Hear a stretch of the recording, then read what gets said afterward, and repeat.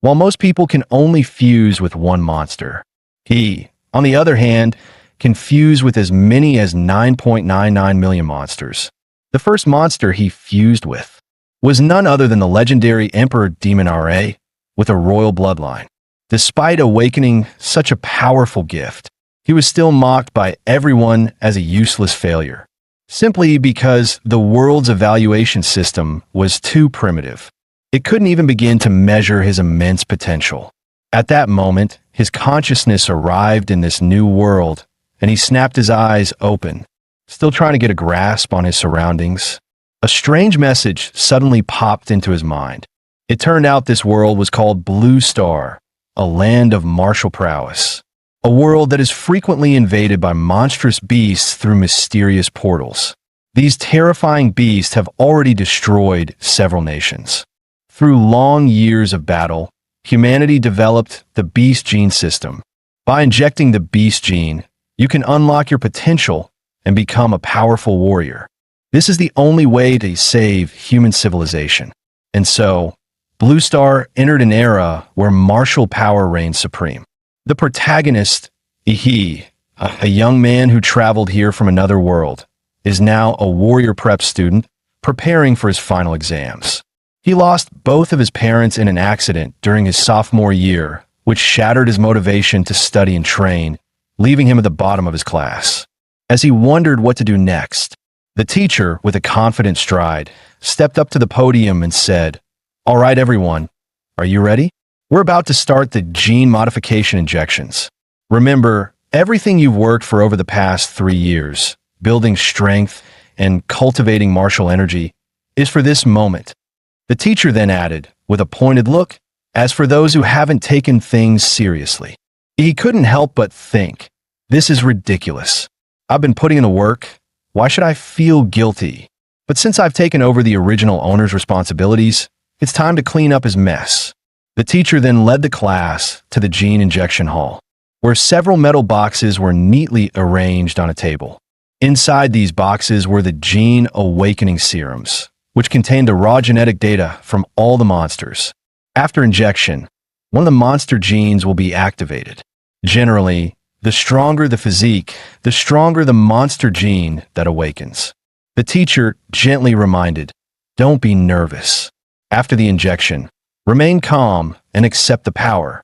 When I call your name, please come up and collect your serum. Chen Peng Fei, Miao Yunua." One by one, the students in the class began to receive their injections. After the injections, their skin began to steam, and everyone screamed in agony from the intense pain. He hesitated for a moment, but then quickly shut his eyes and plunged the needle into his body. However, after waiting for what felt like forever, he realized that there was no excruciating pain like he had expected. There was no change at all. The teacher, noticing this, said with a hint of confusion, "Ihi, it seems like you're not reacting." Ihi shrugged and replied with a grin, "Teacher, did I get the fake serum or something?" At that moment, Wang Tong Tong, who had already awakened, walked over smugly, laughing. "Look at this. It doesn't seem to have awakened at all. A warrior who hasn't awakened is like a bird without wings. Isn't that game over for you? But I guess that works out for you. You won't have to be a warrior and can just go home and wait to die." Wang Tong Tong often bullied the weak, and seeing Ihi's timid nature, she would pick on him every now and then. He was about to snap back, but suddenly felt his heart pounding violently. At the same time, a system interface appeared in his mind, displaying Infinite Monster Template acquired. Host, E. System rating, B. Martial Arts, 9th set of Student Chi Cultivation, Mountain Fist, Hard Qigong. Monster templates extracted. He quickly shouted at Wang Tong Tong, "Move aside."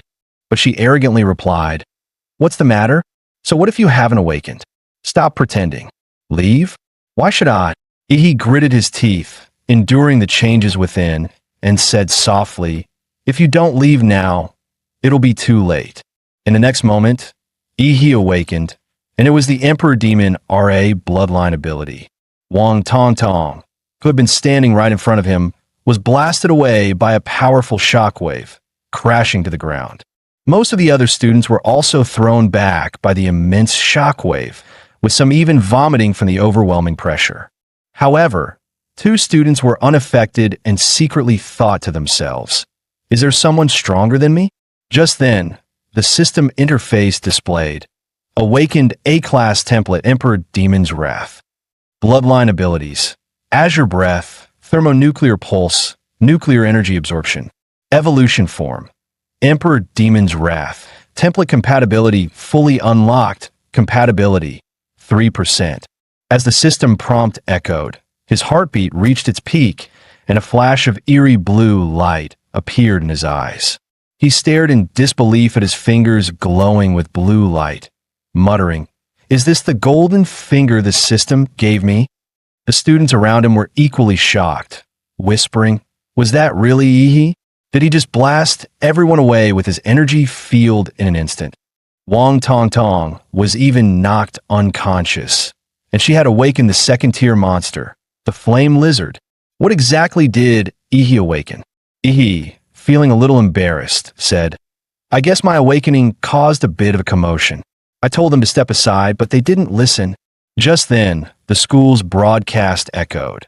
"All third-year students who have awakened, please proceed immediately to the testing hall for a gene awakening and martial arts level assessment." Repeat all. Inside the testing hall stood 10 high-tech cylindrical machines, and as each student stepped inside, the large screen on the podium would display their name, class, martial arts level, and the awakened monster gene. Li Xin Yuan from our class awakened the third-tier monster bloodline of the speed blade insect. He's really lucky. He was just an average student before, but now he's number 1 in our class. Chu Zhou is definitely the top of the grade. Not only is he a level 9 martial disciple, but he also awakened the Ice Dragon, one of the top bloodlines in the 3rd tier.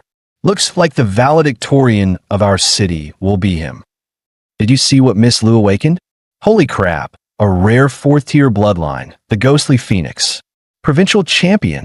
If a 4th tier monster's Real form showed up, it could destroy a whole city. Warriors would be like ants in front of them. Only masters could stand a chance. Listening to their discussions, he couldn't help but feel puzzled.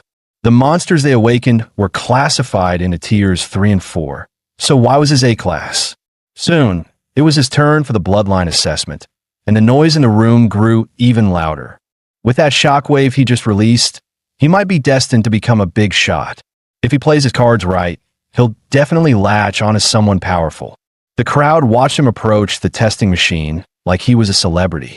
The crowd automatically parted, for in this world, strength was everything. His overwhelming potential had naturally earned everyone's respect. The students murmured excitedly, "It's Ihi's turn." With the energy field he just showed, his level has to be high. What kind of bloodline can release such a powerful pressure after awakening? This guy's definitely something. Soon, his information appeared on the screen, but to everyone's surprise, only the basic details were listed. Everything else was a question mark. Class 7, Ihi, Martial Disciple Level 3. Beast Bloodline, unknown. Laughter erupted among his classmates. Martial Disciple Level 3? My little brother in middle school could beat him. Unknown bloodline? He probably doesn't even have one. Ihi, however, paid no attention to their mockery, because everything was going just as he expected. Emperor Demon Ra's bloodline wasn't detected, but what had show up was the prompt for the infinite monster template. While his template level was different from his classmates, it meant that as long as he met certain conditions, he could draw from an unlimited number of monster templates. Doesn't that mean he could become the king of monsters? He then went to ask the teacher for a leave of absence. The teacher frowned and asked, "What? You want to take leave to study at home and return after the exams? Do you really think I'll believe you'll go home and actually study?"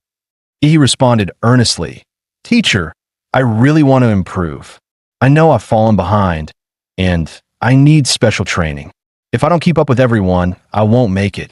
The teacher said seriously, "Ihi, you know the only way to become a warrior is to go to university.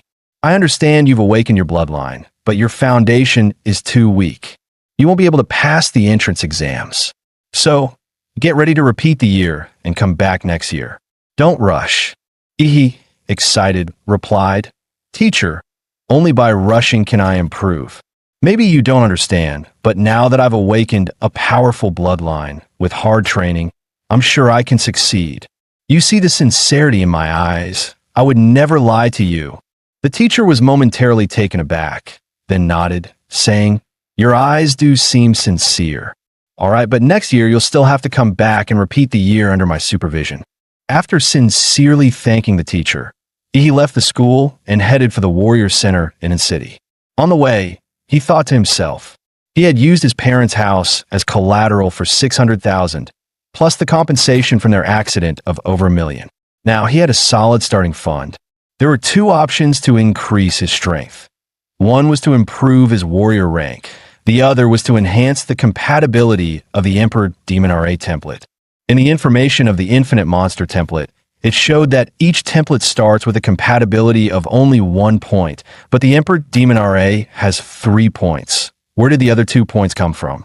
The only answer is that the Emperor Demon RA template absorbed the power of the Gene Awakening Serum, providing an additional 2 points of compatibility. This means that in this world, Gene scientific serums can enhance template abilities, and compared to the long and grueling training of warriors, spending money to increase template compatibility is clearly more suited for him. So, he needs to hurry and buy a serum to boost his genetic power.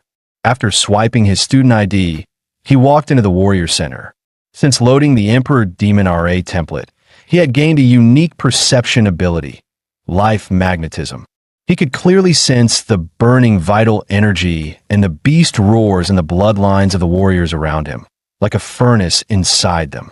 This intense life signal made his heart pound, but it wasn't fear, it was the urge to conquer. After all, the legendary Emperor Demon RA was the king of monsters in their world. Unfortunately, he was still a rookie and could only hold back the combat bloodline of Emperor Demon RA, forcing himself to endure. Once he had accumulated enough power, he would show this world what it truly means to be the king of monsters. Just then, a hand landed on his shoulder. Little one, don't peek into others' business. You must have just awakened your beast gene, right? It's normal not to be able to control your power. What brings you to the Warrior Center? A gentle older sister smiled and asked, Beautiful sister, sorry, I didn't mean to. I came to buy gene serums, but this place is so big, I can't find where to go. Could you help me with directions? The woman smiled and said, Gene serums? You want to use them at this stage. He thought there might be some taboo about it. The woman explained, It's not a big deal, but gene serums are expensive and they can easily lead to drug resistance, meaning their effectiveness will decrease over time. To maximize their effect, warriors usually wait until their bloodlines are developed to their peak before using them. He asked, How much does one gene serum cost? The woman replied, At your stage, you'll only be able to use the basic consolidation type serum, which costs about $400,000. He was shocked, thinking to himself, That's so expensive, my savings would only buy me 5 at most. He immediately asked, Do you happen to know anyone who can give me a discount? The woman handed him a business card with the name Huang Yuli, level 4 martial disciple written on it. She smiled and said, Here, take my card. With an introduction from an experienced warrior, you might get a discount. He politely thanked her and then parted ways. Soon, he arrived at the Warrior Hospital and spent $1.45 million on 4 gene serums. With the remaining funds, he purchased some basic equipment and weapons. Warriors earn a lot, but they also spend heavily. This trip had turned him from a comfortable middle-class guy into someone living paycheck to paycheck. Once back home, he couldn't wait to inject the serums. As the light blue fluid entered his body, flowing through his veins and reaching his limbs, he immediately felt his blood start to boil, as if a massive beast was roaring joyously inside him. After injecting all the serums, the compatibility with the Emperor Demon RA template increased from 3% to 7%. His physique also rose from a level 8 to 15, reaching Martial Disciple level 7. So, this is what improvement feels like. Nice. But every time I injected a serum, my physique would rise by 2 points, but the last one only increased it by 1. It seems that as my body improves, further enhancements will become increasingly difficult. But this isn't bad. Just a few minutes of injections, and I've achieved what would normally take others 3 years of hard training. This is still just my normal physical condition. If I activate the power of Emperor Demon Ra's bloodline, I might just have a shot at becoming the top scorer in the college entrance exams. If even with an advantage I can't surpass those geniuses, then this boost is really underwhelming. But for now, I'll start planning for the next step, heading into the Secret Realm. The rifts to Secret Realms are divided into 6 levels, from S to E. The higher the level, the stronger the monsters inside. In an S-level Secret Realm, the monsters are completely uncontrollable by humans. If they invade the real world, the destruction would be catastrophic. He had entered in City's 3rd E-level Secret Realm. To his surprise, there were fewer people here than he expected. Perhaps it was because the Secret Realm had been developed for so long. After all, it was an old secret realm, and the valuable treasures had already been taken, leaving only some weak monsters for new warriors to practice on. He signed a death waiver at the entrance and received his ticket to the Secret Realm. Soon, he arrived at the rift. The rift was 10 meters tall and 5 meters wide, and it appeared to be a blue-gray, fluid-like substance, with sparkling white particles flashing within it. He was extremely excited about his first journey into the Secret Realm, thinking to himself that this was the beginning of his path to becoming the king of monsters. With that thought, he leaped and jumped right into the rift. After landing safely on the ground of the Secret Realm, he looked up at the sky and immediately saw 3 gigantic planets hanging above him: Kanglan Star, Onway Star, and Taijin Star. Together, they formed a magnificent trio of planets in the sky, a scene straight out of a sci-fi movie. He couldn't help but marvel. Although I had read about the appearance of the Secret Realm in the textbooks, experiencing it in person is something entirely different. It's truly spectacular. As he took in the otherworldly scenery, he noticed something creeping up behind him in the grass. It was a first-tier monster, the saber-toothed rabbit, known for its violent temperament and ability to hover. The moment the saber-toothed rabbit leapt, it was as fast as a bullet leaving the chamber, its sharp teeth aimed directly at his jugular. However, with Emperor Demon Ra's sensory abilities, he had already noticed the rabbit's movements. He quickly dodged, then, using his momentum, grabbed the saber-toothed rabbit by the head and crushed it with a pop. After its death, the body rapidly carbonized and turned to ash, leaving behind only a thumb-sized white monster core. He looked at the monster core and thought, white, ordinary quality. It's worth about 1,000. Not bad, though. I made 1,000 in just a few minutes. The average person works an entire month for 3 or 4,000. However, collecting too many first-tier monster cores wouldn't do him much good. It would be best if he could find a second-tier or higher monster. No sooner had he spoken than a second-tier monster, the corpse moth, suddenly burst out from the ground. He chuckled softly, thinking to himself, well, that was quick. He drew his weapon and prepared to take the initiative. With a single sword strike, he hit the corpse moth. He'd studied the monster encyclopedia before, and compared to the monster's steel-like back armor, its underbelly was clearly more vulnerable. The foul-smelling green blood shot out, splattering on the ground and leaving a corrosive mark. The corpse moth curled its body into a ball, and its blade-like insect limbs rapidly slashed toward him. He immediately used his mountain fist technique. His fist, like a cannonball, slammed into the corpse moth, and its speed faltered after the hit. The corpse moth then launched 2 side-like fangs at him. He was startled. He didn't expect the corpse moth's mandibles to be capable of firing. He narrowly avoided the attack and quickly distanced himself. With his current martial artist level, he couldn't handle this monster. After all, he lacked the powerful martial arts techniques as support. Even his deep martial energy and vitality couldn't fully activate, barely reaching half its potential. Ultimately, it was due to the original body's poor foundation. Realizing the situation, he decided to activate his cheat, The Emperor Demon's Wrath bloodline. Activate. In the next moment, his skin turned deep blue, his pupils glowing like sapphires, his arms covered in a layer of tough scales. His vitality exploded several times over, and a gust of energy stirred around him. His claws became monstrous, like those of a beast, and with one swift motion, he grabbed the corpse moth's head. His palm closed like a hydraulic press, and the corpse moth's tough shell cracked under his force.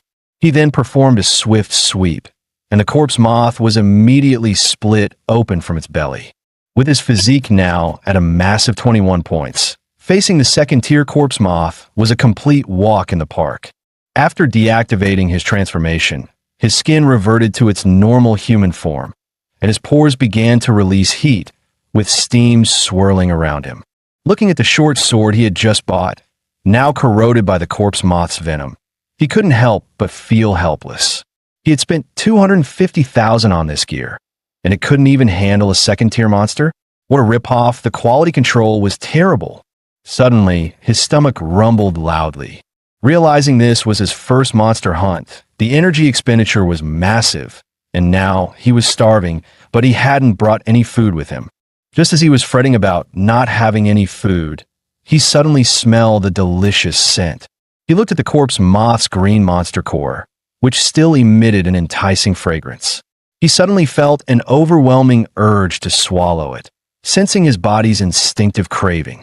Without hesitation, he gulped the monster core down. The crystal-like hard core transformed into a soft liquid once inside him, quickly turning into a warm wave of heat, feeling like he had injected a gene serum. Every cell in his body seemed to rejoice. Furthermore, the compatibility with the Emperor Demon RA bloodline increased by 0.3%. Seeing this, he couldn't help but be overjoyed. After all, he had spent hundreds of thousands on a single gene serum, and it only boosted his compatibility by 1%, but his second-tier monster core had increased it by 0.3%. A few monster cores could be worth an entire serum.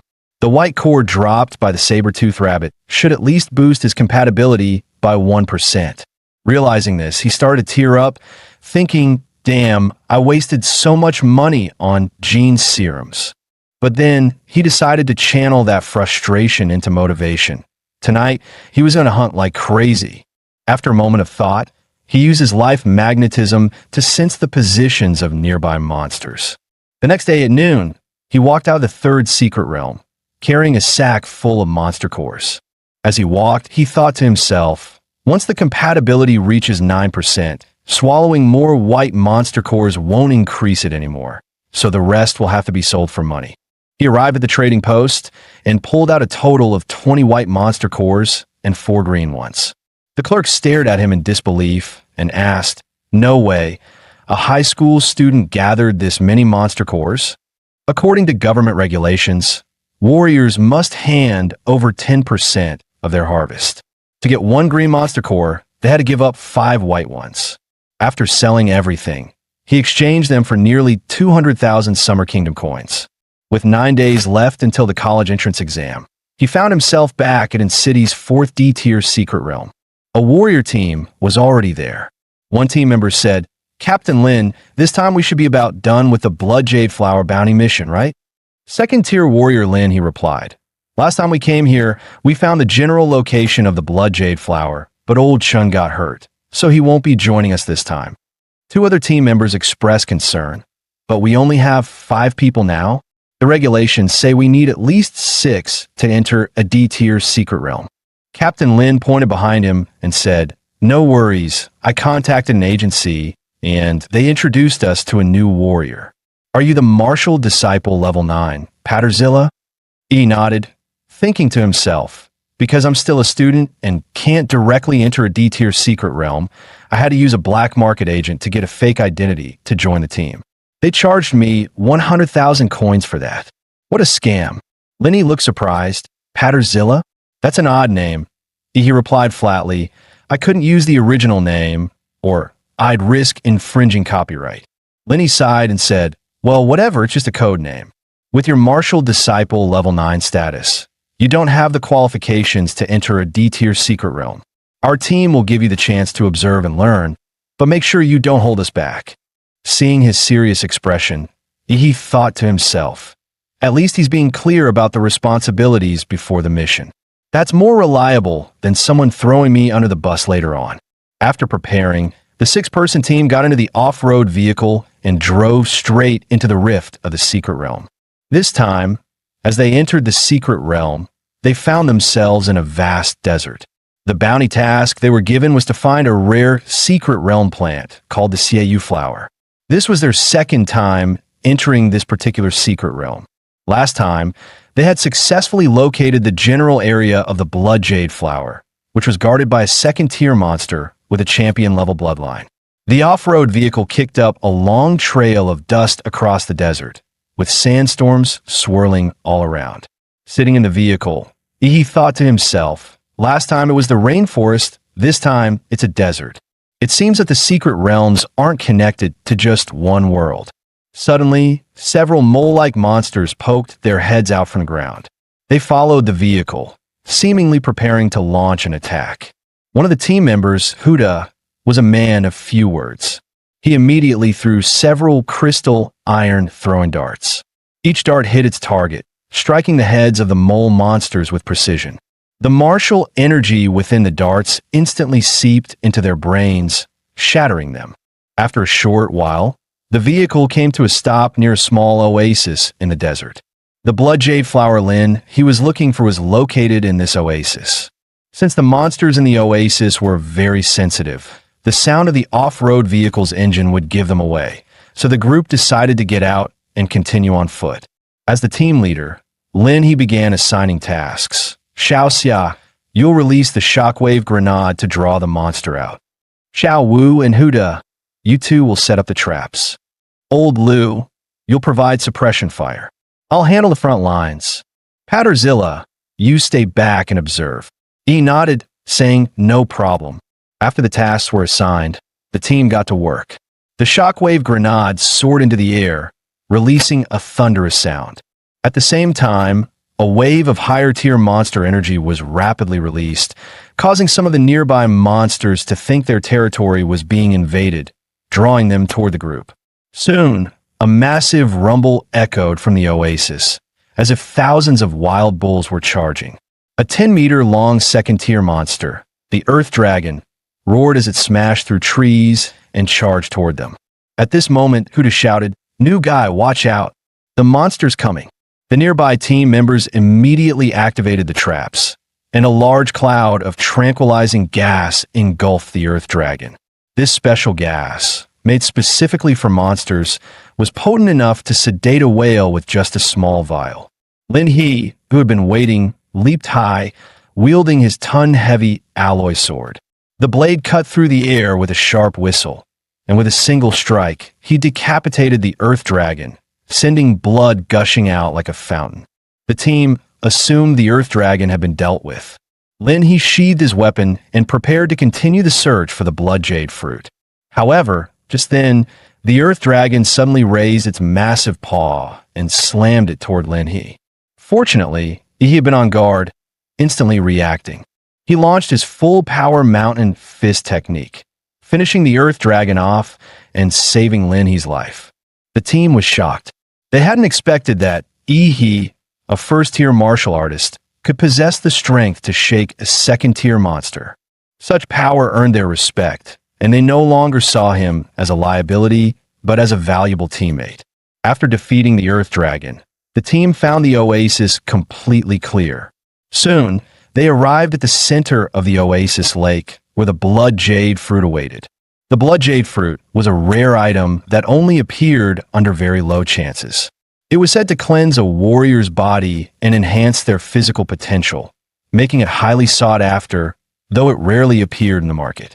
Just as Lin he was about to celebrate, Huda from the team unexpectedly attacked with a poison dagger, stabbing it into Lin He's abdomen. The other team members exclaimed, "What's going on here?" Lin He swung his arm in a desperate move, shouting, "Huda, what the hell are you doing?" Huda quickly retreated, dodging the blow. At that moment, a bald man who looked tough as nails stepped forward, sneering. What's going on? Can't you see? He's obviously up to something that could make him rich. He was surprised that they all knew this man, Ho Peng. Xiao Wu angrily explained. Ho Peng. He specializes in robbing warriors of their loot from the secret realms. And now he set his sights on us. What a bastard. Lin He, clutching his bleeding abdomen, looked at Huda and Ho Peng in pain and anger, growling, the blade's poisoned. Huda, you traitor. How did you know about this? Even my teammates only learned the blood jade flower's location after entering the secret realm. At this moment, Ihi calmly said, it was the throwing darts. You left the information on the darts. Huda sneered, you're clever, Patterzilla, but you're still just a student, right? With the exams coming up, why aren't you studying and instead choosing to follow these scumbags on this trip? He cracked his neck and replied coldly, yeah, the exams are coming up, and I've got a top spot waiting for me. Ho Peng, furious at Ihi's arrogance, shot a dart straight at him. He easily caught the dart, smirking, you're barking so loudly like a disgusting fence sitter. Now that's arrogance, so loud, I think it's time to clean up the trash. He then crushed Huda's dart with one hand. Ho Peng, watching this, turned to Huda and said, this kid's got some guts. Huda, I'll be taking his head. Without hesitation, Huda launched a barrage of darts at Ihi. Ihi grinned coldly, the battle intent in his eyes flaring like a wildfire. After several secret realm fights, he had long grown accustomed to the bloody struggles between warriors. Ihi quickly retreated, narrowly dodging the incoming darts. Huda seized the opportunity to get closer, spinning in the air. A sharp blade extended from his boots, and his long legs swung down like a giant axe, aiming to slice Ihi in half. He didn't dodge. He pressed his finger to his forehead, and blue energy immediately gathered at his fingertip, releasing an atomic breath. The blue beam instantly pierced through Huda's heart. As Huda's broken body fell to the ground, everyone froze for a moment, forgetting to continue the fight. Ho Peng, both surprised and furious, questioned, who are you? Which powerful family do you come from to be able to use gene techniques? He coldly smiled at Ho Peng and replied, I'm from the Emperor Demon RA family. Do you want to beg for mercy? Ho Peng, sensing the intense killing intent emanating from Ihi, realized this situation was beyond repair. His blood surged, and the pressure of a second-tier warrior weighed heavily on everyone, leaving them gasping for air. With his bloodline activation, Ho Peng's body swelled several times in size, turning into a terrifying little giant. His massive frame and surging blood energy gave off an overwhelming sense of pressure, fully transforming him into a beast-like monster. He charged at Ihi, moving like a tank with a blast of wind behind him. In the split second that followed, Ihi crouched low, swiftly flipping to the side to dodge. His fingers shot out again, releasing a blue particle beam aimed at Ho Peng's vulnerable ankle. Ho Peng screamed in pain, bringing both his hands together and smashing them down toward Ihi. Ihi, with his agile footwork, easily dodged the attack. Surprised, he thought to himself, a second-tier warrior really is something else. My atomic breath couldn't even melt his ankle bones. Ho Peng then swung his arms like massive wrecking balls, closing in on Ihi, as if trying to crush him with his giant hands.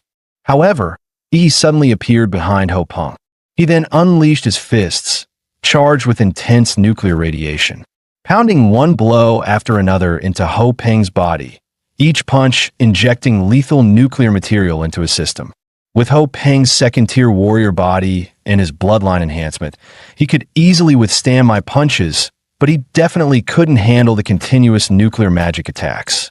Soon, the internal organs in his body began to liquefy into pus and blood. Ho Peng, writhing in agony, glared at Ihi with hatred, accusing him of using poisonous gene techniques, cursing that such evil warriors would eventually be punished. He scoffed at him and raised his fist to end his life, thinking to himself, the number of people cursing me will only grow, but what's he really worth? 9 days flew by in the blink of an eye, and today was one of the grandest days in the Summer Kingdom. the national college entrance exams were finally here. In front of a nationwide live broadcast, the host began speaking to the candidates, first wishing them success and then explaining the exam rules.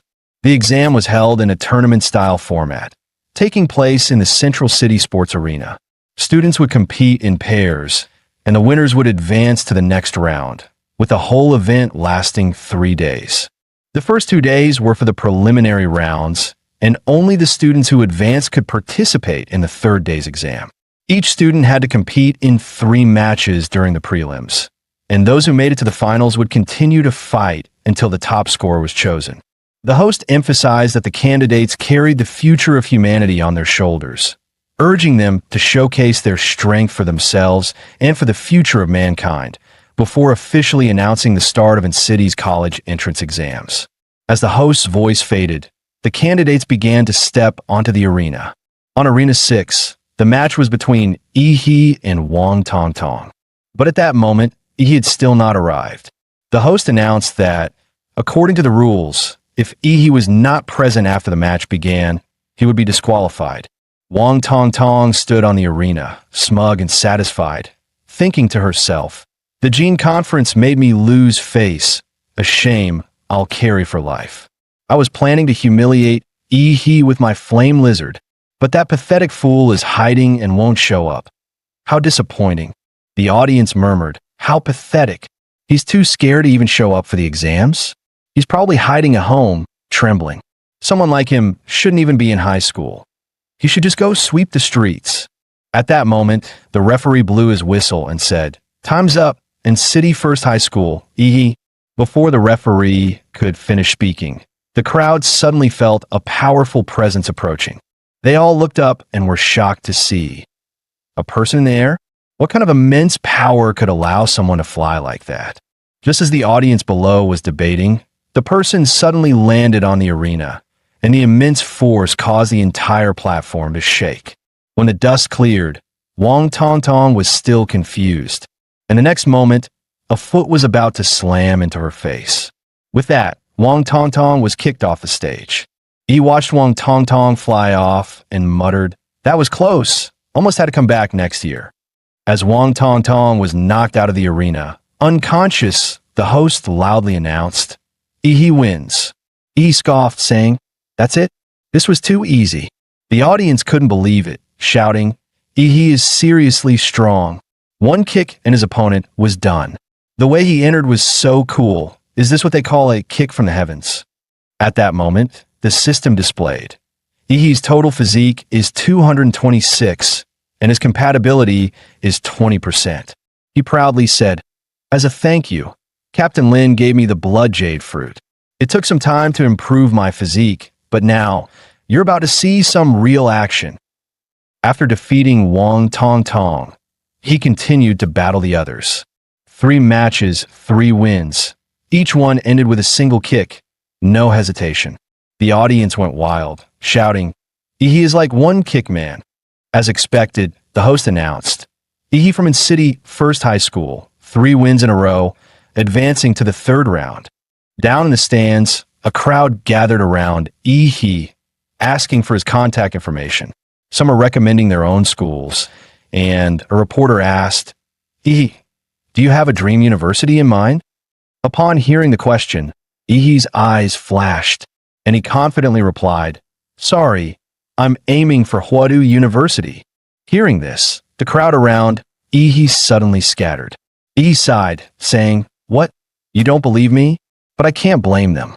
Huadu University is the best martial arts college in the Summer Kingdom, one of the top 5 in the world, a holy land for all warriors. Cities like N-City only allow the top students to enter that sacred place. But it's fine. Martial artists are judged by their strength. Once I'm the top scorer, we'll see what they say."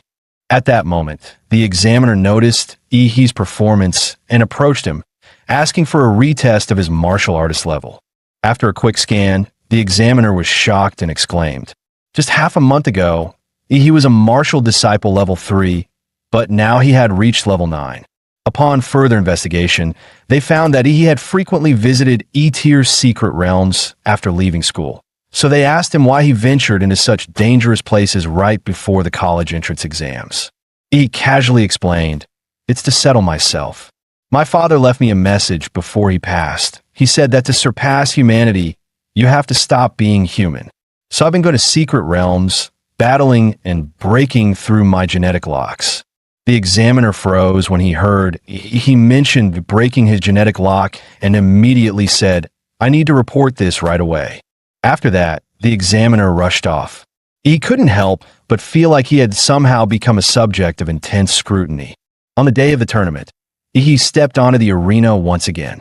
This time, his opponent was Luo Xian from its city's third high. He was a martial disciple level 8 with the bloodline of a rare second-tier monster, and both of his parents were warriors.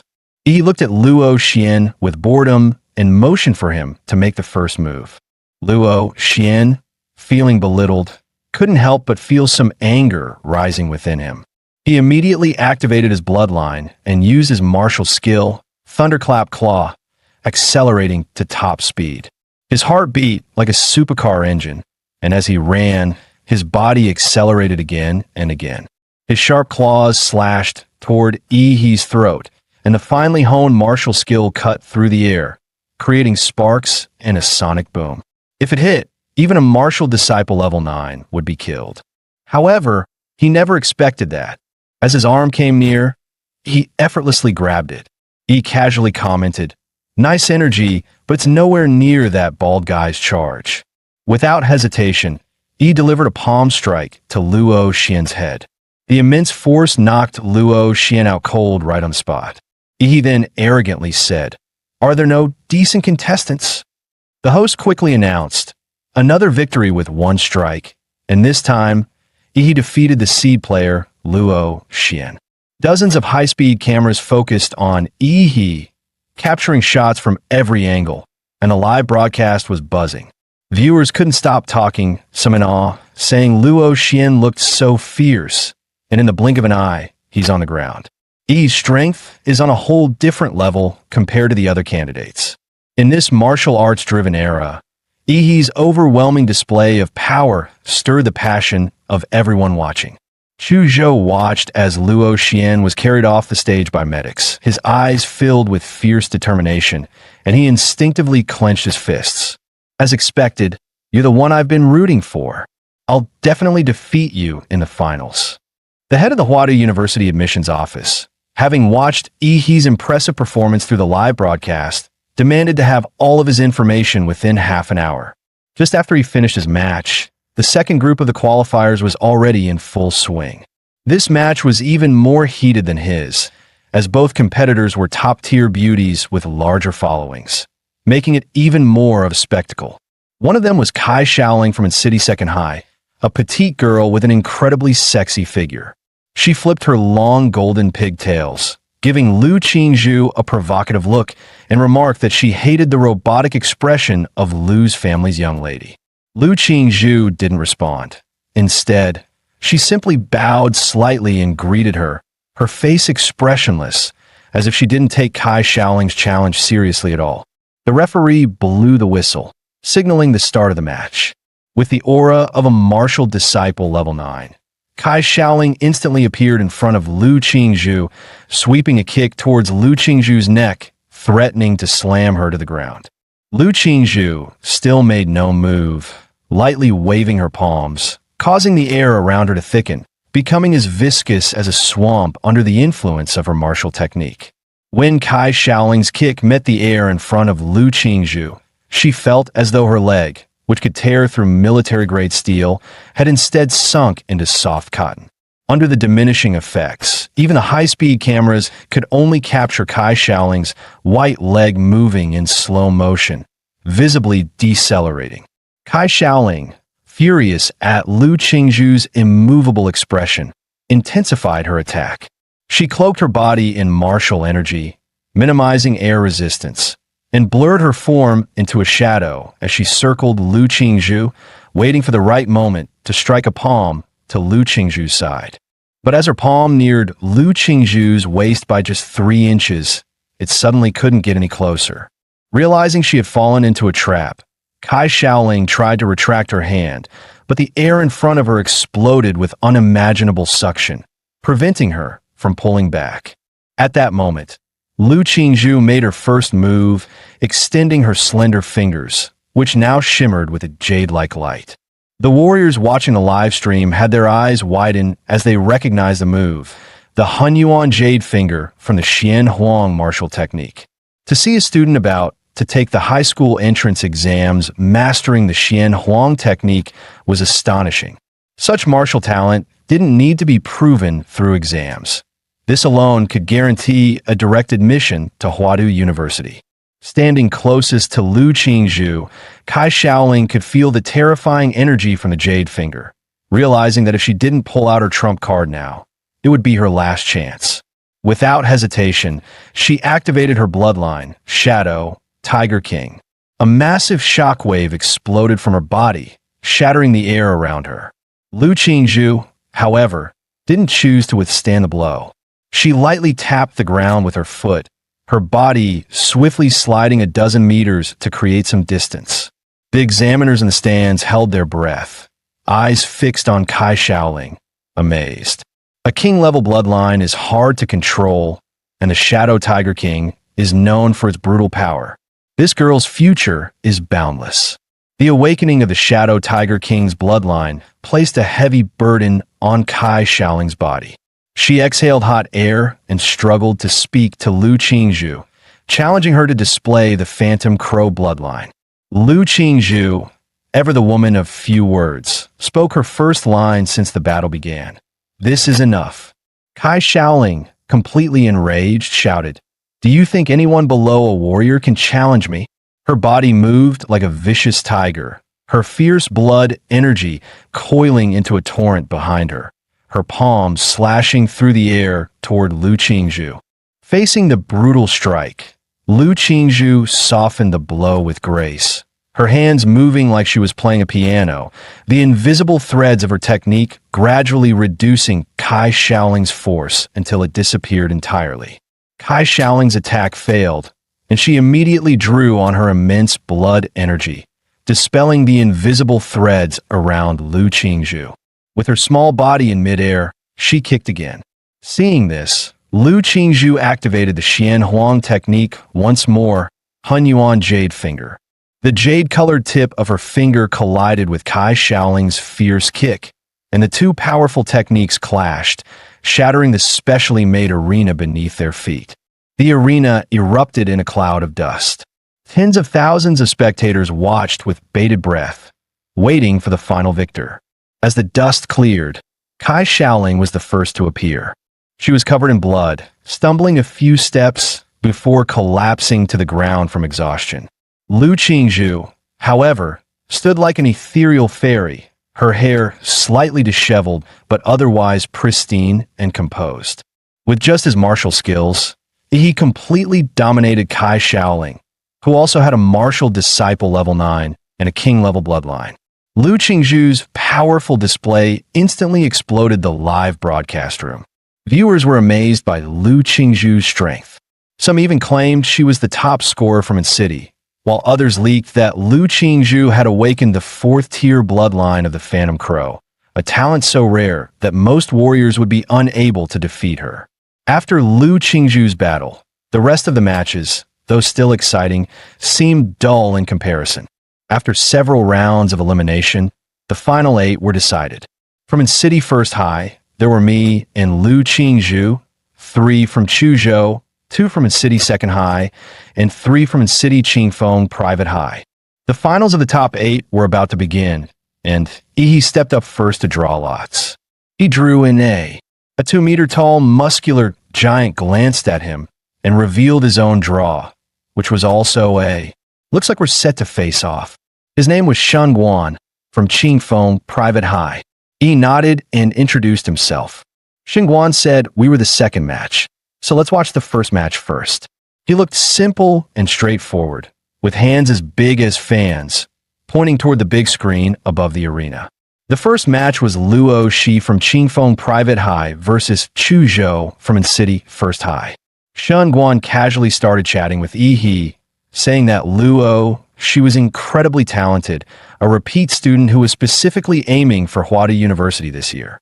He had great mastery over his bloodline awakening, but still stood no chance against Chuzhou. Chuzhou, right? He's from your school, in City First High. You must know him. At that moment, the host announced the first match of the top 8 qualifiers. Chuzhou from City First High wins. The principal of Qingfeng Private High heard news and angrily said, "Damn, they lost right at the start." At this point, he asked, "How does Luo Shi compare to you?" Shen Guan grinned and said, "I'm a martial arts president at Qingfeng Private High, level 3. Honestly, my 2 teammates combined couldn't even match me." Then he suddenly turned his gaze toward Yi and said, "But to be honest, I think you're my biggest rival in this exam.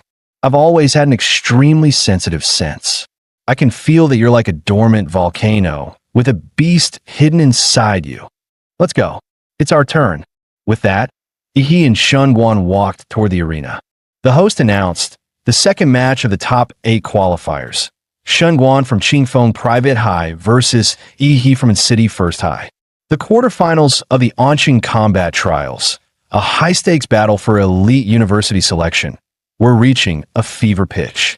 At the sound of the referee's call, Yi and Shen Guan lunged at each other, fists exploding forward like thunderclaps.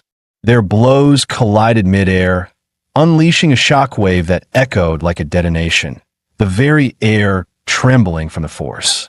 Blood trickled from Shen Guan's nose, yet he grinned with manic delight. Nosebleed? Is that the manifestation of your bloodline power? Fascinating. A golden aura surged around his body, forming a shimmering shield of battle energy that blocked out the surrounding radiation. "So, Yi, this is the extent of your strength." Yi didn't respond, but a blazing light ignited in his eyes, the calm before a storm. Shen Guan let out a snort and stomped forward, the floor cracking beneath him. Then witnessed the legacy of the Shun family, our ancestral art, form intent fist. Antler strike, his fist thrust out like a charging stag's horns, sharp and unstoppable. The speed of the technique was blinding, faster than the eye could follow. In an instant, a devastating blow landed squarely on Yi's chest. He let out a gasp, blood spraying from his mouth. His body was flung dozens of meters back, crashing hard at the edge of the arena. Shen Guan didn't let up. Bare rotation. His massive frame seemed to swell even further, then hurled himself forward like a collapsing mountain, aiming to crush Yi beneath sheer brute force. Facing Shen Guan's avalanche-like assault, Yi crossed his arms to block. The moment they clashed, the arena floor cracked and collapsed under the pressure of their collision. In a sudden feint, Shen Guan retracted his fist, and with a blur of movement, appeared behind Yi in an instant. Grabbing him by the waist, Shen Guan roared and hurled him skyward with raw explosive force.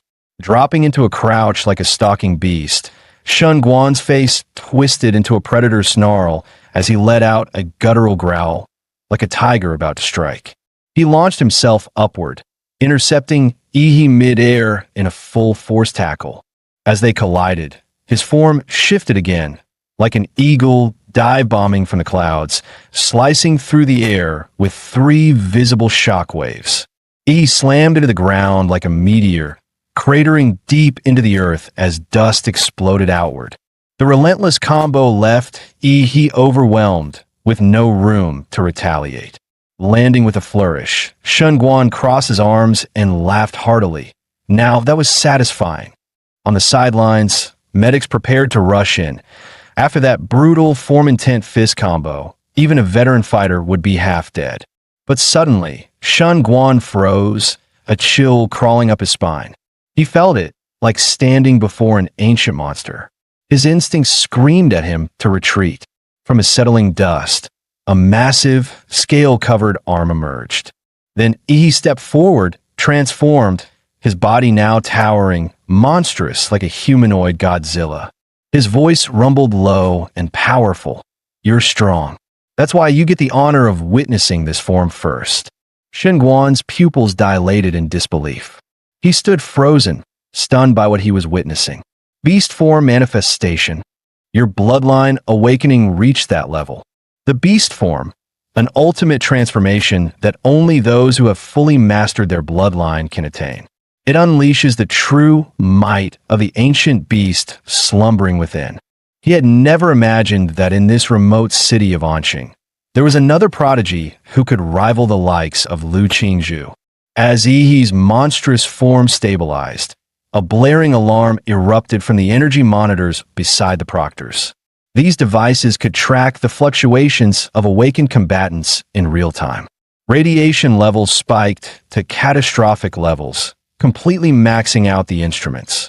The proctors, eyes narrowed, quickly released dense energy barriers to contain the surging power. The crowd gasped, then exploded with excitement. Did you see that? This is Yi's awakened form? What kind of bloodline is that?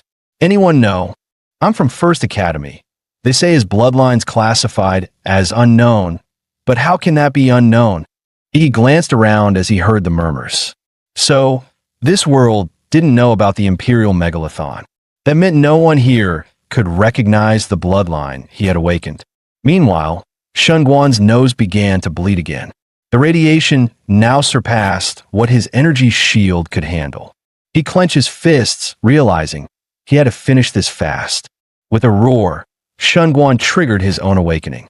A blinding aura surged from his core, golden patterns arcing through the air like lightning. One of the proctors muttered in awe, "That's the Golden Simian King bloodline, a Tier 3 royal strain. What's going on in this city?" A golden radiance surged across Shunguan's body. With a deafening roar, his frame expanded to nearly 3 meters tall, towering like a gilded war god at the center of the ring. He launched a devastating punch, the motion fluid and serpentine. This was Serpent Strike, a deadly move from his inherited martial art, Form Intent Fist. He responded instantly, stepping forward with mountain-breaking fist. The technique appeared simple, but the sheer force behind it was terrifying, like a landslide hurtling toward its target. Their fists collided with a thunderous impact, the air exploding between them in a violent shockwave that pushed spectators back. Power-wise, Yi's awakened form had completely surpassed Shunguan. Shunguan was blasted backward, and even his golden hide, said to deflect bullets, cracked under the pressure, blood seeping through. Were it not for his last-second energy redirection, his entire arm would have shattered on the spot. It was the first time Shunguan found himself overpowered in a direct clash. But rather than back off, he charged in again. His arms twisted like twin serpents, coiling around Yi in an attempt to hurl him through the air. But he might as well have tried to lift a mountain. Yi remained immovable. Changing tactics, Shunguan crouched low, muscles coiling tight like a loaded spring. With explosive force, he launched upward, legs tearing into the ground. Then came Elephant Stomp, another Form Intent technique. Boom! The impact rocked the entire arena. Shockwaves shattered the stage's surface as if an earthquake had hit dead center. As the dust cleared, every spectator stared at the arena in stunned silence. The beastly figure, still standing tall, hadn't budged an inch. "Now it's my turn." Yi's voice was low and steady as he pulled his embedded leg from the cracked floor. Blue energy rippled around his fist, distorting the air with intense heat, as if the very atmosphere was ready to combust. But just as he was about to strike, Shunguan suddenly dropped to his knees with a loud thud. "Yi, I surrender." Yi froze mid-step, visibly confused. Wait, what? The surging energy he'd been building had to be pulled back. According to the rules, he couldn't attack once his opponent officially conceded. The dark blue scales faded away as Yi returned to his normal form, the transformation fully undone. "Victory goes to Yi," the referee announced. Meanwhile, the live stream chat exploded. In a world where strength was everything, a climactic battle had just ended. With a surrender, Yi became an overnight sensation. His follower count skyrocketed in real time. Highlight clips like the monster who made his rival kneel and one punch to godhood spread like wildfire across social media. Comments poured in. Yi is this year's #1. No contest. Forget Lu Qingzhu. Yi's on another level. Back at Qingfeng Private Academy, the principal's face darkened as he clenched his fists. Luo, she failed, and I invested everything in Shunguan. He glared at Shunguan as he walked off the stage, shouting, You surrendered? Do you know how much money we pumped into you? Ungrateful brat. You're not stepping into any university until you pay us back. The principal barely finished his sentence when Shunguan calmly placed a hand on his shoulder. Though the gesture was light, Principal Qingfeng suddenly felt a cold chill run through his entire body. Shunguan's gaze was steady, his voice sharp as steel. I couldn't take that last punch. Had I tried, I would have damaged my foundation. I conceded for my own good. If you think that's cowardice, then why don't you go take that hit?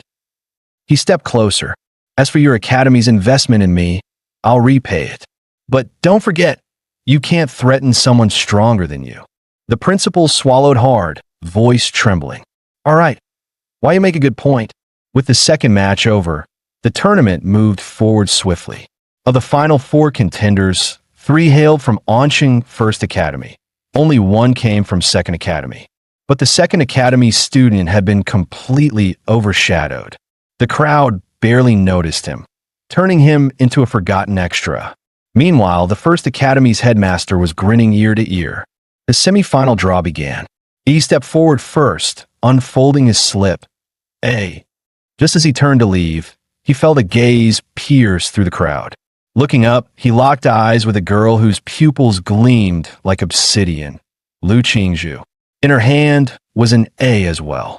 Semifinals match 1. E versus Lu Qingzhu, Onqing First Academy's ultimate showdown. The stadium erupted, and the live stream went nuclear. Holy crap, we finally get to see it. Onqing's most anticipated clash in entrance exam history. Ehe, smash her, bro. No way. Lu Qingzhu's the real deal. She's mastered 2 Xianhuang tier techniques and demolished a tier 3 royal bloodline candidate. And she hasn't even revealed her full bloodline potential yet. Don't forget, Shunguan was a tier 3 royal too.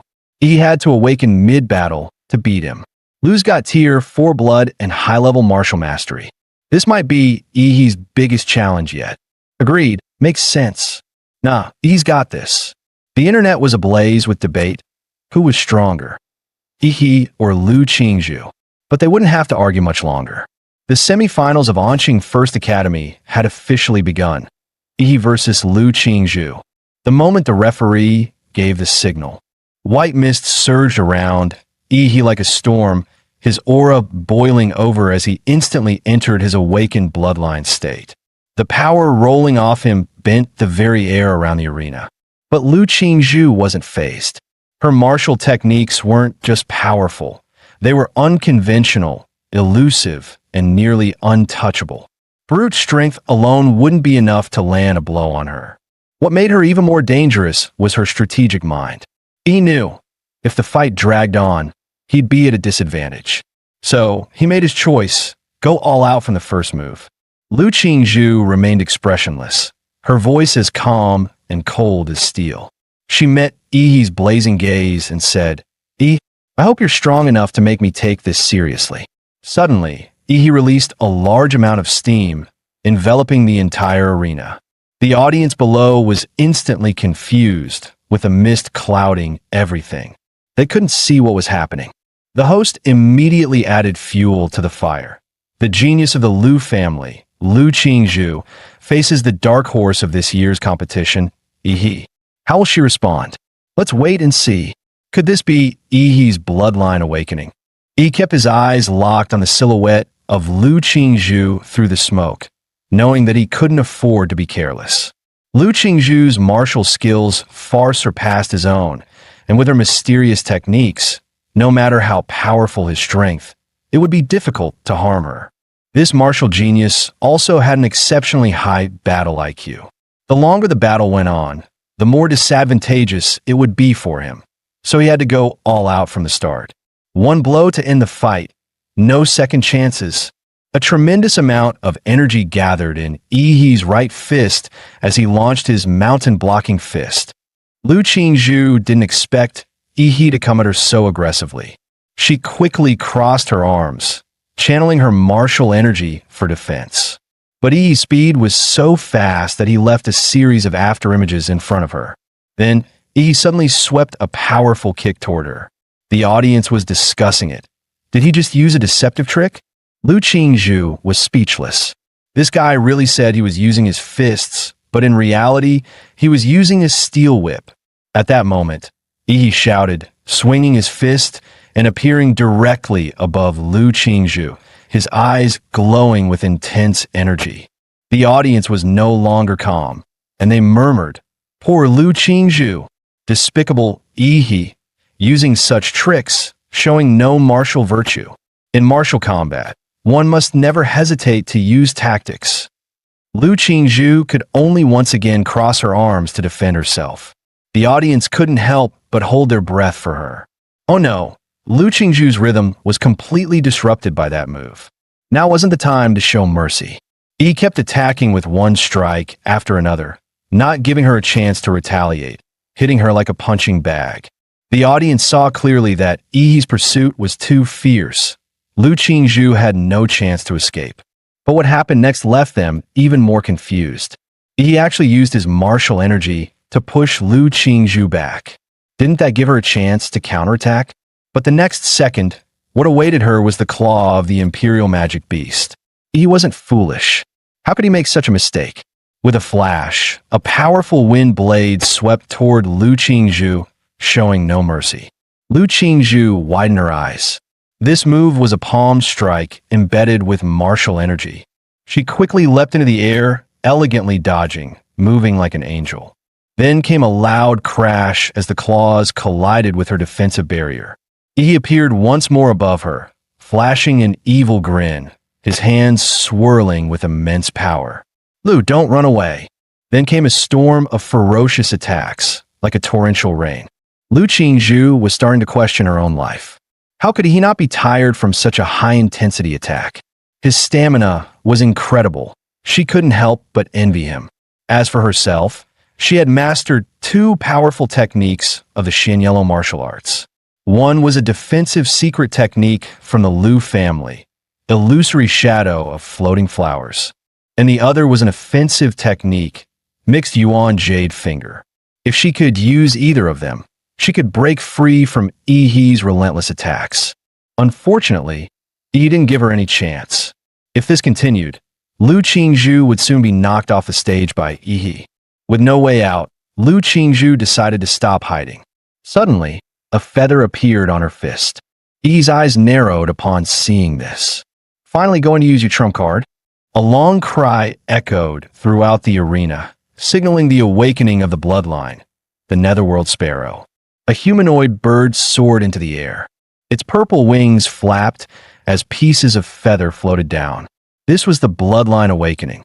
Lu Qingzhu was revealing her magical beast bloodline for the first time, the Netherworld Sparrow. "Yi, you'd better be careful. I can't control my power in this form." Yi grinned at this, knowing this was exactly what he'd been waiting for. After all, he didn't want to unleash too much power and destroy her, as until now, he had only used about 50% of his strength. Now he would go all out. However, in the next second, Lu Qingzhu appeared behind Yi. She had actually used the Xianyellow martial arts technique, mixed Yuan Jade Finger, in her bloodline awakened state. He wasn't to be outdone. His bloodline from the Imperial Magic Beast stirred excitement in him. He roared and launched an atomic explosion fist, a tremendous boom resounding. A massive shockwave exploded behind them, shaking the entire arena. The audience gasped, so strong, so intense. "I can't open my eyes." Lu Qingzhu also let out a gasp. Her eyes widened, and a bead of cold sweat appeared on her forehead. Both of them seemed unharmed, but behind Yi, strong currents of electricity were still flickering, and the ground cracked like a spider's web. Yi's body began to change, with pieces of dark blue scales gradually covering his face, his mouth now brimming with destructive energy. Lu Qingzhu felt an overwhelming sense of danger and thought to herself, "What's happening?" Yi's beast form seemed to be gathering power, the spine on his back raised, seemingly accumulating immense energy. This energy slowly transferred into Yi's mouth until his entire back spine shone with blue light. In that instant, Yi unleashed a beam of atomic energy, radiating an aura of destruction. Lu Qingzhu saw the powerful attack heading toward her and decisively folded her wings, tightly wrapping herself up. The next second, the terrifying wave of energy engulfed her in an instant. The bloodline power of the Nether Phoenix was activated by Lu Qingzhu in this life-or-death moment. Countless black feathers flickered, reflecting light like crystals as the blue particle beams collided with the purple-black feathers. It was as if they were reflected by mirrors, with a thick, concentrated beam of light being refracted into several smaller beams by the feathers. The light radiated outward from the black sphere that Lu Qingzhu had turned into, reflecting in all directions. Just as it seemed the light was about to shoot off the arena, the examiners tried to stop it, but they were too late. At that moment, a golden weapon enveloped the entire arena. All the light beams heading toward the outside of the arena vanished the instant they touched the golden martial energy, as though they were absorbed and disappeared without a trace. It was the mayor of Anqing, Huang Qing. The examiners tried to greet the mayor, but he raised his hand to signal them not to bother, saying softly, "Watch closely. Today, the strongest top student in Anqing's history will be born." About 15 seconds later, the atomic exhale ended, and Lu Qingzhu spat out a mouthful of blood. Her two purple-black wings, after reflecting the atomic exhale to the extreme, were now melted and in tatters. Had it not been for her timely use of the martial energy floating Hua transformation, redirecting the remaining energy to the surroundings, she might not have been able to withstand Yi's attack. Since her birth, she had been heavily burdened with the expectations of the Lu family. Under the family's pressure, she had no choice but to build the reputation of the Lu family's eldest daughter in battle after battle. While others praised her genius and strength, she was not interested in these titles. Perhaps even she didn't know why she fought. In fact, she didn't want to fight at all. Competing with others felt utterly meaningless to her. She simply followed her mother's wishes, moving forward silently, exhausted. Yi is truly strong. Facing such a strong opponent, it's only natural that Lu Qingzhu lost the match. She made this mistake. Yi, you should be able to seize it, quickly finish me off. Lu Qingzhu thought to herself, gently tapping her foot on the ground and striking Yi with a palm. However, Yi made no move, standing still, taking her blow head on. Lu Qingzhu's beautiful eyes widened in confusion. "Why aren't you dodging?" Yi raised an eyebrow. Looking at her, "Lu Qingzhu, what happened to your fighting spirit? From the start of the fight, I could tell you weren't fully invested. Have you even taken me seriously? I intend to win this fairly, so give me your full attention." With that, Yi swung his arm, sending a gust of wind towards Lu Qingzhu's face. Lu Qingzhu was hit by the punch and flew backward. Yi quickly closed in, landing on her, his fists swinging wildly, continuing to hammer her face with powerful blows. Lu Qingzhu raised her arms to protect her head, looking utterly disheveled. She thought to herself that she had never been treated like this before. Now, in front of hundreds of thousands of live-stream viewers, she was being crushed to the ground and violently beaten. She had planned to give up victory to him, so why was he still relentlessly chasing her? "Don't hit my face, you bastard!" Lu Qingzhu's eyes turned red with fury, and she shouted, unleashing her full power to send Yi flying. Yi's eyes gleamed with fiery battle intent, expecting just this. If you don't want to get hit in the face, then fight seriously. Ashes swirled in the air as a pair of giant purple-black wings spread out, stirring up a storm. Lu Qingzhu's delicate face bore strange, otherworldly patterns, while her back sprouted what looked like a yellow robe-like tail feather, the power of her chirp sword echoing across the battlefield as she transformed into her beast form. After entering her beast form, Lu Qingzhu appeared cold and confident. "Ehe, as you wished, I will defeat you with my strongest form." A massive pair of violet-black wings suddenly burst open in midair, stirring up a raging storm. Mysterious markings spread across Lu Qingzhu's flawless face, while her regal tail feathers fluttered behind her like a royal cloak. From deep within her, a piercing avian cry echoed in all directions. He grinned. "Finally showing your beast form? Now, this is getting fun." Not to be outdone, he unleashed his full power, his body wrapped in glowing blue energy, each weapon radiating atomic force, turning him into a walking reactor of destruction. This was his fusion of the Godzilla battle template with hardened martial arts, a technique known as nuclear radiance mode. With a deafening blast, the ground beneath him exploded, launching Ehe like a missile straight toward Lu Qingzhu. "Let's make this a real fight." Lu Qingzhu didn't flinch. Her wings snapped wide, drawing in the surrounding air currents. She summoned a funnel-shaped storm laced with ghostly energy that could devour all it touched. The entire arena was swallowed in a spiraling hurricane as it roared toward Ehe. He didn't flinch for a second. He launched himself like a torpedo straight into the ghostly hurricane. The instant he entered, a massive atomic detonation erupted in a burst of blue light, tearing through the storm. He surged forward with unstoppable momentum, heading right for Lu Qingzhu. Her face changed. Those eerie patterns shifted to a deep crimson purple.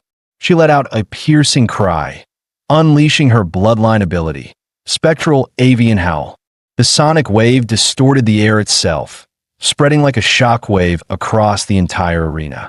He was instantly engulfed by the blast.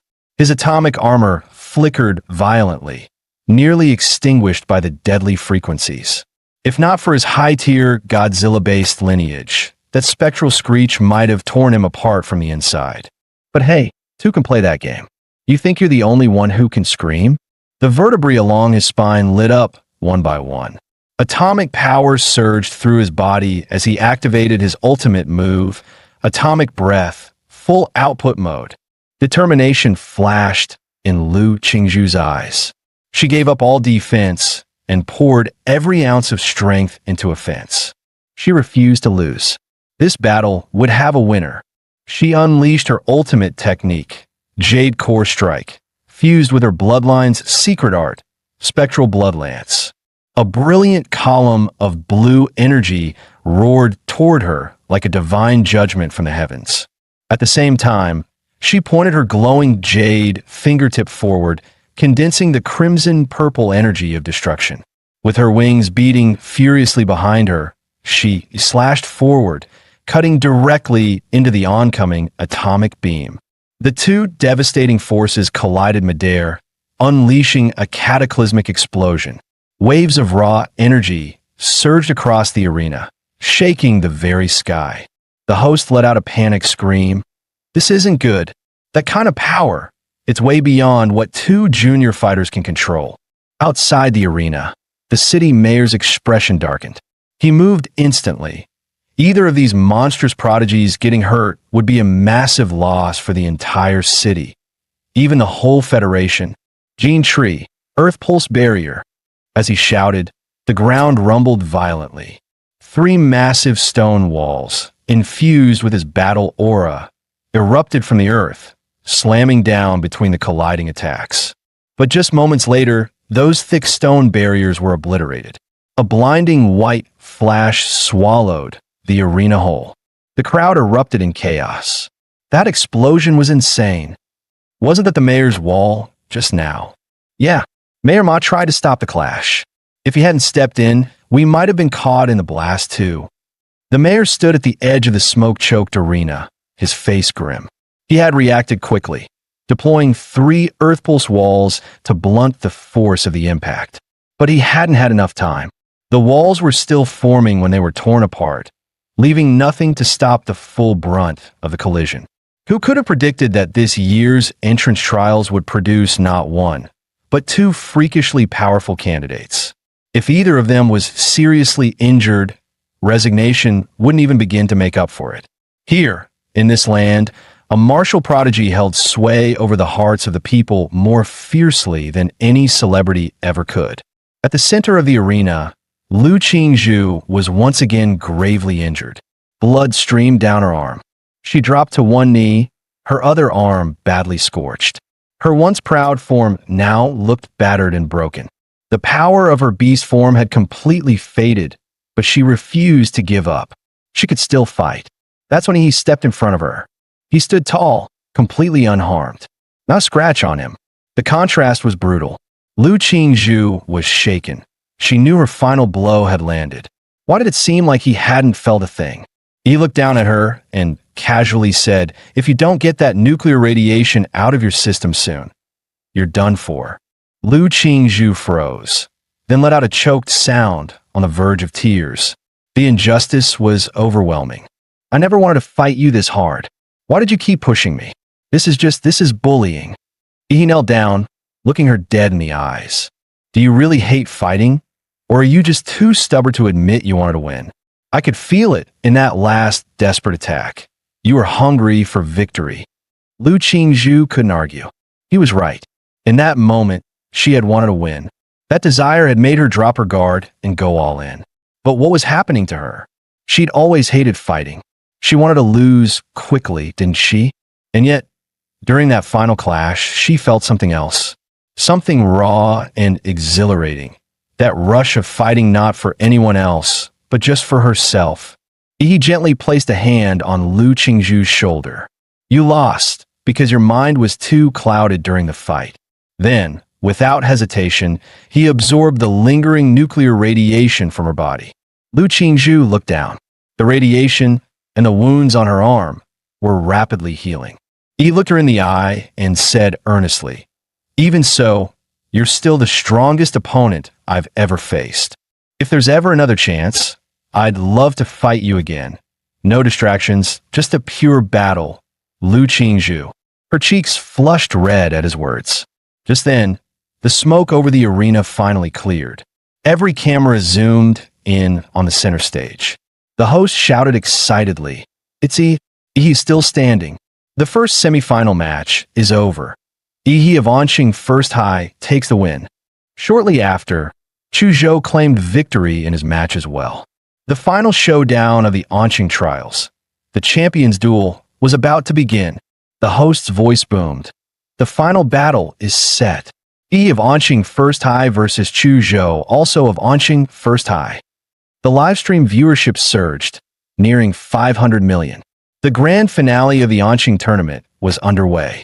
As a referee gave the signal, Chu Zhou stood ready, pressing his palms together. A chilling longsword slowly formed in his hands, forged from pure bloodline power. Cryoblade manifestation. He grinned. "Come at me." He may have just defeated the mighty Lu Qingzhu, but he wasn't about to let his guard down now. After all, Chu Zhou's battle intellect might just be the highest among all candidates this year. Chu Zhou's eyes sharpened.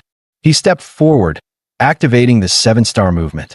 His body blurred into a series of afterimages, and in the blink of an eye, he closed the distance between them.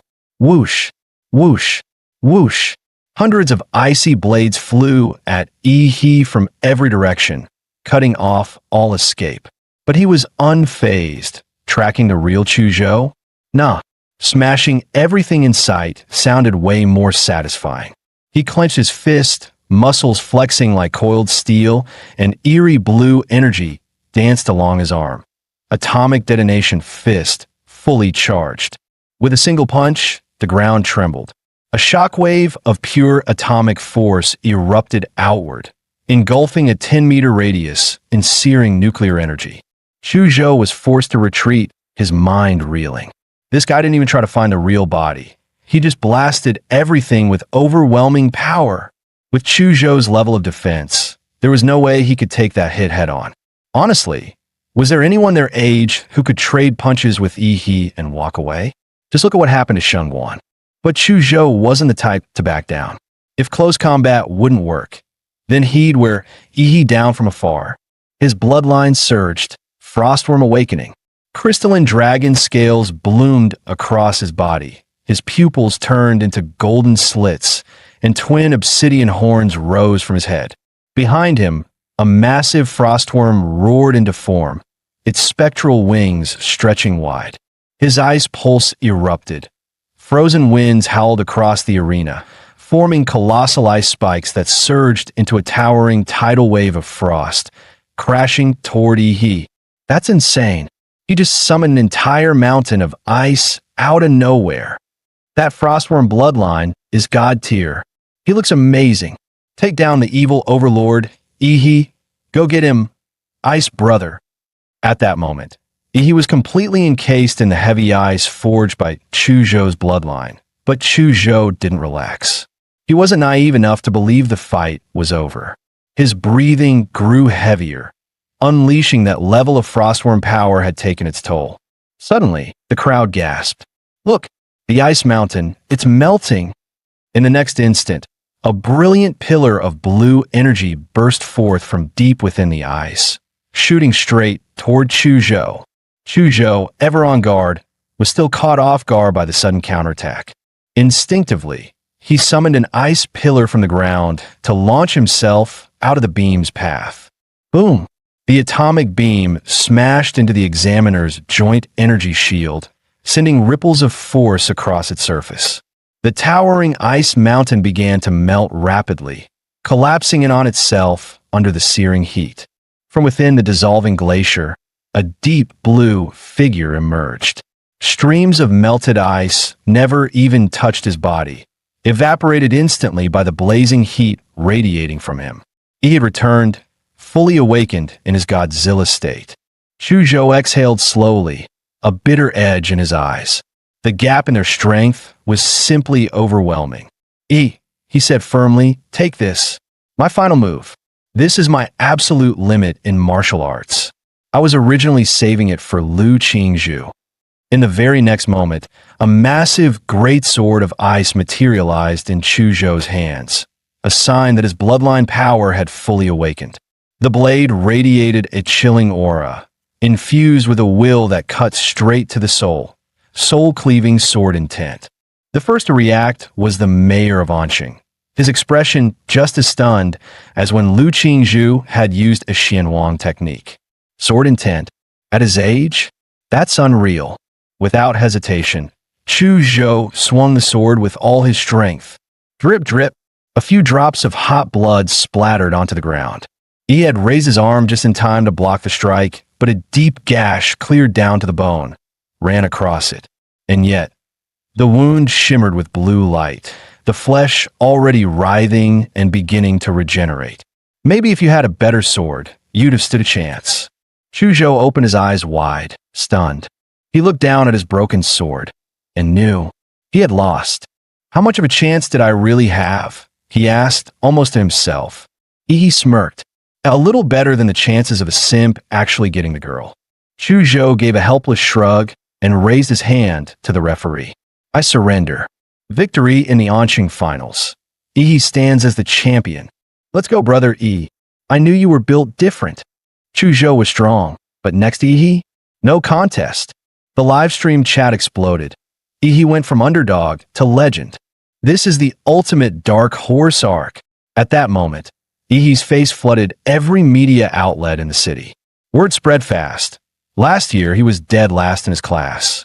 This year, he crushed the top-ranked student and claimed the championship. Talk about a comeback story. And this year's exam, far more intense than any before. To rise above it all, he might just be the strongest martial champion in Anqing's history, maybe even ever. Outside the stadium, the crowd roared like a tidal wave. Ihi, Ihi, Ihi, across the city and the millions watching via livestream. Everyone had witnessed the end of a grueling 3-day war. The champion of Anqing's 24th martial entrance trials had finally emerged. Ihi from Anqing First High. Rumor has it you came from behind, rising through the ranks late. Now that you've claimed the top spot, is there anything you'd like to say? He stepped forward, voice steady. First, I want to thank my teacher. When I was at my lowest, he didn't give up on me. His encouragement gave me the will to fight. Back in front of the live stream, Ihi's homeroom teacher wiped away tears. He felt overwhelmed with guilt. How had he overlooked this monstrous talent until just before the exam? He didn't feel worthy of the praise. And next, I'd like to, suddenly, in the front row of the audience, the school principal started waving wildly at Ihi. He held both hands in the air, flashing a big 2-0 gesture. 2 million. Ihi, promote our school a bit, and I'll give you 2 million in scholarship money. Ihi's eyes instantly lit up like dollar signs. I'd also like to thank my alma mater and our brilliant principal. Without his wise leadership, how could Anqing First High have achieved such greatness? And finally, I want to thank myself, Ihi said with complete sincerity. Without my hard work, relentless dedication, and unmatched intelligence, none of this would have been possible. He said it with a straight face, absolutely no shame. Just then, the familiar system interface popped up, frowny face, congratulations, host. You have earned the title Top Scholar. Reward. 1 random template ability draw unlocked. Wait, Top Scholar is an actual title. He blinked, then grinned.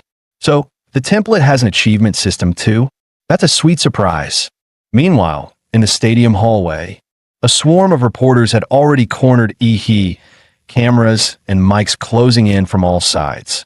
Ihi, was there a lot of pressure winning this year's championship? How did you manage such rapid growth in just 6 months? Will you be applying to Capital Star University? He raised his hands in surrender, exasperated. Please stop chasing me. I really need to pee.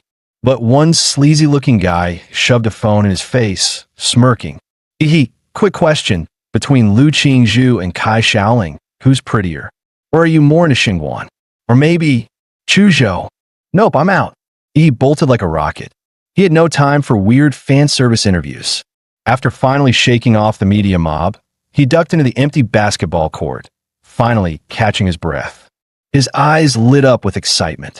So the template isn't a one-and-done deal. I can unlock more through the system. This is insane. I'm loving it.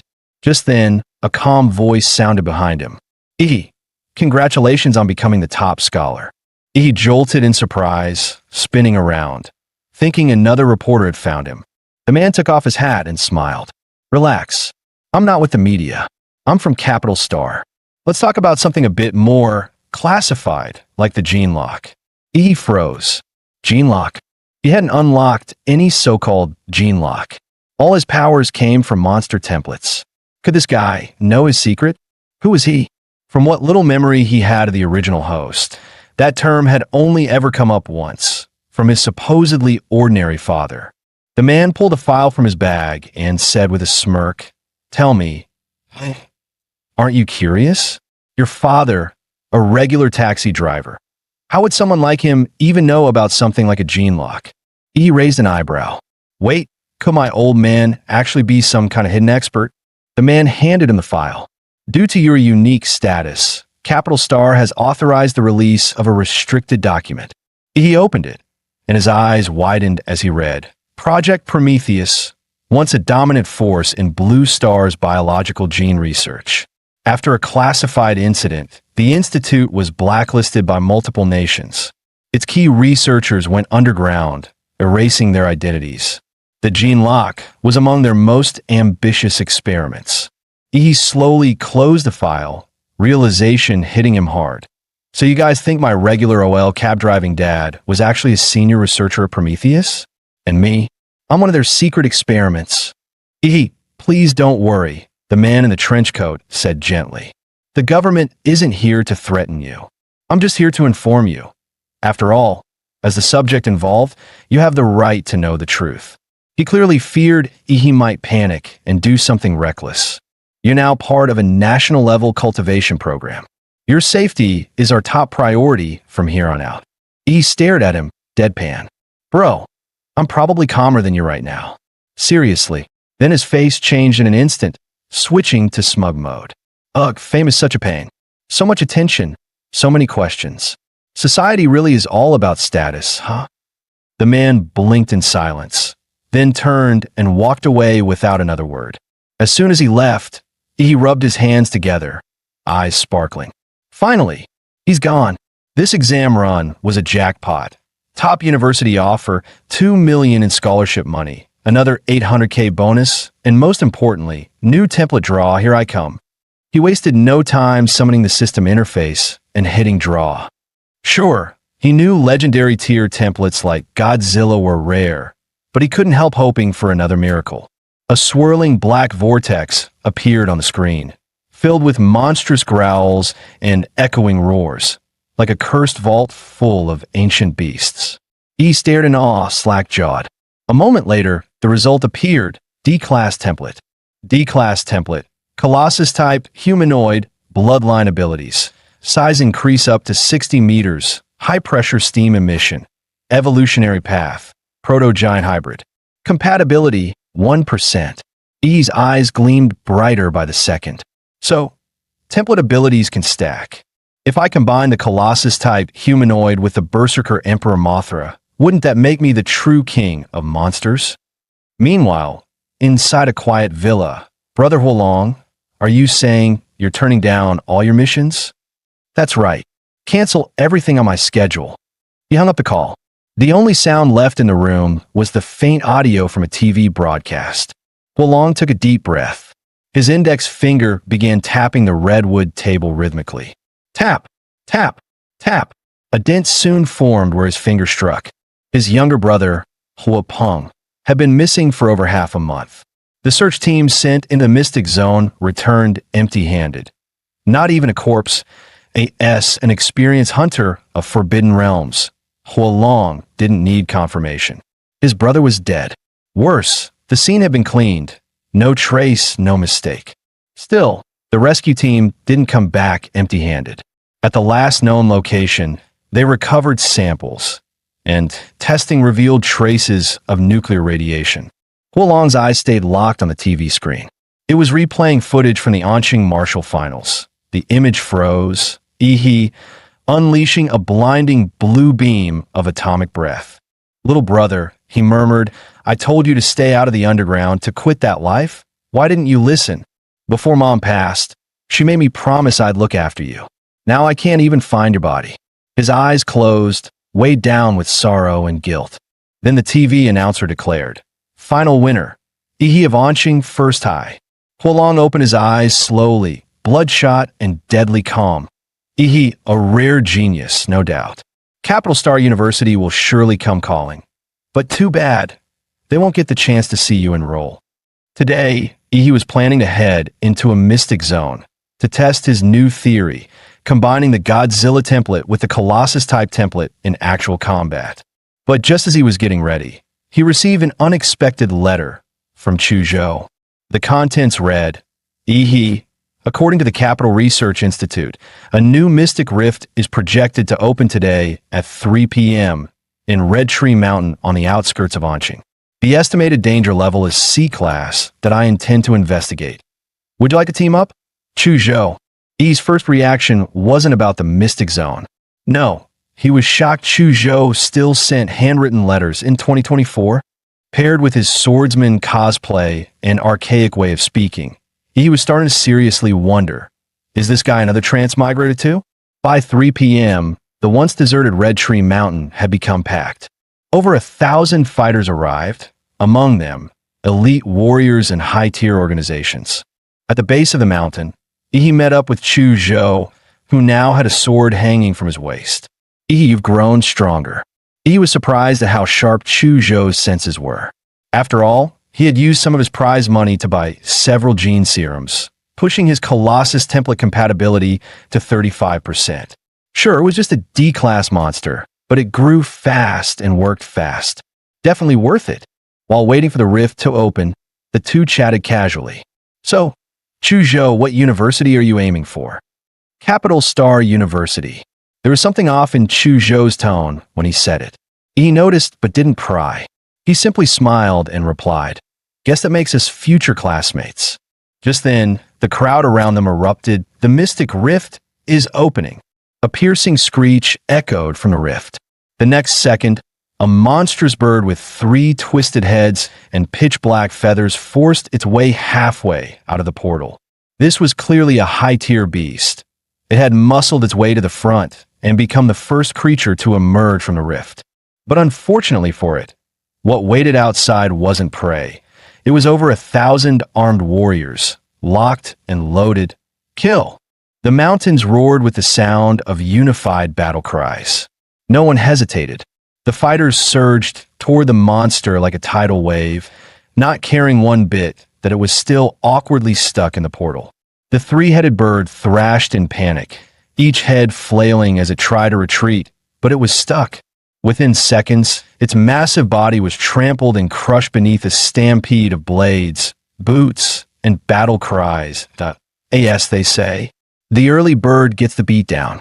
Ihi and Chuzhou, blending into the crowd, passed through the rift right behind the wave of warriors. On the other side, they were greeted by a jaw-dropping sight. A forest of colossal trees, each over 100 meters tall, towering like skyscrapers piercing the sky. Suddenly, a thick, metallic stench of blood flooded Ihi's nostrils.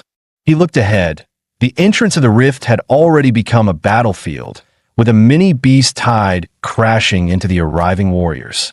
Screams, roars, and the clash of steel filled the air, merging into a brutal, chaotic symphony of war. He quickly realized the warriors weren't just here to loot the Mystic Zone. They were holding the front line for a reason. According to the Blue Star Defense Act, all licensed martial artists have both the freedom to explore mystic zones and the duty to protect the real world from beast tides. Anyone who ignores that duty and lets a tide slip into the outside world, causing civilian casualties, will be stripped of their warrior status and tried in military court. For a warrior, the greater the power, the heavier the responsibility. Ihi and Chuzhou joined the front line, pushing back against the oncoming beast tide. Chuzhou activated his bloodline, unleashing waves of icy energy that froze the beast's legs in place, locking down the path ahead. Suddenly, a beast lunged at him from behind. In a split second, he launched his atomic detonation fist, blowing the ambusher into mist and melted flesh. "Watch your back," he said, completely unfazed. Then, almost lazily, he added, "These Mystic Zone beasts? Not a single one can put up a decent fight." Behind him lay a field of smoldering corpses. Chuzhou was stunned. He'd been carefully holding the line, and he had already wiped out an entire section of monsters. The creatures he killed weren't just burned, they were dissolved, as if every cell in their body had been disintegrated from within. That was the terror of atomic radiation, silent, invisible, and absolutely devastating. And now, for the first time in the open battlefield, Ihi, the walking nuclear disaster zone, could unleash his power freely. Roar! Scree! Beasts howled as they charged at him, only to melt into puddles of gore a few meters away, cooked alive by the sheer heat radiating from his body. On another part of the battlefield, warriors locked in desperate melee turned their heads, only to see that the warriors behind them were already relaxing and wiping sweat. Yo, what the hell? They done already? Did they bring in some high-tier merc? Nope. That's the top scorer from Anqing's entrance exams. The what? Wasn't he just a trainee? How's a kid soloing entire waves of monsters? You didn't watch this year's entrance exam broadcast? Nah. Who wants to watch high schoolers fight? Idiot. That high schooler could mop the floor with 10 of you. As the battle dragged on, exhaustion began to show on the warriors' faces. Then someone shouted, "Drive the beasts toward the top scorer." And just like that, the battlefield adapted. Everyone instinctively pivoted, using Ihi's nuclear radiation field as a natural kill zone against the monster tide. No one knew how long the fighting had lasted. But then, boom, a signal flare burst in the sky. Eyes that had gone dull with fatigue suddenly lit up. Decapitation confirmed. The alpha beast is down. We did it. The tide is breaking. Monsters are retreating. Don't let up. Finish them off.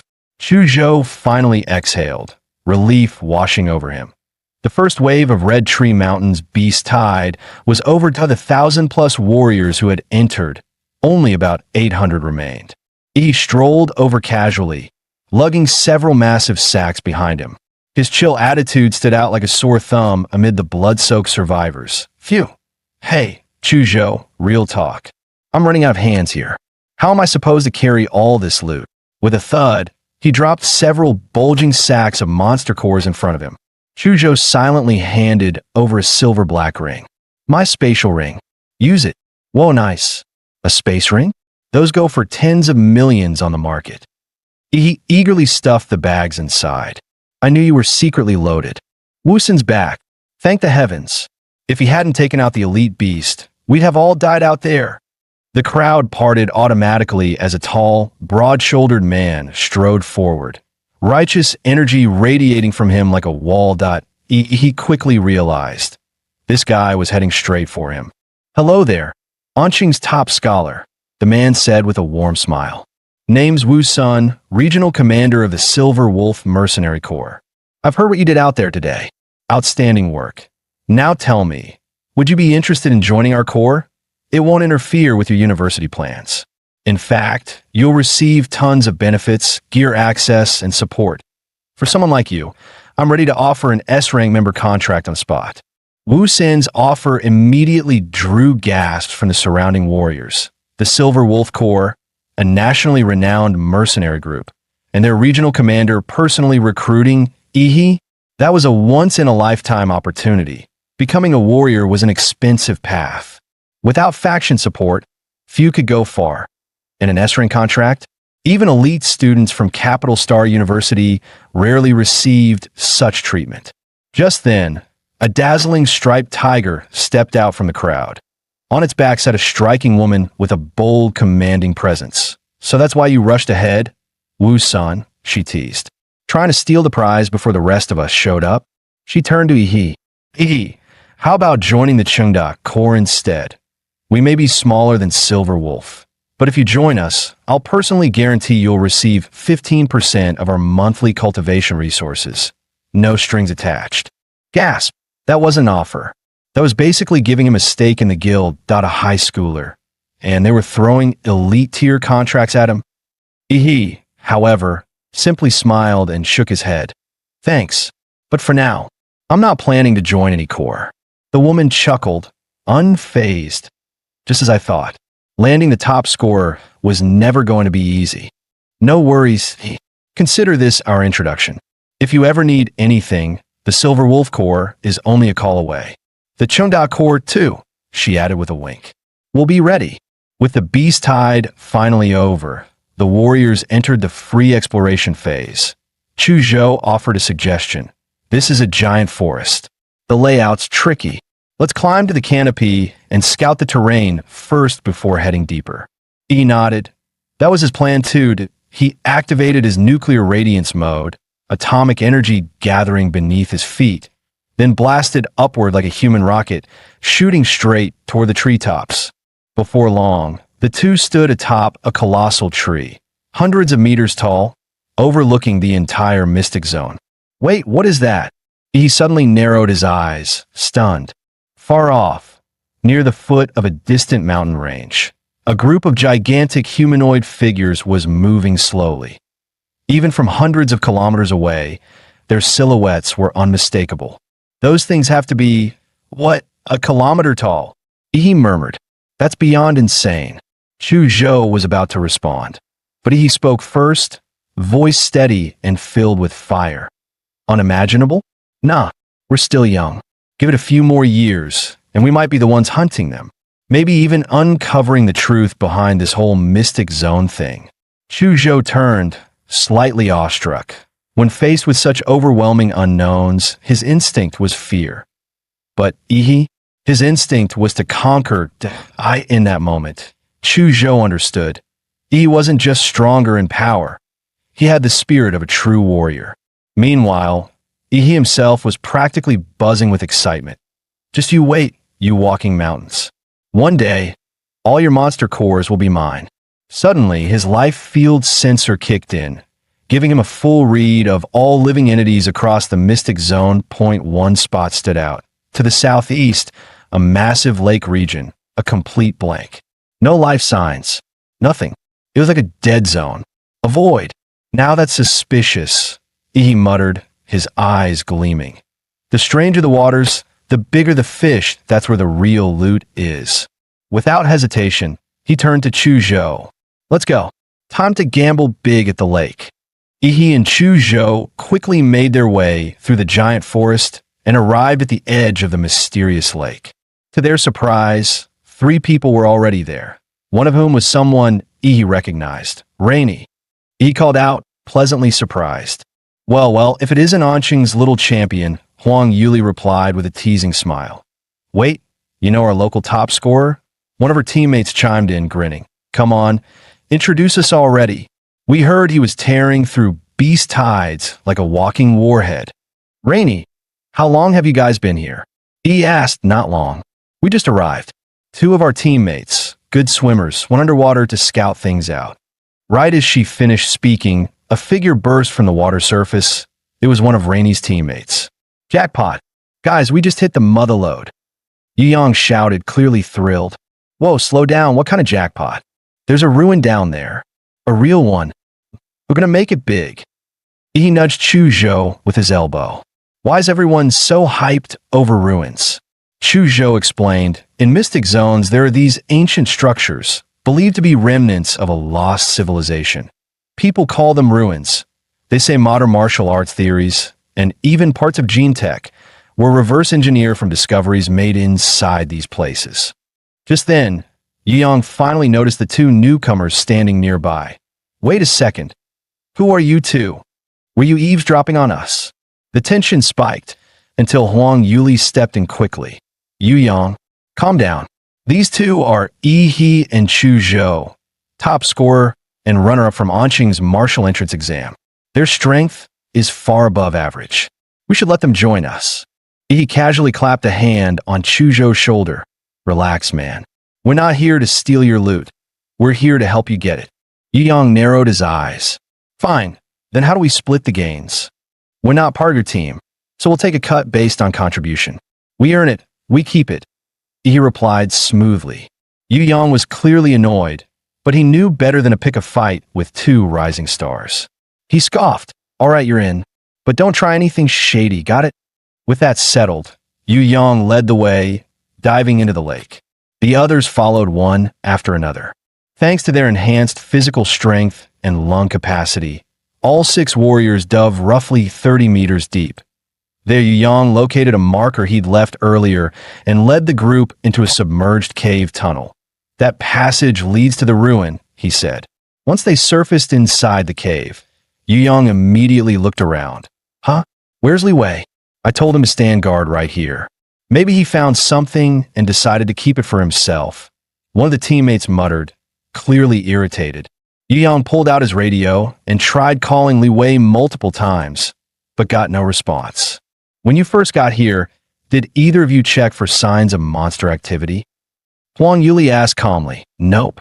Li Wei and I even deployed beast lure charges. Nothing showed up. Not even a single strand of fur. Li Wei's missing. Are we really sure we should keep going? One teammate asked hesitantly. After a brief silence, Yu Yang gritted his teeth and barked out. We have to explore it. Riches and glory are right in front of you. If you're too scared to reach for them, you'll be stuck at the bottom forever. Anyone afraid of dying can leave now. But if you want to get rich, follow me. No one moved. Even the teammate who had just expressed doubt stayed silent, that Yu Yang was right. If there was really a ruin ahead, no one was willing to watch someone else walk off with the treasure. All right then, he said. Let's move. With a heavy silence hanging in the air, Yu Yang led the way, and the group stayed on high alert. Every step deeper into the unknown. He switched on a UV flashlight, illuminating the path ahead on the ground, glowing faintly, were the symbols he and Li Wei had marked earlier. The team pushed forward, the tunnel narrowed and narrowed, until only one person could pass at a time. He, walking in the cramped space, narrowed his eyes slightly. He glanced back at Chuzhou. Their eyes met, and they communicated in silent lip sync. Something's off. Chuzhou, yeah, the timing doesn't add up. Rainy said they got to the lake only 10 minutes ago. Yet these 2 managed to find this cave, swim through the lake, discover a hidden tunnel, and navigate all the way to a ruined entrance? That's not scouting, that's straight up wall hack. Chuzhou whispered under his breath. Pretty clear we're being played. Want to warn your friend and get out of here. But Ihi smirked, eyes gleaming. Relax that I've got a trump card. Soon, the group arrived in a massive underground cavern, easily the size of a football field. Dark green vines covered every inch of the floor, walls, and ceiling. But what made their blood run cold were the things entangled in the vines. Dim, lifeless monster cores and piles of ash where creatures had been reduced to dust. And no wonder the lake had been so eerily quiet. Something down here had already devoured every other predator. Huang Yuli's expression darkened instantly. Her voice was cold. Yu Yang, where's the ruin you promised? One of her teammates let out a piercing scream, pointing to the far side of the cavern. There, a mummified corpse suspended in the air, pierced clean through by thick vines. Judging by the clothing, it was Li Wei. Huang Yuli and another woman stumbled back, pale and horrified. Yu Yang, meanwhile, collapsed to his knees, clutching his head and muttering hysterically. The ruin. Where is it? It was supposed to be here. Li Wei's dead. How'd he die? The vines, the vines. Suddenly, clarity flickered in his eyes. His voice broke into a desperate shout.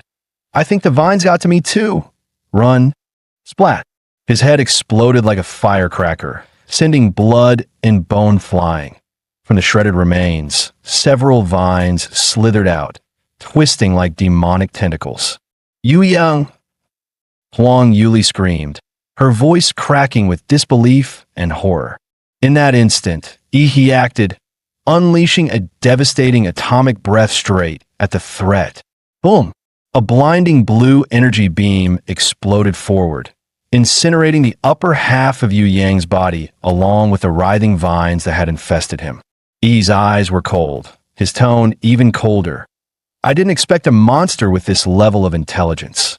It killed 2 fighters, took over one of their minds, then used his body as bait to lure in more victims. That's not hunting, that's strategic ambush, which means we're already deep inside its feeding ground. Crack, crash, behind them, massive stones and thick vines suddenly collapsed across the only exit, sealing them incompletely. Chuzhou's gaze locked on the moving vines. I've read about this species. It's a tier 2 royal class monster, a ghost vine demon. Huang Yuli's breath hitched. Royal class? Those things aren't measured by normal tiers. We're all tier 1 at best.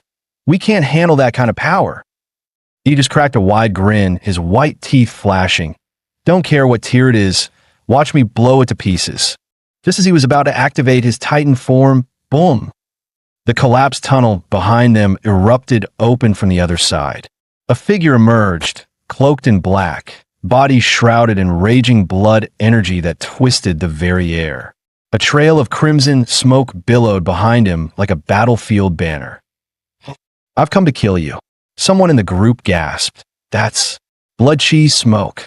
He's a stage 8 martial artist. He glanced back calmly. Didn't expect someone would still be tailing me. Huolong frowned. Word had it someone used radiation to hold back a beast tide in the Red Tree Mountains that I knew it had to be you. I just followed the residual radiation. It led me straight here. To stay hidden, I held my breath, slowed my heartbeat, even feigned death in the underground caverns, but you still noticed and even blocked the path with boulders and oh wonder you're the one who nearly wiped out my entire clan. He looked genuinely confused. Who even are you, old man? You just barged in and started ranting. Do we even know each other? Cut the act. Huolong roared like thunder and launched himself at Ihi with explosive force. But his expression changed mid-charge. This wasn't some ancient ruin. It was a monster's den. No, this was the lair of a devil vine. He'd been lured here on purpose. Was this all Ihi's trap? Damn it. This was your plan all along. Huolong cursed. That devil vine drains energy and releases neurotoxin. If this drags on, I'm as good as dead. You sneaky bastard. The devil vine unleashed wave after wave of lashing tendrils, trying to tear Huolong apart. But his fists hammered through them like cannonballs, blasting every vine to pieces. He, watching from the side, commented, "Man, you sure talk a lot for someone we've just met." "Shut up," Hua Long roared. "I came here to kill that bastard, not get tangled up with a bunch of weeds." Suddenly, Huang Yuli cried out, "This whole cave's gonna collapse from your fighting." "Move aside," he shouted. His body was suddenly coated in a rough, deep blue skin, like armor. Glowing cracks spread across his skin, pulsing with radiant blue energy. As he opened his mouth, the vertebrae along his back lit up one by one like a power circuit. Then, he unleashed his full power atomic breath. The blazing blue beam punched through the cavern ceiling, pierced the underground lake above, and shot straight into the sky. Water came flooding through the gaping hole, pouring into the cave. And just like that, an escape path was revealed. "Yuli, you guys go first," he shouted. "You're not going anywhere." Hua Long bellowed. His energy erupted, vaporizing all the nearby devil vine tendrils. Then he stomped the ground, launching himself like a missile straight at Yi. Chu Zhou drew his sword the moment danger struck. His bloodline power surged, and his soul-piercing sword aura froze everything in its path under a thick layer of frost. When his icy slash clashed with the fiery punch, steam exploded everywhere, blanketing the cavern in mist. "As long as I'm here, you won't lay a finger on Yi." "TCH, bold words, kid," Hua Long sneered. "I'm an 8th level martial breaker. You think a little frost is going to stop me?" But before he could finish bragging, he had already closed the distance and fired off an atomic blast fist at point-blank range. A blinding surge of blue light lit up the entire underground cavern. Caught completely off guard, Hua Long was sent flying, crashing into the stone wall with a thunderous boom. "Get out of here. That guy's too strong for you right now. Leave him to me." Hearing Yi's firm voice, Chu Zhou realized staying would only be a burden. He turned and retreated without hesitation. Moments after Chu Zhou left, the cavern began to collapse. Massive rocks crashed down, revealing thick, writhing devil vine roots. Yet facing both Hua Long and the encroaching monster, he didn't flinch. Instead, he raised his hand and bit down hard on his own flesh. On the surface, Huang Yuli and the others stood by the lakeside, watching as the water roiled violently. The rumble of collapsing rock echoed from deep below. When Chu Zhou finally emerged from the lake, Huang Yuli let out a breath of relief, only to realize he hadn't followed him up. Just as Huang Yuli was about to speak, a deafening boom ripped through the lake. A brilliant blue bolt of lightning shot skyward, lighting up the entire lake. When a titan transforms, the process releases an immense burst of energy, often taking the form of thunderous lightning. Especially in the case of a colossal titan, whose transformation produces the most devastating energy output due to its massive size. It's so destructive, it's often compared to a humanoid nuke, capable of leveling an entire military harbor upon transforming. And this time, the one transforming was none other than Yi, the atomic-powered human Godzilla. What erupted from him wasn't just light. It was a full-blown nuclear event. Hua Long was instantly incinerated by the blast, charred before he even had time to react. Torrents of lake water shot upward, flooding the air. Clouds of steam billowed as if the entire lake had begun to boil. Through the haze, the group vaguely saw a massive shadow flash by, but it vanished just as quickly, leaving them unsure if it was real or just their imagination. As they stood on alert, Yi crawled out of the water and shouted, "Chu Zhou, toss me some clothes." After changing, Chu Zhou asked curiously, "What the hell was that explosion?"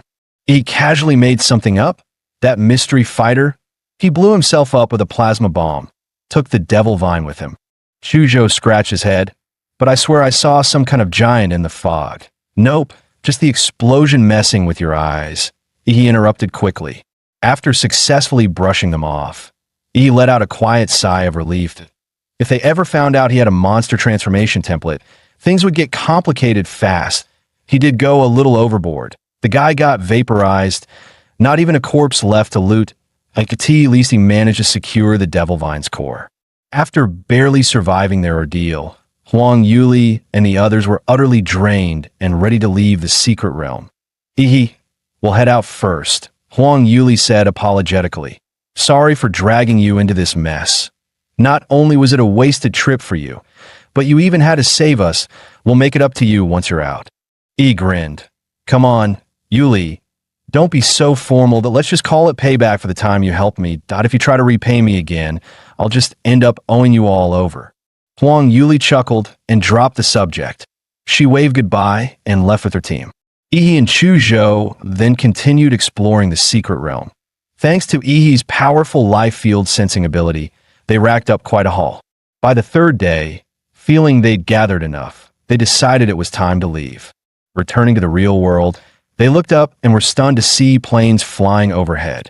It's only been a few days, and this place has already been turned into a town with cargo planes. Man, the infrastructure speed in this country is just insane. Headed to the Relic Appraisal Center to have his loot evaluated and to pay the 10% tax. Sir, please be careful, the staff reminded him. If these items are damaged, it'll be your loss too. Scratched his head. Sorry, I brought too much stuff that if I don't start unloading fast, you guys won't be done by noon. No worries, sir. We're professionals, the staff assured him with a smile. With a sigh, he took off his spatial ring. And then he began pulling out bags one after another. As the staff watched Ihi pull out the final bag, she couldn't help but mutter inwardly. Bag after bag. Is this a relic appraisal or a warehouse delivery? She asked nervously. Yes, sir. Is that all of it? Ihi grinned smugly.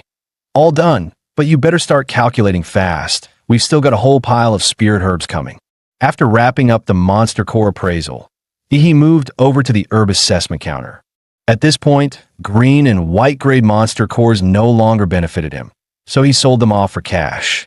The real treasures were the 5 blue tier cores from tier 3 monsters he collected during the Beast Tide, and the green core laced with golden veins, dropped by the tier 2 royal class Devilvine, his most valuable prize. After selling everything, his bank account balance shot past 20 million in Xia currency. Yet even staring at the endless string of zeros, he didn't feel much joy. Honestly, all that money still wasn't as satisfying as boosting his compatibility rate by just 10%. After all, in this world, raw power was the one true truth. Now the question was, how could he spend this money for the biggest upgrade? The gene serums available on the market were no different from low-tier monster cores, useless for enhancing either of his current templates. He let out a sigh. Even my templates are picky now. Seriously? They become more high maintenance than I am.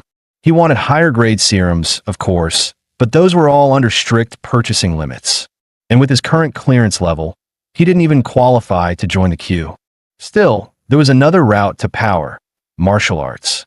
During the college entrance exam, he had outperformed geniuses like Lu Qingzhu thanks entirely to the absurd stats from his Godzilla template.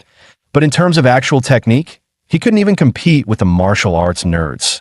Time to change that, with some overpowered martial skills. And if anyone in his circle had the connections to get high-level techniques, it was the principal of number 1 high dot. He chuckled to himself. Time to pay a visit to the wise old man and drain his golden loot. Not long after, he barged into the principal's office. The principal calmly poured him a cup of tea. With years of experience and a sixth sense for student scheming, the old man instantly saw through him. This kid clearly wanted something. He casually pulled out a bottle of pricey liquor.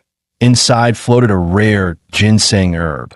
Rumor had it, no middle-aged man could resist this miracle brew that supposedly boosted vitality, stamina, and other things.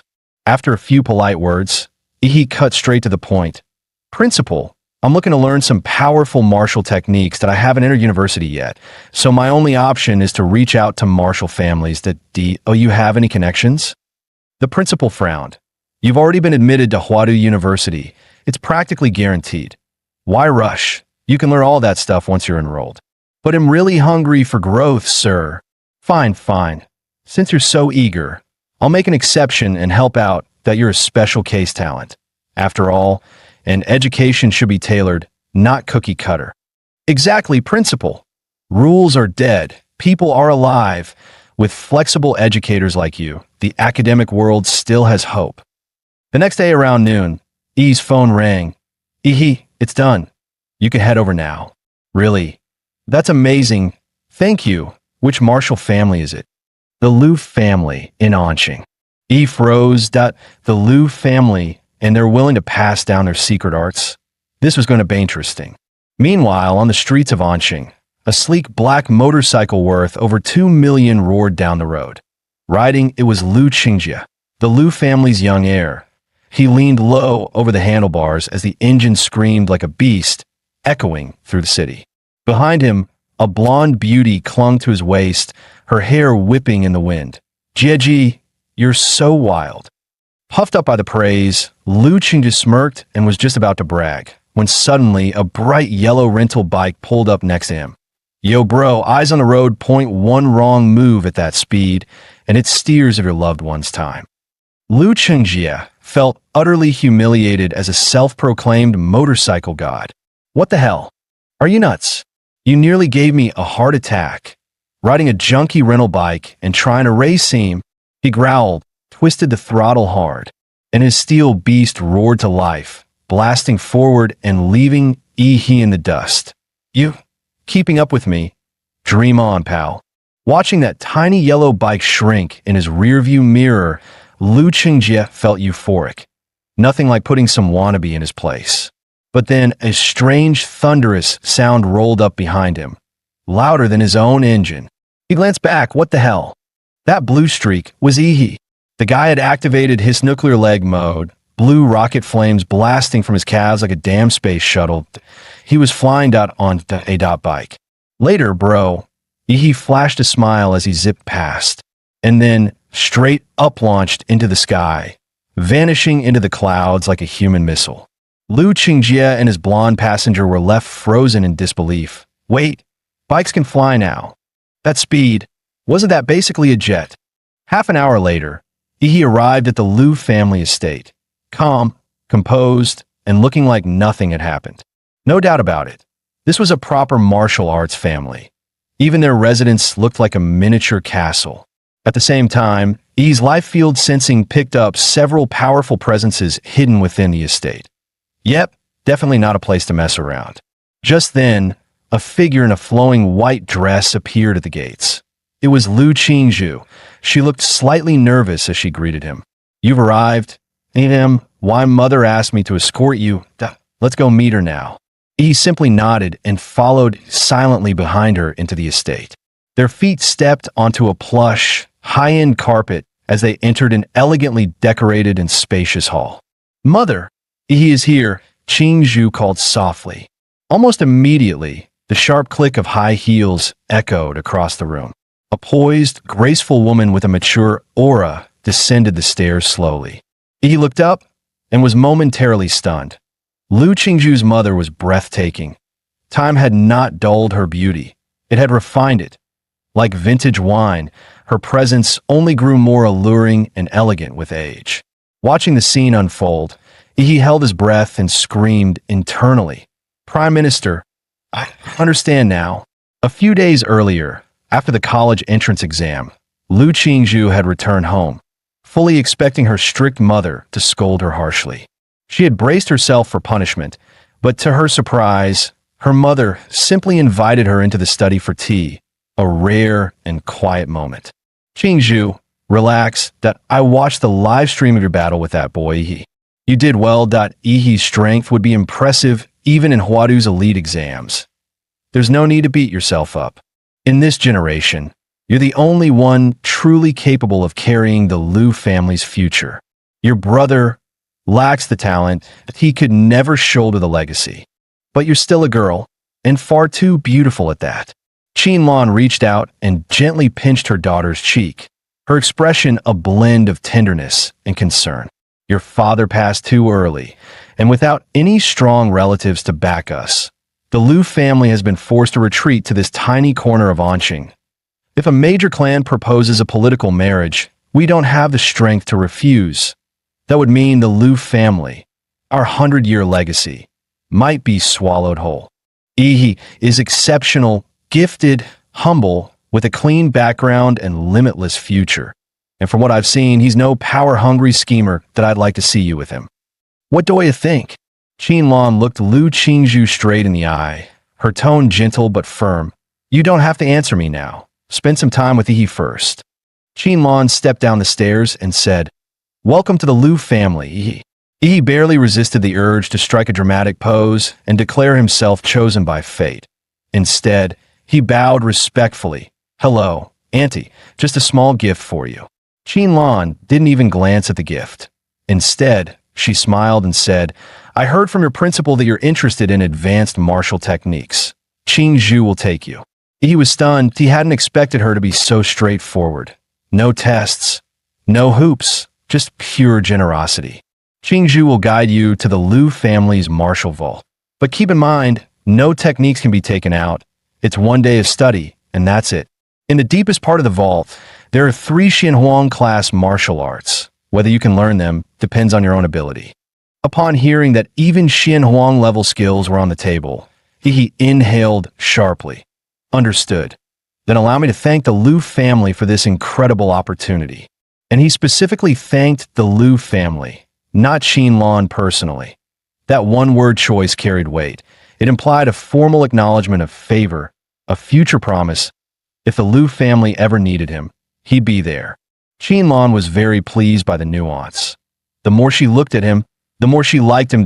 He, however, was starting to feel weirded out by the oddly intense way she was staring at him. Soon, Lu Qingzhu began leading him to the martial vault. As they walked together in silence. He couldn't help but notice, was it just him, or was Qingzhu acting way more shy than before? Qingzhu, why do I feel like you've been avoiding my eyes this whole time? He suddenly stepped forward, locking eyes with her startled gaze. It was like staring into the eyes of a frightened deer. Lu Qingzhu had never been this close to a boy before. She could feel his warm breath brushing her cheek, sending a strange tingle down her spine. Flustered, she backed up half a step. And no, I wasn't. Why are you getting so close all of a sudden? Still bickering, the two continued on until they arrived at a hidden underground stone chamber. He reached out and ran his hand along the rough, solid surface of the wall. It was obvious this stone wasn't ordinary. Qingzhu spoke up. This is force-dampening stone that IT was excavated from a secret realm. Even a warlord class blow wouldn't crack it. Yi's eyes lit up. Can I punch it once? She blinked in surprise. That was not the reaction she expected. Most people would be in awe, not eager to smack it. Go ahead. Yi clenched his fist, every cell in his body surging with atomic energy. Blue light surged across his knuckles. His punch sliced through the air and slammed in the wall with full force. A shock wave erupted, sending Qingzhu's white dress fluttering. But instead an explosion. The blue energy was absorbed directly into the wall. The IT rippled outward like water on a calm lake, dispersing in waves, not even a scratch left behind. He could feel it clearly. His normally unstoppable, all-out punch had been swallowed like a stone dropped into the sea. Over 90% of its power simply vanished into the wall. Come on, I'll take you to pick a martial art. Lu Qingzhu, seeing him finally take a loss, couldn't help but smirk. She walked ahead, her steps noticeably lighter. The skills here sorted by category, movement techniques, defensive forms, body cultivation, swordsmanship, that sort of thing. As she spoke, she handed Yi a sleek black and gold ID card. Just swipe this to access whatever you want. The Xianhuang class techniques are in a private chamber at the very back, also car protected. But listen, you won't master one in a day. That 18 most, you'll scratch the surface. Honestly, she added, I don't know if my mother did you a favor or set you up that I could help you pick a few high-tier skills that aren't Xianhuang level, but they'd be way easier for you to learn and actually suited to your style. Yi grinned. Look at you, worried about me? Then he turned serious. If I don't even dare to face the strongest option when it's right in front of me, I might as well quit now and go home. Seeing how determined he was, Qingzhu said nothing more. She stepped forward and opened the thick black stone door to the vault. Inside were 3 secure cases, each labeled with a name. Two of them read ephemeral shadow stepan primordial jade fingers, the very techniques Qingzhu had shown before. The third one, though, was unfamiliar, flesh-bound demon prison. You can't just read Qianhuang techniques like a book, Qingzhu explained. They're encoded with something called martial resonance, a kind of spiritual rhythm left behind by the original creator. If you can't feel it, or if your own nature clashes with it, you won't even be able to start training. Put simply, these techniques are alive. You don't choose them. They choose you. He nodded, then confidently pointed at the one with the most brutal-sounding name, Fleshbound Demon Prison. I was born for this technique, he declared, full of swagger. Lu Qingzhu opened the case. Inside wasn't a scroll or a book, but a fearsome bronze statue. The statue was a hulking figure with rippling muscles, and in the grooves of its body, twisted, ghostly faces screamed silently, as if 100 evil spirits had been forcibly sealed within. The aura was downright chilling. As the statue was revealed, he blinked in shock. Wait, Thesis the martial technique? And then he really started hearing ghostly wails echoing in his ears. Qianhuang techniques aren't always written, Qingzhu explained. They can take the form of statues, paintings, relics, anything capable of holding martial resonance. That's what makes grandmasters so mysterious. Only grandmasters can distill that essence, what we call martial resonance, and seal it into an object for future generations to inherit. With her explanation finished, Qingzhu turned to leave. From here on, it's up to you. Wait, hold on, what do you mean up to me? You didn't even tell me how to learn it. Just feel it that if the resonance chooses you, it'll come to you. He stared at her, utterly baffled that is she trolling me right now? Ugh, whatever. Thinking too hard gives me a headache. He yawned, dropped flat onto the floor, and muttered, if it's all about fate, I'll let fate find me in my sleep. And just like that, out cold. Watching from the surveillance room, Lu Qingzhu let out a sigh and facepalmed. Honestly, this is so you. Suddenly, he found himself in a strange new space. An old, decrepit temple covered in dust. The angry-faced deity on the altar had one arm broken clean off. So this is what they meant by entering the resonance realm. This whole place is the martial resonance, the spiritual echo of the technique. He tried channeling his power, but nothing that in Ochi. Not even a flicker of atomic energy from his Demonra template that IT was like being reduced to a powerless civilian. Thankfully, the monster interface still worked frowny face warning. Host consciousness detected inside unknown domain. Engaging mental body reinforcement to prevent death. But it wasn't just the system that a rough, savage voice suddenly thundered in his ears. On the remaining arm of the Wrath Face Guardian statue, a massive brute now stood, built like a battle-hardened grizzly. The man had eyes like a hungry wolf and stared he down. My martial legacy ain't for weaklings. Only real iron-blooded men can carry it forward. If you're not one of them, I'd rather let it rot in the ground. Prove you've got the guts, kid. He looked identical to the statue outside. Every scar, every snarl, exact. When the storm hits and the night parade of 100 ghosts begins, you're guarding this dump. Let a single demon defile this altar, and you fail. You win, I'll teach you a trick or two that you lose. The white ghost will eat your soul, and you'll go mad. Martial path? Over, so if you're just a soft little punk, run. Drip, that a cold raindrop leaked through the broken ceiling and landed right on Ihi's face. When Ihi snapped out of it, the savage brood on the statue's arm had vanished. The trial had officially begun. Behind the Wrath Face Guardian's throne, he found a rusted, battered longsword. Alone, sword in hand, he stood at the temple's shattered gates. The rain intensified. Thunder cracked through the sky, and a blinding white bolt lit up Ihi's face, as if marking the signal. The night parade of 100 ghosts had begun. Countless shadowy figures shrieked and lunged at him from the darkness. He was already in position, completely ready. As the first specter dove at him, he didn't hesitate. He slashed straight at its head. The moment the blade struck, the rusted sword flared with golden light. The specter let out a piercing wail and dissolved into ash. Knew it, he muttered. No way they'd throw me into a trial without something to fight back with. These bones must be hiding more gear. A grin crept onto his face. He was fired up now. No longer guarding the temple passively, he charged forward, sword in hand, into the heart of the spectral swarm. As he charged forward, the savage brute reappeared in the background. Arms crossed, he watched he leave the temple with a scornful sneer. These white ghosts are laced with my killing intent, and this little rookie thinks he can just walk out of the safe zone. What a joke. Another idiot. Each generation gets dumber. Guess I'll be cleaning up another corpse today. Meanwhile, he was having the time of his life, slashing through ghosts like weeds. Just then, another specter lunged at him, but its claws phased right through him, missing entirely. What the? The brute froze in shock. Why can't my ghost touch him? What is this kid made of? Turns out, inside this spiritual trial, Ihi's monster template had automatically activated a guardian mode, rendering him untouchable.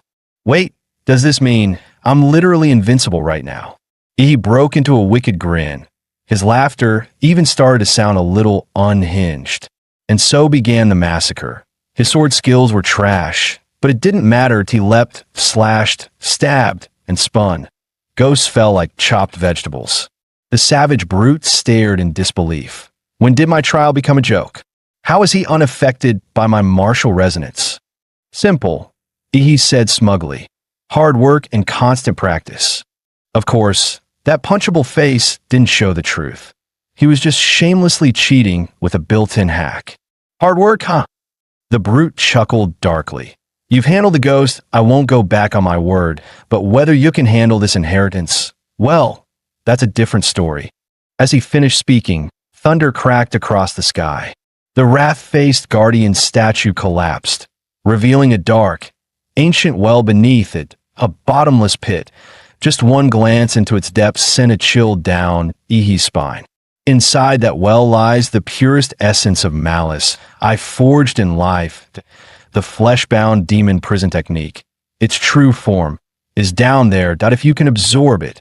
The brute didn't even finish his sentence. He had already jumped in. Huh, good. That's the kind of guts I like. He couldn't help but grin, truly impressed for the first time. In his prime, this man had been a legend, one of the few to conquer an S-rank secret realm. His rise and fall were both tied to one technique, flesh-bound demon prison. But as age weakened his body, the very malice and vengeful spirits he had sealed within began to claw back, twisting his mind, driving him mad, until he started killing those closest to him.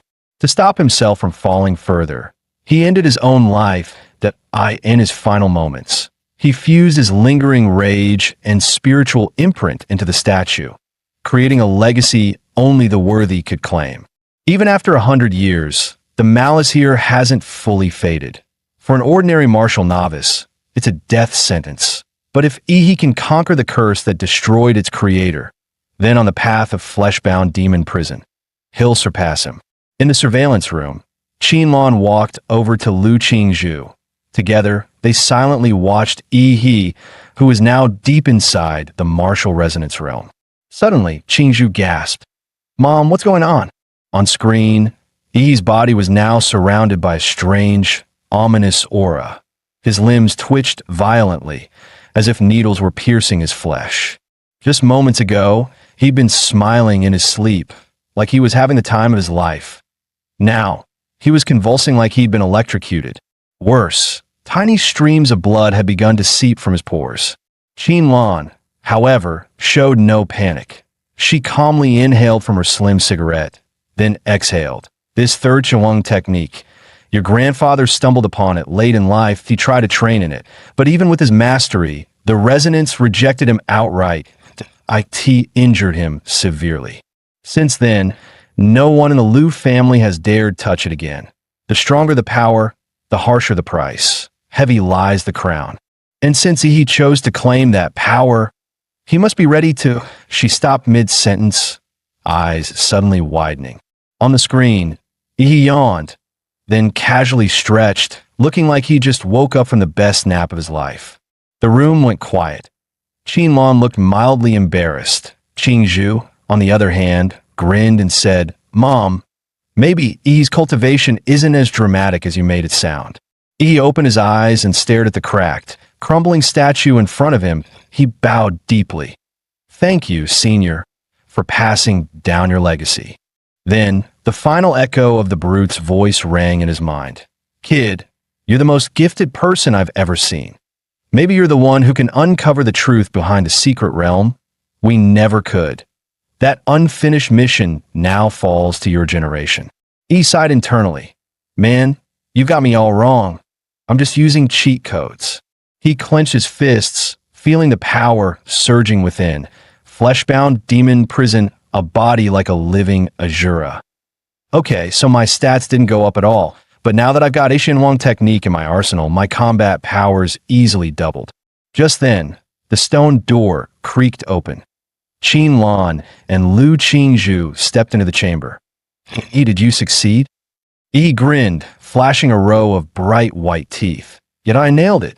Qinlan stared in disbelief. "This can't be. Even with Qingzhu's talent, it takes at least a full week. No sleep, constant immersion in the resonance. To grasp Ishinwang technique that Yi, how long were you in there?" "An hour. You seriously impede your way to mastery." Qingzhu glanced at Yi, who now wore a smug little grin. "Everyone always called me the genius, but the real genius is standing right here." Noticing the skeptical looks on both their faces, Yi chuckled. "All right, you want proof? I'll give you a little demonstration." He gathered his chi from the dantian, channeling it into his palm. Normally, martial chi was invisible, but this wasn't normal. What formed his hand was black and red, crackling with malice. A twisted, corrupted aura born from the spiritual trial that put it simply, it worked like an enchant from a video game, coding weapons or strikes to boost their damage and lethality. Mountain-crushing fist. He dropped his stance, spine tight like a bowstring, core engaged, then launched a punch that exploded with black-red energy. The blast sent a gust of force rushing toward the mother and daughter, making them instinctively step back, and in the air, they swore they could hear a ghost wailing. Even Lu Qingzhu, known as a martial arts prodigy, narrowed her eyes in disbelief. That punch just now, the precision, the pressure, it was insane. Was that seriously just a mountain-crushing fist, the most basic, overused technique in town? Qinlan's gaze locked onto Yi, her expression unreadable. Yi, you really, she hadn't expected to be this wrong about him. Yi, on the other hand, was getting visibly uncomfortable under her intense stare. "Ma'am, please, your daughter's literally right next to you. Don't make this a weird romance subplot. I don't want to become the prime minister of this household." Qingzhu said sweetly, "Since you already mastered Ishinwang technique, want to try the other two? You still have a full day of learning time left." Qinlan raised an eyebrow and gave her daughter a sideways glance. "Girl, please, I'm trying to secure this genius as a future son-in-law, but he's not officially part of our family, yet we can't just hand over the entire Lu clan playbook all at once." He, having lived a whole second life, knew the importance of not being greedy. He smiled politely. "No need. Qingzhu Ishinwang technique is already more than enough. I'll need time to really master it. Also, Annie, I'm a bit tired, and there are things I need to take care of at home." Qinlan appreciated his restraint even more. "Very mature. I heard from the housekeeper that you showed up on a rental bike. Can you drive? Head to the garage and pick a car. You'll need something more convenient." That reminded Yi of someone he'd seen earlier. "Actually, Annie, I saw this guy riding a motorcycle earlier. It looked seriously cool. Do you have any of those?" Qinlan chuckled. "Oh, absolutely. You like motorcycles too? Same taste as my rebellious son. That I'll give you his favorite one. The best in his collection." A few minutes later, Lu Qingjie arrived home, just in time to hear Aunt Hong, the housekeeper, muttering something about his mom bringing in a future son-in-law. "What? A son-in-law? I gotta see which lunatic thinks he's worthy of my sister. She's not just beautiful. She's a once-in-a-century prodigy in all of Anqing. No way some random guy is good enough for her. That rental bike punk from earlier really ticked me off. He scared off the girl I just picked up. If I ever see him again, I swear I'll teach him what real trouble looks like. Just as Lu Chengjie was fuming with rage, something whooshed past right in front of him. He turned, and his jaw dropped. Wait, that guy. That's the rental bike dude. Why the hell is he riding my custom motorcycle? Later that night, back at home, he pulled out 5 monster cores he had collected from his secret realm. Time to gulp them down and absorb the power inside. Last time, dry swallowing them nearly killed him. This time, he came prepared with some soul-boosting dipping sauce. He picked up a core, dipped it in his signature spicy sauce, and swallowed it whole. Instantly, a surge of energy exploded through his limbs, flooding his body with heat. He opened his system panel. Back in the Red Tree Mountain realm, he had used the Titan form template, standing around 50 meters tall. Compared to normal monsters, he was a behemoth. But compared to that thing, the mountain-sized, godlike entity hidden in the mist, he was tiny. All right then, let's go bigger. He dumped every single point into the Titan template. Then, without hesitation, he grabbed the rarest of the cores, the green one streaked with golden veins, dipped it in sauce, and swallowed it like a hot snack. Just as he was about to let the special monster core be absorbed by his Godzilla template, a system alert popped up unexpectedly. Ding! Legendary Godzilla template has absorbed a high-level plant-based life form. Genetic mutation detected in progress. Do you wish to prevent the template from mutating? Yes/no. He hesitated. Template mutation meant it could evolve into a completely new subclass, could be stronger or weaker than if he rolled into a garbage form. That'd bear reverse evolution. Screw it, he muttered. Life's about taking chances. Rental bike to super bike, right? He hit do not prevent mutation. The system chimed again, frowny face mutation path unlocked. Legendary Godzilla plus plant attribute S-class variant. Planet Godzilla template. When the current template reaches 100% integration, there will be a 2% chance to evolve into Planet Godzilla. Absorbing more high-quality plant-based life forms will further increase that probability. Hearing the alert, he let out a deep breath. Phew, jackpot. Planet Godzilla might look similar to the regular version on the outside, but size-wise, it was on a whole different level. Over 300 meters tall, weighing in at more than 1,000,000 tons, officially dubbed the largest Godzilla in recorded history. And power-wise, every stat was a straight-up upgrade from the legendary version. But first, his current template needed to hit 100% integration. Time to grind fast. As he was still mapping out his next steps, a deafening explosion rocked the outside world. Through the window, flames burst into the sky, lighting up the entire night. He froze. What the hell? Is this a terrorist attack? Armed forces had already moved in, sealing off every exit in the compound. Search every inch. Don't let a single one escape. Just then, someone knocked on Ihi's door. The original host was a loner. He had no friends, especially not the kind who'd show up unannounced at a time like this. He hadn't ordered food or received any deliveries. Oh, who on earth could it be? Staying on high alert, he braced himself. Suddenly, a woman materialized out of thin air, curves for days and a sly smile on her lips. Oh, my little brother, she purred. You're no ordinary fighter, are you? I was just planning to hide something here and tweak your memory a bit. But since you noticed me, looks like I'll have to rough you up that don't even think about running. A venomous aura slithered around Ihi. Locking onto him like a predator, he realized there was no way to drag the fight outside. Whatever, he muttered. I've got money, I'll just buy a new place after this. The woman tilted her head in confusion. Huh? What did you just say? He calmly pointed at her. I said, you're already dead. Meanwhile, out on the street, an elite SWAT martial artist had engaged a criminal in battle. He slipped up. Take him down. The SWAT team moved in unison, striking with surgical precision. The enemy, cornered but unfazed, sneered. Yao Imei, you must escape with the golden genome. I'll cover you. I, Zhou Yi, will draw their fire. Ha ha ha. Come at me. Trading my life for yours. Totally worth it. Then he unleashed the blood-burning forbidden art. his body erupting in a surge of crimson energy. Just then, a dazzling blue beam exploded overhead, piercing the sky. A charred human figure crashed down in front of Zhou Yi, slamming into the ground and leaving a massive crater. Zhou Yi's eyes widened. Yao and Mei, wasn't your nanosuit white? Why do you look like burnt toast now? I just risked my life to buy you time. What happened? Don't tell me someone's still chasing you. Yao Mei climbed out of the crater, her face grim. She had nearly been taken out. If not for the nanosuit's auto-repair function, she'd be in critical condition. The package is stashed. We need to move now. Without hesitation, she tossed several smoke bombs, custom-made to disrupt martial artists' senses. The SWAT officers immediately realized something was wrong. They're trying to escape. Taking advantage of the cover, the two slipped into the underground sewers. Half an hour later, they emerged from a narrow alley, leaning against a crumbling wall, gasping for breath.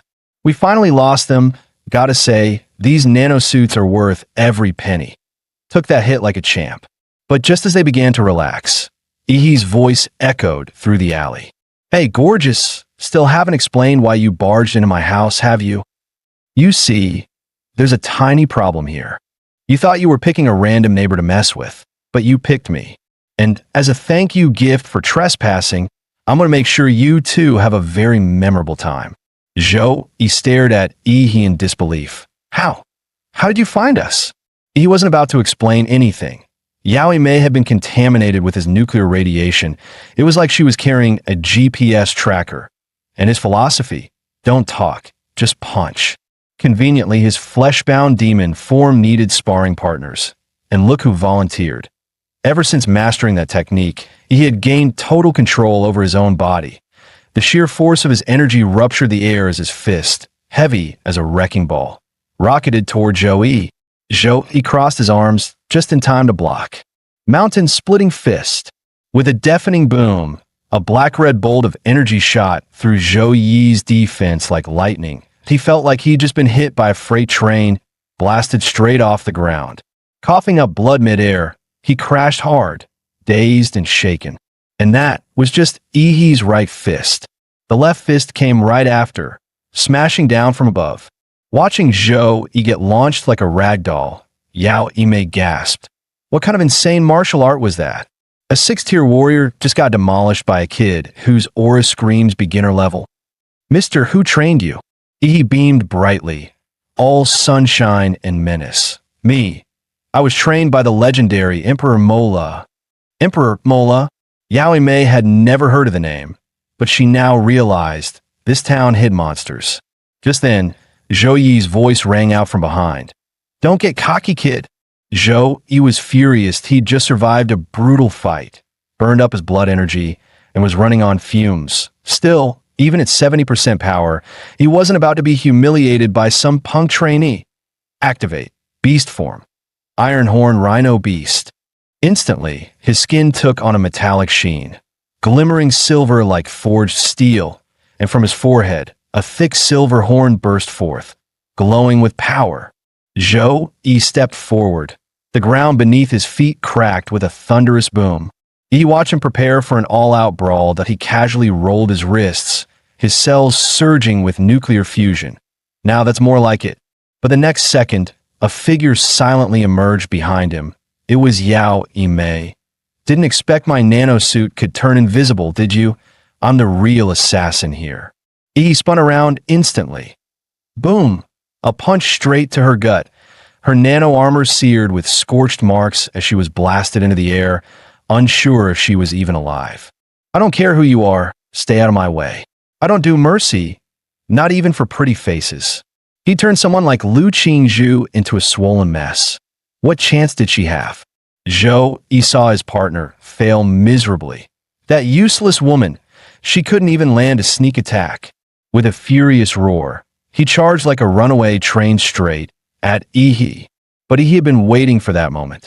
Their fists collided. Waves of force rippled through the air, visible to the naked eye. Ihi's punch, charged with killing intent and atomic lightning, slammed into Zhou Yi's silver armor. But all it left were charred streaks. He raised an eyebrow, mildly impressed. Oh, Didn't expect your defense to be this tough. Zhou Yi grinned, full of smug confidence. Kid, this iron horn rhino beast form of mine. Not even a tank shell can scratch me. What have you got that can break through? And it wasn't just defense. His offensive power had skyrocketed too, that he could hold his own against high-level fighters for a while, maybe even land a surprise critical hit. But in a drawn-out slugfest, he was finally starting to fall behind. Zhou Yi's eyes gleamed with bloodlust. Die brat. There was a twisted thrill in crushing a rising genius with his own hands. He sneered, triumphant. Doesn't matter how cocky you are. Against me, you're nothing but a joke. But suddenly, he froze. He had vanished. Wait, where the hell did he go? He turned around and nearly wet himself. One of the giant's toes was bigger than his entire head. Standing before him was a towering monster, over 30 meters tall. Through the mist, two ghostly blue eyes burned like spectral flames, unleashing a pressure so overwhelming it made the air feel heavy. What is that thing? Zhou Yi's mind went blank. When faced with something that massive, human instinct triggers only one reaction. Fear. Was this some new beast? Or could it really be that brat's transformation? He didn't waste a single word. He simply raised a hand and brought it down like a falling mountain. Zhou Yi felt a hurricane-level windstorm slam into him. The ground exploded beneath him like it was hit by a missile. By sheer reflex, he leapt out of the way. A second later, he realized if he'd been even a split second slower, he'd have been obliterated. But he didn't just have one hand. Just as Zhou Yi thought he'd narrowly escaped. Wham! The other hand came crashing down. This time there was no lucky dodge. Zhou Yi took the full hit, flattened into the ground like a rag doll. Yi's right arm rose again, glowing, humming with energy. In a flash, thunder roared down with his punch. Blow after blow rained down like a violent storm. Zhou Yi felt his bones shatter, his organs rupture, and his very soul nearly pounded out of his body. System notice. Host Yi Titan form activated. Comprehensive physical index 23.8 to 294. Nearby, Yao Mei forced herself to stand, only to freeze in horror, a 6-tier martial artist being used as a punching bag. Her heart sank with regret. I was such an idiot. Why did I mess with this monster? If this keeps going, Zhou Yi's gonna die, for real. She couldn't let him die here. There was no running now. Only one option left, a desperate counterattack. Perched atop a nearby building, she stared at the towering giant whose body eclipsed the structure itself. She leapt down in a swift, calculated arc, her form twisting midair. In a flash, she reached the giant's throat. Around his neck, tight yellow threads glinting faintly, molecular wires from her nanosuit, sharp enough to slice through reinforced alloy. She figured this transformation came from some kind of genetic ability. Big as he was, the human body still had its weak spots, and the throat was one of them. A crimson flash split the air, but what shocked her most, the giant didn't even fight back. He just let her slice his throat wide open. The giant's colossal head came crashing down. Boom! The ground trembled beneath the impact. Yao Mei exhaled sharply, her voice trembling. Did I do it? But then, her eyes widened in terror. The giant's mouth slowly opened. Deep in his throat, a glowing blue light pulsed to life. A rising hum of destruction rang in her ears, building, swelling, deafening. A monster, she whispered in despair. In that moment, it felt like even the heavens had sentenced her to die. The last thing she saw was an endless blaze of radiant blue. The atomic breath consumed her completely. The blast pierced straight through a nearby skyscraper, leaving a dazzling blue arc slicing across the sky. As the breath ended, a wave of scorching air erupted, engulfing the entire area in a sea of searing heat. He slowly stepped forward, making his way toward Zhou Yi. He loomed over the bloodied, broken man at his feet. In a low, rasping voice, he said, "Your turn." Zhou Yi, bones shattered, still struggled to rise. "You monster," he hissed. Yi stared down, cold, and emotionless. If you choose to kill, you'd better be ready to die. That's the fairest rule there is. Just then, sirens blared in the distance, growing louder by the second. The battle had drawn too much attention. Security forces were closing in fast. And just as he prepared to finish Zhou Yi off, he suddenly laughed, eyes filled with venom. If I'm going down, I'm dragging you with me. That woman, Yao Yimei, the one in the nano suit, she hid something in your house, something called the golden genome. Zhou, he let out a twisted laugh. It's yours now. The endless manhunt begins. Run. Run as far as you can. Ha! I'll be waiting in hell. He cut him off with a swift kick to the head. Run your ass. You talk way too damn much. The sirens were getting closer. He had to get rid of the body. Fast. This time, he might have gone a bit overboard. Especially with that giant hole punched clean through the building. Yeah, definitely too much. He hurried back to his apartment under cover of night. He immediately contacted Qin Lan for help. Aunt Qin, how's the police investigation going? Handled it, she replied coolly. But things are getting messy on Blue Star lately that you'd better lay low until Huadu University starts. Relax, Aunt Qin.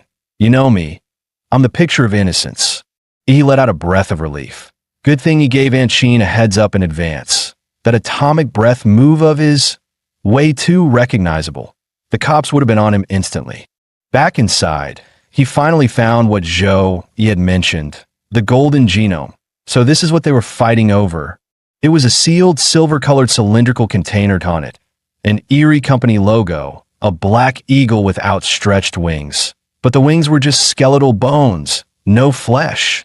I've seen this before. That's the symbol of Laserbird, one of the biggest biotech conglomerates that I spotted it in the Prometheus dossier that guy from Huadu handed me. So those two must have stolen this thing from Laserbird and got hunted down while trying to escape. Judging from Zhou Yi's dying words, he clearly wanted to dump this nuclear-grade mess right into my lap. I glanced at what used to be my living room. Now just a disaster zone. Great. Guess it's hotel life for now, that I'll find a new place tomorrow. Meanwhile, deep within the Swan Lake Rift, classified as a B-rank anomaly near Anqing, a squad of hunters had just taken down a Tier 3 elite bloodline wolf beast. How'd your side go? Not bad. Made a small profit. Suddenly, one of the female squad mates froze and pointed toward the horizon, her voice trembling. See, Captain? Look over there. Trees were crashing down like dominoes, and the thunder of countless footsteps shook the earth. An endless tide of magical beasts surged into view, stretching across the horizon. Atop the head of a crocodilian monster larger than a mountain sat a massive throne of bones, forged from countless white skulls. And it's common knowledge, when beasts die, their bodies don't leave behind bones. So these must be the remains of high-ranking human warriors. Reclining on that throne was a massive black ape, lounging like a man, its gaze cold and commanding. Above its head, celestial anomalies swirled in the sky. That kind of phenomenon only appears for Overlord-class beasts, a Tier 5 apex beast. The crimson-eyed black ape king. Alert the military now. A Lord-class beast is leading a massive horde toward Anqing. We can't stop it. Only Grandmasters or higher can deal with this. Damn it. High-tier beasts rarely ever leave their own territory. Why is this happening? Every Lord-class magical beast is a walking natural disaster. They emit a special frequency. Only other beasts can hear it. Any creature below their rank is instantly compelled to obey. They gather around the Overlord, forming its personal army. The black ape atop the bone throne slowly opened its crimson eyes. It glanced at the hunter squad, cold, imperial, and utterly disdainful. The sky darkened. Dozens of massive stone spears materialized overhead, raining down like divine punishment. The squad broke into a desperate sprint for their lives. Emergency Overlord-class beast spotted in Swan Lake Rift. The horde is expanding, requesting backup. Repeat, requesting. But before he could finish, a stone spike crushed him. His last words echoed in the comms. Overlord confirmed. Please respond. Hello? Hello? Meanwhile, the crimson-eyed black ape slowly rose from its throne.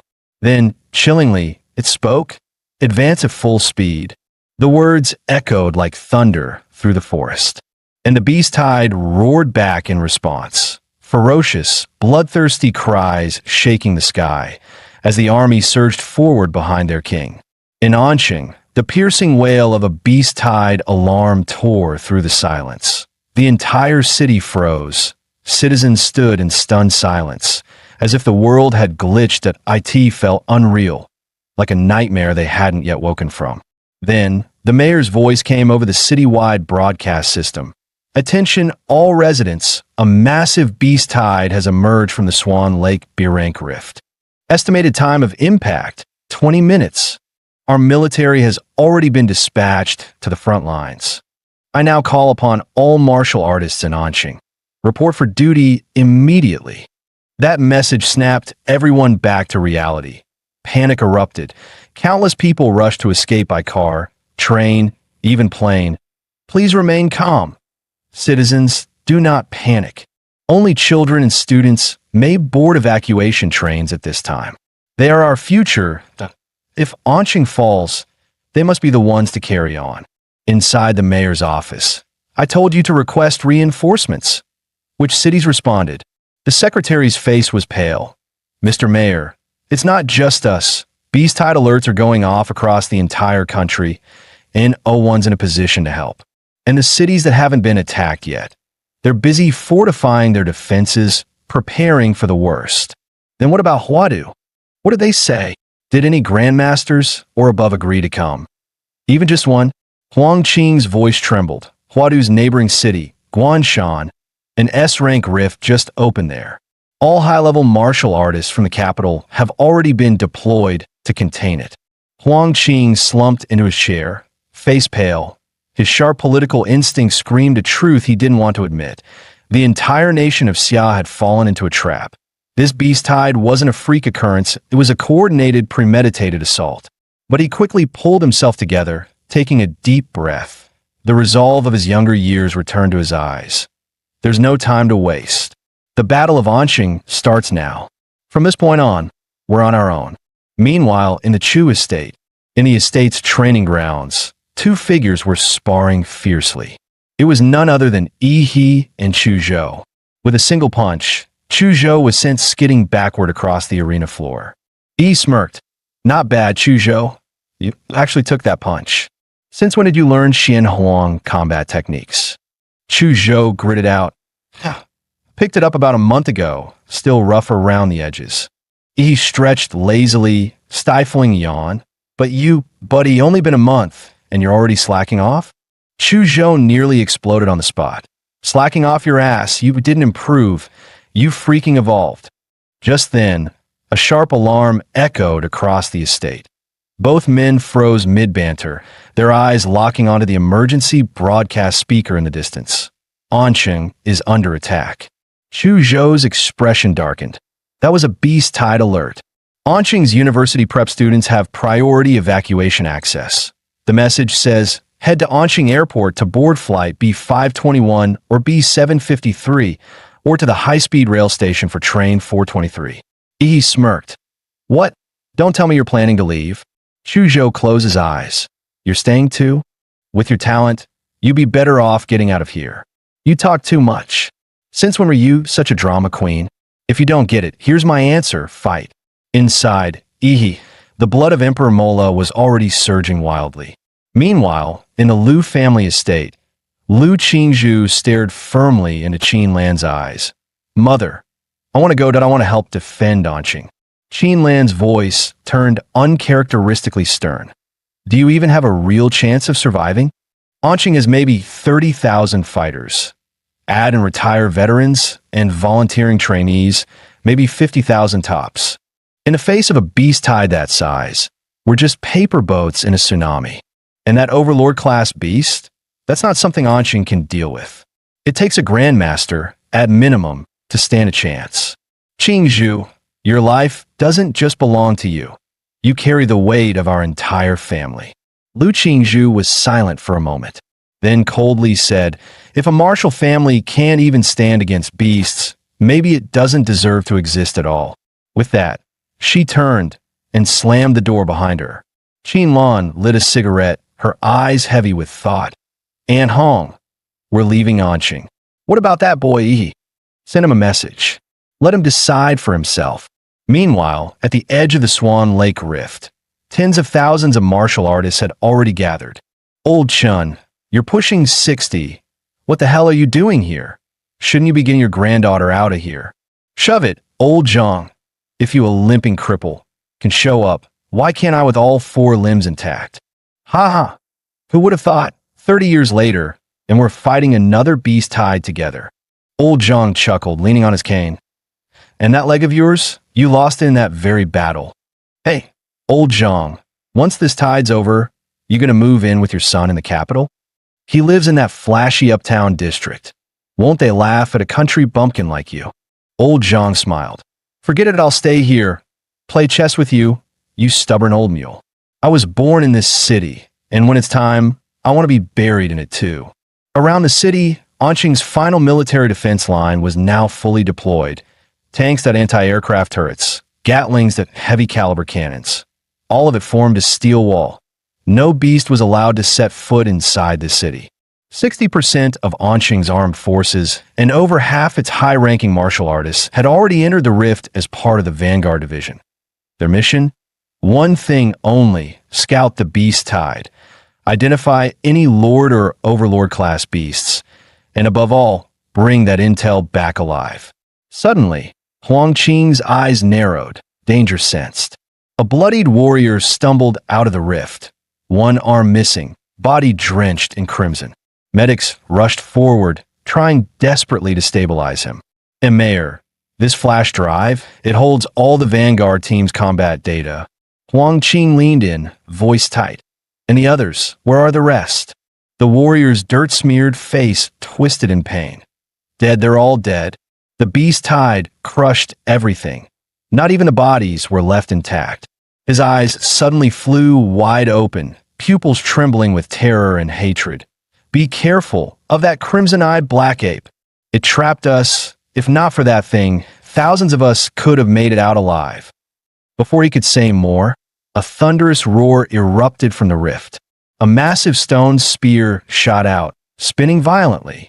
It tore straight through a distant skyscraper, like paper. Rubble came crashing down in a deafening cascade.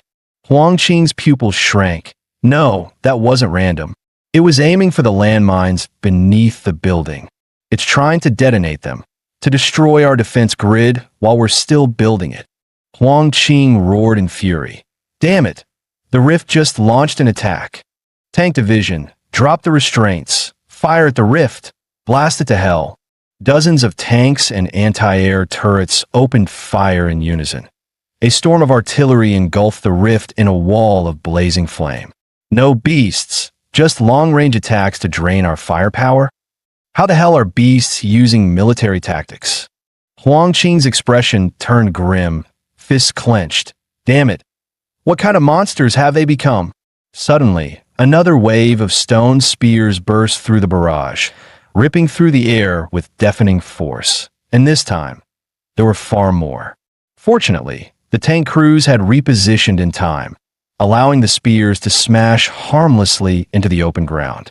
But then, one soldier heard something strange, a noise coming from the shattered spear fragments behind him. Before he could react, "Enemy infiltration!" someone shouted. A grotesque, many-eyed beast lunged out and bit the soldier's head clean off. That horrific scene wasn't isolated. Across the battlefield, similar ambushes erupted. Those spears were delivery pods for monsters. They weren't just projectiles, they were drop pods, launching beasts straight from the rift into our backlands. Huang Qing shouted again, voice hoarse and furious. "Don't let those spears land. Shoot them down mid-air. Every one that lands is a breach in our walls."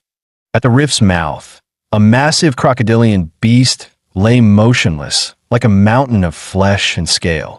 The crimson-eyed black ape narrowed its glowing eyes, those scarlet pupils gleaming with disturbingly human cunning. "It's time. Humans can no longer resist. Soldiers flatten their lands, leave nothing standing. A lord-class beast, a towering white-furred gorilla the size of a building, let out a thunderous roar and charged forward. Behind it, the beast horde surged like a tidal wave, flooding toward the rift's edge and spilling into the battlefield.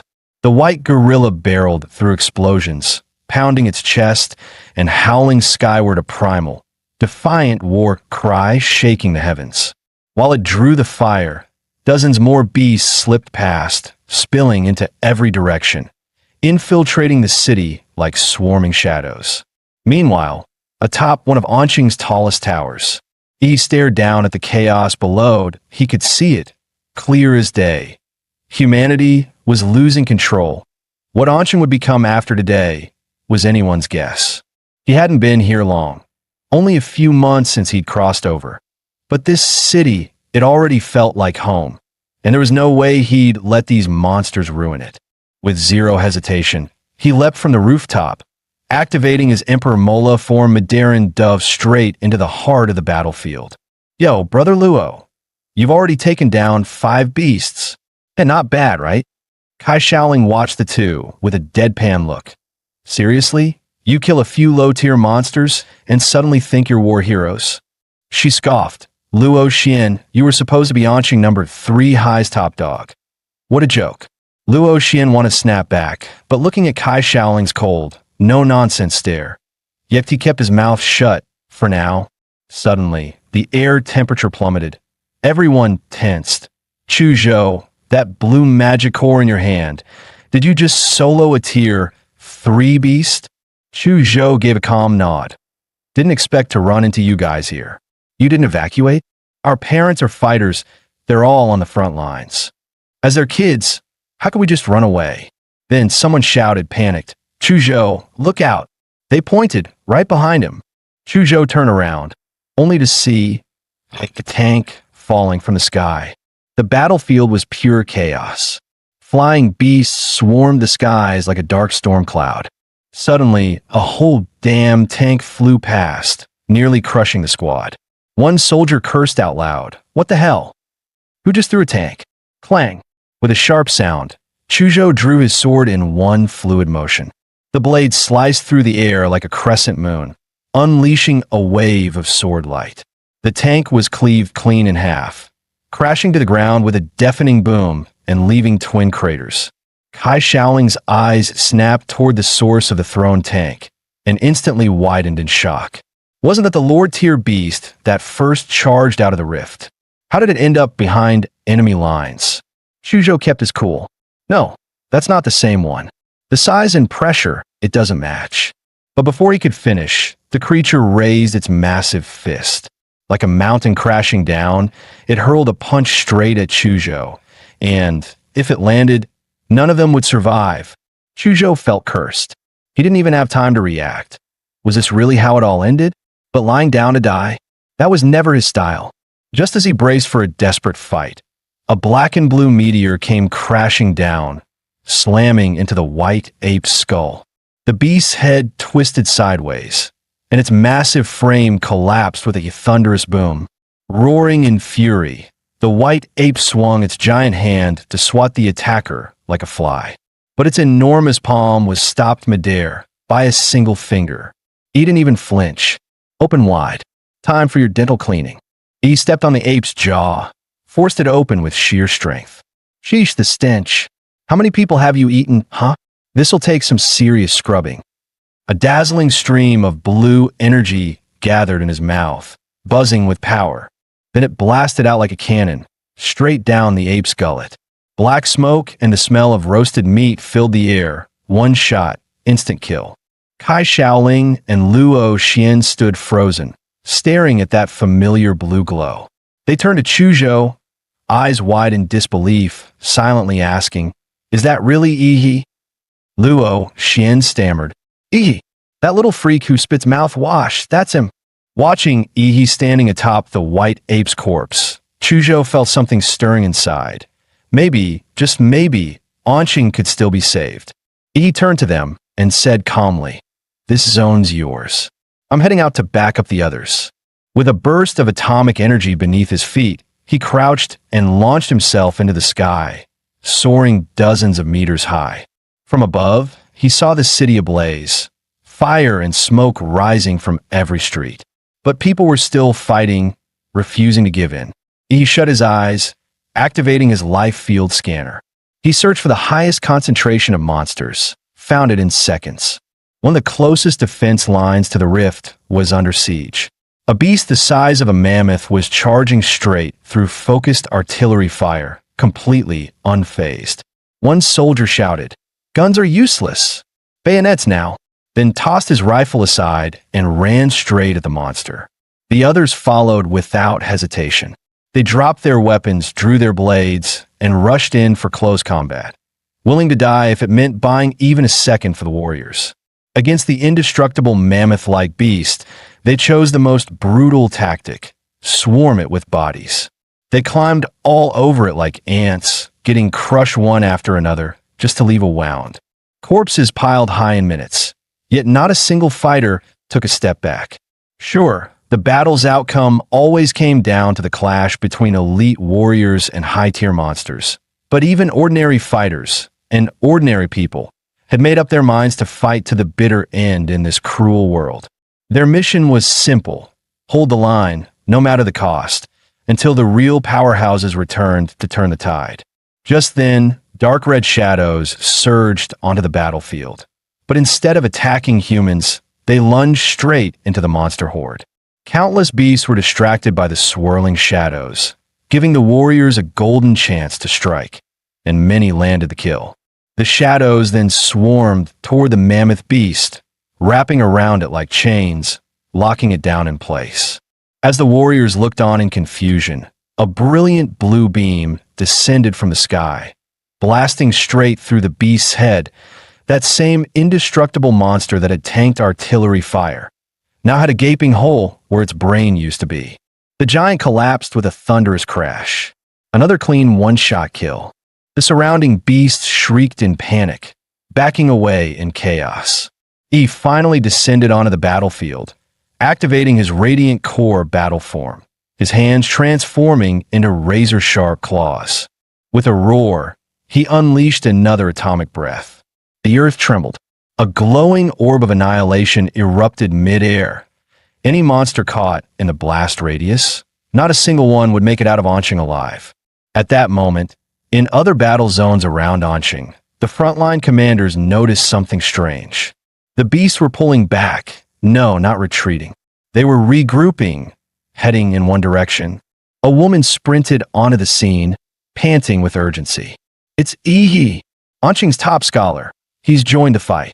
The warriors instantly understood why the beasts were shifting. But one of them clenched his fists and barked, "No way. We won't let Ihi end up like Warrior Lu. He's still just a kid. He's Anqing's hope." With that, he charged out without hesitation. Intercept the beasts. Protect the scholar. Elsewhere, Ihi, fully unleashed in his radiant core battle form, punched straight through a massive monster skull, incinerating its body into ashes. The shockwave alone turned nearby beasts into bloody pulp, but more surged toward him, hoping to overwhelm him with sheer numbers. He let out a thunderous roar and slammed his fist into the ground. A burst of blue pulse energy exploded outward, sending monsters flying in all directions. Cracks spread out like spiderwebs beneath him, and lethal radiation flooded the battlefield. Heads up, a Lord-tier monster is targeting Ihi. Protect him at all costs. Damn it, if you want to kill our top scholar, you'll have to walk over my dead body first. With him here, Anqing still has a chance. Victory belongs to humanity. You monsters, go rot in hell. Hold the line. Our top scholar is almost here. You old vets seriously gonna lose to a high schooler? Don't embarrass yourselves. When he shows up, you better not let him see this base in ruins. Drive those beasts out, every last one of them. At this point, he had become more than just a fighter. He was a symbol of hope. And that hope had drawn 5 Lord-tier beasts, fresh out of the rift, into a full-blown charge straight toward him. Even elite human warriors struggled to break through. The rampaging beast made it nearly impossible to close the distance. Just then, boom, the ground erupted as four colossal stone walls, each nearly 100 meters tall, shot up and encased the five Lord-tier monsters in a massive trap. Anqing's ultimate defender had arrived. Floating high above was Mayor Huang Qing, his combat level at the revered Xuanwu tier, unleashing his top-tier gene art. Earthpulse Fortress, but he knew better than anyone. This technique could only buy time. If they wanted to end this once and for all, the Overlord had to die. But those beasts weren't about to sit still. The white-furred Ape King leapt upward, stepping on the backs of its fellow monsters, launching itself skyward, trying to leap clean over the wall. Seeing the white Ape King about to leap the wall, Huang Qing blinked, vanishing and reappearing above the Earthpulse Fortress in a flash. He brought his palms together, then slammed one down on the beast's skull, which was the size of a car. A golden energy beam burst forth from his strike. The ape's eyes, ears, nose, and mouth all bled out at once. Its brain turned to mush. Its spine shattered like glass. This was the power of a Xuanwu tier warrior, someone who could crush Lord tier beasts with ease. Just as Huang Qing prepared to eliminate the remaining monsters, something caught his attention. His gaze locked on the dimensional rift. A massive crocodilian head was squeezing through. It was so large that its body couldn't even fully pass through the rift. This was the mountain-crushing crocodile, a Tier 4 Royal Lord class monster. A bead of cold sweat ran down Huang Qing's temple. He'd seen this creature in the frontline reports. It was a walking calamity. This monster was none other than the personal mount of the dreaded Tier 5 Overlord, Blood-Eyed Black Ape. Those spike-like projectiles raining down on the city, they were its doing. Earth element bloodline powers condensed into lethal missiles. And now that the mount had appeared, it could only mean one thing. The Overlord itself was coming. Huang Qing didn't hesitate. He slammed his palms to the ground and roared. Gene art, tsunami of stone. Waves of unstoppable energy surged outward like a mountain turning into a tidal wave, ripping across the battlefield. Huang Qing slammed his palms down again. The once solid earth began to ripple like water, rising into a massive swell. Over 100 meters tall, then it crashed down like a tsunami, aimed straight at the exposed head of the mountain-crushing crocodile.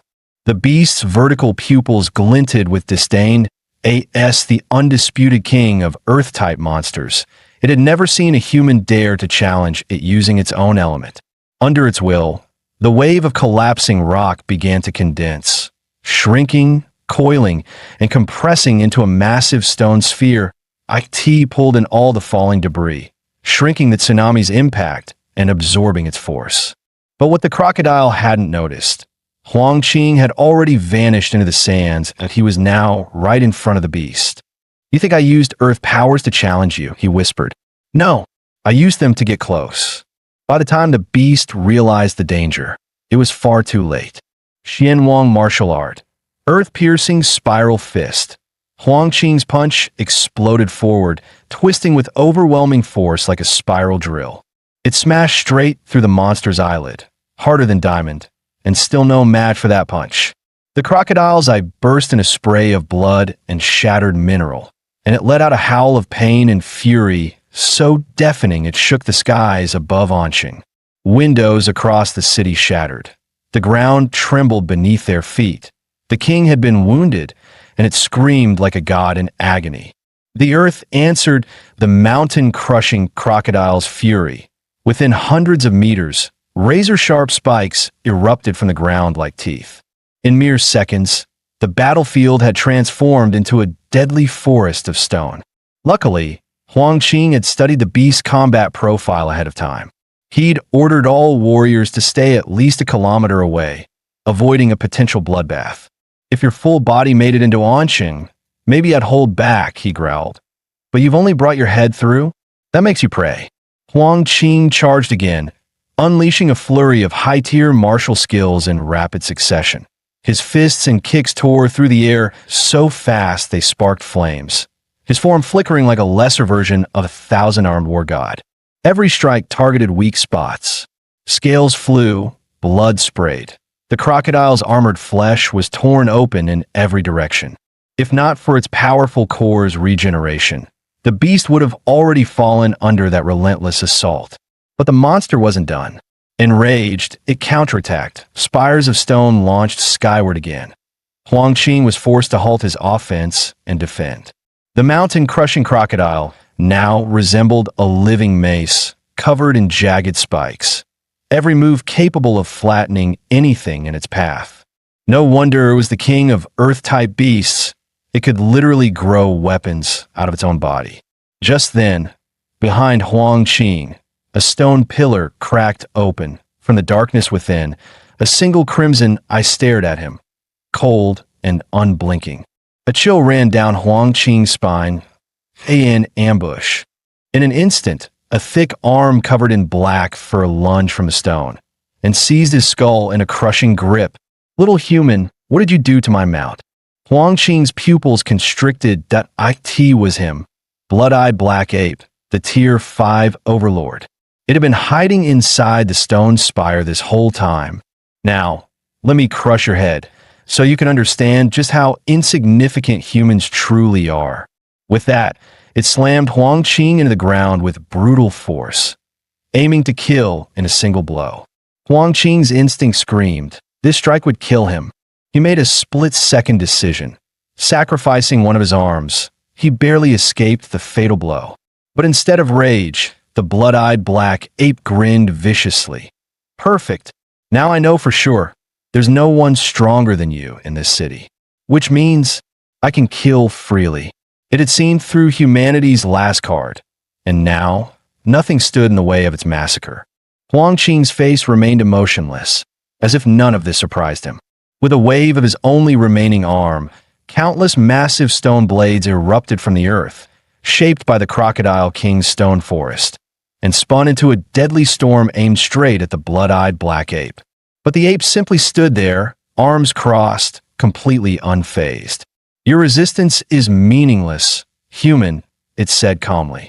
All you're doing is delaying your death. To the blood-eyed black ape, this wasn't a battle anymore. It was a game of fear and despair. IT wanted to see this city's strongest warrior break. That moment of fear would be its greatest prize. The stone blades, strong enough to shred tanks, slammed into its body like a pack of raging beasts. But it didn't block, didn't dodge, just let the blades carve its flesh. Black blood flew, yet it didn't even flinch. Like a twisted instructor grading an exam, it mocked, decent speed, but far too weak. Without a word, Huang Qing summoned another tidal wave of stone, launching a massive second assault. But the blood-eyed black ape leapt effortlessly, soaring over 100 meters in a single bound, and escaped the stone tide with ease. Boom! The tidal wave of stone crashed through the forest of spikes, pulverizing everything in its path. But when the dust settled, the blood-eyed black ape stood untouched. Not bad, it muttered, but still too slow. Huang Qing heard its mocking voice echo around him. Kneel. I don't allow lower life forms to look me in the eye. For a moment, he blinked. Caught off guard, he hadn't expected the beast to be this deranged. Then came the strike. The ape's palm descended like a collapsing mountain. Another thunderous impact. Huang Qing felt both knees crack in pain, but he didn't fall completely. He forced himself to stay half-crouched, refusing to kneel. The ground beneath him shattered into spiderweb fractures, yet his eyes remained calm, unshaken. The ape tilted its head in confusion. Where was it? The fear, the despair, the same look all the others had before dying. Why? It growled. Why aren't you afraid? Huang Qing placed his remaining hand on the ground and answered coldly. You think you're clever, beast, but you miscalculated. In the end, you're just another arrogant animal. Bloodburn forbidden art. Earth pulse seal. Huang Qing roared that it wasn't a trap. It was a setup. He had lured the blood-eyed black ape here on purpose, because this place held his final trump card. Rumble. The ground beneath them liquefied, whirling into a vortex of sand with terrifying suction power. Within seconds, The ape had sunk halfway into the swirling pit. The more it struggled, the deeper it sank. Really? This is your ace? The ape sneered. You think you can seal me? How naive, human. You can't hold me forever. The second your little trap slips, I'll tear everyone in this city apart. But Huang Qing just smiled. Not with joy, but with grim pride. This isn't a trap, he said softly. It's a hymn. A human anthem, sung in the face of annihilation. He pulled up his shirt, revealing a glowing, star-shaped wound over his heart. 5 points, burning red. Then, he thrust his only arm through his own chest. Blood gushed instantly. The blood-eyed black ape froze. What are you doing? Huang Qing coughed blood, but his gaze was resolute. At the start of this war, I buried Anqing's one and only tactical nuke beneath Swan Lake. The trigger is embedded in my heart, and once that heart stops beating, the bomb goes off. The blood-eyed black ape snarled. You expect me to believe that? You're insane. No one would gamble their life like this. You think I'm scared? You're bluffing. But Huang Qing just smiled. From the moment this war began, I never planned on making it out alive. Because I'm the mayor of Anqing.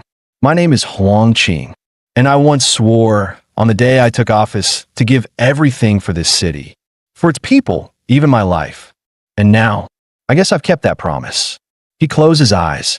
Then came the light and the heat, annihilating both him and the beast in a single, blinding instant. Boom! The sky erupted. A mushroom cloud rose like a monument. Massive, solemn, eternal. The warriors who had been warned and evacuated the blast zone stood in silence. They looked toward Ground Zero, eyes filled with tears, tears that flowed like rivers, but their gazes burned with pride. As one, they raised their hands and saluted the explosion. Chuzhou and the others bowed their heads, paying silent tribute. This wasn't an it was a funeral. A grand, unforgettable funeral. After the nuclear blast, everything within a 10-kilometer radius was vaporized in an instant, leaving behind a single, massive crater of molten rock. In the endless sea of dark red lava, something stirred the shape, charred black and barely human, trembled. Chunks of carbonized flesh crumbled away, revealing scorched bone beneath. Embedded in the center of the ribcage was a dull, orange-hued crystal. Then, without warning, the crystal flared, like a dying flame reigniting one last time. Thin, pink threads of blood began to unravel from the magic core. They spread across the broken skeleton, weaving muscle, sinew, and nerves anew. Seconds later, the blood-eyed black ape's eyes snapped open. Its body, now a grotesque, blood-soaked figure, began to rebuild. Skin spread.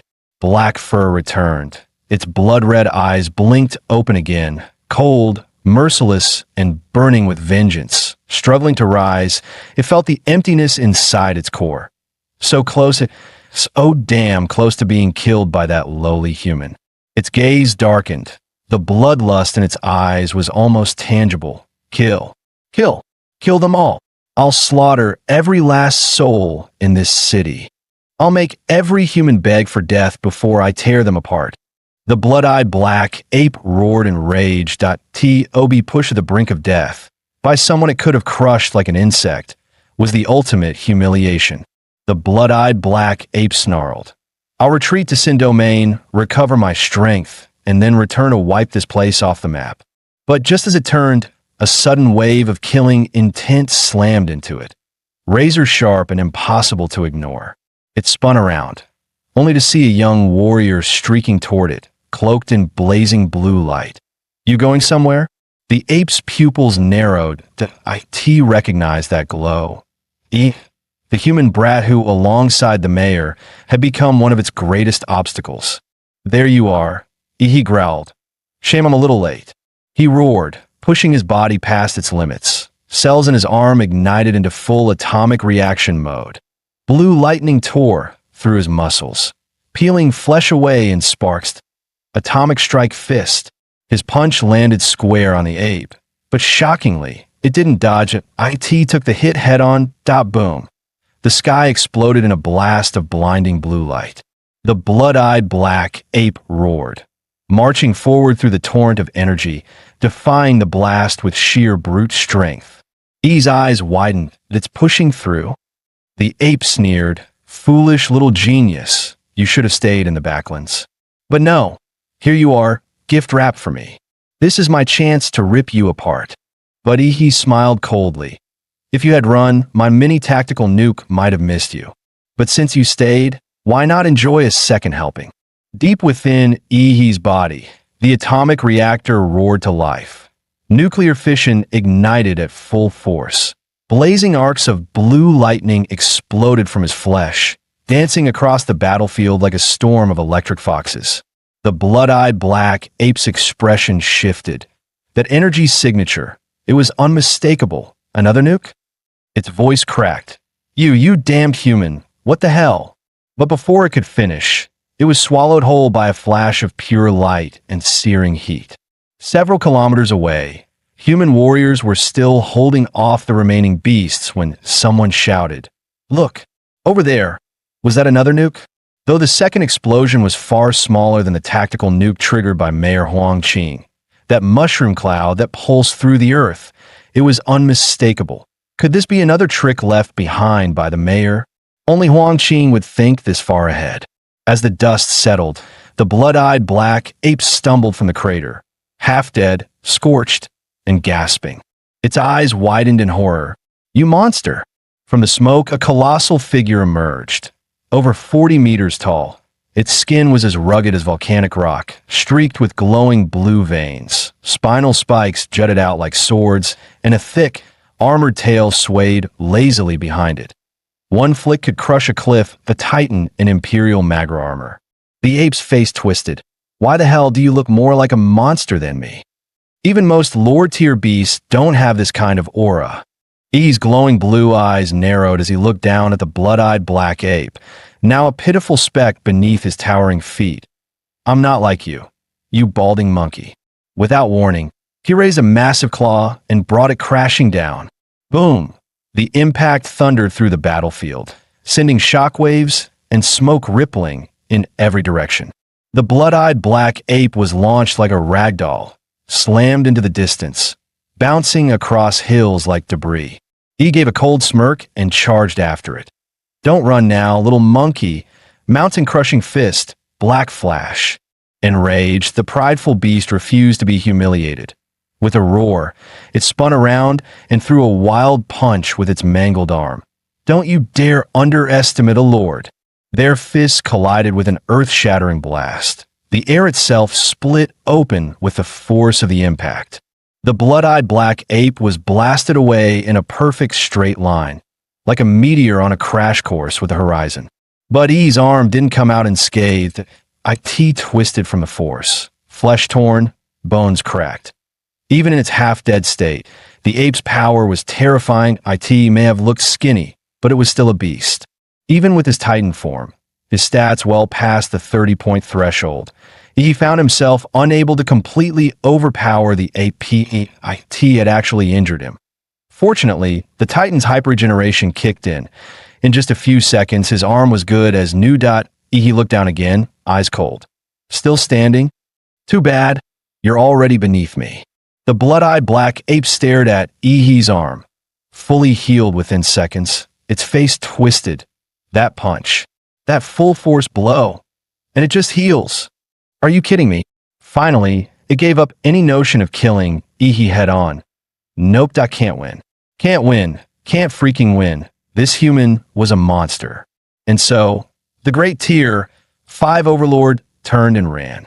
He watched the retreating figure with a cold smirk. "Run? You think that'll help you now?" Suddenly, the glowing cracks on his chest ignited, and a brilliant blue spinal structure, like a crystal blade, shimmered down his back, pulsing with pure, godlike power. "A filthy beast like you doesn't deserve to be the reason Mayor Huang gave his life."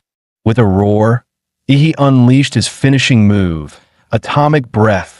A divine beam of sky blue energy blasted from his mouth, cutting through the battlefield like a god's wrathful sword. Boom! The blood-eyed black ape took the hit head-on, staggering as flames engulfed its body. But after everything it had endured, can it still survive this? The atomic breath struck like divine punishment, slamming the massive blood-eyed ape straight into the earth and leaving a gaping crater. He narrowed his eyes. He sensed that the beast wasn't down yet. It was trying to escape underground. Without hesitation, he unleashed Godzilla's biomagnetic field. Waves of energy spread like a net, locking onto a swift-moving presence beneath the soil. As expected, the ape was tunneling madly, aiming to reach the entrance to the forbidden domain just ahead. He smirked, bloodlust flashing in his eyes. "You're not going anywhere, you damned monkey." The second blast of atomic breath erupted with a thunderous roar, tearing through the ground. A beam of blinding white energy ripped open the earth, blasting the ape out of hiding, flinging it through the air in a mess of blood and mud. Crashing hard onto the ground, the blood-eyed ape roared in fury. "Damn it! I was so close! The gate to the domain was just ahead, if it weren't for this damn human." But before it could finish, the sky darkened as a colossal fist descended, wrapped in a violent shockwave. Boom! The ape was smashed back into the crater, dust and debris exploding everywhere as its insides churned from the impact. E's voice cut through the air like a steel blade. "You dared lay hands on Mayor Huang? This is the price that I'll make you beg for death." After being crushed blow after blow, the blood-eyed ape was on the verge of mental collapse. It forcefully burned the last reserves of its core energy, restoring its right arm to peak strength, veins bulging, cracks forming across its skin. With a sky-shaking roar, it lunged forward like a beast gone mad. "Die, you pitiful insect." The ape's colossal fist came crashing down, trailing a trail of destruction. But E didn't flinch. Instead, he stepped forward, meeting the strike head-on. Fist met fist. The impact compressed the air into a vacuum, black and red lightning streaking across the sky. E's arm exploded on contact. Muscles tore, blood sprayed, and bones shattered like brittle glass. And yet, there wasn't a hint of fear in his eyes that he smirked coldly, staring the beast down like it was already defeated. That one punch had drained the last of the blood-eyed ape's strength that IT was finished. He began channeling another atomic breath, the destructive energy swirling in his throat, ready to unleash a blast that would end it all. But before he could fire, a sudden jolt of soul-ripping pain exploded in his mind. His vision blurred, nearly passing out on the spot. Gritting his teeth, he quickly surged demonic energy through his core, activating the star god's protection to forcefully anchor his crumbling spirit. Regaining control of his spirit, he scanned his surroundings, every muscle tense for battle. From the charred ruins, countless slender white arms had silently sprouted, elegant like carved jade, swaying gently in the wind, beautiful and terrifying. The heavily wounded blood-eyed ape was being carried away by those arms, passed along slowly like some twisted relay toward the distance. E's gaze turned sharp as a blade. With a flick of his wrist, he attempted to pull the beast back by force. But the moment he moved, he felt it. His own titan body had been bound. From his shoulders to his elbows and knees, the same pale hands had grown out, locking up his joints like a frozen machine. "You think some parlor trick can hold me?" he roared, detonating the atomic reactor within. His power surged like a volcanic eruption. 200 degrees Celsius, 400 degrees C, 800 degrees C. The moment his core broke past 1,000 degrees C, the 40-meter giant exploded in a blinding blaze of cobalt blue. The Godzilla-like armor melted away, revealing molten blue flesh beneath. His entire body now a walking furnace of destruction. The ground beneath him boiled and cracked under the heat, and all the jade hands binding him were instantly reduced to ash. Meanwhile, the crippled blood-eyed ape had been carried by the sea of hands to within 50 meters of the rift to the secret realm. As it looked back at the towering titan, closing in like a wrathful god, for the first time, it felt the chilling grip of death. Nothing was left but pure, primal fear. E crushed the charred earth beneath his steps, each footfall scorching away entire fields of ghostly arms. With a furious roar, he extended his blazing hand, about to snatch the beast back from the brink of escape. But at that very instant, an eerie woman's laughter echoed from within the towering rift. IT was sharp, chilling like nails clawing at the soul. Then, pale arms surged out like a tidal wave, pouring from the crack in endless waves. At the center of the tide, a woman's head slowly emerged, her face partially hidden by two long, mask-like white hands covering her eyes. Only her lips were visible, curled into a disturbingly elegant smile. Seeing that grotesque figure emerge, Ihi's heart sank. What the hell was that, another beast? No, this wasn't just a beast. That overwhelming pressure. It had to be beyond apex class. If her true form descended, he'd be vaporized before he could even kneel.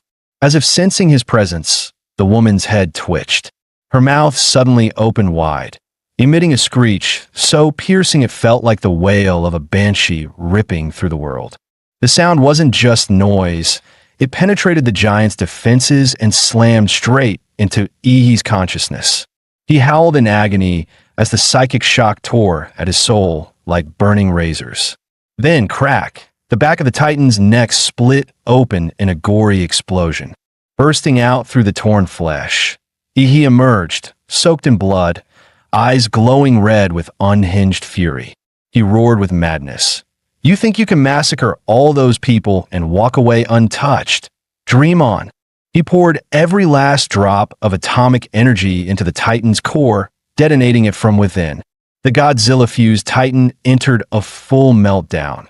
Its blue plasma veins surged wildly, burning away flesh until only a blazing skeleton of bone and blue fire remained. E controlled the flaming husk like a chariot of wrath, charging straight toward the rift. Every reaching hand along the path was incinerated, the earth torn asunder like hell's gates opening.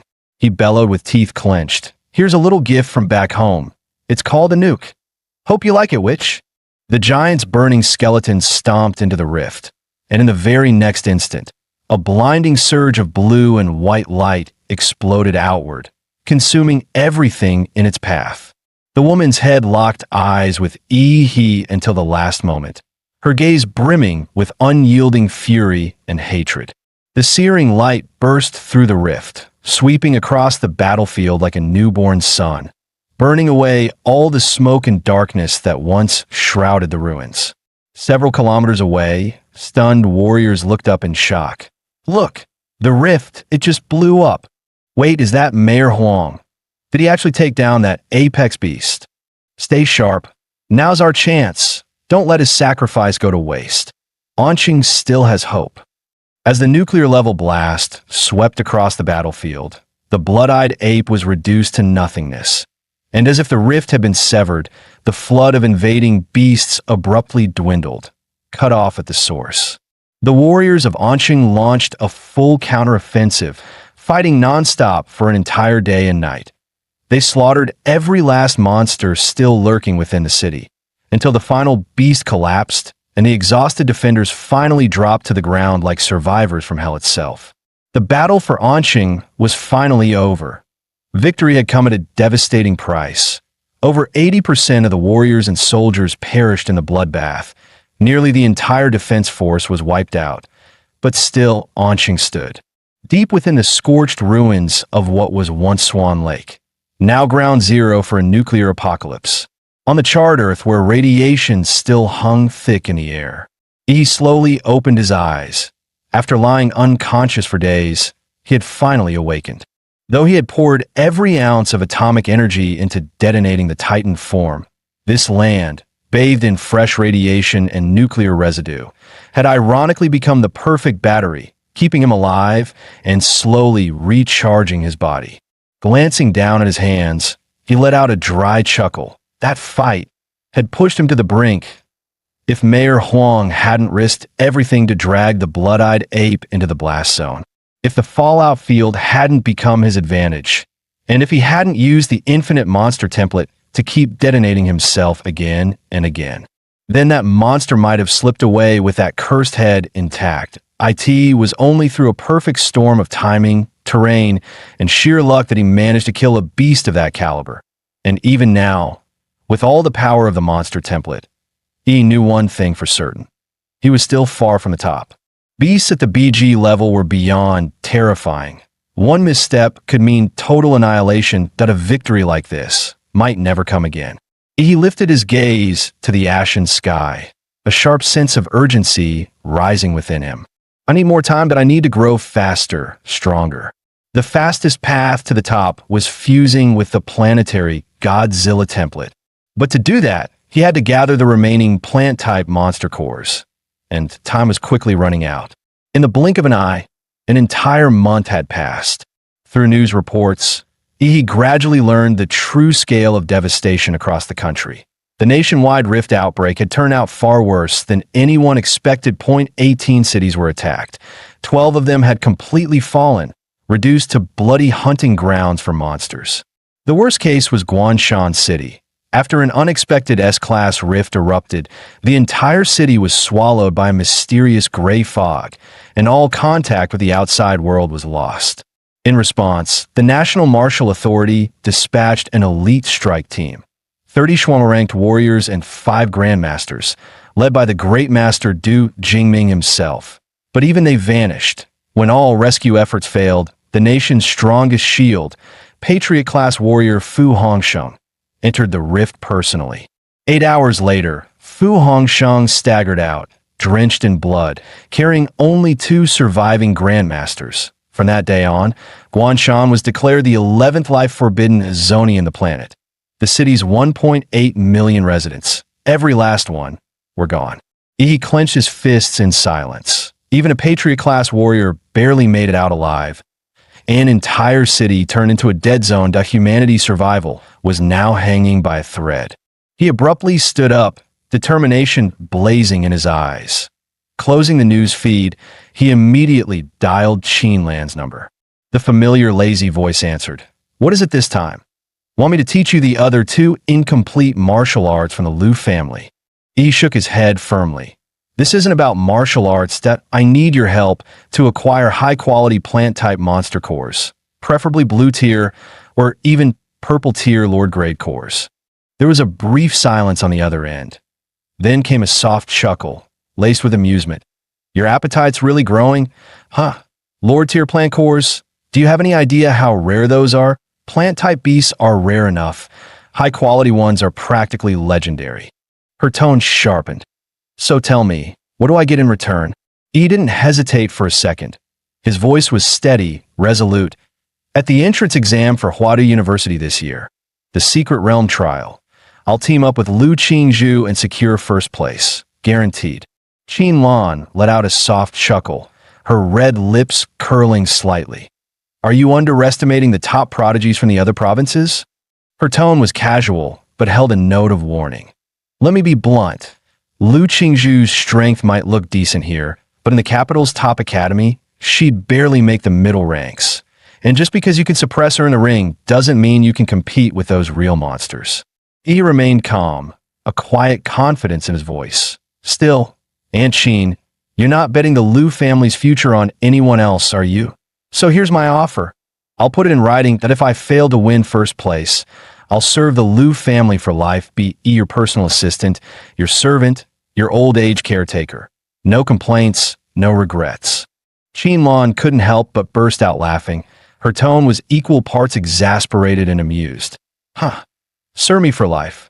You're really good at making bold promises, aren't you, little brat?" She exhaled softly, her voice sultry but resolute through the phone. "Fine, I'll help you, just this once. But remember, this chance only comes once." Outside Anqing First People's Hospital, a sleek black and gold motorcycle screeched to a stop. He hopped off, riding his generously gifted brother-in-law's prized machine.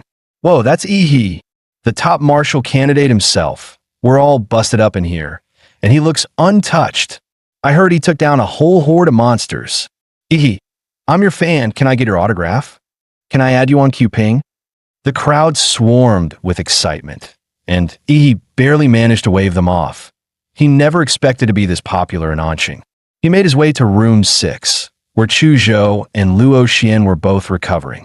The moment Yi stepped inside, he nearly burst out laughing. Chu Zhou, usually the city's poster boy for charm, was now wrapped head to toe in bandages, leaving only one eye visible. "Ha ha! Is that our pretty boy Chu Zhou? Look at you now. This is gold, absolute gold." Chu rolled his eye. "You here to check on the wounded or just to laugh at us? And what's with all the stuff you're carrying?" Yi shrugged innocently. "Fan gifts got mobbed on the way in." Just then, another voice chimed in. Well, if it isn't he. Sorry you are? Luo Xian that I was your first opponent in the qualifier. What, already forgot me?" He blinked, but then caught sight of Luo Xian's injured leg, and his tone shifted. Yeah, Luo Xian might have been weak on the battlefield, but his spirit, that was a real warrior's heart.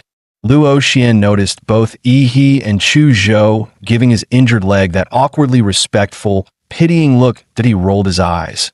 "Guys, seriously? Don't look at me like I'm already dead. The leg's not gone. Worst case, I'll get a limb repair surgery. And if that doesn't cut it, I'll slap on one of those new laser bird combat prosthetics. They come with built-in cannons now, you know."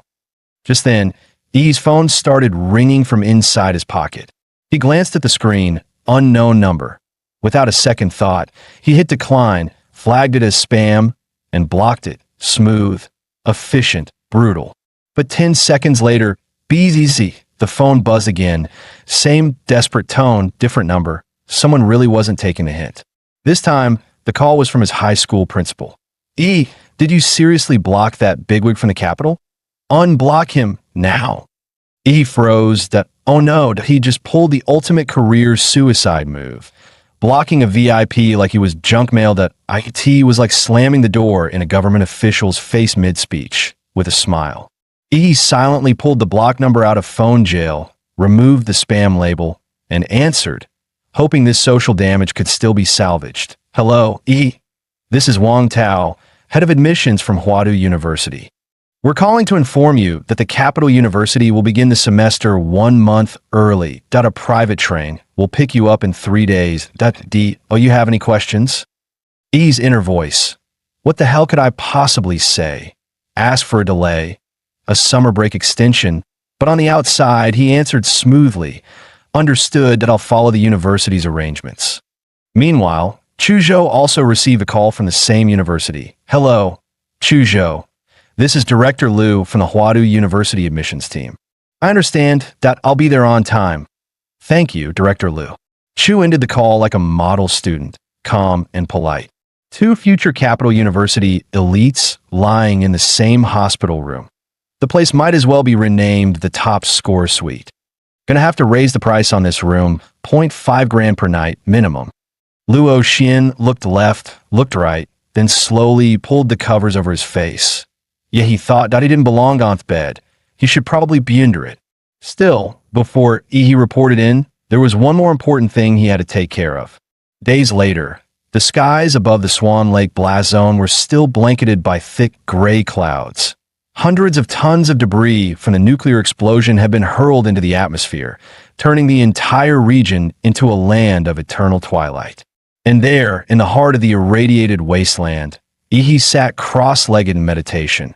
The ground beneath him, scorched by unimaginable heat, had melted into a glassy surface, gleaming like warped crystal. Entering his Damonra state, he began channeling the lingering radiation from the air into his body. Jagged, obsidian-like skin coated his frame, while the crystalline spine on his back pulsed with blue light. Misty energy circled him, making him look like some celestial immortal. If that immortal were breathing in toxic nuclear gas instead of spiritual essence. His muscles, broad and powerful like an eagle mid-flight, slowly relaxed, and his pores released thick steam like a living pressure engine. His eyes snapped open, a sharp flash of blue cutting through his pupils that he pulled up his status panel to see the results of his 3-day training. Infinite monster template host, overall physique, 27.4 active template. Berserker Damonra template sync rate, 38.9% Titan form sync rate, 90%. After the battle against the blood-eyed ape, his Damonra sync had jumped by 1.5%, a massive leap at this level. And with 3 days of exposure to pure radiation and atomic decay energy, he'd gained another solid 6%. This wasteland wasn't just a battlefield. It was a training paradise. But time was up. He had to leave. He bent his knees, gathering atomic energy beneath his feet like a coiled spring. With a flash of blinding blue light, he launched upward, but a thunderous boom followed as a shockwave burst behind him, splitting the air like a sonic cannon.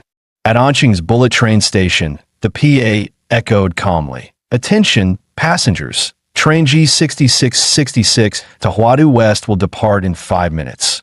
Please proceed to ticket check-in if you haven't done so." Inside the station, Chu Zhou stood with his suitcase, calm as ever, waiting near the platform. His eyes twitched as he looked to the sky, and a faint smirk crossed his lips. He's here. Boom! Boom!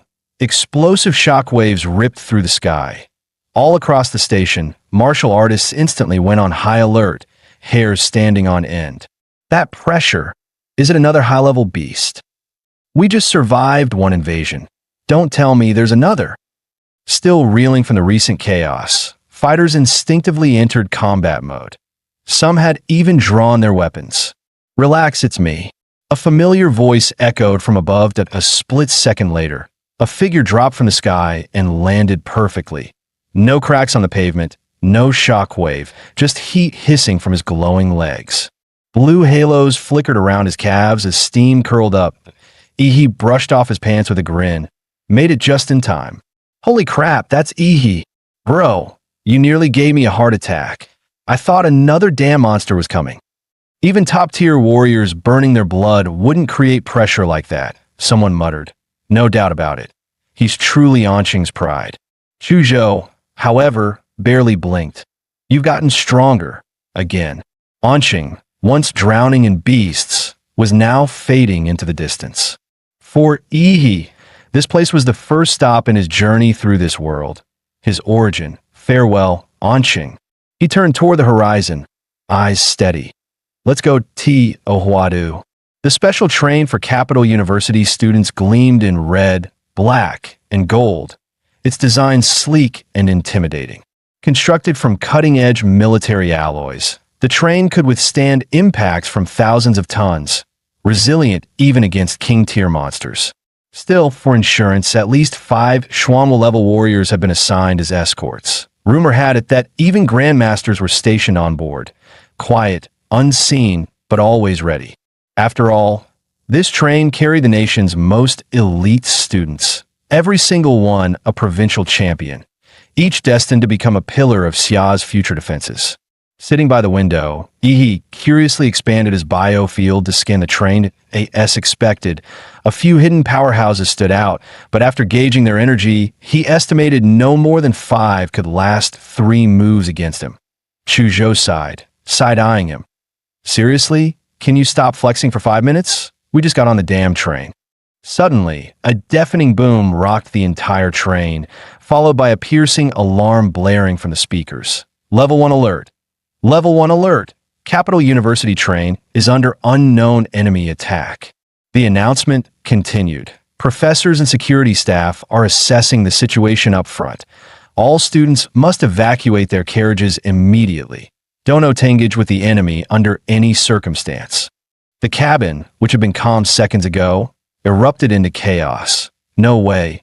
Who dare attack this train? Could this be a simulation? A test for us freshmen? Not necessarily. Xia's national defense is at its weakest point right now. Our Patrioteer warriors are still in recovery. Grandmaster Du Jingming is missing. Dozens of grandmasters and Xuanwu elites died in the beast tide across multiple cities, with major powers eyeing the cracks. Yeah, this could be very real. What do we do? Evacuate or stay put? Tension filled the cabin as the nation's top freshmen debated their next move. Chu Zhou turned to Ihi with a sharp gaze. "What's your take?" Yi groaned from his seat, rubbing his temples. "So annoying. I just wanted a nap after 3 days of non-stop training." But before the words fully left his mouth, he was already on his feet. Screw it, let's go check it out. Action always spoke louder than waiting. Their carriage was located near the rear. He and Chu Zhou moved forward, alert and silent, eyes scanning for clues. When they reached the fifth car, a blood-covered freshman stumbled toward them. Pale and shaking, he rushed forward, catching him before he collapsed. Hey, hold on. What happened up there? The blood-covered freshman panted heavily, eyes wide with fear. They've already taken the first 3 cars. The enemy uses some kind of domain ability, pulls people into a separate space where no one outside could detect the battle. Our Schwanma-level escorts, they're almost all dead. They joined forces to push me out of that space, told me to warn the rest. This isn't a drill, it's real. My name's Zhou Jingxian. I'm a freshman, just like you. Please, you have to run. His desperate warning sent a shockwave through the students. Many who had been preparing to move forward immediately froze. Uncertainty, fear, and doubt crept across their faces. Then, a loud and impatient voice broke the silence. Danger, prove it. A burly student with a wild lion-like mane stepped forward. His gaze was sharp, domineering, like a walking tank. Where's the token your teachers supposedly gave you? Where are the other survivors? Why is it just you who made it out? His eyes narrowed. I've got a friend in those front cars. He's strong enough to be the freshman top rank. And you expect me to believe he escaped and hadn't? With that, he turned and marched toward the front of the train. Several other freshmen, clearly in favor of the trial by fire mindset, followed him without hesitation. Zhou Jingxian's face twisted in panic as more and more students ignored him. Wait, please. I'm telling the truth. It's real. You'll die in there. Don't go. Just then, the freshman's eyes lit up as he locked onto Yi. Wait, are you Yi? Yeah, how'd you know? He narrowed his eyes, already sensing something unusual about the guy's internal energy flow. A girl named Lu Qingzhu showed me your photo. She said if anything happened, I had to find you and tell you not to go to the front cars. She told you that herself? Yeah. She took a hit to protect me, got seriously injured. I couldn't stop the others from rushing in, but you're different. She entrusted me with her final wish, to keep you alive. He was just getting choked up when, smack, he slapped him on the forehead. Bro, seriously? She's not even dead yet, and you're already doing the last wish speech? With a sigh, he patted Chu Zhou's shoulder. Let's go check it out. You're actually going? Chu asked. Of course that I promised, Aunt Sheen. But Zhou Jingxian suddenly stepped in front of them. No, I can't let you go. He blinked, completely deadpan. Dude, with that level of stubbornness, how the hell did you even get accepted into Huadu? Chu Zhou, at Yi's sharp command, the legendary #1 enforcer didn't hesitate. 2 fingers sliced through the air. An arc of sword energy shot straight toward Zhou Jingxian. Zhou Jingxian's eyes narrowed. Really? Straight to violence? He sneered. A refined girl like Lu Qingzhu would never hang out with thugs like you. As Crane City's top scholar, he casually dispersed the attack with a flick of his wrist. But the moment he dropped his guard, Yi's fist drove straight in his gut with crushing force. An O flash, an O technique. Just power. Shut up. Yi muttered, pulling his fist back as Zhou doubled over. Zhou was seeing stars, nearly coughing up blood, until he stuffed a blood recovery pill into his palm. Keep that, we're on a tight schedule. He dusted off his sleeves. Chu Zhou, let's go see what kind of mess we're dealing with up front. The two reached the doorway connecting to car 3. The air felt heavier there, like it was holding its breath. A swirling layer of murky gray energy shrouded the door, pulsating faintly. It looked like stepping through it would lead to a completely different dimension. He looked around, spotted an abandoned suitcase nearby, picked it up, gave it a test swing. All right then, let's see what we're dealing with. The suitcase vanished into the mist without a sound. No impact, no echo, nothing. It was like the fog swallowed it whole. Even Yi's life force detection completely failed to penetrate the haze. He squinted. Plenty of freshmen walked this way earlier. Looks like they all went in. His eyes gleamed with interest. Fine, let's follow the crowd. Without another word, he and Chuzhou stepped into the swirling mist. Their figures twisted unnaturally, then dissolved into the haze like ink in water.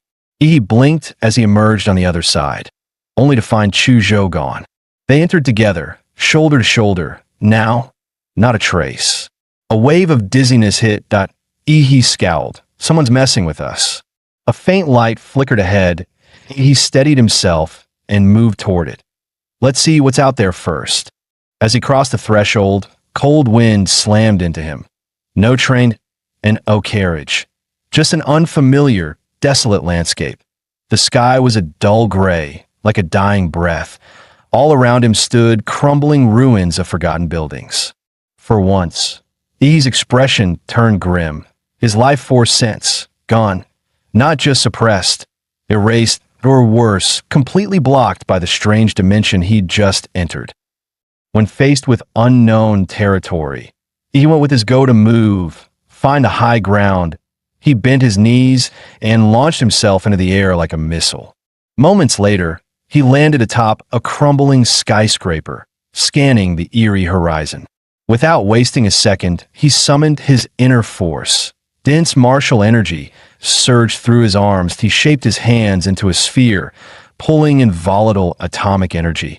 Even though his life force sense was jammed, he could still feel it. A hostile gaze, watching him like prey. He sneered, "You think hiding makes you safe?" Boom! A deafening explosion erupted from his hands, blasting searing heat into the air. The gray cloud shattered, and the still, silent city was finally jolted awake by the thunderous blast. He hurled the energy sphere high into the sky. A heartbeat later, a terrifying blast erupted among the clouds, its blinding light and searing heat ripping the gray mist apart. The deafening shockwave shattered the silence of the entire city. Across the city, freshmen who had been scrambling to escape some unknown threat froze in place, staring wide-eyed at the massive explosion overhead. What the hell? Another huge blast. Damn, which powerhouse is this? Making an entrance this flashy. Some looked on without a shred of worry about the trouble it might bring. Some shouted in admiration, and others remained cold and indifferent. But to Chuzhou, this was unmistakably He's signal. Sword in hand, he surged forward, racing toward the source of the explosion.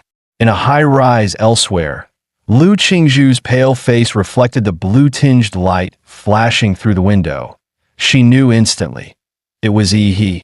He had told her not to let him come. Standing atop a rooftop, he scanned the restless city below. He knew this move had drawn in both allies and enemies alike. Then came the heavy thud of footsteps behind him. From the silhouette alone, he could tell it wasn't human. It was a bizarre figure clad in black, wearing a white pig-headed mask. In its hand, a rusty chain dragged along the ground, the other end bound to a blood-stained dagger. One look at the bizarre outfit, and he knew this guy was trouble and testing the waters. Blue flames erupted under his feet, scorching a deep mark into the ground as he shot forward, swinging a fist straight at the pig mask. "Playing creepy? I'll rip that mask right off your head," he snarled. But just as his punch was about to land, the pig-headed man's dagger shot out like lightning, even faster, completely bypassing He's protective energy field. The blade pierced through his defenses like a demon's scalpel, stabbing deep into He's abdomen and the same moment. He's fist slammed square into the pig-headed man's skull. Heat intense enough to melt steel erupted instantly, a torrent of blue energy engulfing the pig-headed man's head. Yet, even after taking He's nuclear punch head-on, the guy's skull remained completely intact. The pig-headed man tightened his grip on the dagger buried in He's gut, muscles straining as he tried to split He open in one savage pull. But no matter how hard he yanked, the blade wouldn't budge, locked in place. The realization flickered across his eyes. He grinned, his voice low and taunting. "Didn't expect my regeneration to be this fast, huh? My muscles alone can clamp your blade that you're not that strong, but this weapon of yours, it can bypass defenses. What the hell are you?" He clamped both hands on the pig-headed man's mask, prying open those snarling jaws with a wicked grin. Open wide, pal. Time for a little dental work. Mouth-to-mouth atomic breath. Boom! A blazing blue beam roared forth, flooding straight into the pig's gaping maw. The scent of charred flesh filled the air as the pig-headed man's struggle ceased. His mouth blown clean through, his neck severed by the searing heat. He hoisted the severed pig head, locking eyes with the hollow mask in a silent stare down. He smirked. Told you I'd rip it off. Guess I'm a man of my word, huh? What's this inside? Digging through the mask, he pulled out a pendant, his lips curling upward. Figures. Huada's trial. Beat the boss, get the loot, right? Inwardly, he deduced the masked man's weapon had been infused with a high-level warrior's aura, giving it its deadly sharpness. Once that aura faded, it was nothing more than scrap metal. But this pendant, what was it for? Could it be he had to hunt down every masked enemy and claim the pendants hidden in their masks? Just then, whoosh, a sharp whistle split the air. He felt a vicious wind rush toward him. Murderous energy erupted from within, manifesting as several shadowy maws that lunged from all directions, biting down on the arrow aimed at his forehead and snapping it in half. Already on to the next wave? He growled, I hate sneak attacks the most, and was about to charge forward, when agony shot up from beneath his feet. A razor-sharp spear burst through the concrete floor, skewering his foot and driving straight for his heart. At the same time, the shadowy archer seized the opening, loosing a rapid volley of arrows like a storm, each one aimed for Ihi's vital points. In the archer's mind, Ihi was about to be turned into a pincushion. Ihi sneered, think you can kill me with that? Dream on. With a roar, he summoned the giant's power from deep within his bloodline.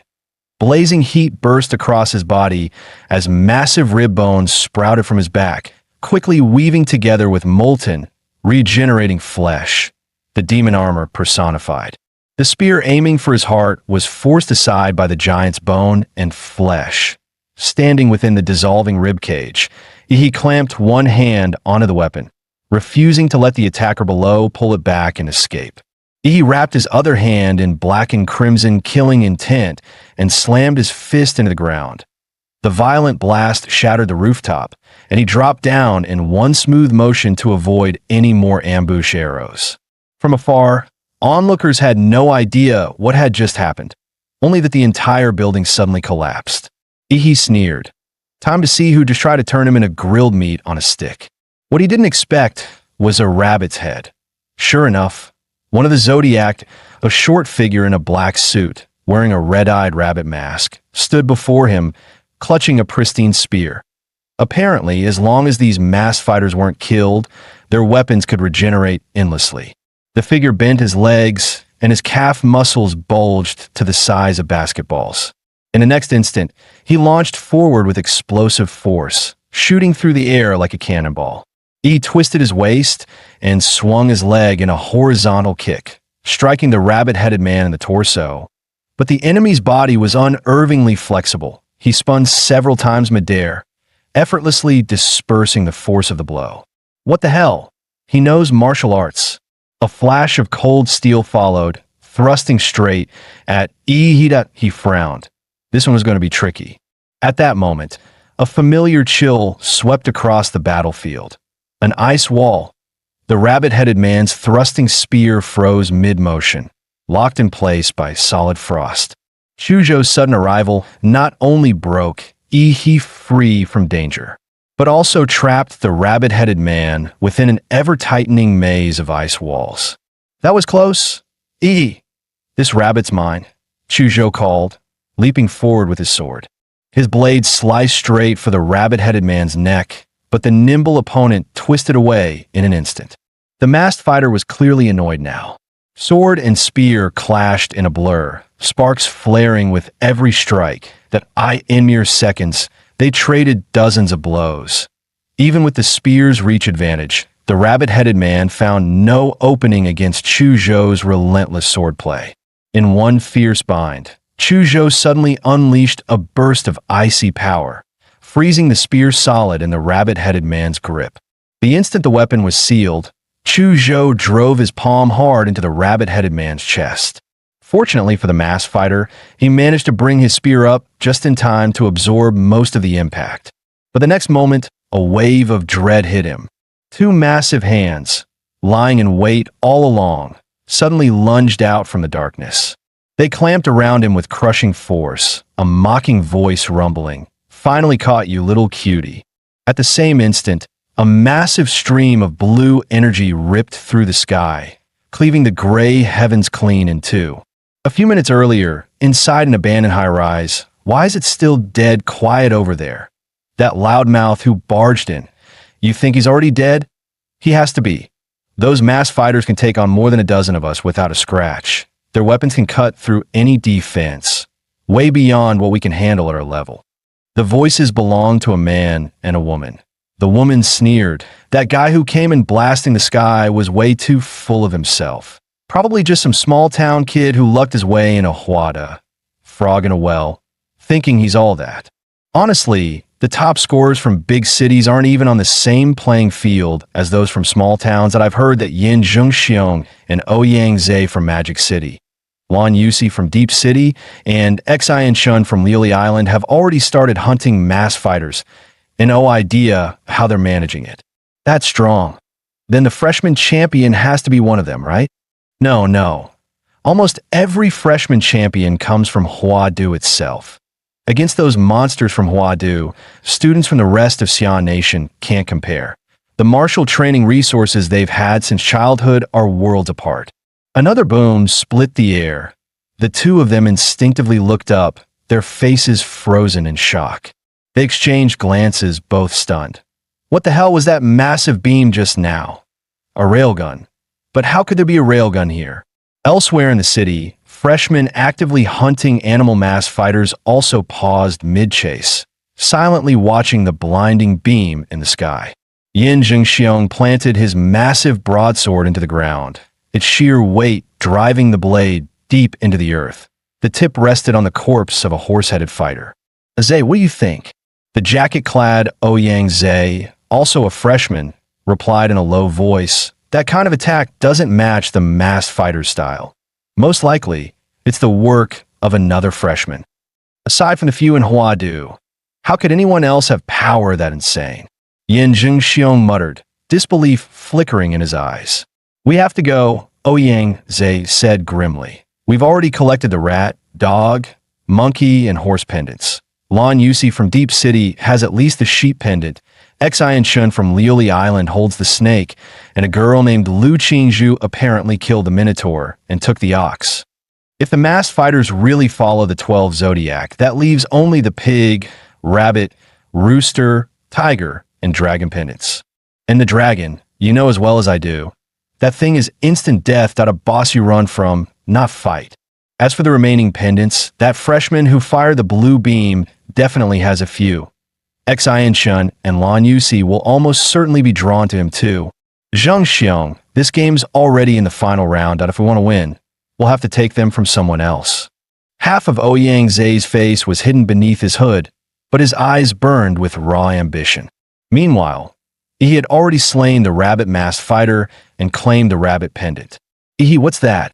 Chuzhou asked, eyeing the pendant in his hand with curiosity. "Before you got here, I took down a guy wearing a pig mask. Found this pendant with a pig carved on it inside his headgear. If I'm right, this trial's goal is to collect every pendant hidden inside the animal masks. So, we're going to actively hunt the masked fighters?" Chuzhou asked. "Exactly. Back on the rooftop, someone took a shot at me with an arrow. Pretty sure he's one of them, slipped away in the chaos. But his arrow hit me, I can track him through that. Let's move." By the time they arrived, however, the place was deserted. All that remained were traces of a fight. Someone else had gotten here first. Chuzhou crouched down, running his hand over the scorch marks on the ground. They were still warm, which means they haven't gone far. They're still nearby. Chuzhou gripped his blade, lone frost, and swung instinctively toward a certain direction. A 10-meter spike of ice erupted from the ground, smashing straight into what appeared to be empty air. TSK, my optical camouflage got spotted. A sultry voice rang out as the figure shimmered into view. It was a stunning woman. Lurking nearby with ill intent, she was met with another flash of Chuzhou's blade, cold light slicing forward. But in the next instant, a sharply dressed man appeared out of thin air. The moment he materialized, the air temperature spiked, and his palm glowed red-hot like a branding iron. Lan Siyu darted aside. Genetic art, flame demon battle form. Xin Chen's palm slammed into the incoming ice spike, fire bursting within the ice, sending a billowing cloud of steam across the rooftop. Busted. Huh. Lan Siyu, your optical stealth is pathetic. As if you're the one whose powers clash with this tall, cold, pretty boy. You exposed us. Don't pin it on me. Lan Siyu shot back with a glare. He stepped toward them, cutting straight to the point. Were you lying in ambush for us? You've got it wrong. Handsome, Lan Siyu said innocently. We just took out a guy with a chicken mask. We were hiding to lure out more masked fighters. Beside her, Xin Chen casually clamped a cigarette between his lips, flicked his fingers, and lit it with a tiny spark. He clearly didn't buy their story. Oh yeah, then what's this supposed to be? He asked coldly. In a flash, his hand shot out, grabbing something out of thin air. A woman identical to Lan Siyu materialized, choking and struggling in his grip. Lan Siyu bit her finger in mild frustration. Even my clone got spotted. Looks like these two boys have some skill. Xin Chun smirked. I never expected you to pull off that sneak attack anyway. That would have been boring if you had. Time for me to step in. He flicked his cigarette to the ground, his cheeks swelling up like two oversized balloons. Then he spewed a massive cloud of black smoke toward Yi and Chuzhou. He crushed the clone's neck in his hand and pulled back alongside Chuzhou. But before they could retreat far, Lan Siyu whipped out a yellow folding fan etched with glowing runes. Sneering, trying to run? Lan Siyu lifted her fan and gave the black smoke a graceful flick. Wind rise. A violent gust surged forth, propelling the smoke until it swallowed Yi and Chuzhou whole. Xin Chen rolled a fireball between his fingers, smirking. Not done yet. Let's add some heat. Boom! The black smoke ignited instantly, blooming into a blazing fire cloud so hot it warped the air around it. Skill means nothing if you still lose to us, Xin Chen boasted, shooting Lan Siyu a smug eyebrow raise. But the next instant, a thunderous clap echoed like a cannon blast. He emerged from within the burning cloud, slamming his palms together. The resulting shockwave snuffed out the entire firestorm in an instant. The hell are you laughing at? He snarled. Xin Chen's worldview crumbled, snuffing out his flames with a single clap. That kind of power was unreal. Before he could dwell on the shock, Yi's fist was already in his face. Mountain-crushing fist overdrive. Xin Chen tried to block or dodge, but compared to that punch, he was painfully slow. In an instant, he was sent flying in a straight line, blasted away by Yi's strike. Lan Siyu hadn't expected Yi's speed and strength to be so overwhelming. The sheer physicality sent a chill through her. None of them had yet cultivated techniques to break through to the warrior stage. As martial trainees, their bodies were always held back by an invisible barrier. Even with Hwada freshmen having a higher ceiling at this stage, they still couldn't surpass that limit. But Yi's physique was far beyond any first years. To them, this was pure dimensional suppression. But her despair was only beginning. Suddenly, a freezing chill wrapped around her ankles. While she'd been fixated on the punch-throwing guy, Chuzhou had already frozen her feet solid. Damn it, I was so focused on the fists, I forgot about the ice guy. Even working together, Xin Chen and I can't beat them. They're monsters. Continuing this fight, there's no chance of winning. At that moment, Lan Siyu's mind held only one thought. Run. She let out a sharp cry, swinging her magic weapon with all her strength as currents of air swirled violently around her, forming a hurricane-like barrier. The ice at her feet shattered under the slicing wind, and her light frame was lifted into the air by the gale. No, I have to get out of here, she thought in panic and rage. But Yi's hand shot out, seizing her slender ankle. The shock nearly made her lose control. Get down here, Yi roared, slamming her into the ground. Dust, and debris exploded upward as the impact carved a crater into the earth. He raised his fist again, ready to unleash another brutal strike. Gritting her teeth, Lan Xiu burned through a massive amount of martial energy, determined to break free. Xianhuang martial art, shapeless shadow scatter, she shouted as thick smoke erupted around her. Countless duplicates of Lan Xiu burst from the haze, scattering in every direction. Yi grinned darkly. Run, Xianhuang martial art, flesh prison, demon veil illusion, activate. From Yi's body burst a swarm of black and crimson demonic shadows, outnumbering Lan Xiu's clones several times over. They morphed into countless monstrous beasts, swarming in to tear her illusions apart. In Xianhuang martial arts, there were clear gaps in power, and her clones couldn't match Yi's shadows in either numbers or strength. Outmatched and unable to run, Lan Xiu felt a wave of despair crash over her. She realized, to her horror, that she couldn't even move. What are these things? Yi's grin was equal parts lecherous and menacing. Can't beat me. Can't run. So just accept your fate. One look at that expression, and Lan Xiu caved instantly. I surrender. I surrender. Take my pendants. In moments, 2 more pendants fell into Yi's hands. See? Would have been easier if you'd done that sooner. Now, tell me everything you know. Without hesitation, Lan Xiu sold out her ally Xen Chun, spilling every detail about the snake and tiger pendants he held, along with the abilities he'd shown in battle. She also confirmed what he had already suspected. Winning this trial required gathering all 12 pendants AKT this late stage. Even if you didn't hunt others, they'd come hunting for you. Ouyang Zhe and Yin Zhongxiong from Evil City are among the top freshmen, and I bet they've already snatched plenty of pendants. Want me to take you to them? Lan Xiu batted her eyes, her blue-violet eyeshadow glinting. I've got no hope of winning anyway. So why not stir the pot? Pit you all against each other. Let the tigers fight while I watch. He. Unfortunately for her, he just chuckled. You don't need to worry about that. But I do like your fan. At those words, a bad premonition surged through Lan Xiu's mind.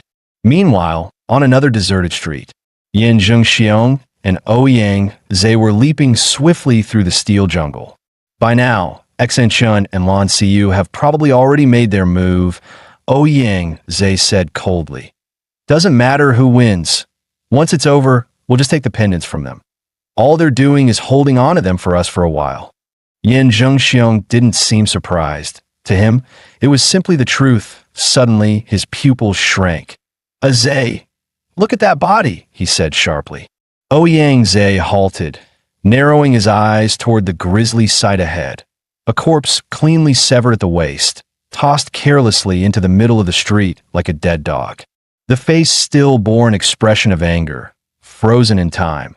As if the killing blade had been so fast, Xen Chun never even had the chance to feel fear before death claimed him. Minutes earlier, sent flying by a single punch, Xen Chun tumbled dozens of meters before crashing into a street. That guy's a monster. Lan Xiu's probably done for 2. Feels like he marked me. I'm sure he'll come after me. He thought bitterly. He hadn't expected to meet such an absurdly strong opponent so early. Maybe it was time to join forces with Ouyang Zhe and those 2 from Magic City.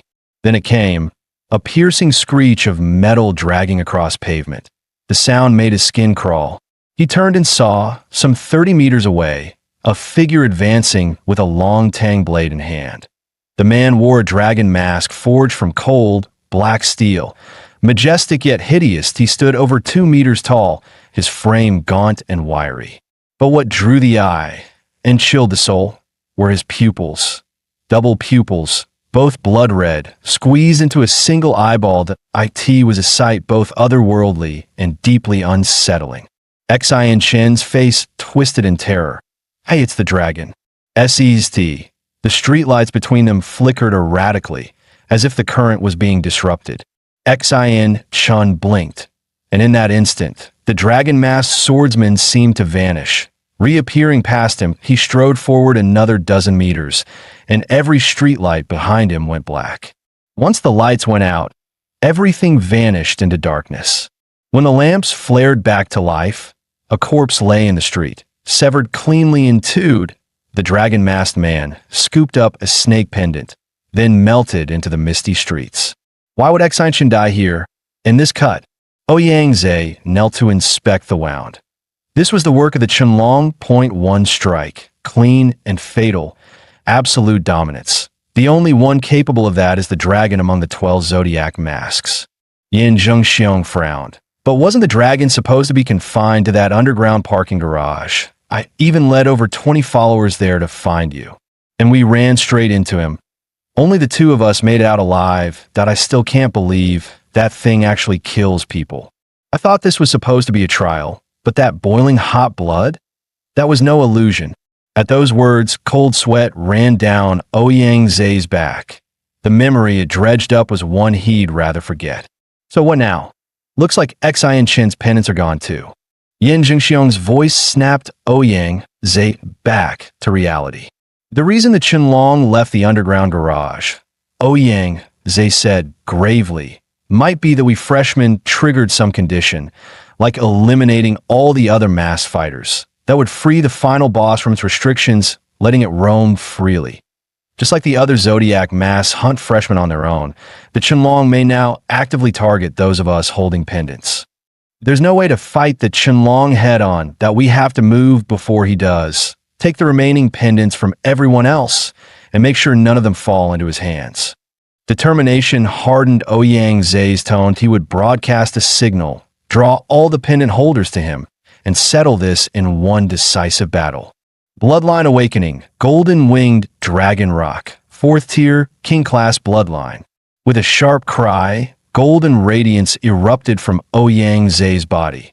Feathers sprouted along his cheeks, platinum dragon horns curled from his brow, and a pair of massive golden wings, over 4 meters wide and laced with dragon scales, unfurled with domineering force. Ouyang Zhe's golden wings beat once, launching him high into the air as a sharp, taunting cry tore from his throat. Wrapped in golden martial energy, the cry echoed across the entire city, a clear summons for challengers. Elsewhere in the dead city, Lu Qingzhu sat slumped amid the ruins. She'd only been on her way to Huada when she was inexplicably dragged into this eerie, lifeless place where countless freshmen had already been slain by the man in the dragon mask. I was with another survivor when we met a teacher. He said he could only take one of us out. I couldn't go. Not yet. In that moment of crisis, only one thought filled her mind. She had to warn that fool, Ihi, not to get involved. She didn't know if the classmate who escaped had reached him. But when she saw the blue explosion burst in the sky, she knew Ihi had come anyway. Unfortunately, she didn't have the strength to go to him. With his brute force, as long as he didn't face the dragon mass head-on, he shouldn't come to harm. Lu Qingzhu focused on healing until she could at least move again. Then a piercing, aggressive cry hit her ears. It was the call of a fellow high-tier bloodline. Her heart clenched. She'd been found, in her current state. There was no way to run. He'd locked on her aura, and he would be coming for the pendant in her hands. Lu Qingzhu didn't care much for the pendant herself, but she had a feeling he would need in her current state. She couldn't possibly fight them head-on, so her only option was to lure them somewhere else. High above, Ouyang Zhe felt the faint pull of a shared bloodline and turned his gaze in a certain direction. Lu Qingzhu. Back during the college entrance exams, he'd heard rumors about the fallen Lu family producing someone who had awakened the Nether Sparrow bloodline. As a fellow high-tier divine, bird bloodline holder, he had looked at her. If memory served, she also held the ox pendant, an unexpected bonus. And now, she was moving toward a certain place, clearly trying to lead him to the Qianlong's underground parking garage. How adorably naive. The Qianlong's already out with his blade. The parking garage will be empty. Zhengxiong, I'll go catch someone. You wait here. Ouyang Zhe unleashed his golden martial aura, stirring a violent storm through the underground parking lot. The sheer pressure crashed down like a tidal wave. Lu Qingzhu, there's no escape, he growled, his killing intent palpable in the air. Suddenly, a chilling sound cut through the wind. A blade dragging along the ground, it pierced straight into Ouyang Zai's ears. His spine stiffened. Cold sweat broke out instantly. That sound, he could never forget it.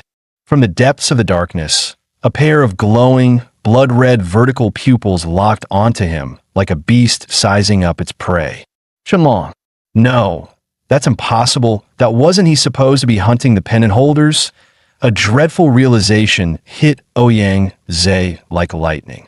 If Qianlong was truly hunting for zodiac pendants, then with four already in his possession, it made sense he'd be drawn to the one place that held the most here. Staring into Qianlong's dual pupils felt like having death itself gaze back. Ouyang Zai's entire body froze under the overwhelming pressure. Just locking eyes was enough to make him suffocate. He wanted to run, but his legs felt like they were made of lead, and no matter how hard he tried, he couldn't move an inch. Ouyang Zai suspected that Qianlong possessed something terrifying, an aura field that activated during one-on-one encounters. The moment their eyes met, he was forcefully pulled into it. There were only two ways out: meet the unknown condition, or take down the caster himself. He clenched his fists, cursing under his breath. How did he get pushed this far? His golden pupils narrowed sharply. He caught the subtle motion. Qianlong leaning forward, hand reaching for his blade that it was coming. The lights vanished. In total darkness, silence fell over the entire parking lot. Qianlong made his move. Ouyang Zai burst forward, wings flaring, turning into a streak of golden light. He barely dodged, but the chill of that blade still grazed his back. His glow flickered. He couldn't even fight back. Even though he'd predicted the attack, he still got clipped, and Qianlong's strikes, they only got faster, deadlier. Ouyang Zai could feel it. Next time, he wouldn't be able to dodge, that he had to take it head on. Yin Jingxiong had never met anyone more arrogant than himself.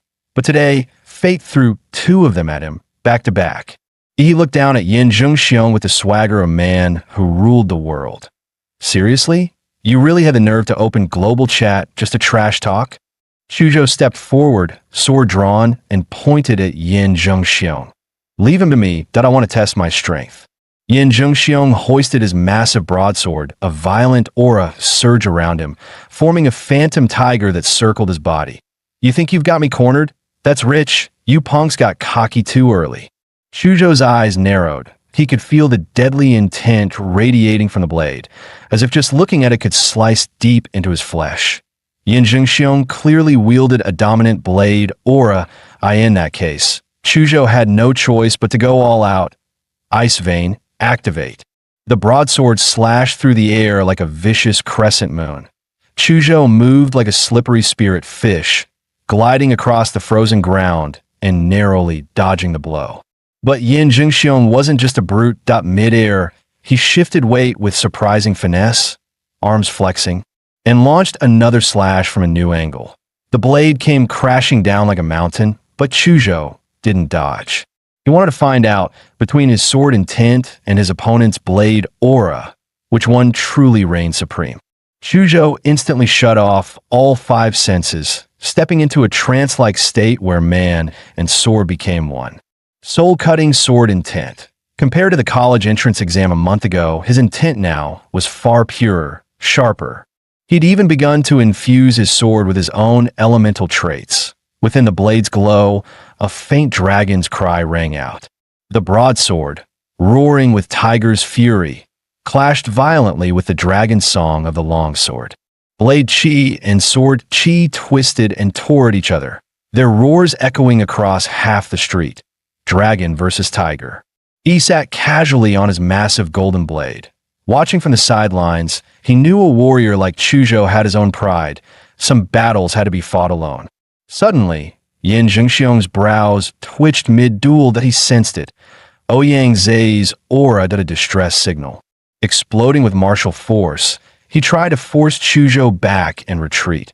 But Chuzhou wasn't about to let him go. This opponent, he couldn't afford to lose. Yin Jingxiong snorted coldly. If I wasn't in a rush today, I'd make sure to break at least 8 of your bones. Just then, Yi's voice cut through the air. Talk tough and think you can walk away? Did I say you could leave? What? You think I'm just here for decoration? His fist surged with power and flew straight at him. What the? Yin Jingxiong barely saw a shadow before the impact hit him like a truck. His body shot through the air like a rag doll, smashing through 3 streetlights before crashing to the ground in a wild roll. Gritting his teeth in pain, he tried to sit up. What the hell, did a magical beast just swap me?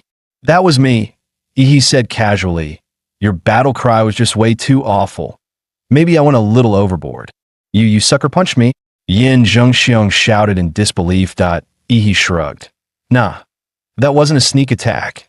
You were just too slowed and my fist came, and your brain didn't keep up. Yin Zhengxiong roared with fury. You arrogant punk, I'm gonna end you. In that moment, he completely forgot about Ouyang Zai's cry for help. 3 minutes later, he lay sprawled out on the ground. Lifeless eyes, motionless body. He spun a massive broadsword in his hand. Nice weight on this thing, I think I'll borrow it for a while. Don't mind, right? Yin Zhengxiong stayed silent, utterly broken. Just remembering how Ihi kept slamming him into the ground like a basketball made his body twitch. Ihi gave a rare smirk. Come on, don't be so down. Lasting 3 minutes against me is already impressive. Xian Shun, that guy got one punched. He examined the blade and muttered, but this weapon still needs some upgrades. With a simple motion, the blade began to morph, its shape twisting into something resembling a demon shark weapon. Just then, Chuzhou walked over. Ihi, there was no pendant in his storage ring, but I did find this. He handed over a jade token with the word Ouyang carved on it. It was pulsing faintly, as if transmitting a signal. At this point, Ouyang Zai had already lasted 5 full minutes against Qianlong. But the price was steep. Both his golden wings had been severed, and every life-saving trick he had was spent. That was the terror of the domain. He'd even tried launching an attack, and lost an arm for it.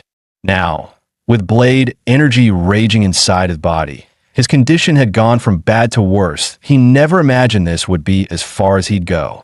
His gaze fell on Qianlong's chest, where a bronze spike was embedded, a relic from a hidden ruin. If it struck the heart directly, it could block his martial energy and internal flow completely. Sadly, even after sacrificing an arm, he'd missed the mark by just 3 fingers. It still managed to suppress Qianlong's output by roughly 30%. But for Ouyang Zai, already broken and bleeding, it only meant one thing. What should have been a killing blow now required a second strike, a second he no longer had. His only chance to win was gone. Moments later, the lights flickered back on in the underground lot. With his wings shattered, Ouyang Zai was pinned to the wall. Qianlong's blade driven straight through his heart, a brutal, eerie image, frozen in time. Lu Qingzhu's heart trembled as she watched the darkness around Qianlong devour Ouyang Zai. Without a second thought, she turned and sprinted out of the underground lot. But she knew Ouyang Zai wouldn't last much longer, and she herself had no strength left to flee far. Just a bit more. She was almost at the rooftop. That monster Qianlong was terrifying. Compared to him, that ox brute was nothing. She was next, his next target, that if she wanted to survive, her only chance was to somehow draw Ihi to her and escape together. This was the tallest building in the area. Ihi had drawn them in earlier with a signal flare.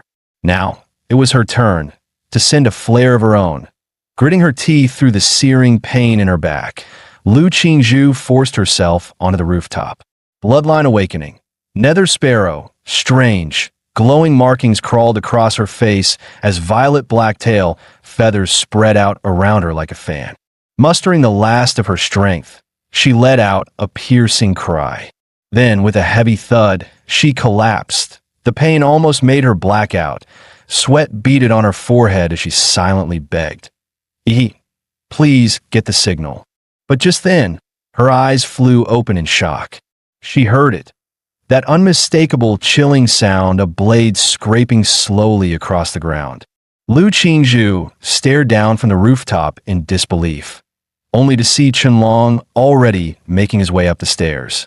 She hadn't expected him to find her so fast, and yet her first instinct wasn't fear for her own life. It was dread, She had to send the signal. He had to get away. But in that exact moment, Qianlong's domain activated. The instant her eyes locked with those blood-red pupils, she was already caught inside. A one-on-one domain closed in around her.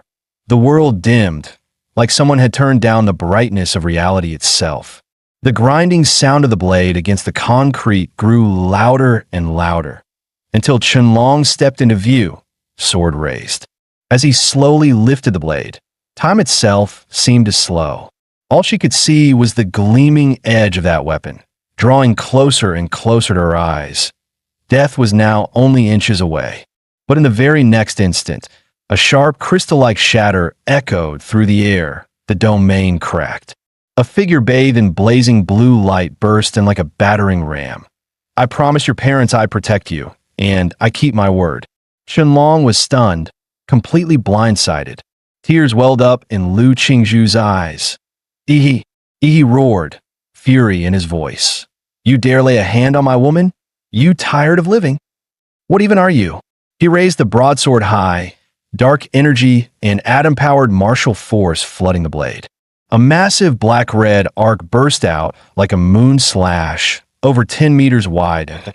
He didn't know a thing about blade intent or sword principles, but with enough raw power and energy, the result spoke for itself.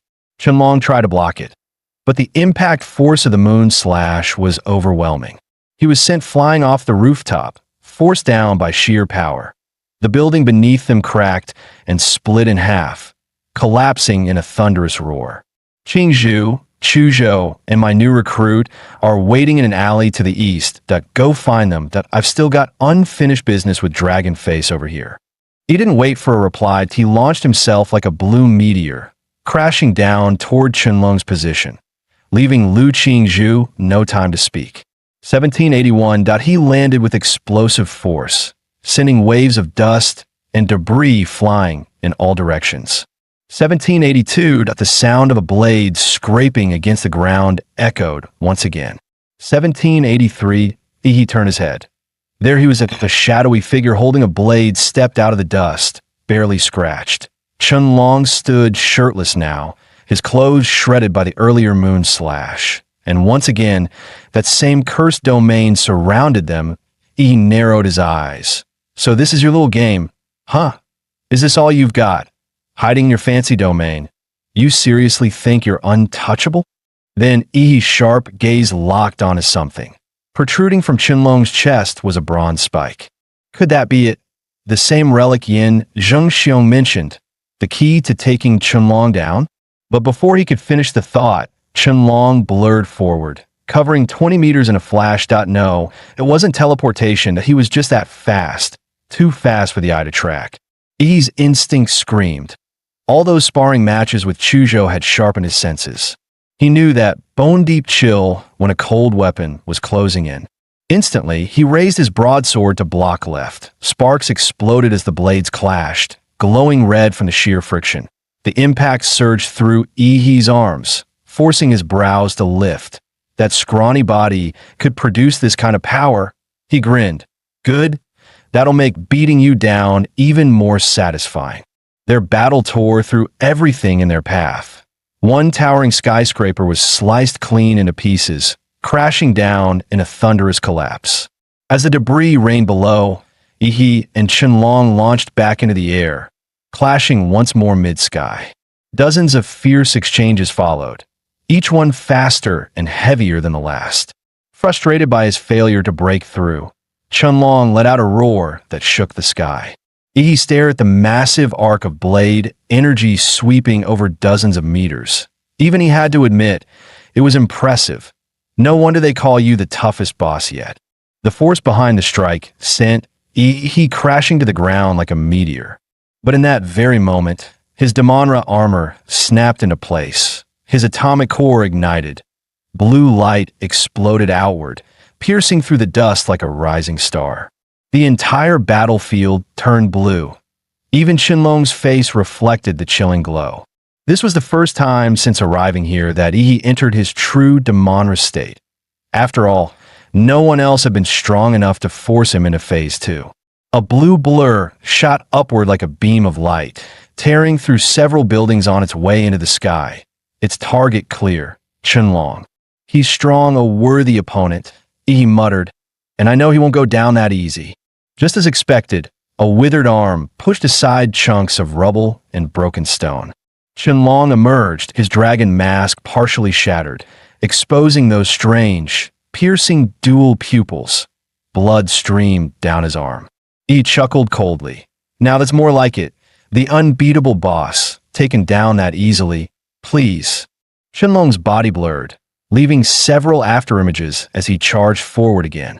He braced himself, no longer underestimating the threat. He couldn't afford to slip up now.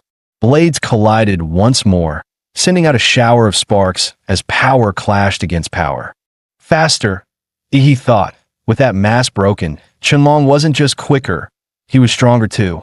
Qianlong's dual pupils flared open, scarlet light burst from his eyes. In that instant, Yi's broadsword snapped in half with a loud crack. The sudden break caught Yi completely off guard.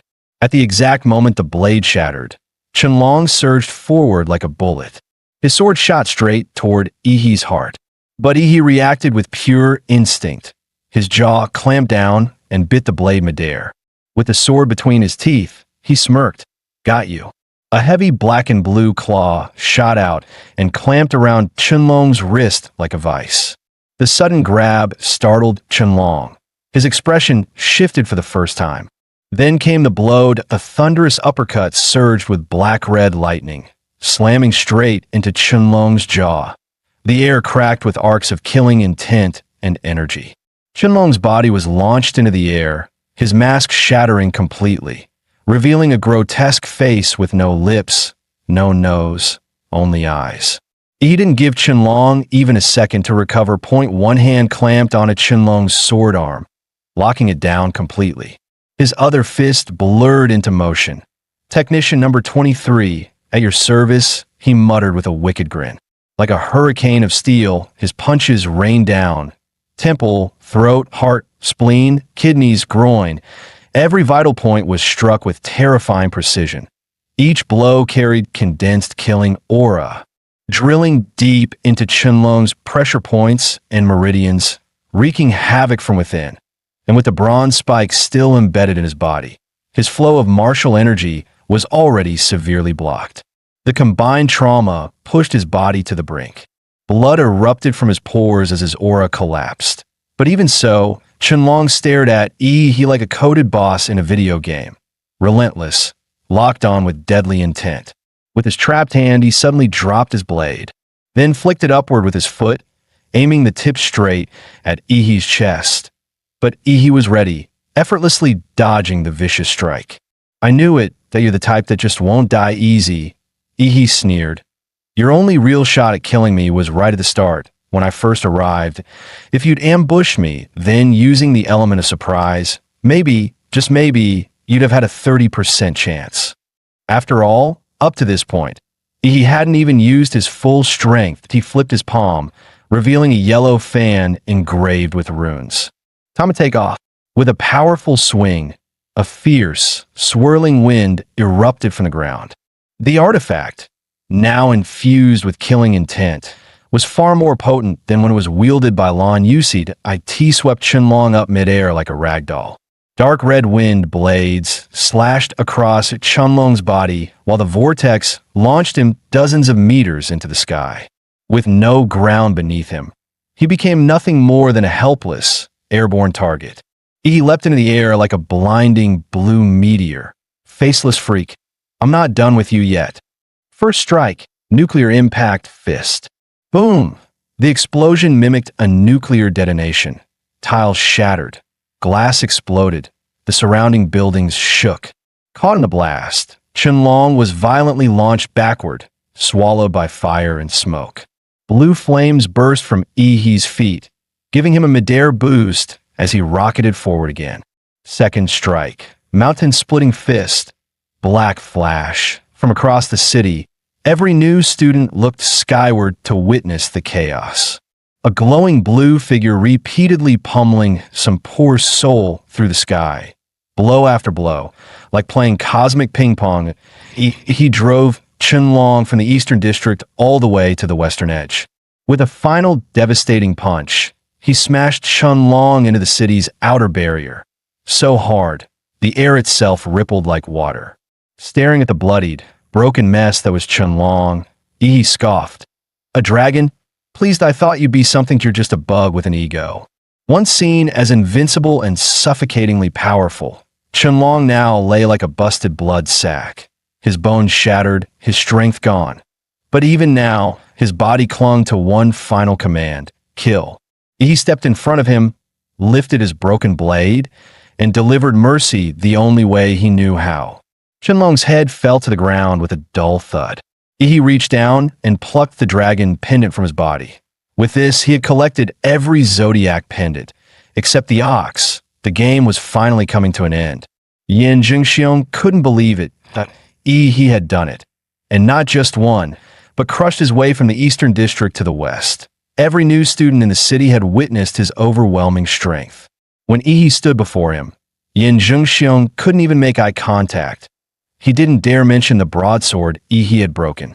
Lu Qingzhu finally exhaled in relief at seeing him safe, but her anger simmered beneath the surface. You shouldn't have fought that dragon-masked freak alone.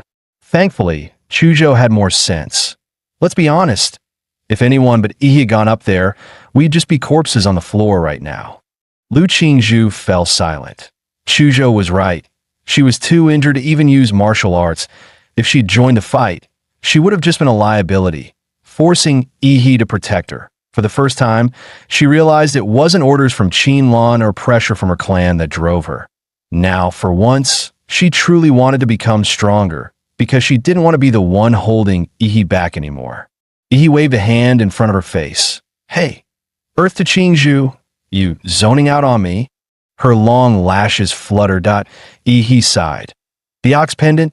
Don't tell me I have to beat you up to take it. Snapping out of it, Lu Qingzhu's cheeks turned a soft pink.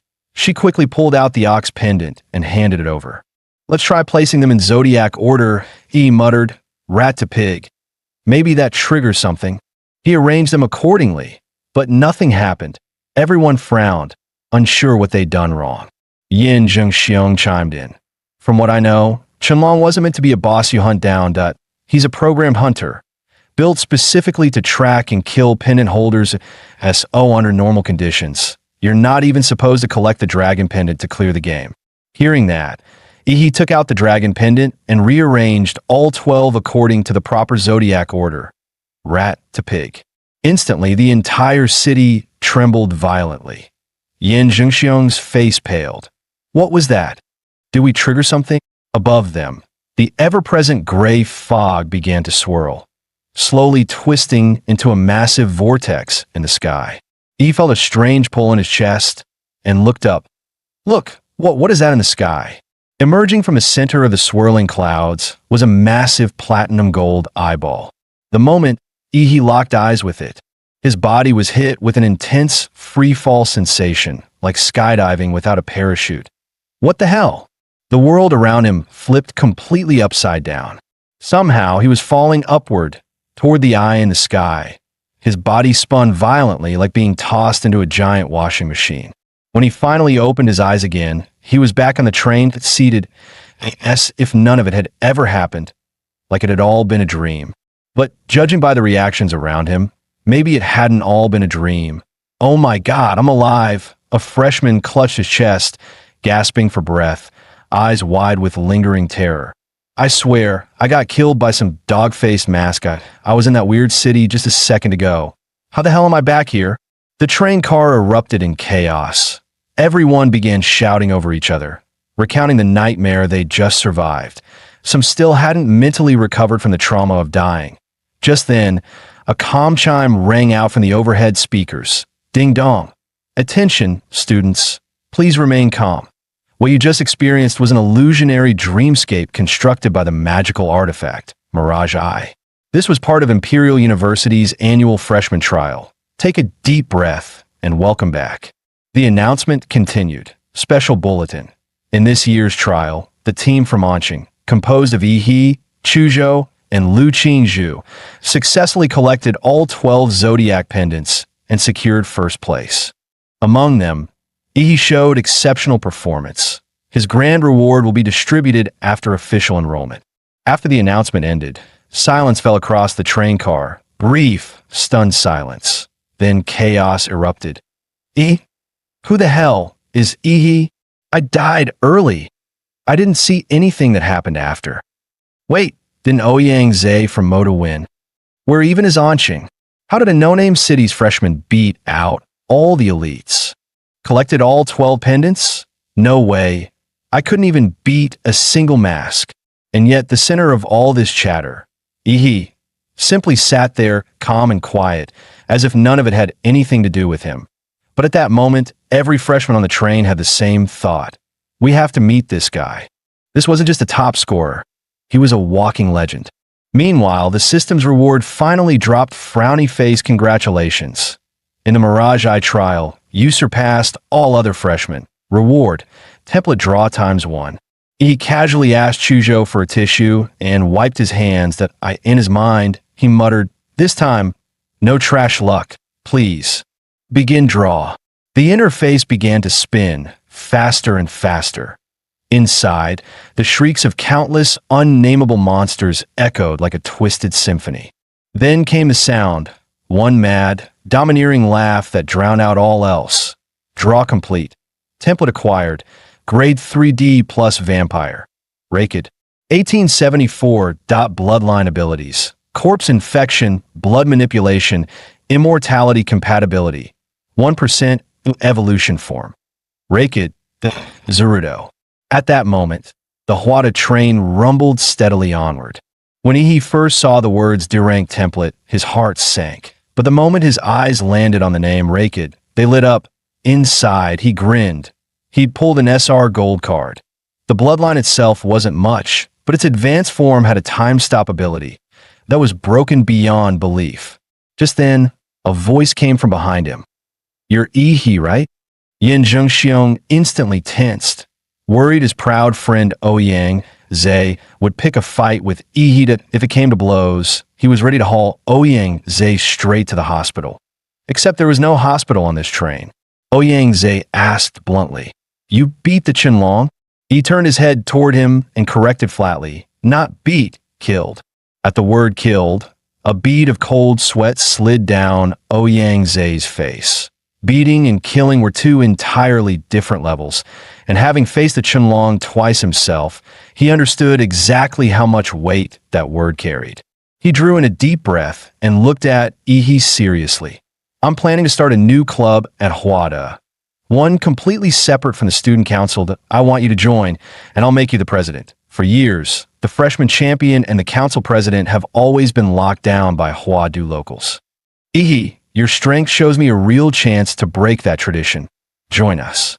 Ouyang Zhe's voice was firm, his gaze earnest as he extended his hand. The entire carriage erupted in chatter. Many felt they were witnessing the birth of a legendary organization at Huada, a historic moment. The famously proud Ouyang Zhe, inviting Yi and even offering him the position of president. But Yi simply shook his head. Sorry, I'm not interested in fighting for power with the student council or building organizations that I prefer to act alone. He turned him down. Gasps rippled through the crowd. Who is this Yi to reject Ouyang Zhe? What a waste. Yi's refusal didn't draw the slightest displeasure from Ouyang Zhe. Instead, he smiled and handed over a business card. That's fine, here's my card. We'll always be looking forward to working with you. The train rolled on, the rest of the journey passing without incident until they reached their destination safely. Night had already fallen when Chuzhou spoke up. We're here. He glanced out the window and froze in awe. A futuristic cityscape unfurled before his eyes like a living painting. Neon lights wove a kaleidoscope of colors, while skyscrapers stood sharp and three-dimensional under the glow. This is Huadu, truly a big city. The Huada train pulled smoothly into Huadu high-speed rail station. A guide stepped forward. All new students of Huada University, please proceed through this passage to the campus. For many, it was their first time in Huadu, and they couldn't help but be awestruck by the city's dazzling prosperity and advanced technology. The sound of people swallowing in amazement rippled through the crowd. Led by Hwada's staff, they arrived at a helipad. Please board in an orderly fashion. Your seat number corresponds to the one you had on the Hwada train, the staff reminded them. Yi stepped up behind Lu Qingzhu and poked her in the lower back. The unexpected touch made her jolt, her ears turning visibly red. Xiao Zhuzhu, what are you doing? We're in public, she blurted, her mind flashing back to Qinlan's warning.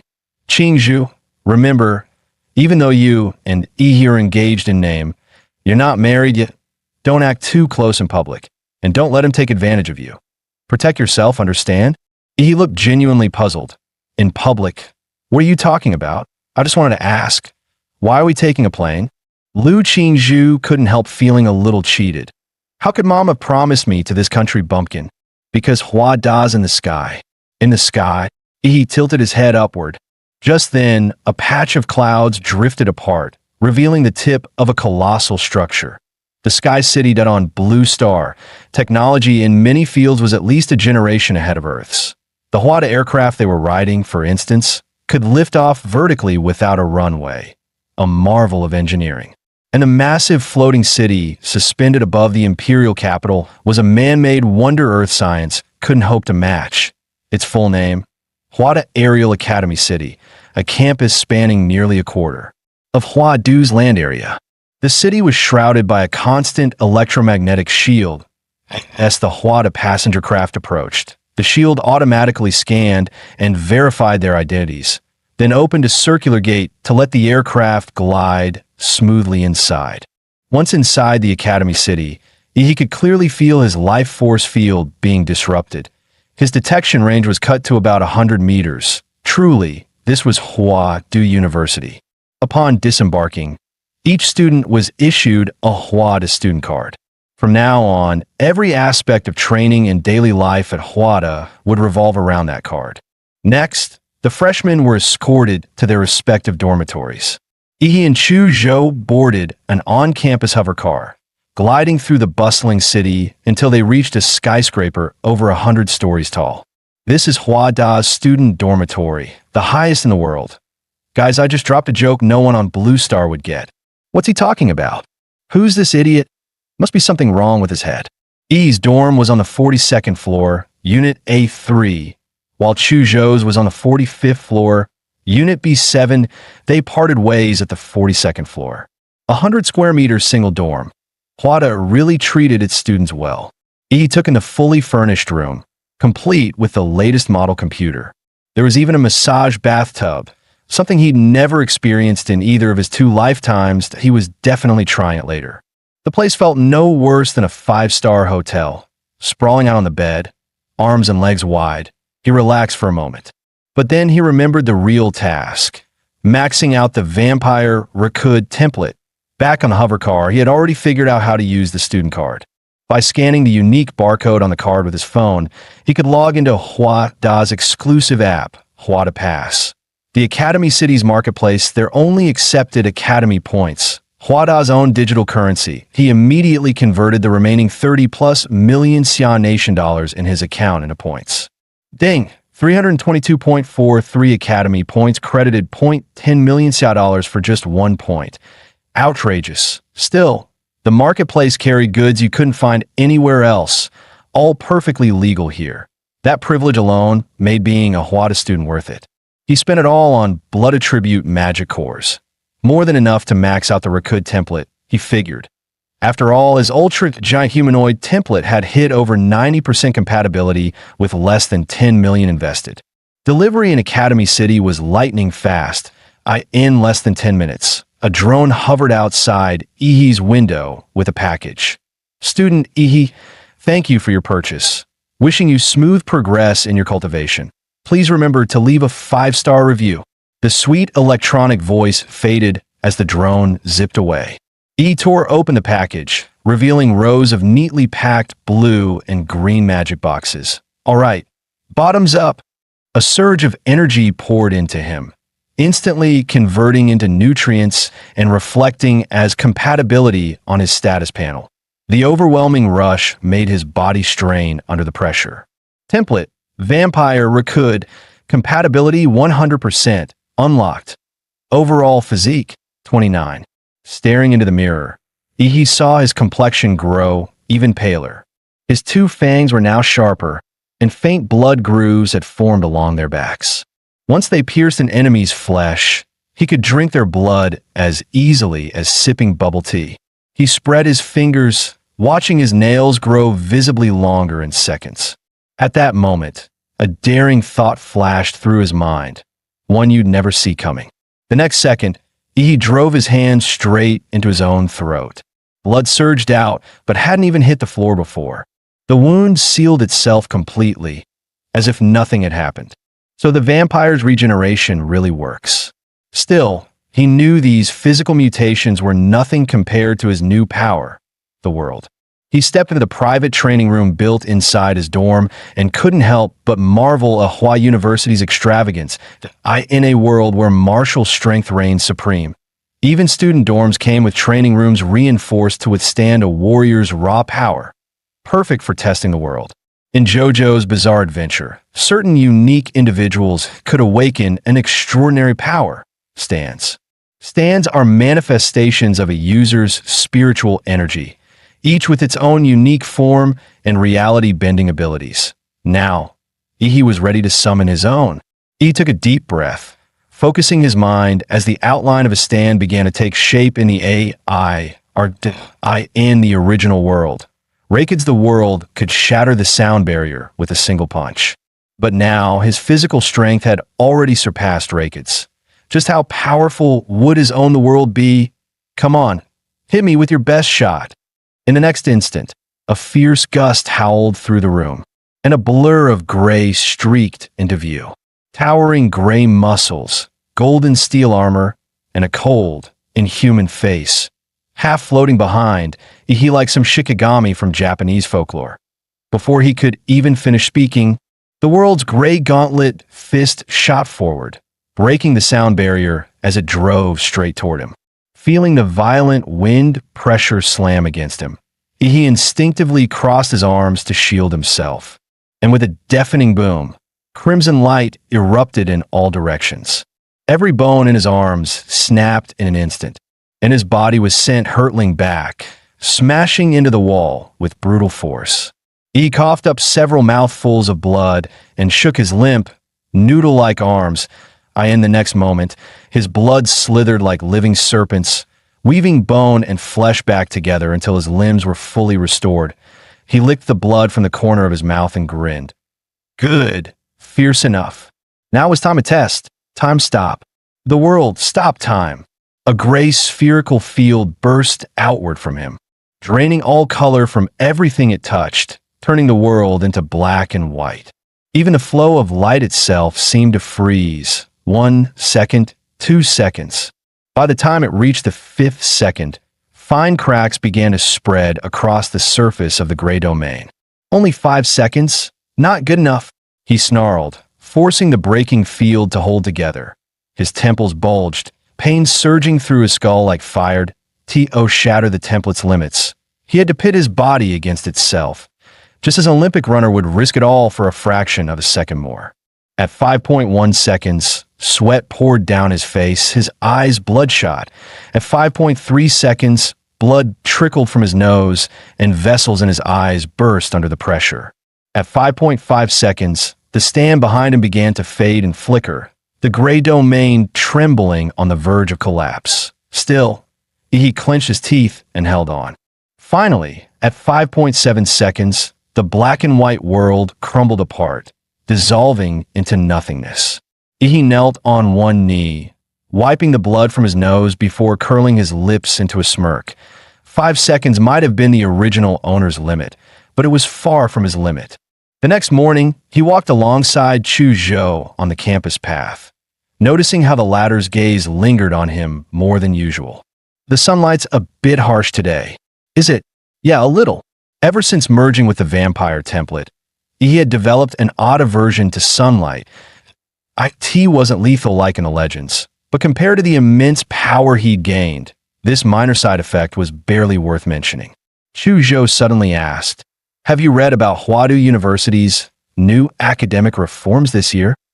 Nope, what? He had spent the entire night sparring with the world and hadn't paid attention to anything else. They've scrapped the old class-based system and switched to a mentor group model. Basically, each academic year you follow a main instructor, and you can also take on secondary mentors if you wish. So, we're going to pick a mentor? Chuzhou shook his head. Not we. I need to pick one that you don't. He raised a brow.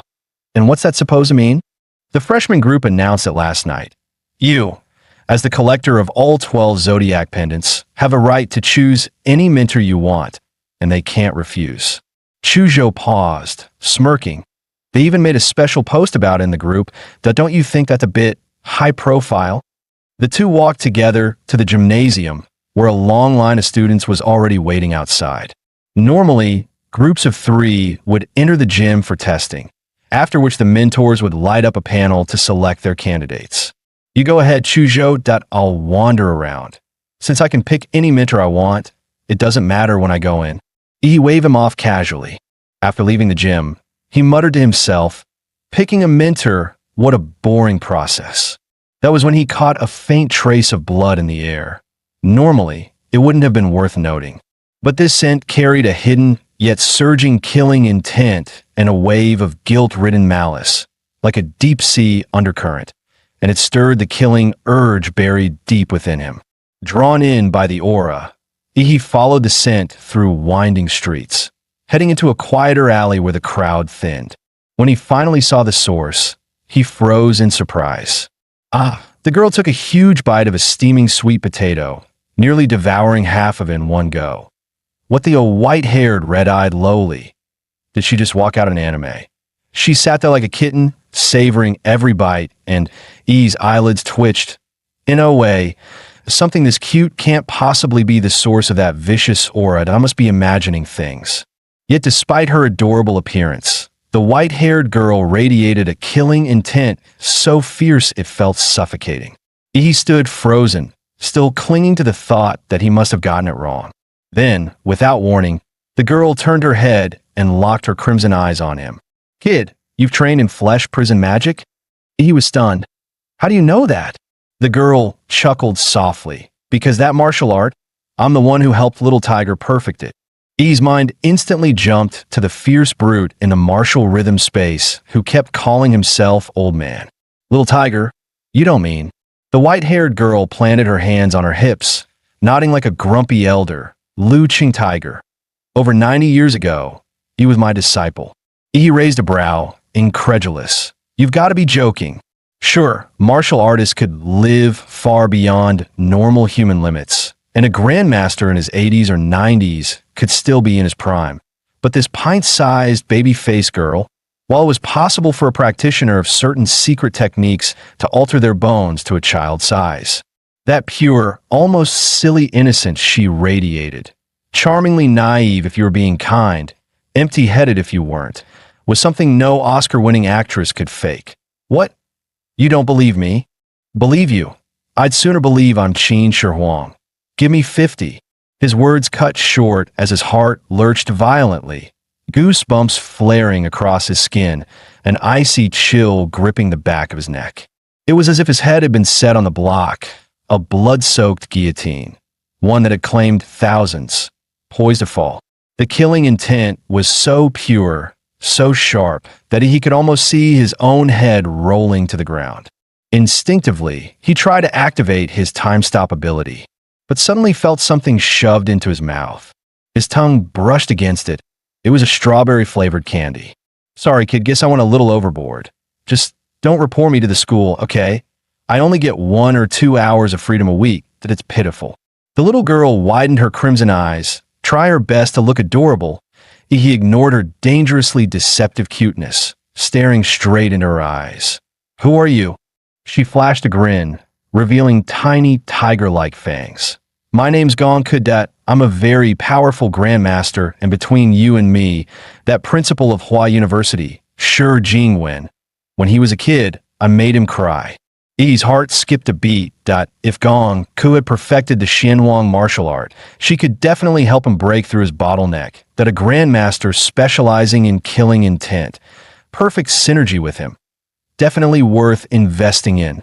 With that thought, he dropped to his knees with a thud, his voice solemn yet eager. I've wandered half my life without meeting a worthy master. Ahem. I wish to take Master Gong Ku as my teacher. Please, grant me this honor. Gong Ku blinked at him, a puzzled look on her face. Meanwhile, inside the gymnasium, the atmosphere was tense. 5 deans from Hua University sat at the front table, their presence drawing countless furtive glances from the freshmen undergoing their assessments. Even knowing it was nearly impossible, many still fantasized about being chosen as a dean's personal disciple, rising through the ranks to become Hua University's next shining star. But those hopes were doomed from the start. The 5 deans were here for one reason only: to compete for the same person.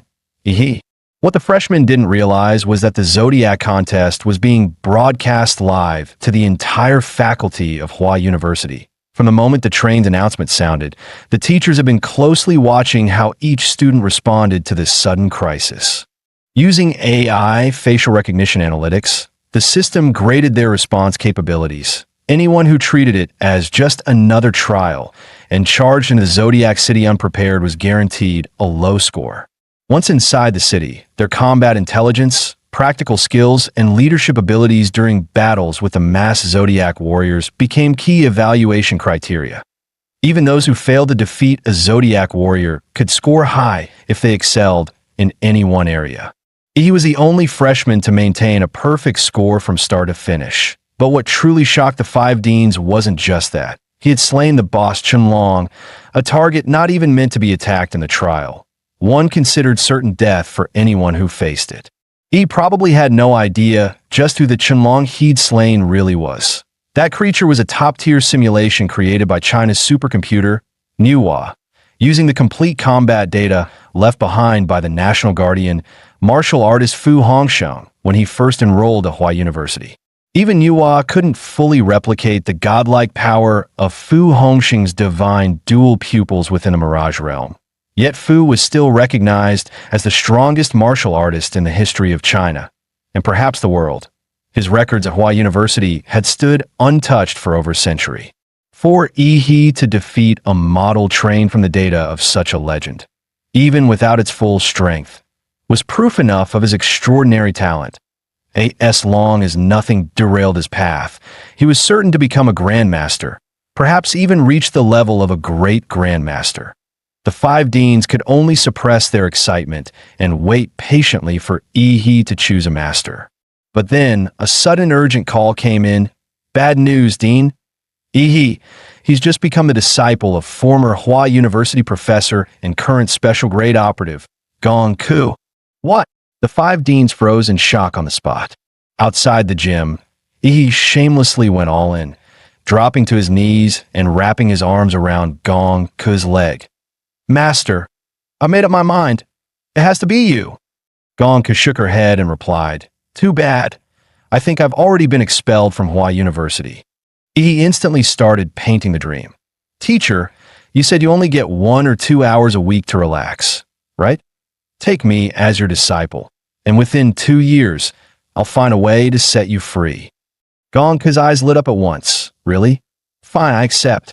Just as he had successfully talked her into it. 5 powerful auras suddenly closed in at high speed. Hold on, Senior Gong Ku. Didn't you agree not to interact with students during your leave time? And in your current mental state, you're not suited to teach anyone. That's right, Senior Gong Ku. Please head back home. Gong Ku's expression darkened slightly. She turned to He. Go home. Sure, what's your name? He immediately replied with full respect. Gong Ku gave a small nod, ignoring the 5 deans entirely as she turned toward the campus. All right then, come home with me. Soon after, Gong Ku led all the way to Huada's Research Institute. She swiped her card and stepped into an elevator that descended deep underground. As the elevator dropped, He asked curiously, Teacher, why do you live so far out of the way? Gong Ku raised an eyebrow, her lips twitching into a wry smile. For decades, I had episodes and people got hurt that Hori located me to the underground levels of the Institute.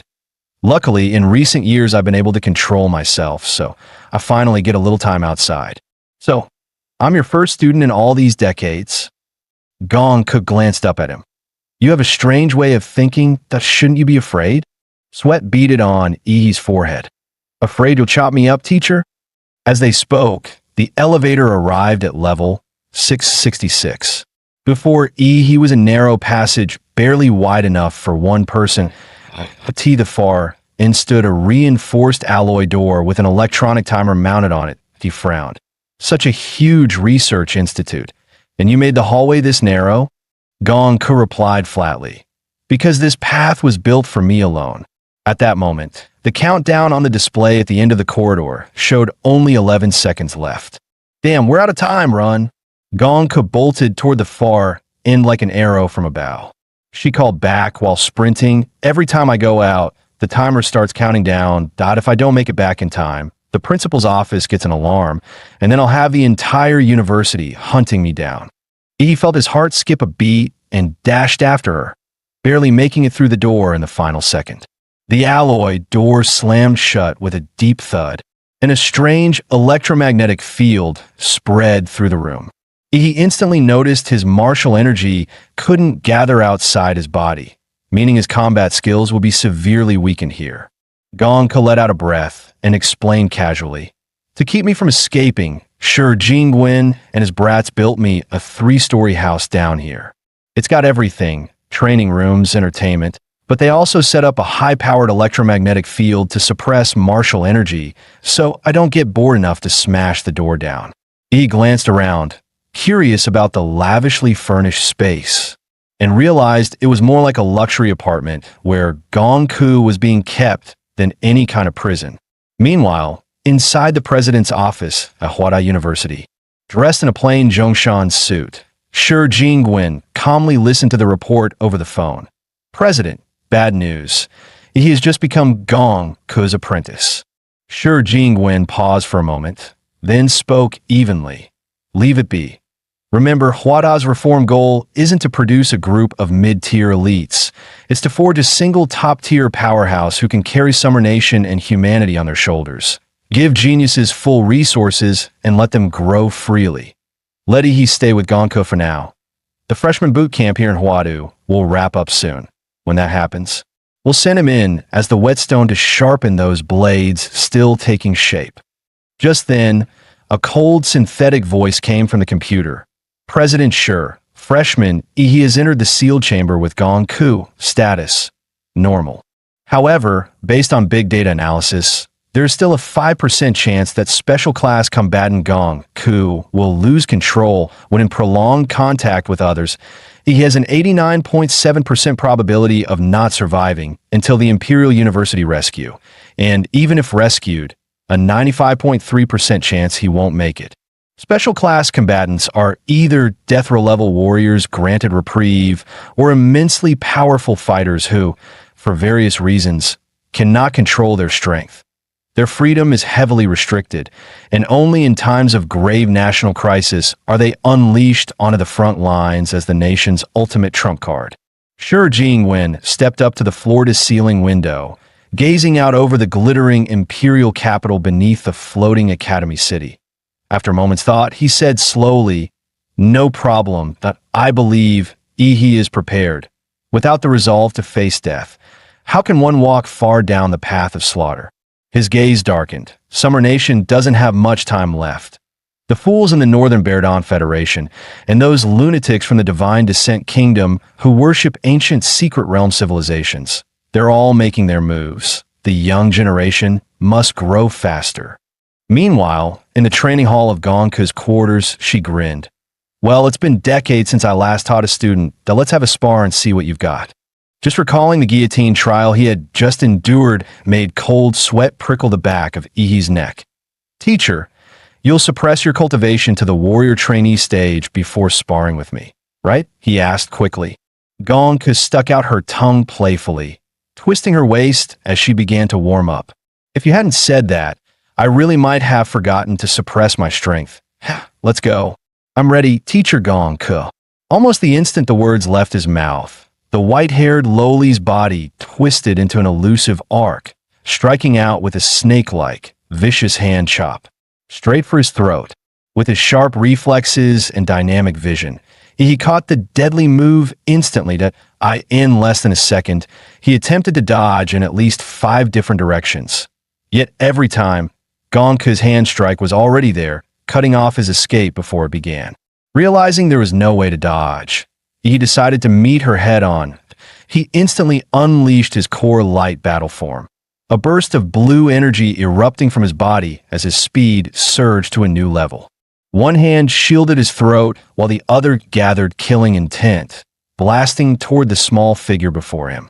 Trying to use Bloodline Awakening to boost your speed, defend, and counterattack me at the same time? Gong Ke let out a soft chuckle. The hand chop aimed at his throat withdrew almost without pause, and then she did something he never expected. Her slender arm coiled around his strike like a boneless serpent. In the same motion, she sprang behind him and gave a sudden, vicious yank.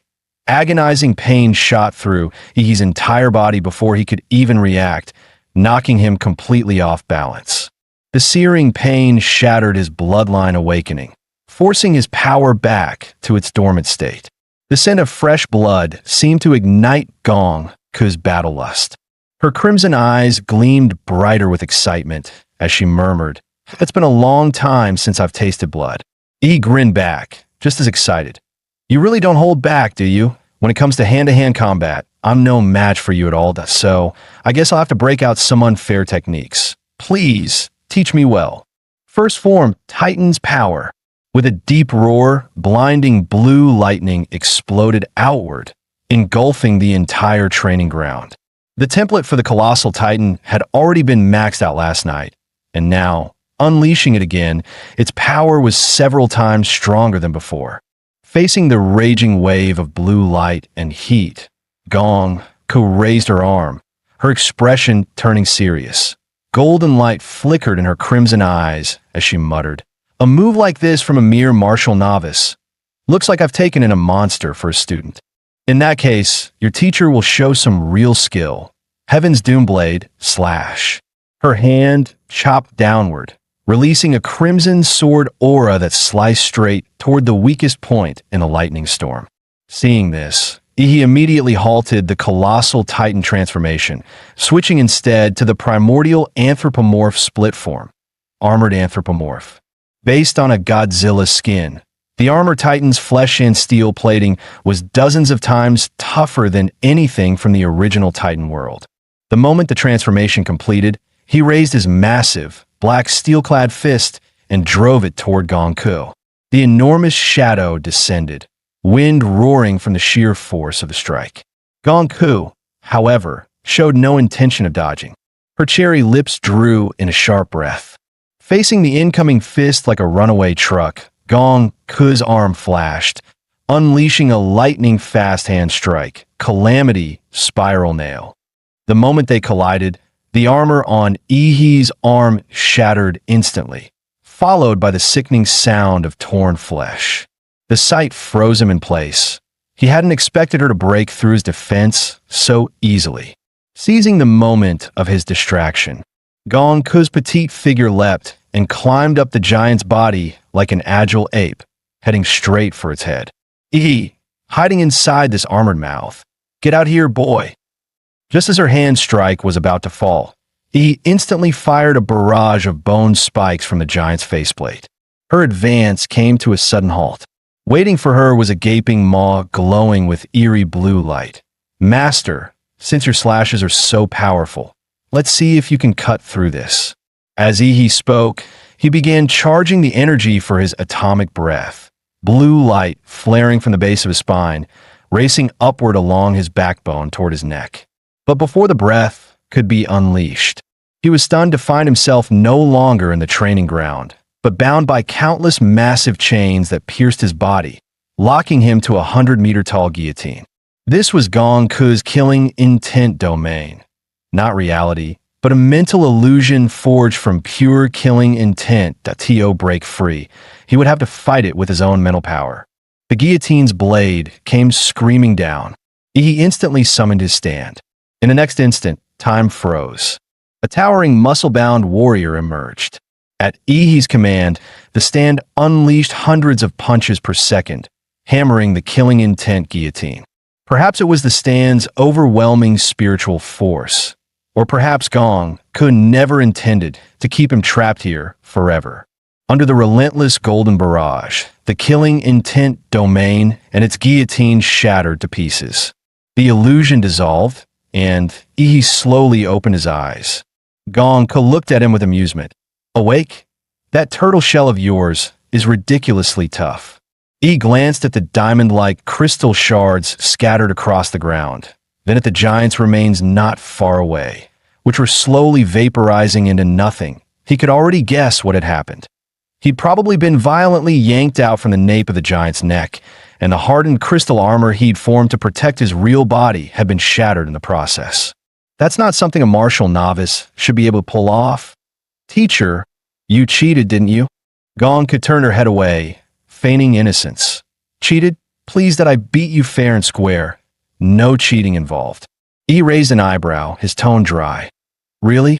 Realizing she couldn't fool him, Gong pouted, putting on an almost pitiful expression. Thought I might have used a little more strength than I should have.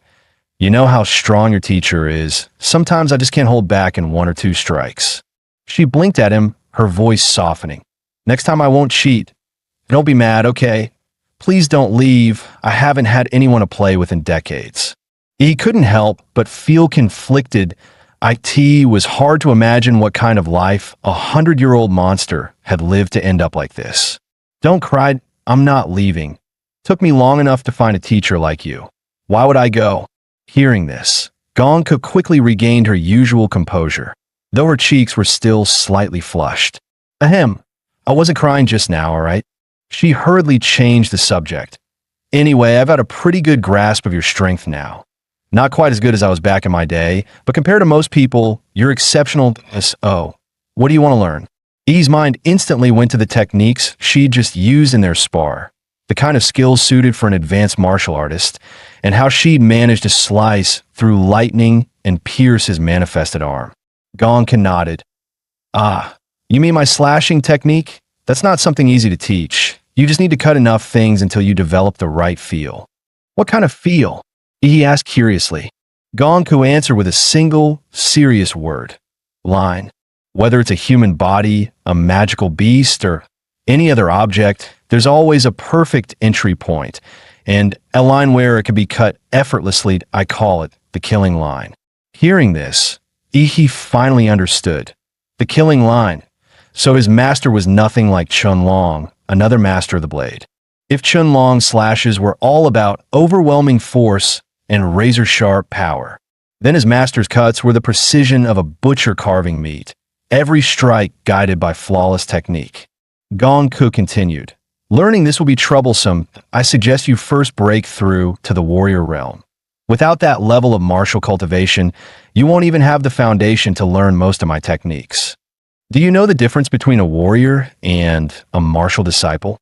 It's not just about physical improvement, it's about the mind. Compared to a martial disciple, a warrior gains one crucial ability, inner vision.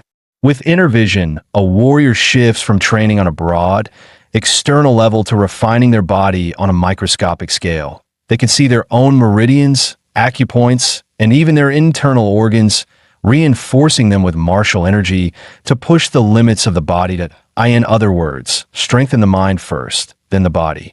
E's eyes lit up in sudden realization. He hadn't expected Gongku's teaching to be this profound. She truly lived up to her title as an Imperial University professor. Even if her personality was a bit odd, her knowledge was solid. And when it came to mental strength, after merging with the vampire template and awakening Baruto's power, his spiritual attributes had already seen a huge boost. That could give him a massive edge when advancing to the warrior realm. So, is there a difference in the cultivation techniques used to advance to warrior? He asked. Gongku explained, the mirror-breaking techniques and martial skills are ranked in 4 tiers. Heavenly Gang, Earth Fiend, Mystic Yellow, and No Grade. For students in regular colleges or low-tier academies, when they advance from martial disciple to warrior, the school can usually only provide a no-grade mirror-breaking technique. The advantage of a no-grade mirror-breaking technique, Gong Ku explained, is that it is almost no threshold. As long as your blood energy and martial energy are built up enough, you can break through. Over 80% of warriors advance using no-grade techniques.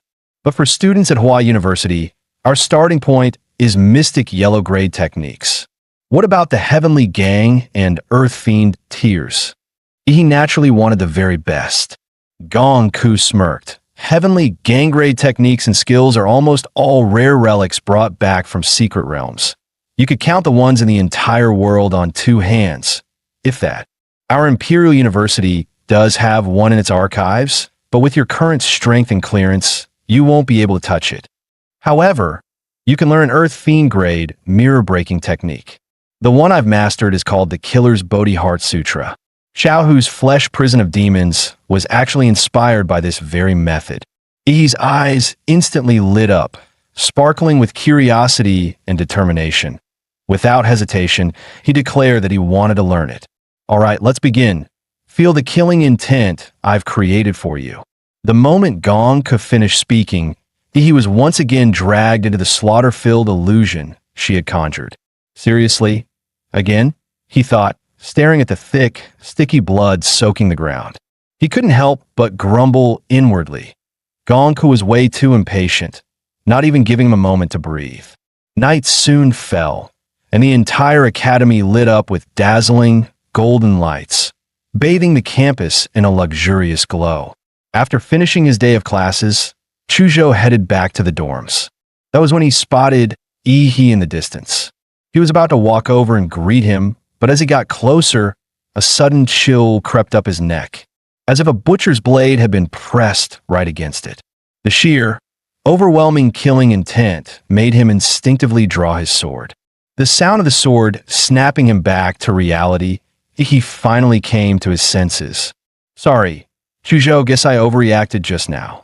Chuzhou's eyes were filled with shock and confusion. What on earth happened to you today? It wasn't just a casual question.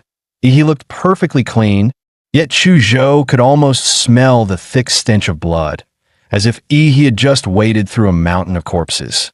And in truth, he had, just a few hours earlier, Gongku had filled her killing illusion with countless undead and walking corpses, forcing Yi to fight them with nothing but a blade, no powers allowed.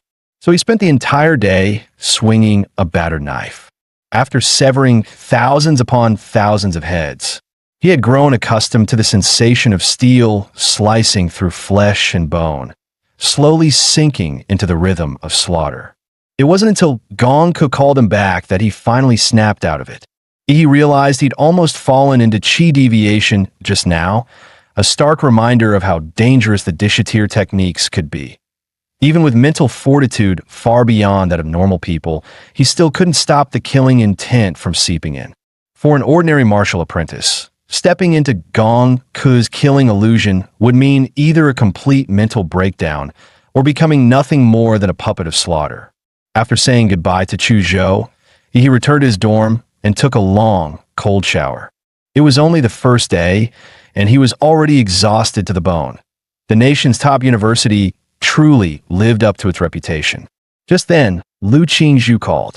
Normally dressed with perfect elegance, she was now sprawled on her bed in a bright yellow cartoon chicken pajamas set. My mom dropped off the stuff you wanted. It's right here with me. She also told me to thank you for helping me take first place in the freshman trial. Her long, pale legs swayed lazily, toes as smooth as pearls wiggling playfully. He replied that he'd swing by her dorm to pick it up. But she quickly refused, flustered. No need. You don't have to come out. I'll just send it over with a drone. He nodded, too tired to argue after such a long day. All right then, so you found your mentor today, right? Who is it? Dean Bai. Lu Qingzhu answered with a faint pride in her tone. She said I have great talent and decided to take me in as her student on the spot. It was, after all, an honor few could dream of, being personally taught by an Imperial University dean. What about you, Ihi? Which dean took you? He thought for a moment, but chose not to answer. He wasn't about to tell her he turned down offers from 5 different deans. Otherwise, someone wouldn't be sleeping tonight. In the blink of an eye, nearly half a year had passed, and the first semester of freshman year was coming to an end. For the new students of Hwada University, it had been an eventful term. Early on, Ouyang Zhe had joined forces with top talent from several provinces to form the Dragon Blood Society. As expected, they soon clashed with the local freshmen of Hwadu. The tension escalated into formal duels in the martial arena. Yet the Dragon Blood Society lost far more than they won, and their influence quickly declined. The most famous freshman now was Xiang Jianwei. In fact, most famous in Hwada was an understatement. His name carried weight across the entire country. After all, he was the top scorer in Hwadu's college entrance exams. During the live broadcast of the exams, viewers were awed by his strength, and rumors claimed even Fu Hongsheng had praised him as the next national guardian level warrior. As for Ihi, who had once stolen the spotlight at the start of the semester, hardly anyone mentioned him anymore. He'd been absent from the public eye for over 3 months. At that moment, deep in the underground levels of Hwada's Research Institute, Gongku stood barefoot, her soft, pink toes pressing into Ihi's back. Faster, come on faster, she urged. Each dainty step she took infused his body with her refined martial chi, laced with her insights into the killing Heart Bodhi Sutra, reinforcing the martial realm he had just broken into. With his own martial chi sealed, he could only keep doing push-ups, feeling as though the petite lowly on his back weighed as much as a mountain. Oh, what's wrong, little minnow? Already giving up? You haven't even hit 10,000 yet, Gongku taunted. Gritting his teeth at her mockery, Ihi summoned the strength to keep going. Seeing his determination, she stopped merely pressing her foot into his back. She began bouncing on it instead, sending an even more intense surge of martial chi through his limbs and bones. He let out a muffled groan, swallowing the metallic taste rising in his throat, and stubbornly pushed through. Finally, as the 10,000th push-up was completed, Gongku seemed to sense something and quickly hopped off his back. In the next instant, a cloud of blood mist burst from Ihi's skin. His old, weathered skin peeled away, replaced by tender, fresh flesh that rapidly spread over his body, hardening as it met the air. It was like an insect molting, casting off the old, worn flesh to reveal a brand new body beneath. His clothes were gone in the process. Gongku quickly covered her eyes, flustered. Ihi, exasperated, muttered, "When you cover your eyes, close your fingers too. Stop peeking." After 3 long months in seclusion, Ihi decided it was time to step outside and feel the sun again. Gongku asked softly, "Will you come back?" Ihi chuckled, "Of course that you're terrible at games. Better practice before I come back next time."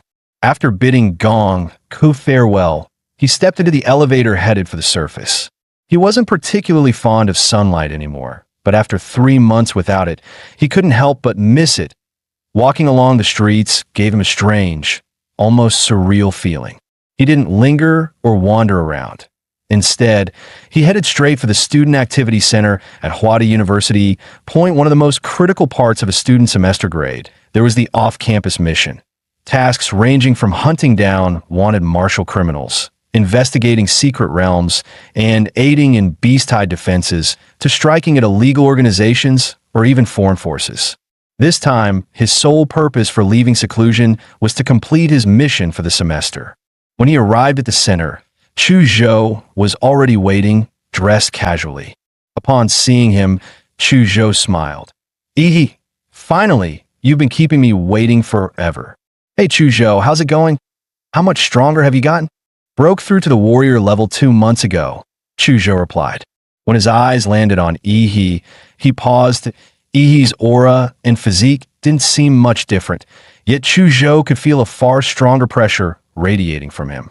2 months earlier, after his breakthrough, Chu Zhou had been invited to watch a private duel between Xiang Jianwei, the star freshman of the imperial capital, and Ouyang Zhe, vice president of the Dragon Blood Society. That fight lasted only 10 minutes before Ouyang Zhe admitted defeat.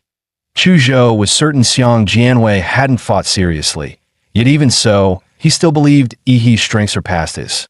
He had no idea about his friend's fanboy thoughts. His gaze drifted toward the street as he waited for another teammate to arrive. Moments later, Lu Qingzhu came into view. Even among the countless beauties of Huadu University, her presence made the others pale in comparison. She offered a warm smile. "Sorry, I'm late." He raised an eyebrow at her apology. "And what else?" Lu Qingzhu asked in confusion. Even after 3 months apart, having Yi's gaze fixed on her still made her ears turn red. After all, her mother had been whispering all sorts of blush-inducing couple advice in her ear. "Qingzhu, remember, you and Yi are a couple now. Even at school, you need to act like one." Thinking about her mother's words, her face flushed even deeper. "Does that mean we have to act like a couple right now?" She overthought for a moment. Then, mustering her courage, pouted and leaned toward him. He froze. "What are you doing? After 3 months apart, you're not even going to say hello first." Lu Qingzhu hadn't expected that to be what he meant. Flustered, she quickly turned away and ignored him. They soon stepped into the university's activity center, a massive 5-story dome-shaped building. In the first-floor lobby, a huge central screen displayed the latest popular missions, as well as the rankings of top-performing students. Chu Zhou and Lu Qingzhu had already completed 3 missions, surpassing their quota. Today, they were here mainly to form a team with Yi. After browsing the mission list, they narrowed it down to 3 suitable ones: Serial Psychopath in Hung City, Beast Tide Investigation in Lian City, and Anomaly in Linshui County. Originally, all 3 missions were level 2, but the Linshui County mission suddenly jumped to level 3 today. The university's off-campus missions are ranked from level 1 to level 5, with difficulty increasing by rank. Freshmen can usually only take level 1 missions. The only level 2 mission Chu Zhou and Lu Qingzhu had ever joined was a 10-person team job. Getting approval for a 3-person freshman squad to take a level 2 mission was already rare. Yi, however, had a special privilege card from Gong Ku, handed to him right before she left. "You're already capable of handling things on your OWN that in all of freshman and sophomore year. There are only a handful who can spar with you. You need high difficulty missions to sharpen yourself. With this card, you can accept any mission on campus, regardless of rank. Just don't mess with level 4 or 5 missions. They're too unpredictable. Even Xuanwu level warriors have died on those." Truth be told, Yi didn't want to try a level 4 or 5 mission, but out of consideration for his teammates' limits, he held back. Chu Zhou asked, "Which one are we taking?" Yi thought for a moment before replying, "Risk and reward go hand in hand. The first mission is pure pursuit. It'll be inefficient if the criminal investigation unit couldn't catch this rat in months. The challenge is in tracking, not in the kill. The second mission is auxiliary investigation. With the Great Xia Dragon Sparrow Division involved, we'd be relegated to trivial tasks. Neither the main fight nor the real investigation would fall to us. The third mission, on the other hand, would be entirely in our hands and no safety net. Yes, but the bigger the risk, the greater the reward. That if we're too scared to face danger and just grow in a greenhouse, then why call ourselves warriors?" Yi's stance was firm. Chu Zhou nodded in agreement, and Lu Qingzhu felt the same way. Seeing both of them agree, Yi handed the mission registration form to the receptionist. The receptionist's eyes widened in disbelief. An all-freshman team daring to take on a level 3 mission. This was madness. Didn't they know a sophomore squad had already been wiped out in Linshui County? Before she could refuse, Yi flashed his privilege card. Her expression immediately turned serious, and she called the Student Activity Center's director to confirm. Once verified, her tone shifted to respectful as she processed their registration. "May fortune favor your blades," she wished sincerely. Leaving the activity center, Yi said he needed to pick something up before heading to Linshui County. The first place prize in the Zodiac Pendant Tournament was either a dish-level martial art or a weapon forged from special grade alloy. With Gong Ku, that old monster, as his mentor, high-tier martial arts were the least of his worries. So he chose a weapon that fit his style. After all, ordinary materials couldn't withstand the sheer brutality of his fighting methods. This weapon was forged from special-grade alloy, starfall steel, a perfectly tailored war blade built to match his physique and strength. 3 months had passed. It should be ready by now. He rushed to the Mechanical and Magitech Academy's forge, eager to claim his weapon. The war blade measured about 1.2 meters long. Its broad, flat edge dark in color but speckled with tiny, star-like glimmers, signature markings of starfall steel. The spine of the blade was lined with dense, serrated ridges, adding weight and impact so that each swing could unleash devastating force. The hilt was wrapped in custom black leather for grip, with fine starfall steel threads woven inside to channel martial energy directly into the weapon. When he drew the blade and swung it, the air itself seemed to split apart. Each strike came with a sharp whoosh and a flash of light that sent chills down the spine. Perfect, just the right weight. In a hollow feel. Fits like a glove, he thought, impressed. It had been crafted using his measurements from 3 months ago, yet still matched his newly enhanced warrior strength. Truly, Huada's master smiths were in a league of their own. After stowing the blade, he set off with Chu Zhou and Lu Qingzhu toward Lingshui County, a small, unremarkable town. With no secret realms ever appearing in the area, local warriors were rare, and the place felt far more outdated and closed off compared to the outside world. Most residents still relied on old buses, tricycles, or electric scooters for transportation. For this mission, the three of them were posing as ordinary university students. Huada had already forged their identities and complete background records. Upon arrival, Ihi activated his life magnetic field to scan the surroundings. Although his range could easily cover the entire county, he deliberately restricted it to less than 100 meters. He didn't want to startle any rats hiding in the shadows. After all, in pest control, the hard part wasn't killing them, it was finding them. Let's go double check out the house Huada arranged for us first. Just as they were about to head out, a tricycle slowed to a stop in front of them. The elderly driver called out, "Hey kids, where you headed? Want a ride?" Lu Qingzhu instinctively started to wave him off, but he quickly stopped her. He had sensed something unusual in the old man's aura. Playing along, he smiled and said, "Sure, Grandpa, we're carrying luggage and could use the rest." Once they were seated in the tricycle, the old man pedaling glanced back curiously. "You boys look like well-educated students. Which school are you from?" "Here on vacation?" He answered calmly, sticking to his cover story. "I'm a local from Lingshui County, just bringing 2 classmates over to visit. I'm studying in Yinqing now." The old man's brows rose. "A local? Huh. Who are your folks? Can't seem to recall you." He chuckled. "My grandfather was Ishorong. He passed away a few years back. I moved away after that." He was glad he'd practiced some Lingshui dialect on the plane, and that the ID Huada prepared for him matched a real, verifiable person. Turned out the old man really did know Ishorong. His suspicion eased, and he grinned. Good, good. You still remember your roots. To man like that's bound to have blessings." He dragged out the last word, eyes glinting with a strange excitement. Soon, they arrived at the old house Huada had arranged for them. Once Ishorong's home, he thanked the old man, got off with a suitcase, and stepped into the yard. Interestingly, the old man didn't take any fare. Instead, he reminded Ihi, "In 2 days, we'll have Lingshui County's biggest festival, held only once every 3 years. You must come. If you're too shy to step out, I'll come fetch you myself." He smiled. Got it. He could tell the man wasn't just being polite. He meant every word. The three stepped into the courtyard of the old house. Years of neglect had left the concrete ground cracked and riddled with weeds, giving the place a desolate feel. He motioned for Chu Zhou and Lu Qingzhu to step back, then slammed his foot down on the ground. In an instant, a wave of intense radiation swept through the courtyard and the entire house.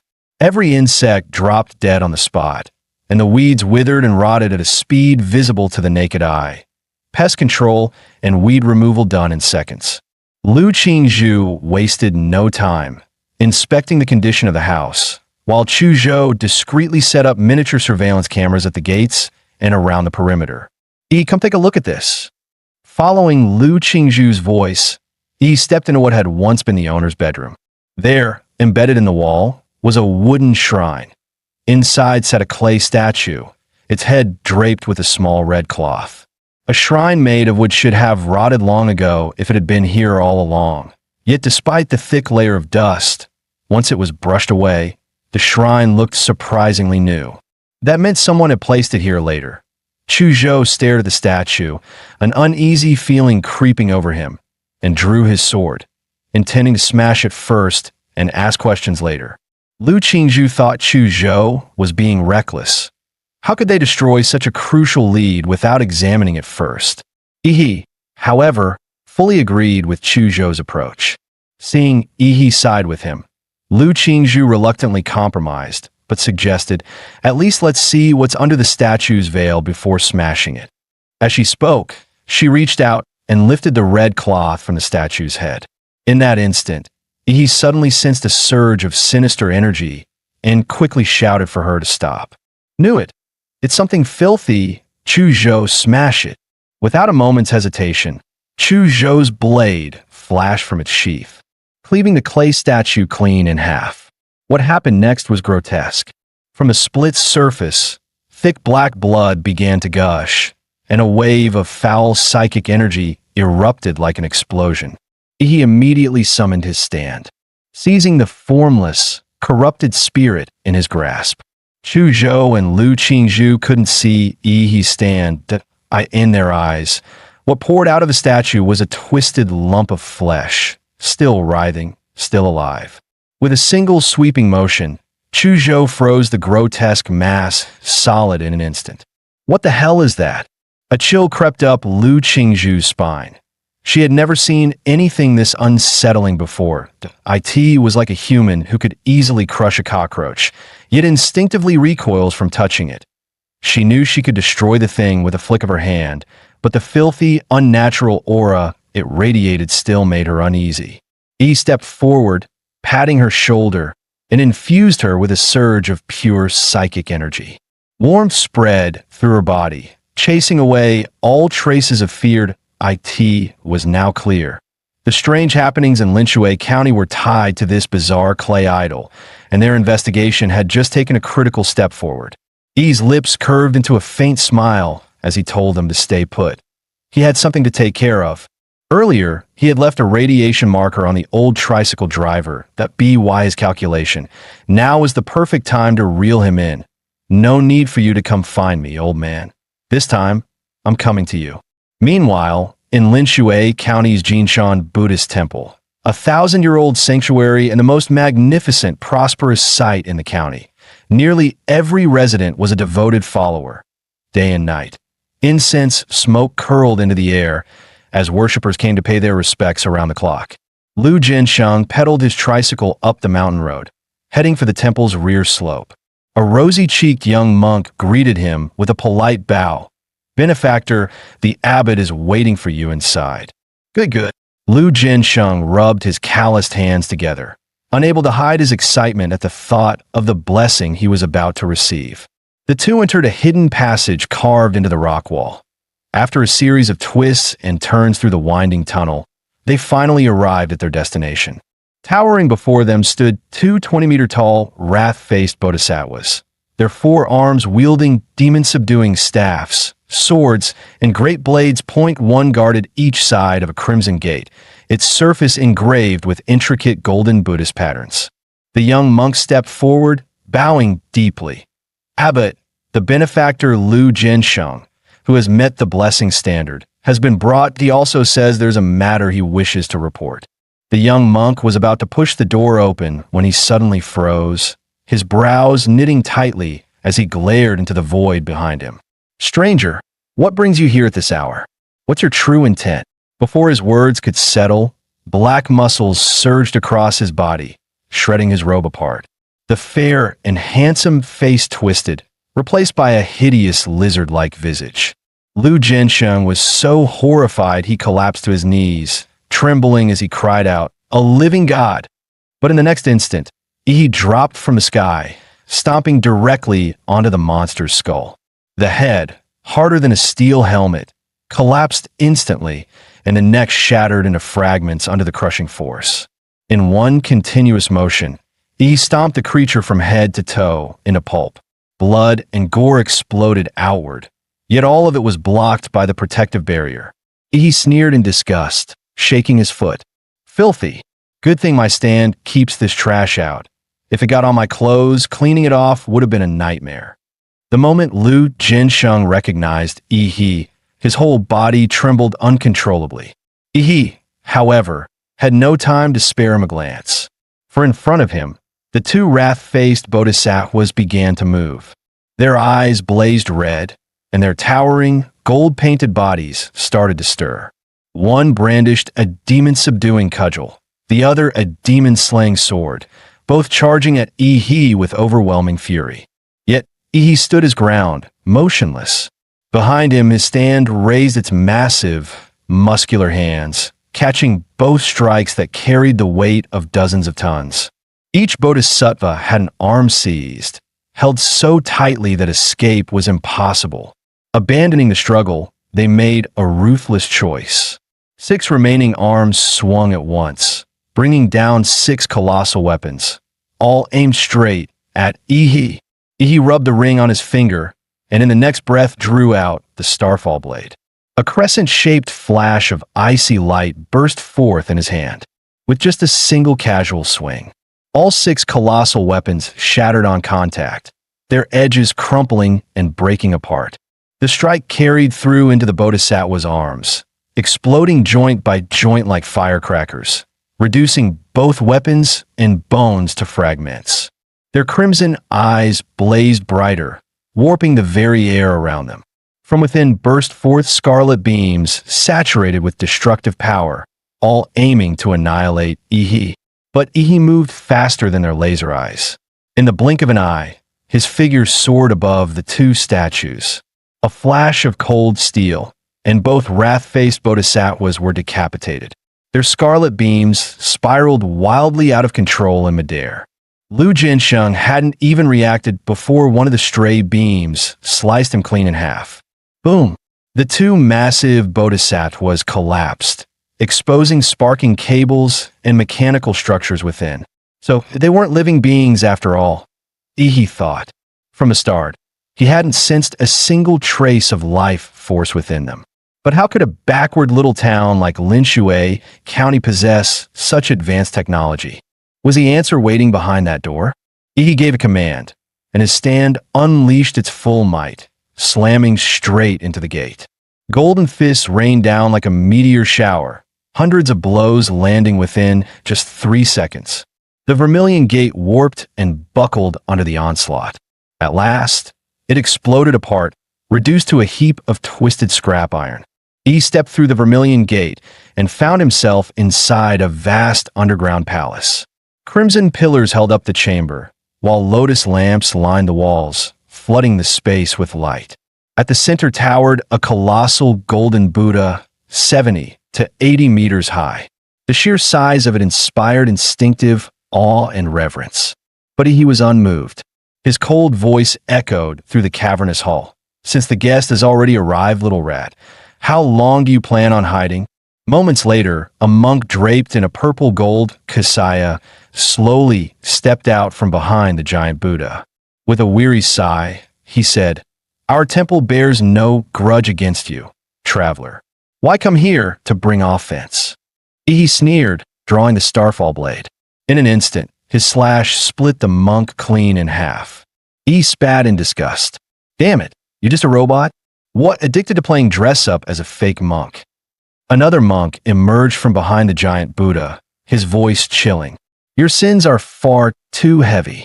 Better you spend some time with the fiends of the 18th hell to temper that vicious nature of yours. Cut the crap." He snapped, lifting his blade to strike. But before he could swing, the entire floor of the underground palace began to sink. He plunged downward with it. After falling nearly 20 meters, he landed hard at the bottom. Around him, 18 massive holes split open the walls. From them poured a swarm of humanoid monsters, their black, gel-like skin glistening, faces twisted into lizard-like shapes. Each one radiated the energy of a level 1 or level 2 warrior. Their life force signatures were almost identical, like products of mass production. Ihi sneered. Trying to drown me in numbers? The last fools who tried that are long buried with weeds over their graves. Ihi roared, pouring a surge of murderous chi into the starfall blade. The weapon swelled under its power, its blade extending to 30 meters in length. Xianwang blade art, Shura's 3 slashes. First slash, 1,000 miles of carnage. With a single sweep, Ihi swung the colossal blade. A crimson arc of blade energy erupted, engulfing the entire hall. Within 30 meters of Ihi, every lizard-like creature caught in its path was cleaved clean in half. The strike didn't stop there. The energy wave spread outward. Though slower in speed, the swarm of bioengineered soldiers packed like ants had no room to escape. They were cut down like fields of grass, harvested in one brutal sweep. Even as the 18 tunnels kept spewing more creatures, Ihi's slaughter made their numbers meaningless. 10 minutes later, only corpses and rivers of blood remained at his feet. Not a single living thing was left. Standing atop the mountain of bodies, Ihi climbed out of the pit. With one casual stroke, he severed the head of the monk from earlier. Even decapitated, the synthetic husk still repeated its pre-recorded line. "Your sins are too heavy." He narrowed his eyes at the glowing red optics, his voice cold. "I'm already tired of killing. Stop hiding, get out here." No sooner had Ihi spoken than laughter echoed through the vast hall. "So, we've drawn the attention of a formidable foe. Impressive, but that's all you are." As the voice resonated, the giant Buddha seated in the center suddenly began to move. The grinding roar of gears thundered from within its body. The prayer beads hanging from its neck floated upward, transforming into hovering cannons. Its shoulders split open, revealing rocket thrusters within. In the blink of an eye, the golden Buddha had reconfigured itself into a towering mecha. "Sinner, your fate is sealed. Return to the cycle of rebirth." The massive Buddha hand rose, descending like a mountain to crush Ihi beneath it. Turbines at its joints roared to full throttle, driving the strike with overwhelming force, intent on grinding Ihi in a paste. Yet instead of fear, Ihi's fighting spirit ignited, his gaze burning with defiance. As the colossal palm fell, he unleashed his transformation, awakening his titan form. Godzilla! In the next instant, the temperature in the chamber spiked to terrifying levels. Thick steam spread rapidly, shrouding the entire hall. The operator behind the giant Buddha hadn't even figured out what was happening when a towering black-armored titan, even larger than before, loomed into view. No chance was given to react. "Amit Ba," Ihi sneered, mockingly chanting the Buddha's name before using his biological body's superior agility to hurl a massive punch straight into its face. Immediately after, Ihi seized the Buddha's head with one hand and drove his iron-hard knee upward in a brutal strike. The impact shattered the mecha's facial armor, tearing open a gaping crack. Sparks erupted from its steel skeleton within, accompanied by a harsh mechanical alarm. Critical warning. Multiple damages detected in head unit. The Mecha Buddha staggered, its massive body tilting backward. The floating prayer bead cannons crossed their fire, unleashing a torrential rain of lasers that hammered into Ihi's titan form. Yet the beams, powerful enough to pierce military-grade armored vehicles, left nothing but a few scorch marks on the black-armored titan. Not a scratch beyond that. The next moment, the Buddha's chest split open, revealing a cluster of crimson-tipped missiles. They launched in unison, slamming into Ihi's body. The detonations rocked the entire underground palace, shaking it to its core.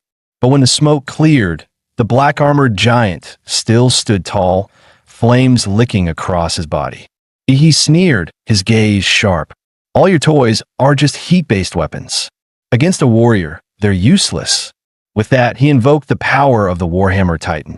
The ground split open, and countless hardened bone spikes erupted upward, skewering the Mecha Buddha and suspending it in midair.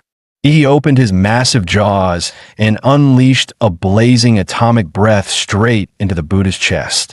The mecha, already critically damaged, could no longer rely on its electromagnetic shields for protection. In the end, the atomic breath tore it apart, reducing it to a heap of wreckage. He reverted to human form, landing firmly on the ground. There, beneath the lotus throne where the Buddha once sat, he spotted a hidden passage leading deep underground. Half an hour earlier, inside a pristine, futuristic research facility, a researcher, eyes fixed on the surveillance feed of Ihi, spoke confidently to the elderly man beside him. "Doctor, the man has taken down the mechanical bodhisattvas. But rest assured, the gate built with our newest materials and structural designs is unbreakable." Moments later, on the screen, he didn't even raise his hand. The vermilion gate exploded in a twisted scrap, blasted aside by some unseen force. The researcher stiffened, forcing calm. "No problem, doctor. We still have our army of bio-soldiers. Tens of thousands of them, enough to wear down even a Grand Martial Master. Perfect chance to clear out some inventory." But soon after, the feed showed Ihi wielding a 30-meter blade, cutting through them like fields of wheat. One sweep, and entire hordes fell. The researcher's face turned pale. Drawing a sharp breath, he muttered, "Doctor, but it's fine. We still have our trump card. Trust in our design. This Mecha Buddha was engineered specifically to counter Lord-class beasts. Against a mere martial warrior, it'll crush him with ease." A moment later, when a researcher saw the Mecha Buddha torn apart by Ihi's bare hands, he was struck dumb. "It's fine, doctor. We still have."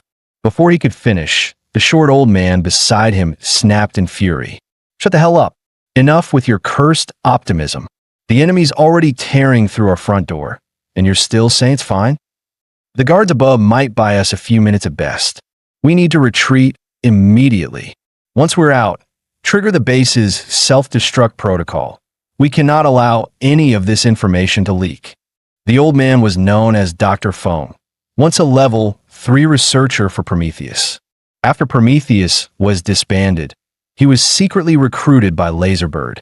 10 years ago, Laserbird set its sights on the unremarkable Linshui County, quietly replacing all the monks of Jinshan Temple.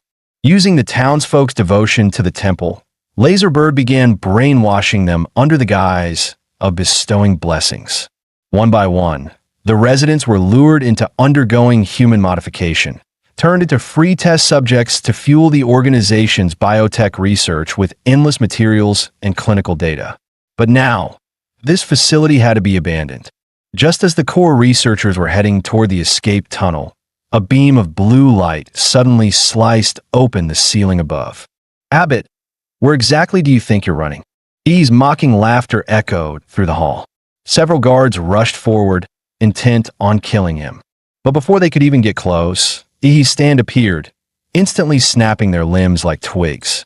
Ihi strode up to Dr. Fong with a cold sneer, his gaze sharp as blades. "What do you want?" "We can negotiate," Dr. Fong stammered, even as his hand slipped into his pocket to trigger the base's self-destruct.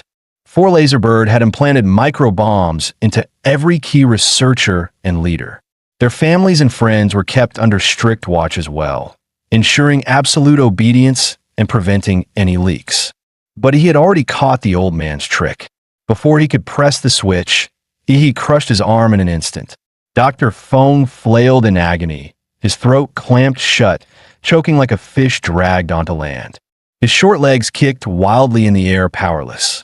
Only when he was on the verge of passing out did Ihi finally release him, tossing him to the ground like trash. Dr. Fang's lungs finally drew in fresh air again. When he looked back at Ihi, his eyes were filled with raw terror. Seeing him subdued, Ihi began his interrogation.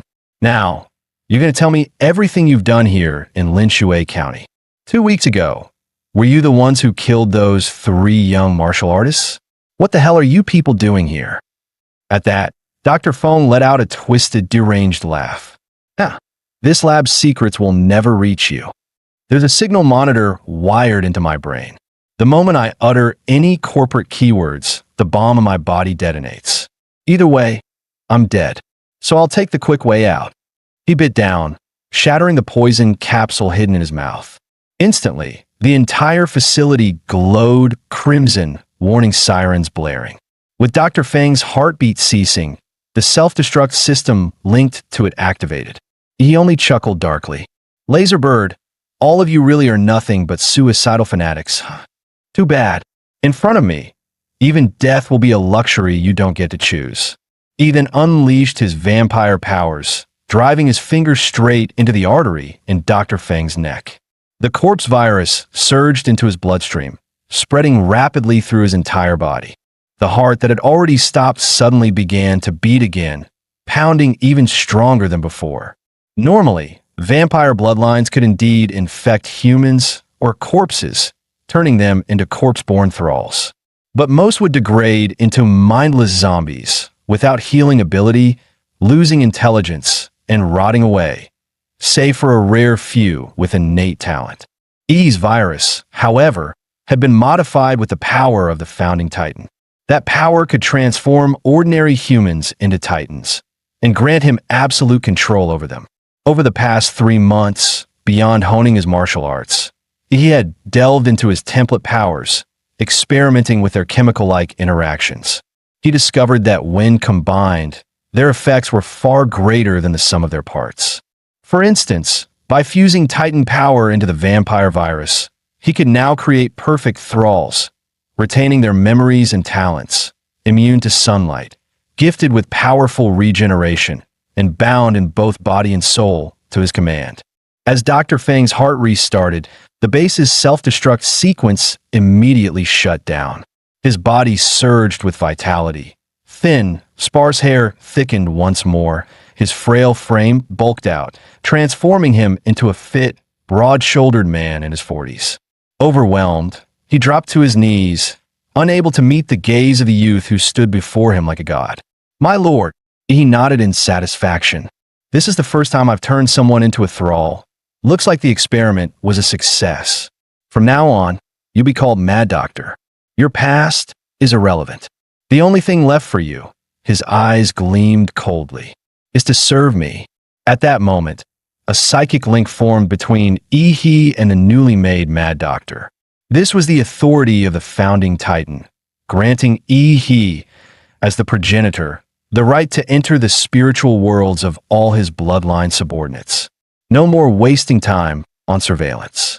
With a single thought, He broke into the Mad Doctor's mind, rifling through his memories of Linshui County to uncover when the city had first been compromised. Through those memories, He discovered that 8 years ago, Dr. Fang's team had been dispatched to Linshui by the Laserbird Corporation. There, they secretly used the villagers as subjects in experiments with biosoldiers and mechanical constructs. But just as their research began to succeed, an insidious cult called Xinjiang Heaven infiltrated the region without anyone realizing. With bizarre methods, they subtly rewrote the perceptions of the villagers and even the research team itself. Over time, symptoms began to show: eating raw flesh, constant lethargy, worshipping clay idols, and even sleepwalking en masse. Eating raw flesh marked the first stage of corruption, physical mutation triggered by that alien will. Lethargy indicated a deeper level of spiritual distortion. Worshipping clay idols meant the mind and body had been almost completely corrupted beyond salvation. And mass sleepwalking, that was the final sign. Their souls had already become food for that twisted will. The investigation revealed that in the past 2 years, the maximum lifespan of Linshui's residents had dropped to just 50 to 55 years. Anyone older than that had already been devoured by the alien will. In the end, the entire city was destined to become its food. This organization, calling itself Xinjiang Heaven, was in truth an anti-human cult, worshipping knowledge from ancient ruins and seeking the destruction of mankind. Dr. Feng speculated that the source corrupting the minds of Lin Shui's people and feeding on their life force was a demon fetus brought out from a secret ruin. According to his calculations, the fetus would fully mature 2 nights from now. Having pieced together the truth, he withdrew from the mental link. He suddenly recalled the old tricycle man's words, that in 2 days, Lin Shui would host a so-called blooming festival. By then, the entire city's population would be gathered. He finished reading all of Mad Doctor's memories. To his surprise, he uncovered an unexpected gift. Before his death, Mad Doctor had not only taken part in the research of the golden gene, but also understood its usage and effects. However, that knowledge could only be put to use after the mission was complete. As for the plan of the Divine Descent Kingdom, he already had a mad solution in mind. Technically, all he needed to do was uncover the truth and claim Hua University's reward. But what he wanted now was far greater. He aimed to snatch the Divine Descent Kingdom's prize for himself. He then ordered Mad Doctor, "You'll hide inside Lin Shui County. I'll provide you with my blood. Find a way to release it into the county's water supply. Make sure the infection spreads to the maximum extent." Mad Doctor instantly grasped Ihi's plan, his face twisting with excitement. "My lord, you intend to fight the Divine Descent Kingdom's demon fetus for believers? Madness. This is utterly insane." He nodded and said, "By now, all the residents of Lin Shui County have entered the 4th stage of contamination. There's no way for them to return to normal. I admit I have my own motives in transforming them, but once this storm is over, I'll do my best to let them resume their old lives. At the very least, under my control, they won't harm society." After parting with Mad Doctor, he returned to the old residence to regroup with Chu Zhou and Lu Qingzhu. The two were eating combat rations prepared by Hua University at that moment. Clearly, they had also learned that the townsfolk were eating raw meat and even human flesh, so they dared not touch the local food. Chu Zhou then revealed what he and Lu Qingzhu had discovered. Restaurants served only raw dishes, and every household worshipped a clay idol. He suspected the entire city was enslaved by some kind of cognitive distortion. Hearing this, he couldn't help but look at Chu Zhou with newfound respect. This killer had guessed nearly spot on. He then recounted their trip to Jinshan Temple, though he deliberately left out the part about assimilating Mad Doctor and his plan to steal the Divine Descent Kingdom's prize. Lu Qingzhu's eyes widened in shock. She never expected such chaos in a small county. Chu Zhou was just as stunned that even a powerful biotech organization had been swallowed up by Lin Shui's anomalies. This has already gone beyond a level 3 mission, hasn't it? Should we call Hua University for backup? Lu Qingzhu asked nervously. He shook his head repeatedly. Are you kidding? If Hua University steps in, how am I supposed to intercept the prize? Don't worry. This task is strange, yes, but it doesn't pose any real threat to our safety.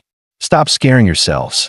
If your first thought is to run for reinforcements at the first sign of danger, what can we ever accomplish? For now, we wait until nightfall, he said firmly. So far, we've seen the anomalies of eating raw flesh and worshipping clay idols. There's still one left we haven't experienced: mass sleepwalking. Perhaps only at night will this heavily twisted city reveal its true face. Meanwhile, at Laserbird headquarters, the board of directors convened an emergency meeting to address the sudden blackout of the Jinshan Temple base. Just 30 minutes earlier, headquarters had received a signal that the base's self-destruct sequence in Lin Shui County had been activated, only to be aborted within seconds. This immediately raised alarms in the information department. They tried contacting the base, but no one answered. Realizing the severity, the department head escalated the matter to the board. Following their ruthless doctrine of better to kill by mistake than let one slip away, the board ordered all implanted heart bombs within the base's researchers to be detonated, ensuring no survivors. At the same time, they dispatched a special squad to Lin Shui County to investigate the situation firsthand. Moments later, inside Lin Shui's central water plant, Mad Doctor, who had been standing tall, suddenly felt his pupils contract. Without warning, he drove his hand into his chest and ripped his heart straight out. He hurled it away, and the organ exploded like fireworks, spraying blood in every direction. Even as an undead, Losing such a vital organ left mad Dr. Weekend. While his heart slowly regenerated, he sent a message to Ehe. My lord, Laserbird just detonated the bomb inside me.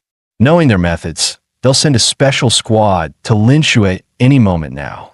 He read the message and calmly replied, no matter. Continue the plan. Night fell as a train slowly pulled into Linshue County Station. 5 passengers stepped off the carriage. One seemingly ordinary middle-aged man spoke up. So remote. No wonder the company chose this place for a secret base. A woman dragging a suitcase with a baby in her arms replied. The company already confirmed that Daxia's Dragon Sparrow wasn't involved with the Jinshan Temple base. So who did it? The company has far too many enemies. The man in glasses, clearly the leader, issued his command coldly. Head to the base first. Destroy every piece of equipment and data we can. This young man, who looked no different from an ordinary programmer, was in fact the captain of Laserbird's 3rd squad, once known across the entire underworld as the King of Assassins. Their assignments were set. Golden Snake and Bluebird would investigate the state of Linshue County. Meanwhile, the programmer Captain Black Lion, along with the pot-bellied man Catfish and the woman with the baby, White Sheep, were tasked with heading to the Jinshan Temple base. Golden Snake and Bluebird, both masters of stealth, melted into the city's shadows as they quickly gathered and organized what they saw. Silently, they slipped into a residential home. The moment they entered, a nauseating stench of rotting meat hit them. After checking, they discovered the source, a severed human head placed in the kitchen. Bluebird stepped into the master bedroom, where she found a clay idol with a red veil draped over its head. Driven by curiosity, she lifted the cloth. In an instant, her consciousness was seized by the idol. Meanwhile, Golden Snake stood in the living room, listening through his earpiece to Captain Black Lion's update. They had uncovered the cause of the Jinshan Temple base's downfall. A lone warrior had single-handedly smashed through the entire facility. Tens of thousands of bioengineered corpses littered the underground palace. The fortress-class battle mech Great Buddha lay in shattered pieces, and not a single researcher survived. Even the lead scientist, Dr. Feng, was missing. At least, his body wasn't found anywhere near the temple. Just as Golden Snake finished listening to the report, his signal suddenly cut out. Looking toward the window, he froze on the spot. The once empty street outside was now packed with residents in pajamas. Their expressions were serene, eyes closed, moving forward slowly, closing in on his position. Realizing he was being surrounded by the townsfolk, Golden Snake hurried to warn Bluebird to retreat. But the moment he pushed open the bedroom door, a dagger coated in anesthetic slammed into his abdomen. As his consciousness faded, Golden Snake was horrified to see that his attacker was none other than his teammate, Bluebird. Just before blacking out, the last thing he saw was the clay idol on the bedside shrine, its red veil torn away. That idol was none other than the moon demon, Barrows, taken from the ruins of a secret realm. That night, the moon over Linshue loomed unnaturally large. Its cold white light bathed the city, illuminating every corner without the need for lamps. From the top of a clock tower, he stood at the spire, surveying the city. In the southeast, he spotted the outbreak of mass sleepwalking. Relaying this information to Chu Zhou and Lu Qingzhu, he then leapt down from the tower, heading straight to regroup with them. At that moment, Golden Snake slowly regained consciousness from the anesthetic haze. He and his teammate, Bluebird, were tied tightly to 2 massive pillars. You're from the Divine Descent Kingdom, aren't you? We can talk this out. The organization behind me has real power, he shouted. But as he looked at the crowd surrounding him, Golden Snake tried to reason with them, yet no one responded.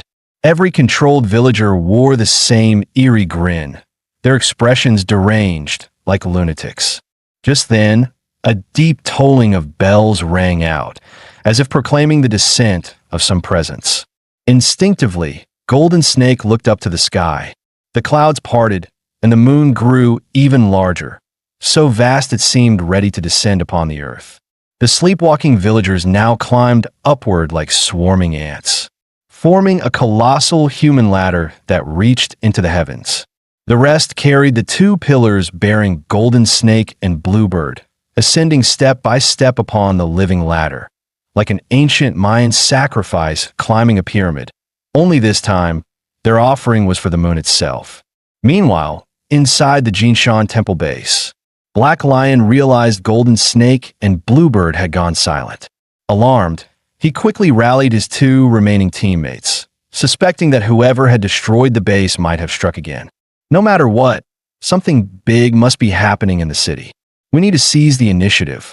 Back to the city now. The three had barely stepped outside the temple when they caught sight of the massive full moon hanging in the night sky. At its very center, a visible beam of moonlight pierced downward. The light struck a specific point in Linshui County, resembling a divine miracle. Even Black Lion, a man who had seen it all, was left speechless at the sight.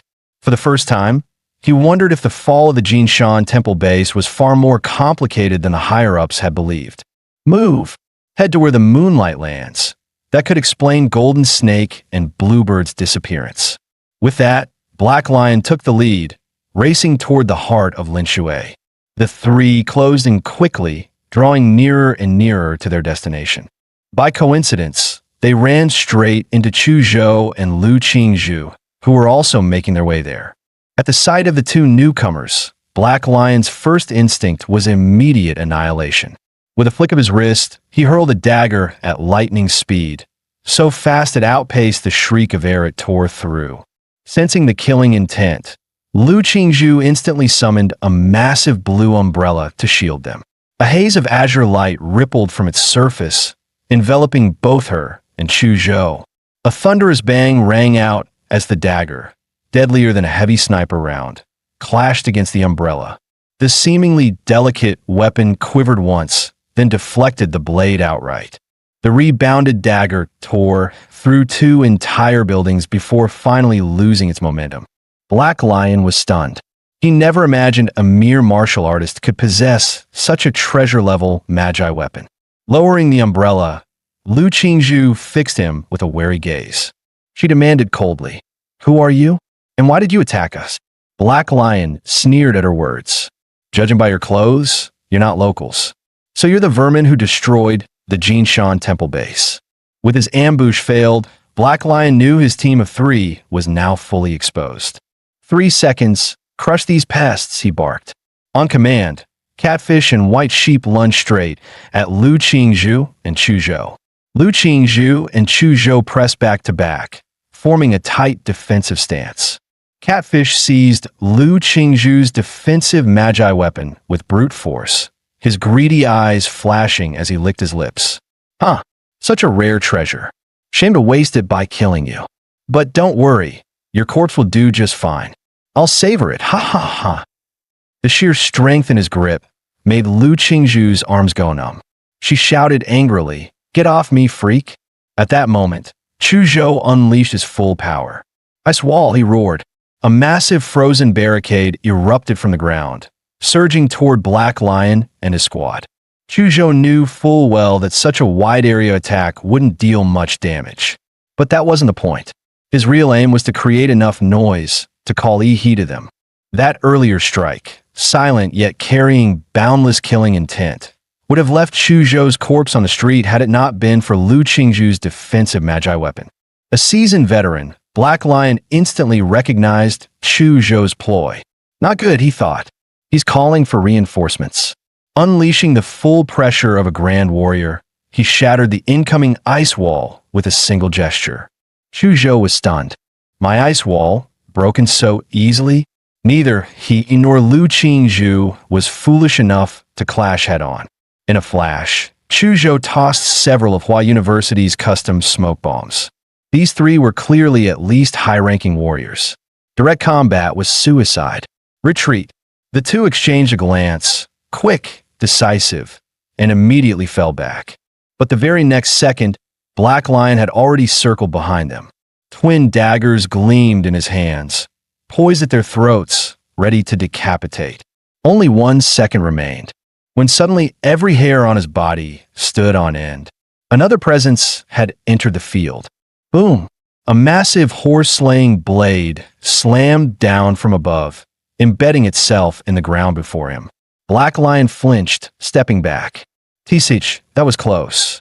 He glared up. Who are you? One of their allies. E grinned. I'm the one here to take your life. Ah, bold words.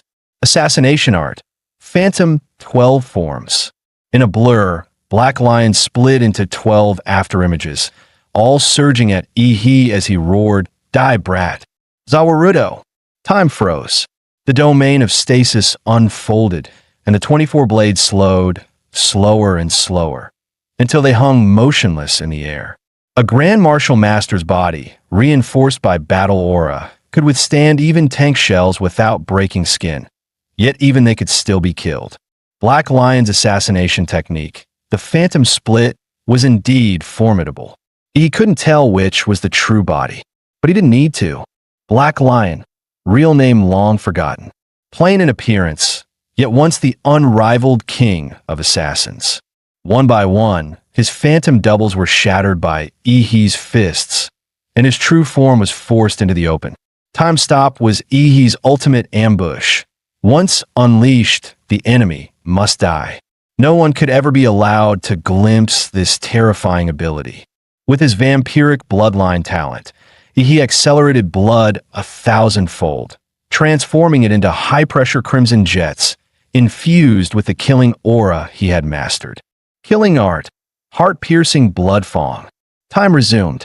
The so-called king of assassins, Black Lion, perished in an instant, his end abrupt and unceremonious. His final thought was disbelief. How had he appeared before him in a single breath? He sees Black Lion's corpse, his fingers speared into the throat as he sneered, the body's best used warm.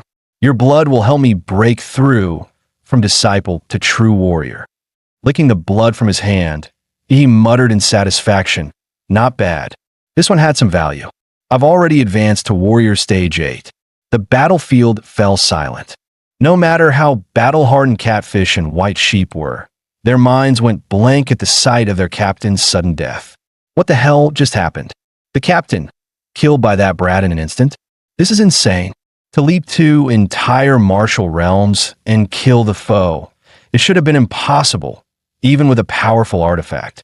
A warrior simply lacks the aura to sustain such a weapon. Yet, he had done it. Worse, he drained the captain's blood dry. This thing isn't human. It's a monster. He stared at them coldly. It's not over yet. Now, let me show you something interesting. Flesh prison. Blood fiend puppet. From beneath his feet, his shadow boiled with black-red miasma. A massive, translucent hand of blood and darkness crawled forth from the abyss. As the phantom fully emerged, catfish and white sheep recoiled in horror. The figure looked exactly like their captain, drained to a husk just moments ago. Damn it, what kind of monsters are these? Each one's worse than the last. Is that really just a warrior? White Sheep muttered through gritted teeth. Then she said firmly, "Leave it to me." Her face hardened as she hurled the baby in her arms into the air. Before their eyes, the infant began to grow at terrifying speed, transforming in seconds into a 3-meter-tall, muscle-bound monstrosity. My treasure stopped them. "Quick, retreat," she cried, as she and Catfish fled in panic. "Chuzhou, Qingzhu, work with my shadow puppet. Take down that bioengineered beast. I'll go hunt down those 2 warriors." With that, Eve vanished from the battlefield in an instant.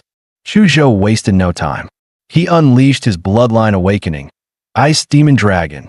The muscle monstrosity let out a furious roar. Its black muscles bulged, glowing with sinister red light, and a blazing palm strike, radiating scorching heat, came crashing down toward Chuzhou. Chuzhou responded with his profound martial art, Xianwang technique, Ice Soaring Dragon Shadow. Frost gathered on the lone cold sword, forming a dragon-shaped phantom. With a single slash, a tidal wave of icy currents surged forth, shaping into a ferocious dragon head that swallowed the bio-enhanced brute whole. The muscle monstrosity roared again, its black flesh glowing brighter with crimson light. Its burning heat clashed head-on with a freezing torrent sending vast clouds of steam billowing into the air. Yet hidden within the icy surge was a far deadlier strike. Taste my blade. A sword edge concealed within the icy dragon shadow suddenly cut toward the creature's throat.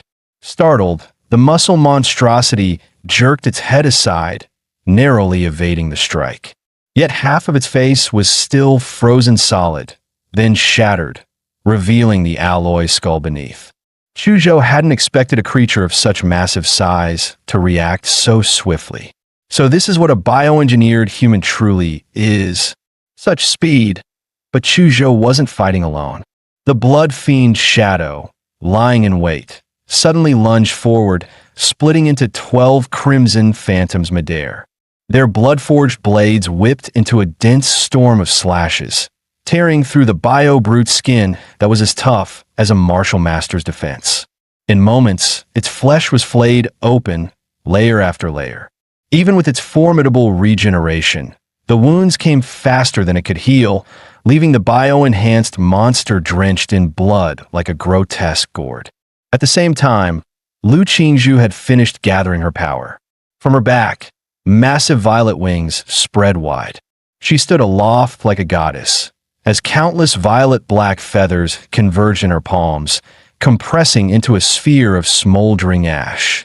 When the ash sphere expanded to 5 meters in diameter, it suddenly ignited, blazing into a violet sun. Genetic art. Purple nether sunflame. At that instant, Chuzhou's ice bound the brute's legs, while the blood fiend Shadow locked it from the front, pinning it in place. From high above, Lu Qingzhu hurled down the violet sun in her hands. Boom! A thunderous explosion shook the city as a colossal pillar of fire erupted skyward. Its searing brilliance outshone even the frigid moonlight. The muscle monstrosity was engulfed in a sea of violet flames, its shrieks echoing through the night, until, consumed inside and out, it was reduced to nothing but ashes. The city fell into a deathly silence once more. Meanwhile, Catfish was fleeing frantically through the sewers.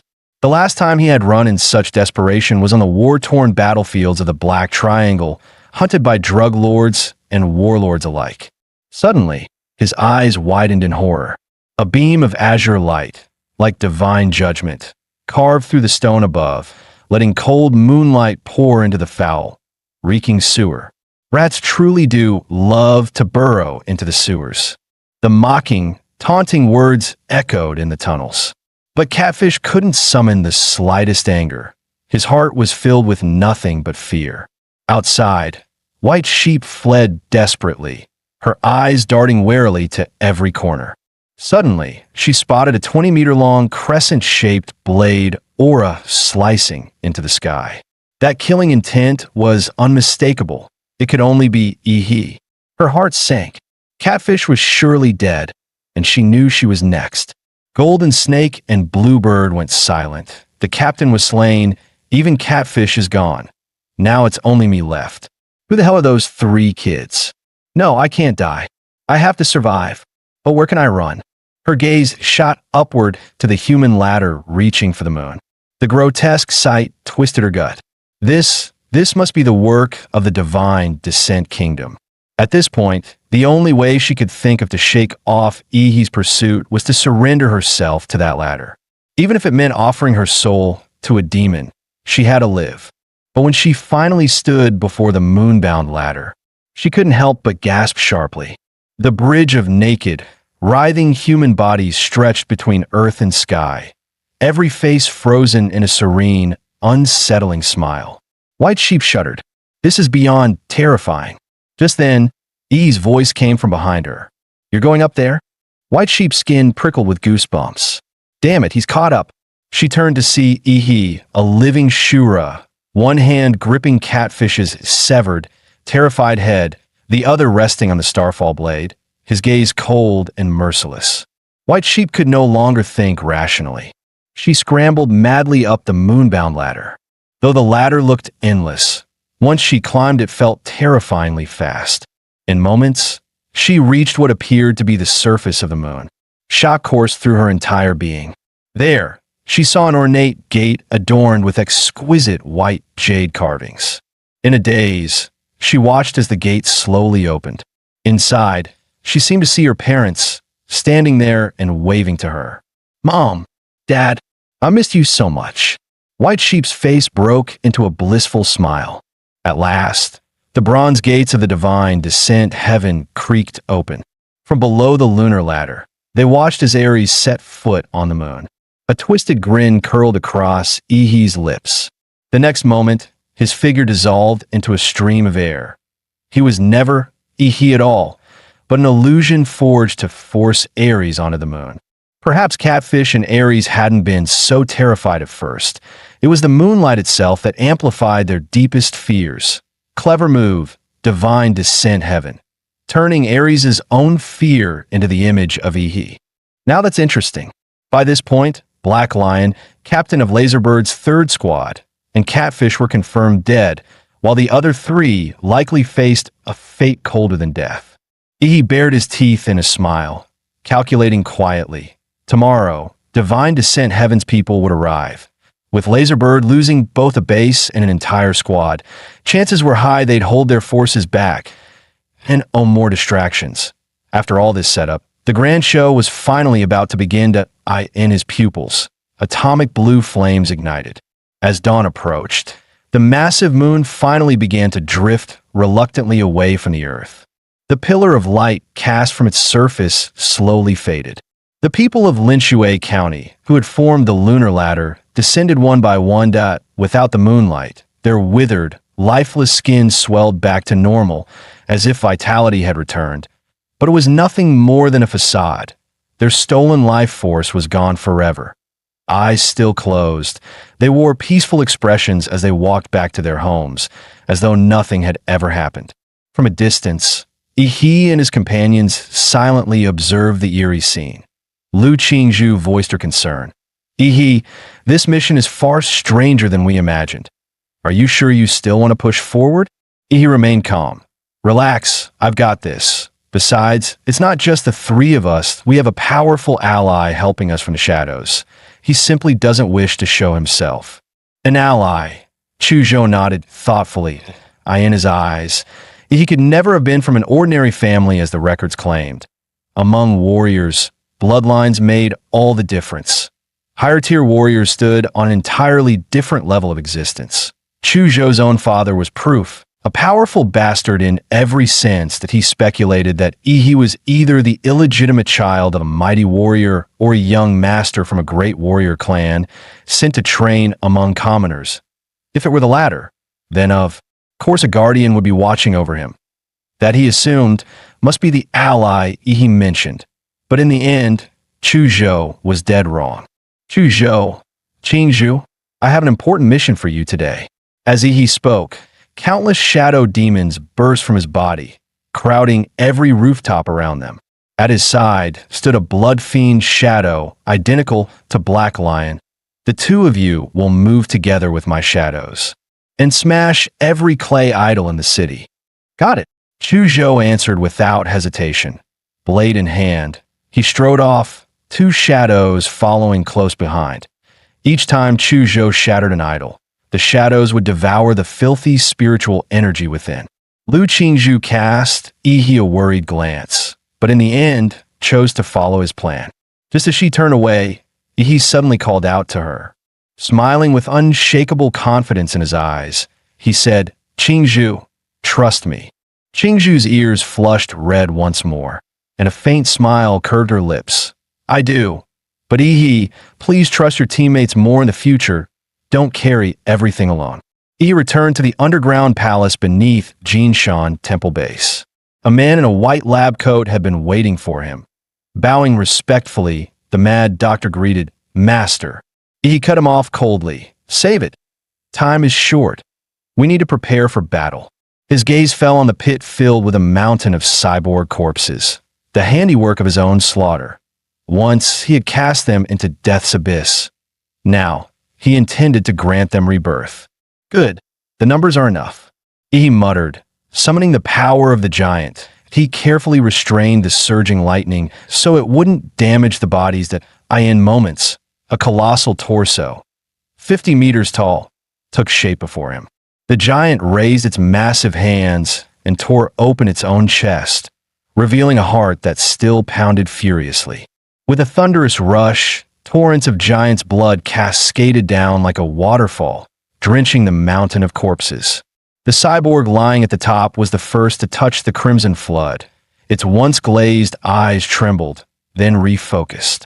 Torn flesh writhed and began to knit back together. This was all part of Ihi's plan. Ihi's plan was to forge an army of undead giants. First, he would use a vampire virus to resurrect the cyborg corpses, then grant them the power of the progenitor giant. When the time came, they would transform into an unstoppable legion that obeyed his every command. Meanwhile, the Mad Doctor worked at the base computer, directing swarms of nanomosquitoes into every household in Linshue County, delivering what he called Ihi's warm blood. Master, everything is proceeding smoothly. Ihi nodded. Good. The biomosquitoes carry vampire blood. Once the infection is complete, go repair that Mecha Buddha we dismantled earlier. The Mad Doctor sneered. A full repair is impossible given its condition, but stripping its weapons and rebuilding them into new systems is still within reach. Rest assured, Master. Excellent.my side is already in motion. Now, let's see how my opponent, Heaven, chooses to act. While Ihi raced ahead with his preparations, another force was already on its way to Linshue County. Divine Descent Heaven was said to have originated from the humanity must perish faction, born when the first rifts to the otherworld erupted. Then, a mysterious pope appeared. He wielded terrifying power drawn from ancient ruins and, with it, transformed a rabble into a force that grew at a terrifying pace. Their doctrine: bring the gods of the otherworld into the mortal realm and lead backward human civilization into a so-called true heaven. And what was the vessel for such descent? The answer was the demon fetus, carried out from those ruins, by devouring the flesh and souls of living beings. The fetus would grow and eventually forge a body through which the gods could briefly manifest on Blue Star. The creed was wholly anti-human, breeding demon fetuses to wreak havoc, spreading believers, and destabilizing human society. At that moment, a robed figure in a patterned cloak muttered, "This land is the hardest nation for Heaven to conquer, and soon it will fall to Heaven. The divine fetus will be born." From inside a bus came a voice. "Bishop, Linshue County lies just ahead." A man in a crimson robe spoke, his attire marking him as a vice bishop. For years ago, the archbishop planted the divine fetus there himself. Yet in the end, he was slain by those ignorant fools of the Dacia dragon sparrow. He never lived to see the fetus mature. What a cruel, devouring world this is, for a man as steadfast in faith, as compassionate and kind as our archbishop, to be left with not even a body to bury. A bishop clad in crimson robes embroidered with golden scripture wiped away his tears, as though mourning the cruelty of fate toward the righteous. But in the next instant, his face hardened, his voice resolute. "We cannot allow the archbishop's sacrifice to be in vain. We cannot let this world fall deeper into the abyss at the hands of fools. Otherwise, Blue Star will become the second domain of sin. Prepare to welcome the gods. Children, this is a revolution. We are liberating humanity." The believers inside the bus were swept up in his fervor. One by one, their eyes blazed with fanatic light, veins bulging at their necks as they roared in unison. "The gods descend. Heaven on earth. The gods descend. Heaven on earth. Fight for the gods." And so, the day passed in a blurred, as dusk fell, a grotesquely large full moon rose into the sky. Its sight was unsettling. Two massive craters and a long, jagged fissure below aligned into the eerie illusion of a smiling face. The lunar ladder had already been erected, awaiting only the faithful to welcome the birth of the moon god. What a glorious moment! In the entire history of our church, only 2 divine fetuses have ever hatched successfully. The bishop's expression twisted with ecstasy. "And today I will carve my name into that history." He spoke of those 2 births. The first had thrown the world into chaos. Tsunamis, volcanic eruptions, and cascading disasters that left hundreds of millions dead, wounded, or displaced. And all of it was caused by just 1 minute of a god's presence on Blue Star. When the second divine fetus descended upon the U.S. continent, the surrounding seas erupted with fog and deadly currents, sealing the entire landmass. After that, nothing. Contact with the continent was completely severed, and in satellite images, the entire region became a blank void. The allied forces of many nations paid dearly, and from then on, the dark ocean around it was classified as an S-class forbidden zone of life, never to be entered again. At that moment, the bishop cut open his own wrist, letting blood spill. A spiked crystal instantly shifted in form, ravenously drinking in the flowing blood. Now this bishop would usher the arrival of the third god, this time in the Xia kingdom. Step by step, he climbed the lunar ladder, bowing his head in solemn chant as he moved toward the twisted, ominous moon. At last, he beheld the ornate structure upon the lunar surface, the moon gate. Dropping to his knees, he poured his blood upon the ground and cried out, "O God above, accept my blood." As though acknowledging his devotion, the moon gate creaked open. A voice surged into his mind, guiding him onward. Eventually, he reached a grand altar forged from moonstone. Upon it rested a platinum coffin, engraved with the church's sigil, the platinum god coffin. Inside lay the divine fetus he had once cultivated. After 4 years of draining the lifeblood of Linshui County, it was nearly ripe. True, compared to those fetuses cultivated with the life force and faith of entire nations, this one was inferior. Its capacity to embody divinity far weaker, but the very fact it existed at all was an achievement.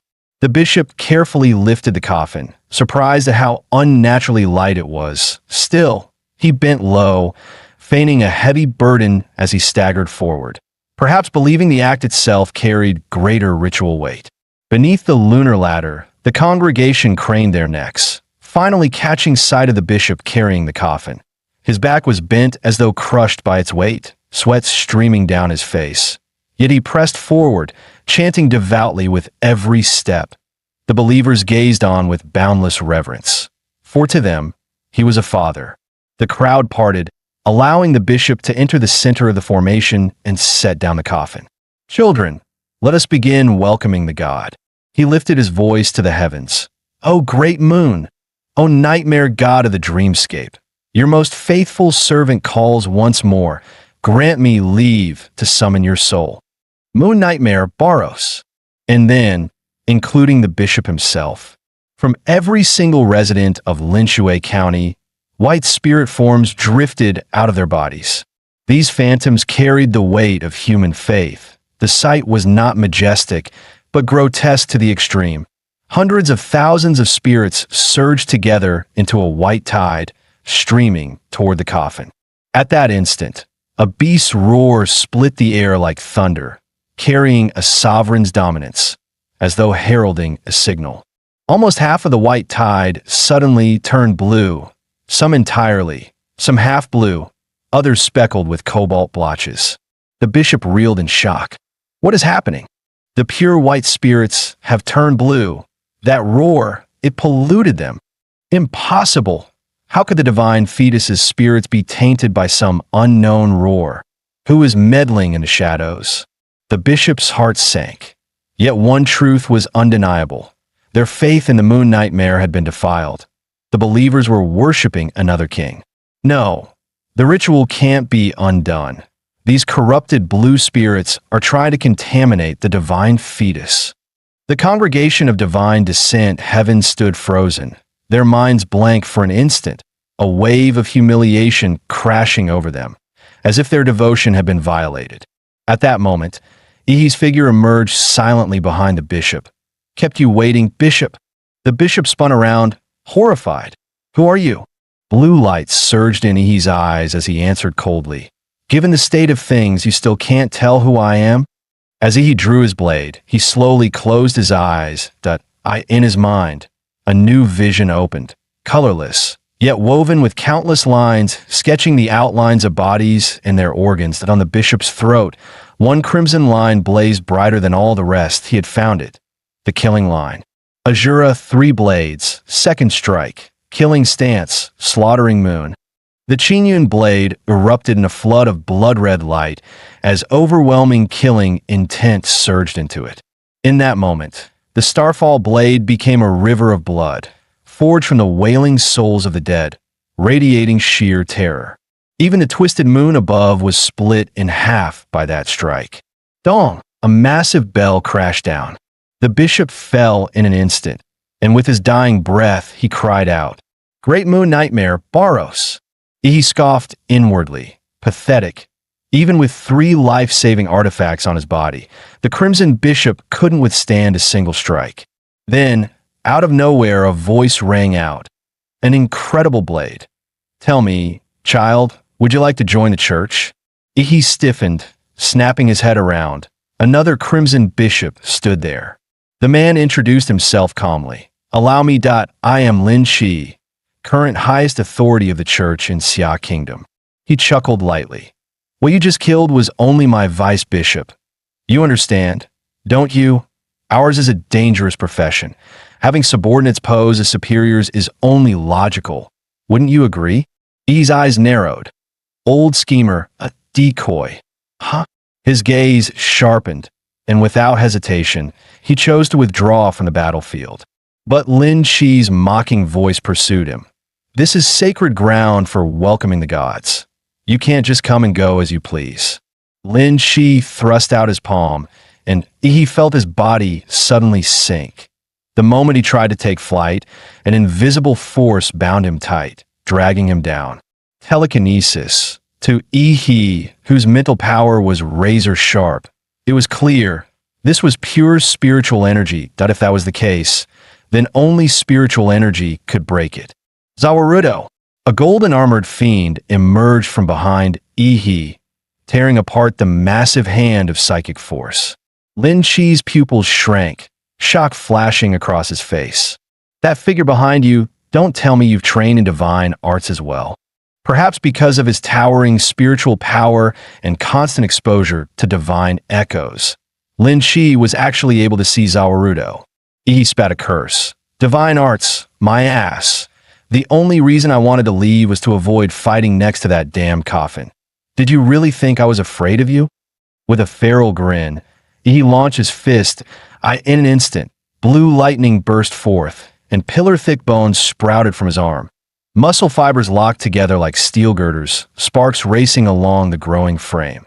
With a single strike, a roaring, flesh-forged dragon exploded outward. In a blaze of light and flame, the dragon's maw crashed toward Lin Shi's stunned face. Lin Shi only sneered. "Such abominations, they won't harm me." Boom! A thunderous explosion shook the ground as Lin Shi was blasted away. But it wasn't over. The flesh dragon barreled forward with unstoppable force, slamming him relentlessly. It drove him straight through a fortified building, like a bullet train at full speed, shattering the entire structure in an instant. The exposed muscle fibers stretched for hundreds of meters, dragging Lin Shi as they tore through countless buildings with blinding speed. The world spun violently. When Lin Shi regained his senses, he was already pinned beneath the raging flesh dragon. Without the psychic barrier shielding his body, he would have been crushed to dust. His ornate robes were reduced to rags. His veins burst under the strain of overdrawn mental power, blood pouring from his organs until his whole body looked like a man made of gore. He nearly blacked out. Yet in the very next second, his wounds began to heal. "I told you, you can't hurt me. I am chosen by the gods." E's face darkened. As expected, zealots of the cult were damn near impossible to kill. This was trouble. Gods descend, heaven on earth. Gods descend, heaven on earth. All around, the frenzied cultists chanted in unison, but he glanced at them and sneered. "Almost forgot about you lot." "We are justice," they screamed, bloodshot eyes blazing, each drawing a silver dagger. In the next heartbeat, every blade plunged into its wielder's throat. They slit their own necks without hesitation. Mass suicide? Huh. Figures that's about all these lunatics are good for. He sneered. The twisted logic of cultists was beyond comprehension. He narrowed his eyes. Let's see what kind of trick they're trying to pull this time. In an instant, an icy, slimy surge of spiritual energy descended. The corpses of the self-slain cultists began convulsing violently, as though something alive was gestating inside them, ready to burst out. Crack! A blood-red hand suddenly tore its way free from one follower's chest. As the creature fully crawled out, he finally saw its true form. Skin the color of blood, horns jutting from its skull, and fangs jutting from its maw. He grinned. So, in the end, it's just some Western-style demon trash. In an instant, 50 cultists became 50 gates of flesh, spewing demons without end. He sneered. These lunatics really go all in, turning their own bodies into gateways just to summon demons, trying to flood the field again. Too bad. I can flood the field too. He threw back his head and roared out. A shockwave ripped across the battlefield. Boom! Boom! Boom! Bolts of yellow lightning exploded throughout the city, almost identical to when Ihi had transformed into a giant. He hadn't resurrected those lizard men for nothing. Now they served as vessels for his avatars.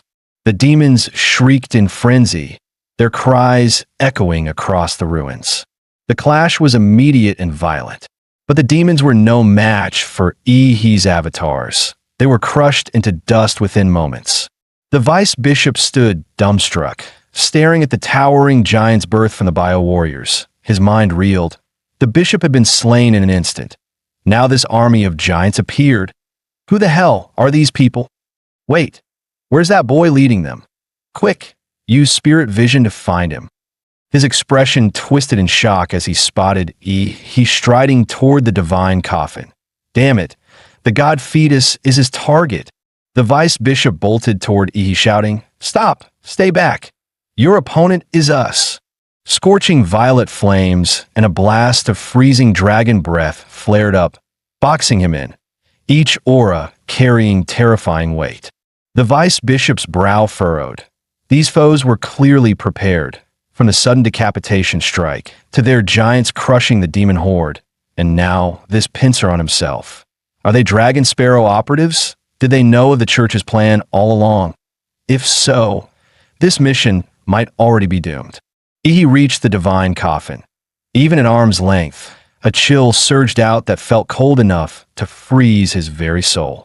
The presence within radiated searing hostility toward him. Understandable. After all, he'd pretty much entered this so-called god. A system panel flickered before his eyes. Special energy acquired.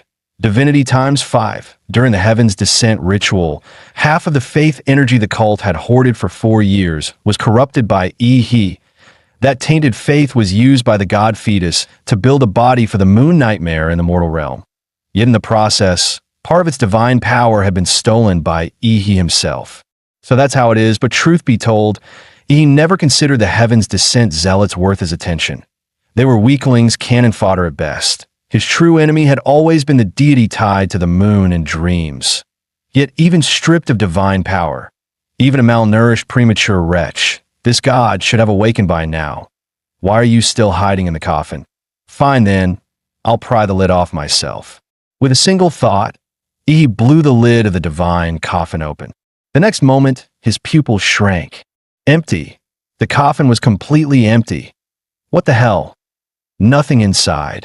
Calling yourself a god and still skulking in the shadows? He tightened his grip on the starfall blade, every muscle tense. The suffocating stillness hung over the battlefield. The roars of giants and demons alike had vanished.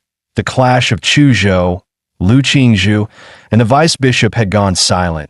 It was as if the entire world had muted itself, leaving only Ihi. Then a voice echoed out of the void. Ihi, don't tell me. You've forgotten your true master? The moon. It's an illusion? Ihi narrowed his eyes. That familiar sensation meant he'd been entranced. When exactly had he been pushed into that dream?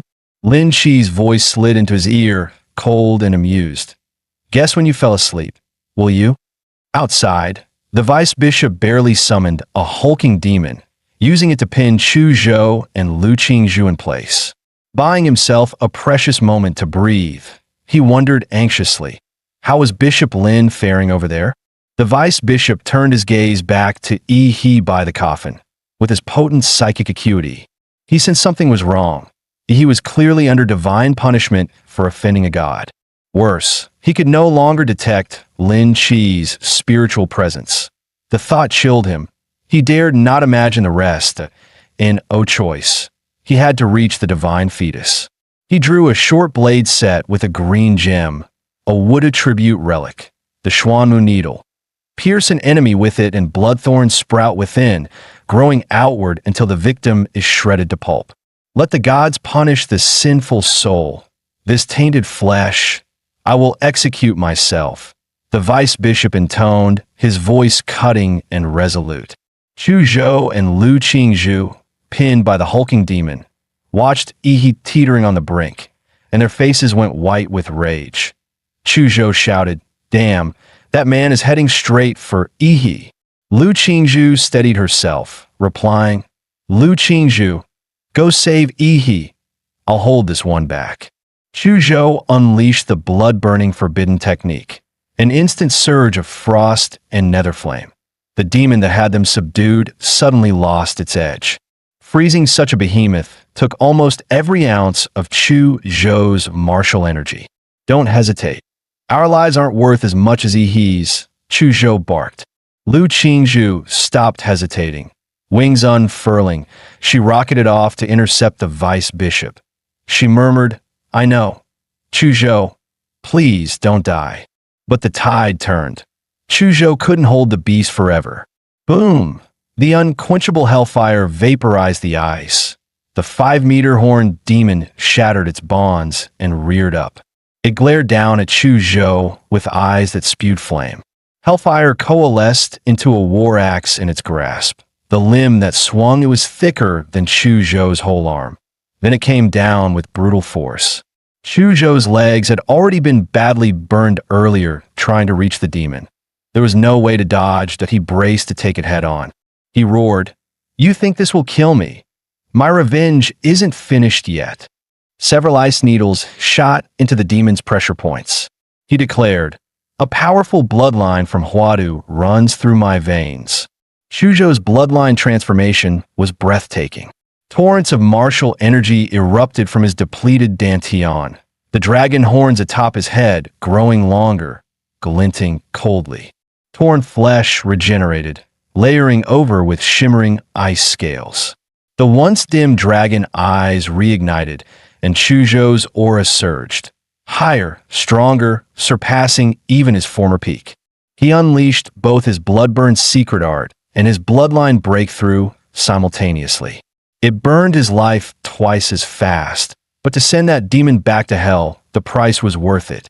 Bloodline's secret art, Storm Chi Blade. Chu Zhou raised both hands. Invisible martial energy twisted the air, spinning and expanding between his palms. In moments, it condensed into a massive storm sword over 10 meters tall. The air cracked and thundered, faint ice dragon phantoms coiling around the blade, storm and frost feeding one another, amplifying its might to the limit. Slash! The ice dragon storm blade fell, its spiraling energy tearing through the air toward the demon. "Go back to hell where you belong." The demon howled in terror, only to be engulfed a heartbeat later by the colossal blade. The explosion tore through the night. Fire and frost split the street, plunging it into a hell of ice and flame. But the next instant, Chu Zhou's expression changed. Something felt wrong. The demon's body trembled, both arms raised high, forming a massive energy shield overhead. It blocked the storm Chi blade head-on. Chu Zhou's heart sank. Damn it, the blade's melting. His martial energy was completely drained. Then, a thunderous crack, as the horned demon struggled against the sword's force. A distant sniper around screamed through the air, an anti-material armor-piercing bullet piercing straight through the demon's neck. The hand-length projectile tore his throat apart. More rounds followed, slamming into the back of his skull, his waist, his spine, each hit blasting out bowl-sized holes of blood and bone. The demon didn't die instantly, but his hellfire axe flickered and went dark. The storm blade surged downward again, unstoppable, swallowing the wounded demon whole. Chujo finally exhaled in relief. A sniper?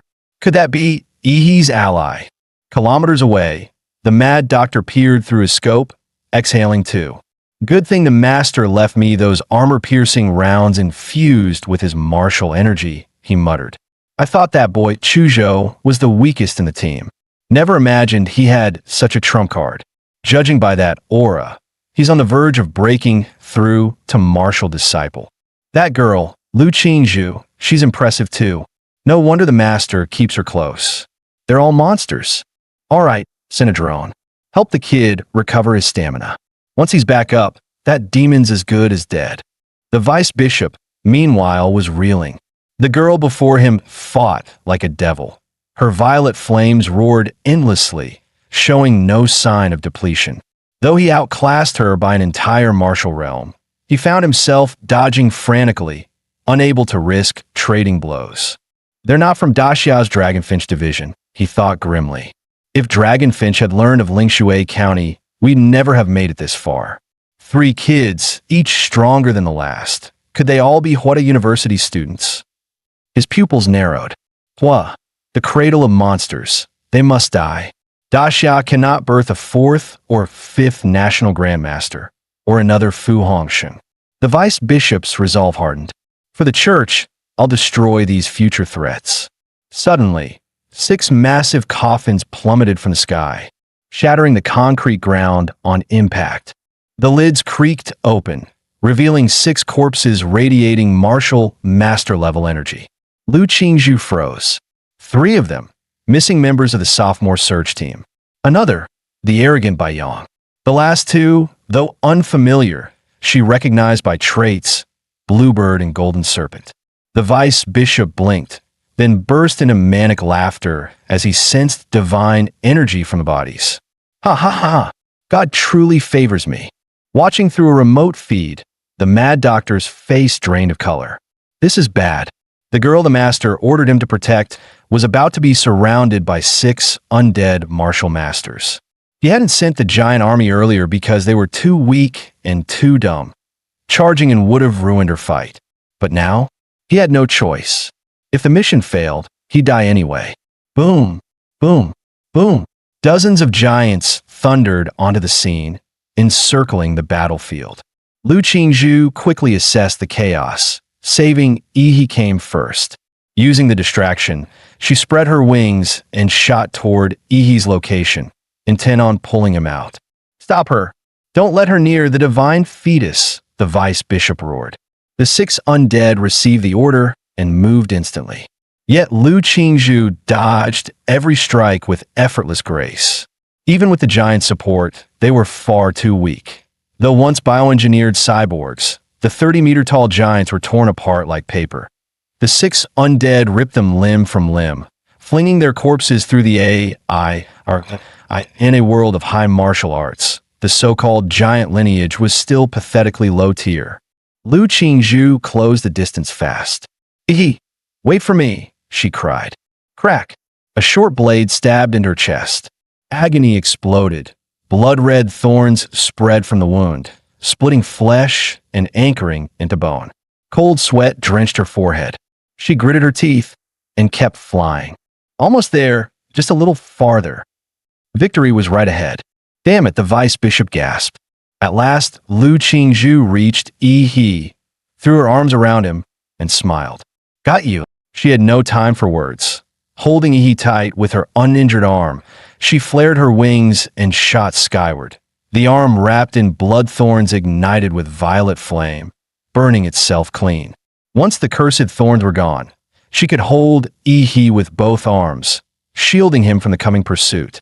Below, the earth was carpeted with giant corpses. Torn remains hurled skyward now fell as a stinking rain of blood. The giant's diluted vampiric regeneration was useless. Each undead bore a trace of the moon god's power, preventing any regeneration. This place is death itself, she thought. We have to leave now. Suddenly, a voice detonated inside her mind, heavy with hypnotic pull. Put him down. You've done enough. He won't blame you. Give him to me. Never. Lu Qingzhu snarled. He is mine. She drew a deep breath and spat the words one by one. I won't. Let go. Get out, she roared. The violet sparrow's cry echoed through the clouds, shattering the moonlit phantom ahead. Only a mocking chuckle lingered in her ear. She knew it was a psychic assault. Her head throbbed as if splitting apart.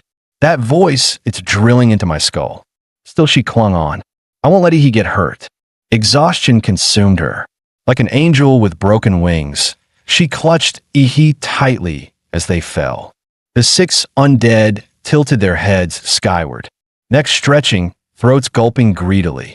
The lunar energy within them condensed into spears of the moon, all thrusting upward toward the falling pair.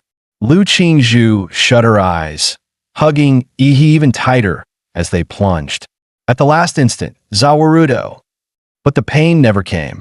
Ihi vanished from her arms, and she herself was caught midair. Sorry, I woke up a bit late. Seeing Ihi before her, Lu Qingzhu, utterly spent, finally smiled. You're awake, thank God. Not late at all. Rest now, Qingzhu. I'll handle the rest. Impossible. How did he break the divine illusion? The vice bishop shouted.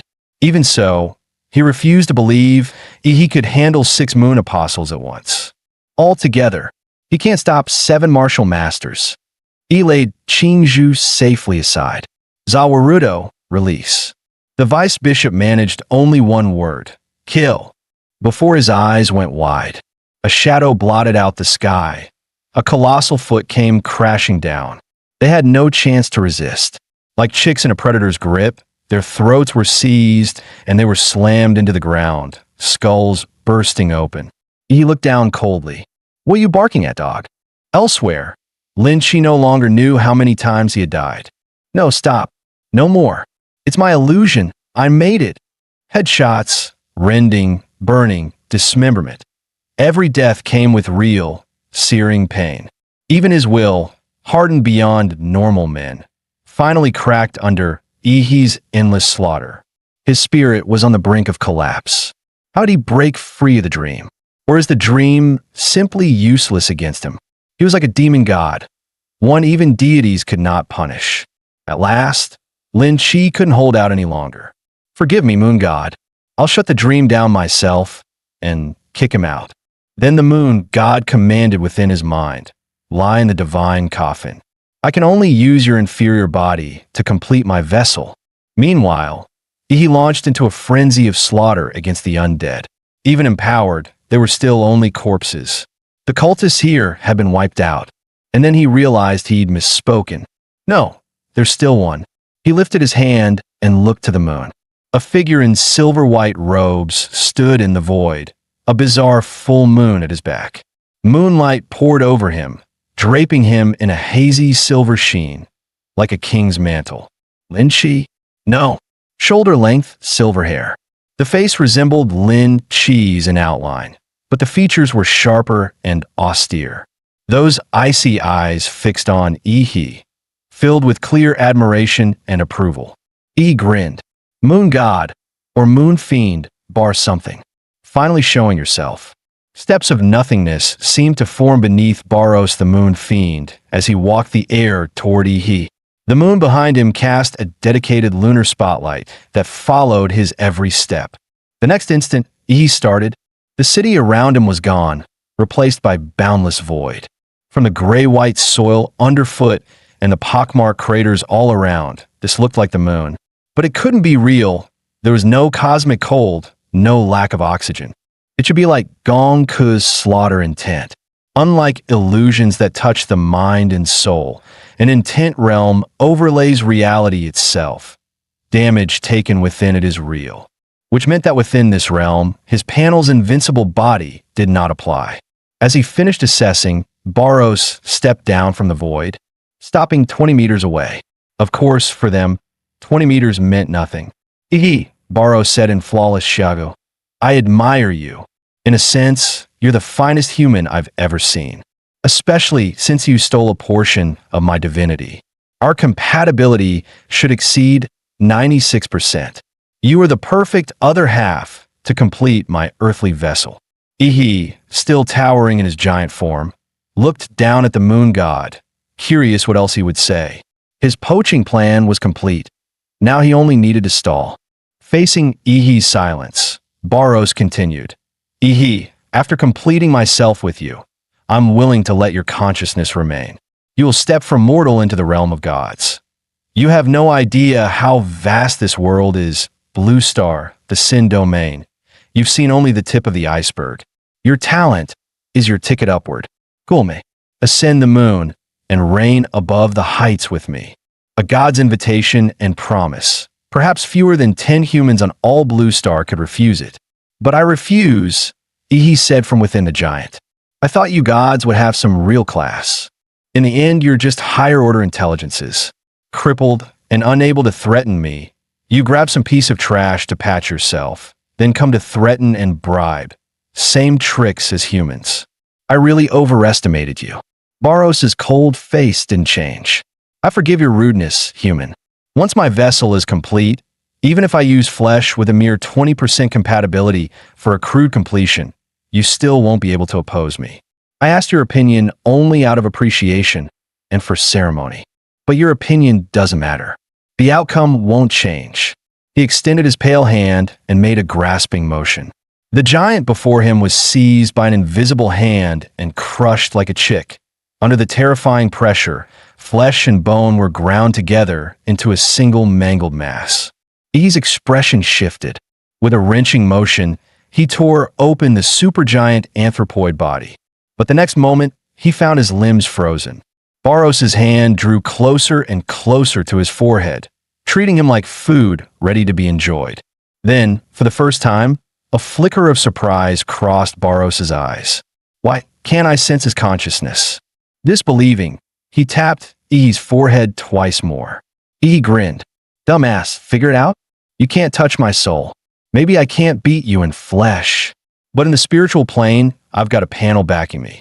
I anticipated your fake divine tricks long ago. So I used the vampire template's monstrous regeneration and left half a body with a mad doctor, split vertically. That way, when the main body is destroyed, my consciousness boots in the other half. Barros couldn't comprehend it for a moment. What did that even mean? The next second, the endless void above his head split apart. A colossal great sword descended, cleaving open the cosmic sky itself. The entire Moonstar intent realm shattered in an instant. A calm, resonant voice echoed. Qinglong, Section Chief of Daxia's Dragonfinch Division, National Grandmaster, here to exchange pointers. Ihi's grin widened. Finally, good thing I reported this cesspit to Dragonfinch. I never planned to beat the descending Moonfiend bar, whatever. I just wanted the divine power lodged in his human vessel. Barros looked up at the man standing on the air, his blood-red eyes flickering. That body, is it really human? Your species' potential rating clearly needs an upward revision, he muttered. After a few seconds of silent appraisal, Qinglong spoke. So this is an alien fiend? The purity of its flesh is abysmally low. So mixed, so impure. Memory flashed before him. When the first alien fiend descended in human history, he'd still been a grandmaster, one of those who fought that creature. That battle was the first time he truly understood what world-ending meant. Compared to that being, the silver-haired man before him was nothing alike. His aura similar, but diluted. Barros wanted to curse. All because of this pathetic body of Lin cheese. What a humiliation! Human, he sneered. Have you ever been hit by the moon? Veins bulged around Barros's lunar eyes. Your flesh is mine. I won't let this battle damage you. With a flick, he hurled Ihi's body away, tossing him clear of their battlefield. Qinglong watched the fiend's motion and frowned. He's protecting that youth? So be it. I'll suppress this demon first, then question the boy. He recalled what Shi Jingwen had told him before departure. That one's name is Ihi. The name Qinglong was no empty title. The man truly summoned the Azure Dragon's true form. Please enlighten me. In answer, Baros's aura surged. He too summoned a monstrous divine body. The battle was about to begin. After being struck by the moon god's palm, Ihi's vision flashed white, and when the light faded, he was standing in a mist-shrouded mountain forest, far from the battlefield. He immediately circulated his chi and expanded his life field detection to full range.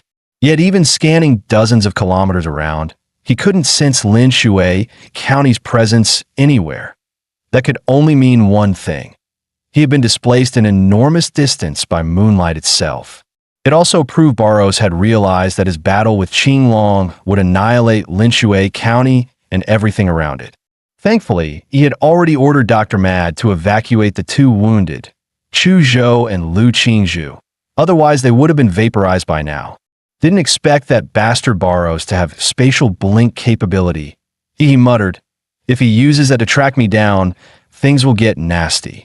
Still, being this far from the front line had its advantages that make it last. He had time to study this so-called divinity. The power he had risked everything to steal from a god. He'd gone through hell to pry open that divine wall.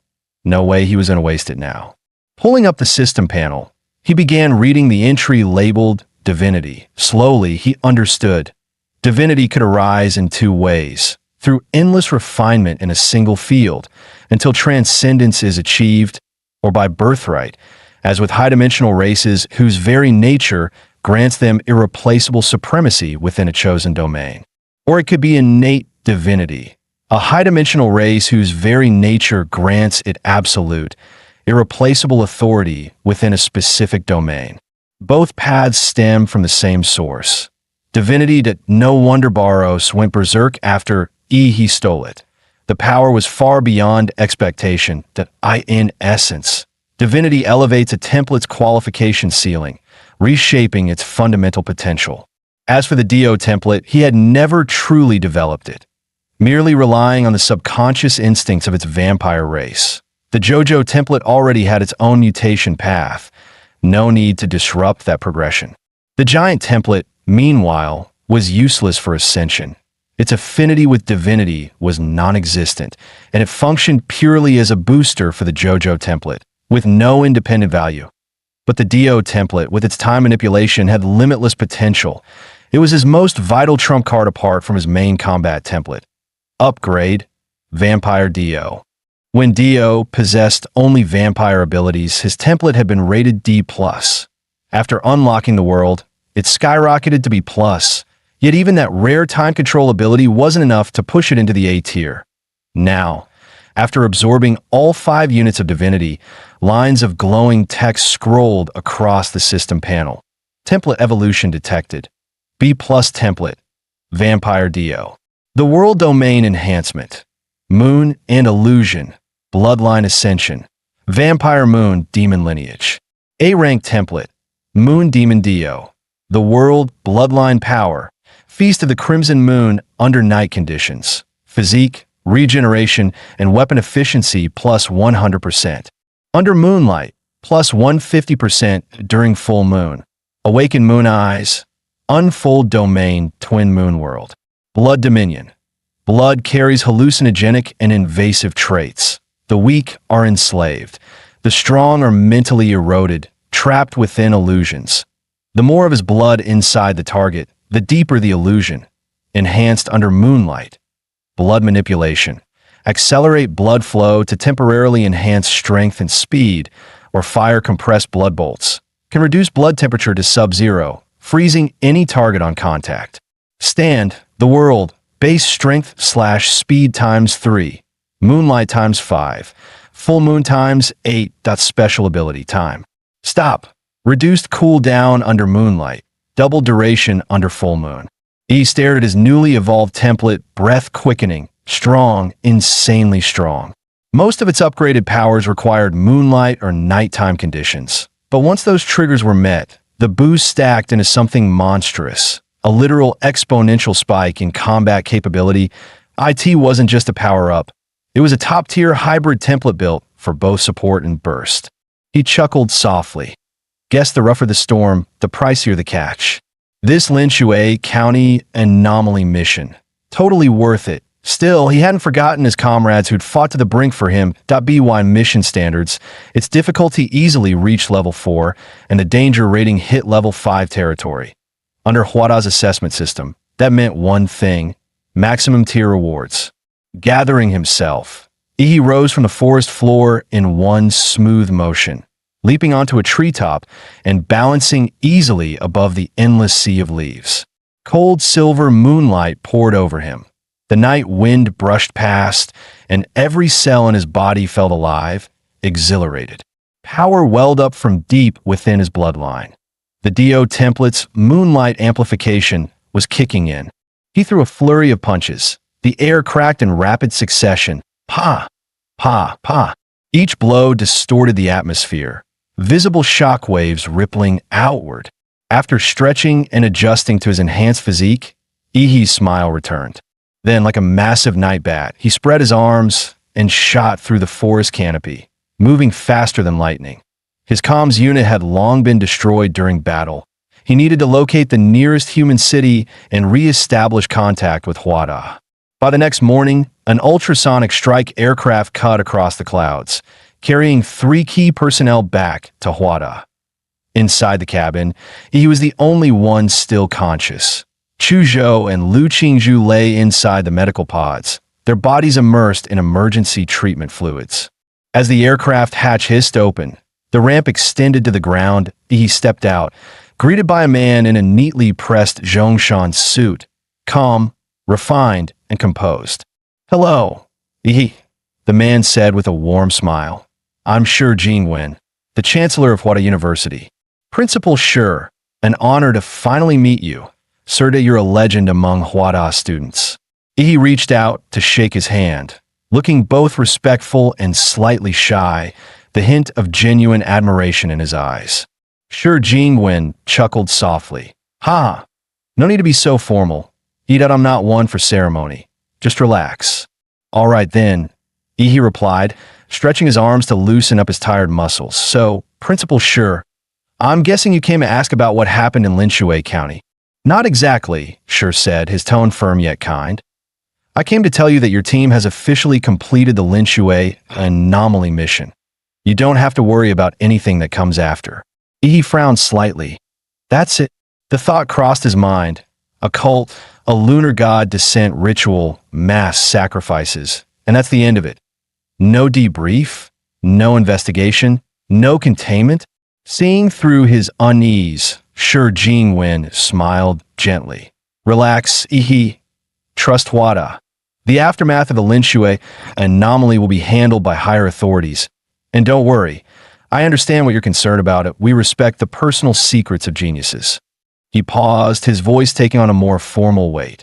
"However, the Linshui incident will be classified. When the Academy releases its mission report, it'll be listed as a level 4 task completed by your squad. Don't take that as an insult.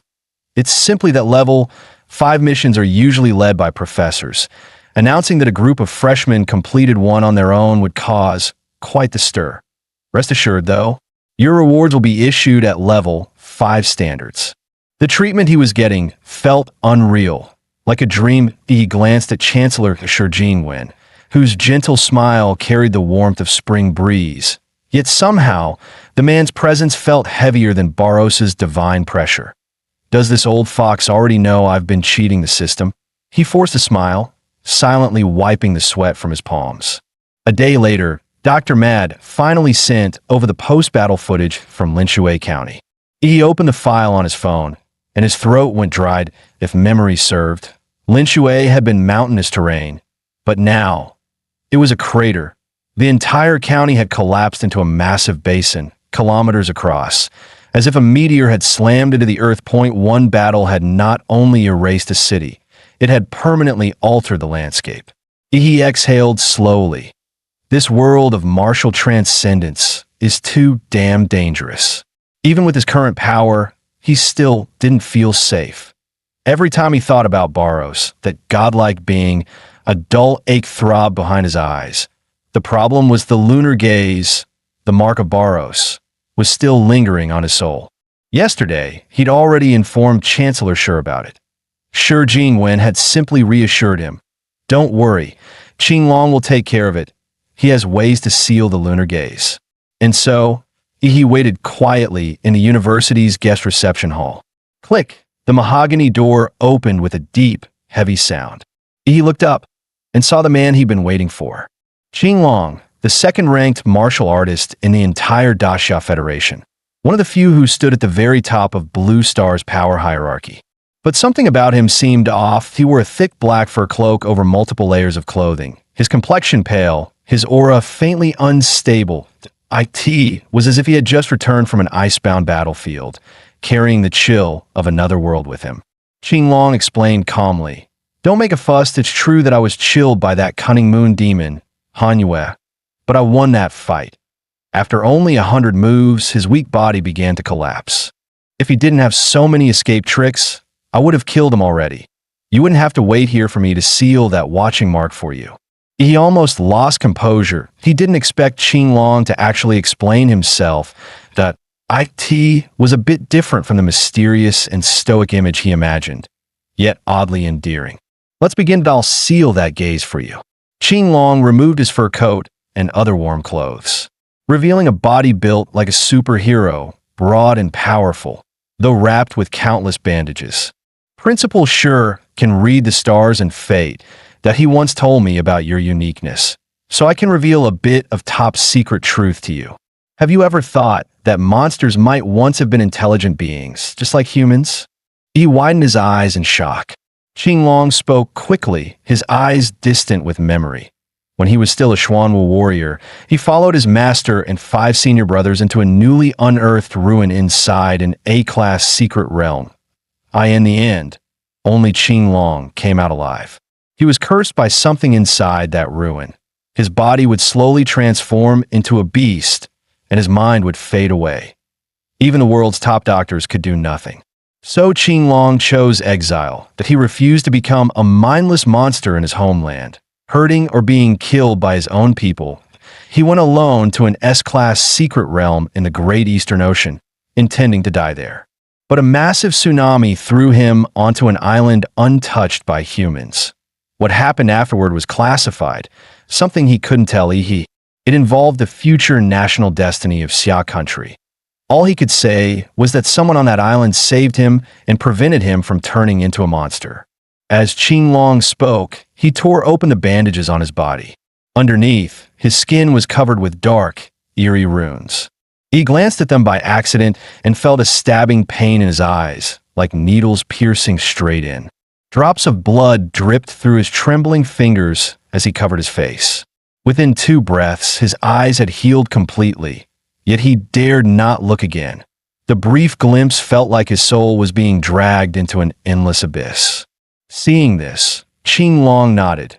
Even high-level martial masters would faint after glancing at these runes, and weaker ones could die instantly or fall into a vegetative state. He merely bled a little, clearly special. Sure, Jingwen's judgment hadn't failed yet. Perhaps he truly could change the worsening situation of their world. "Don't resist. I'll imprint 2 runes into your mind. After this, you'll finally be able to sleep in peace." Qinglong pressed his fingertip to Yi's forehead. The black symbols writhed like living worms, crawling slowly into his skin. 4 thick runes sank into Yi's forehead under Qinglong's watchful gaze. At that moment, the small words Munmer's gaze on Yi's status panel began to blur and fade away. "All right. Thank you, Senior Qinglong." Yi bowed politely. Qinglong slipped back into his imposing black fur coat and suddenly asked, "By the way, your teacher is Gong Ke, right?" At that moment, he remembered what Gong Ke once told him. Back in my Manhwa University days, I was kind of bossy queen that I've bullied a lot of people that they've all grown up now. Among them, even Xuanwu fighters are considered the weaker ones that so be careful and never tell anyone you're my student. He instantly broke into a cold sweat. Qinglong, a seasoned man, easily read his thoughts. "Relax," he said with a faint smile. "There's no bad blood between me and Gong Ke. I only mentioned her because it's a pity. Before her mind was damaged, she was the one most likely to reach Grandmaster level through the path of slaughter. Such potential." His tone shifted, eyes sharpening. So, let's start. I want to see how pure the inheritance of the Rose of Slaughter has become. He froze for a second. Figures the stronger the master, the more eager they are to fight. He pointed toward the silver moonlight. Master Qinglong, how about under the moon? The moon again. Qinglong frowned slightly, memories of disturbing illusions flashing through his mind. Meanwhile, at a panoramic arena inside Hua University, a secret duel was taking place. If anyone knew that one of the fighters was Qinglong, chief of the Dragon Sparrow Division, billionaires would spend fortunes and break walls just to get a standing ticket to watch. Qinglong still wore his black fur coat. Clearly, this spar wouldn't even make him take off. I won't attack, he said calmly. Show me everything you've got I'll defend using only one hand. Pure physical strength. If you can make me move even half a step, you win. He added casually, if that happens, I'll grant you one request. Exempt you from all trials, and list you under the first division of Dragon Sparrow that you'll enjoy its privileges and status. It was a generous offer, but Qinglong didn't believe he could pull it off. Good. Then please, Master Qinglong, let's begin. The moonlight broke through the clouds and poured over Yi. Under its glow, his body crackled with energy, black hair streaking with silver. Qinglong's pupils narrowed. From Yi, he felt a familiar aura, akin to the Moonmare's. But it wasn't that filthy corruption of the abyss. That it was something pure, sharing the moon's own essence. Master Qinglong, here comes the first move. He drew his starfall blade high above his head. The cold moonlight washed over the blade, its starlight gleam turning silver bright. Slaughtering moon, kill strike. The silvery edge turned blood red, surging with murderous energy. Martial force and bloodlust merged, extending the starfall blade's aura into a 45-meter crimson phantom. Outwardly calm, Qinglong was secretly stunned. What terrifying killing intent. Meanwhile, at home, Gongka lounged lazily on her couch, humming along to a movie with a soda and a bag of chips. Suddenly her expression froze. She jumped up like a startled hamster. That killing intent. It was Yi's. No way, he's only been out 3 days. How could his killing aura be that strong? Did the brat go berserk and wipe out a city? And not just Gong, K.E. in a luxury hotel suite. Jinzhuang, what's wrong? What could be more important than what we're about to do? Nothing, just felt an overwhelming killing intent. Just now that IT spread unbelievably far that I bet half the Hua University campus can sense it. Talk about making an entrance. The scene shifted back to Hua University's 4th panoramic arena. Qinglong threw a punch, simple, unadorned, yet devastating. In that instant, Yi understood. Compared to his own Azura 3 strikes, Qinglong's punch was pure and refined, power stripped of all excess. Truly, this was the level of one of the nation's greatest masters. Unlike Master Gongku, who would target weaknesses to dismantle her opponent's attack instantly, Qinglong chose to meet the strike head-on. It was the essence of raw dominance, overwhelming force crushing all before it. The Army Combat Fist, Ili Jiang 1 strength to break 10,000 arts. Yi's pupils contracted. Here it comes. As Qinglong's punch connected, the massive blood-red moon above them shattered, collapsing into a storm of crimson wind that tore through the arena. The entire battlefield was soon blanketed in a veil of blood mist. Yi staggered backward, nearly collapsing. Qinglong frowned. Damn it. Too reckless to earn my approval. He's used a forbidden art that drains everything he has. He's one of Xia's future pillars. If his martial foundation breaks, it'll be a disaster. With a tap of his toe, Qinglong flashed forward, catching Yi before he fell. But the moment he caught him, Qinglong froze. Something felt wrong. Yi grinned mischievously, looking far too alive for someone supposedly exhausted. Ha! Master Qinglong, you've moved more than half a step. I win. He smirked. That blood mist you breathed and triggered the blood mare illusion, scrambling your senses. Add your weakened body from the moon demon's curse, and well, checkmate. Qinglong sighed, half helpless, half amused. This kid, Not only skilled in martial arts, but sly enough to outfox the devil himself. You've won. Tell me, what do you want?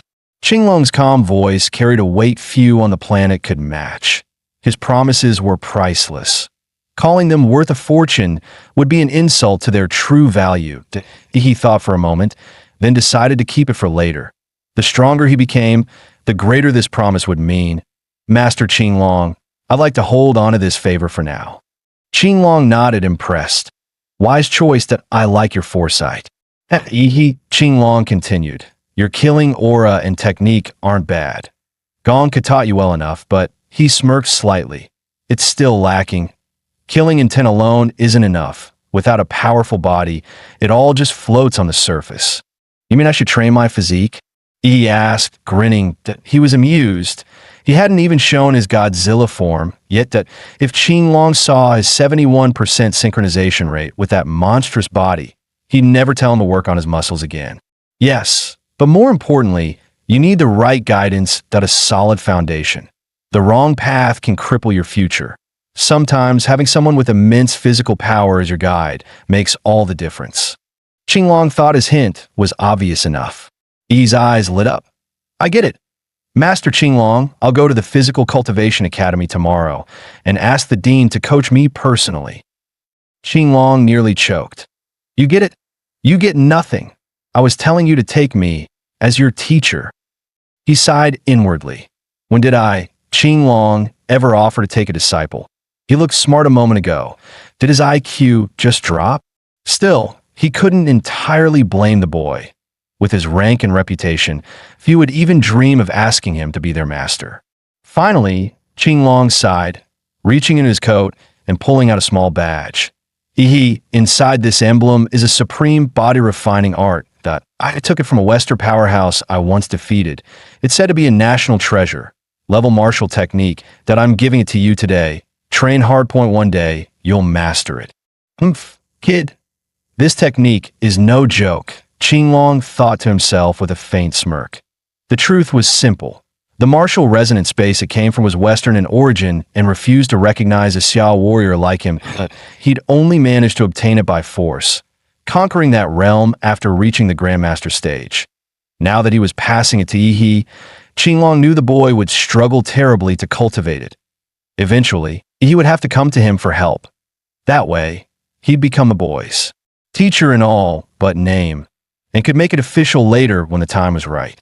After parting with Qinglong, he finally returned to his long-abandoned dorm room. Thinking back, he realized he'd spent nearly all his months at Hua University hiding underground with Gong. He hadn't slept here more than a handful of times. Looking down at the ancient metal emblem in his hand, he muttered, "This technique. Maybe I should use the sleep cultivation method to train inside it?" Just then, the doorbell rang. "Who is it? This late?" He opened the door and froze. Standing there was an unexpected figure. Ouyang Zhe. The man looked exhausted, hair disheveled, a far cry from the confident prodigy he had met months ago. "May I come in?" "Sure, come on in." He shrugged. The guy wasn't strong enough to be a threat anyway. What's he doing here? He wondered. Don't tell me he's here to drag me into some club again.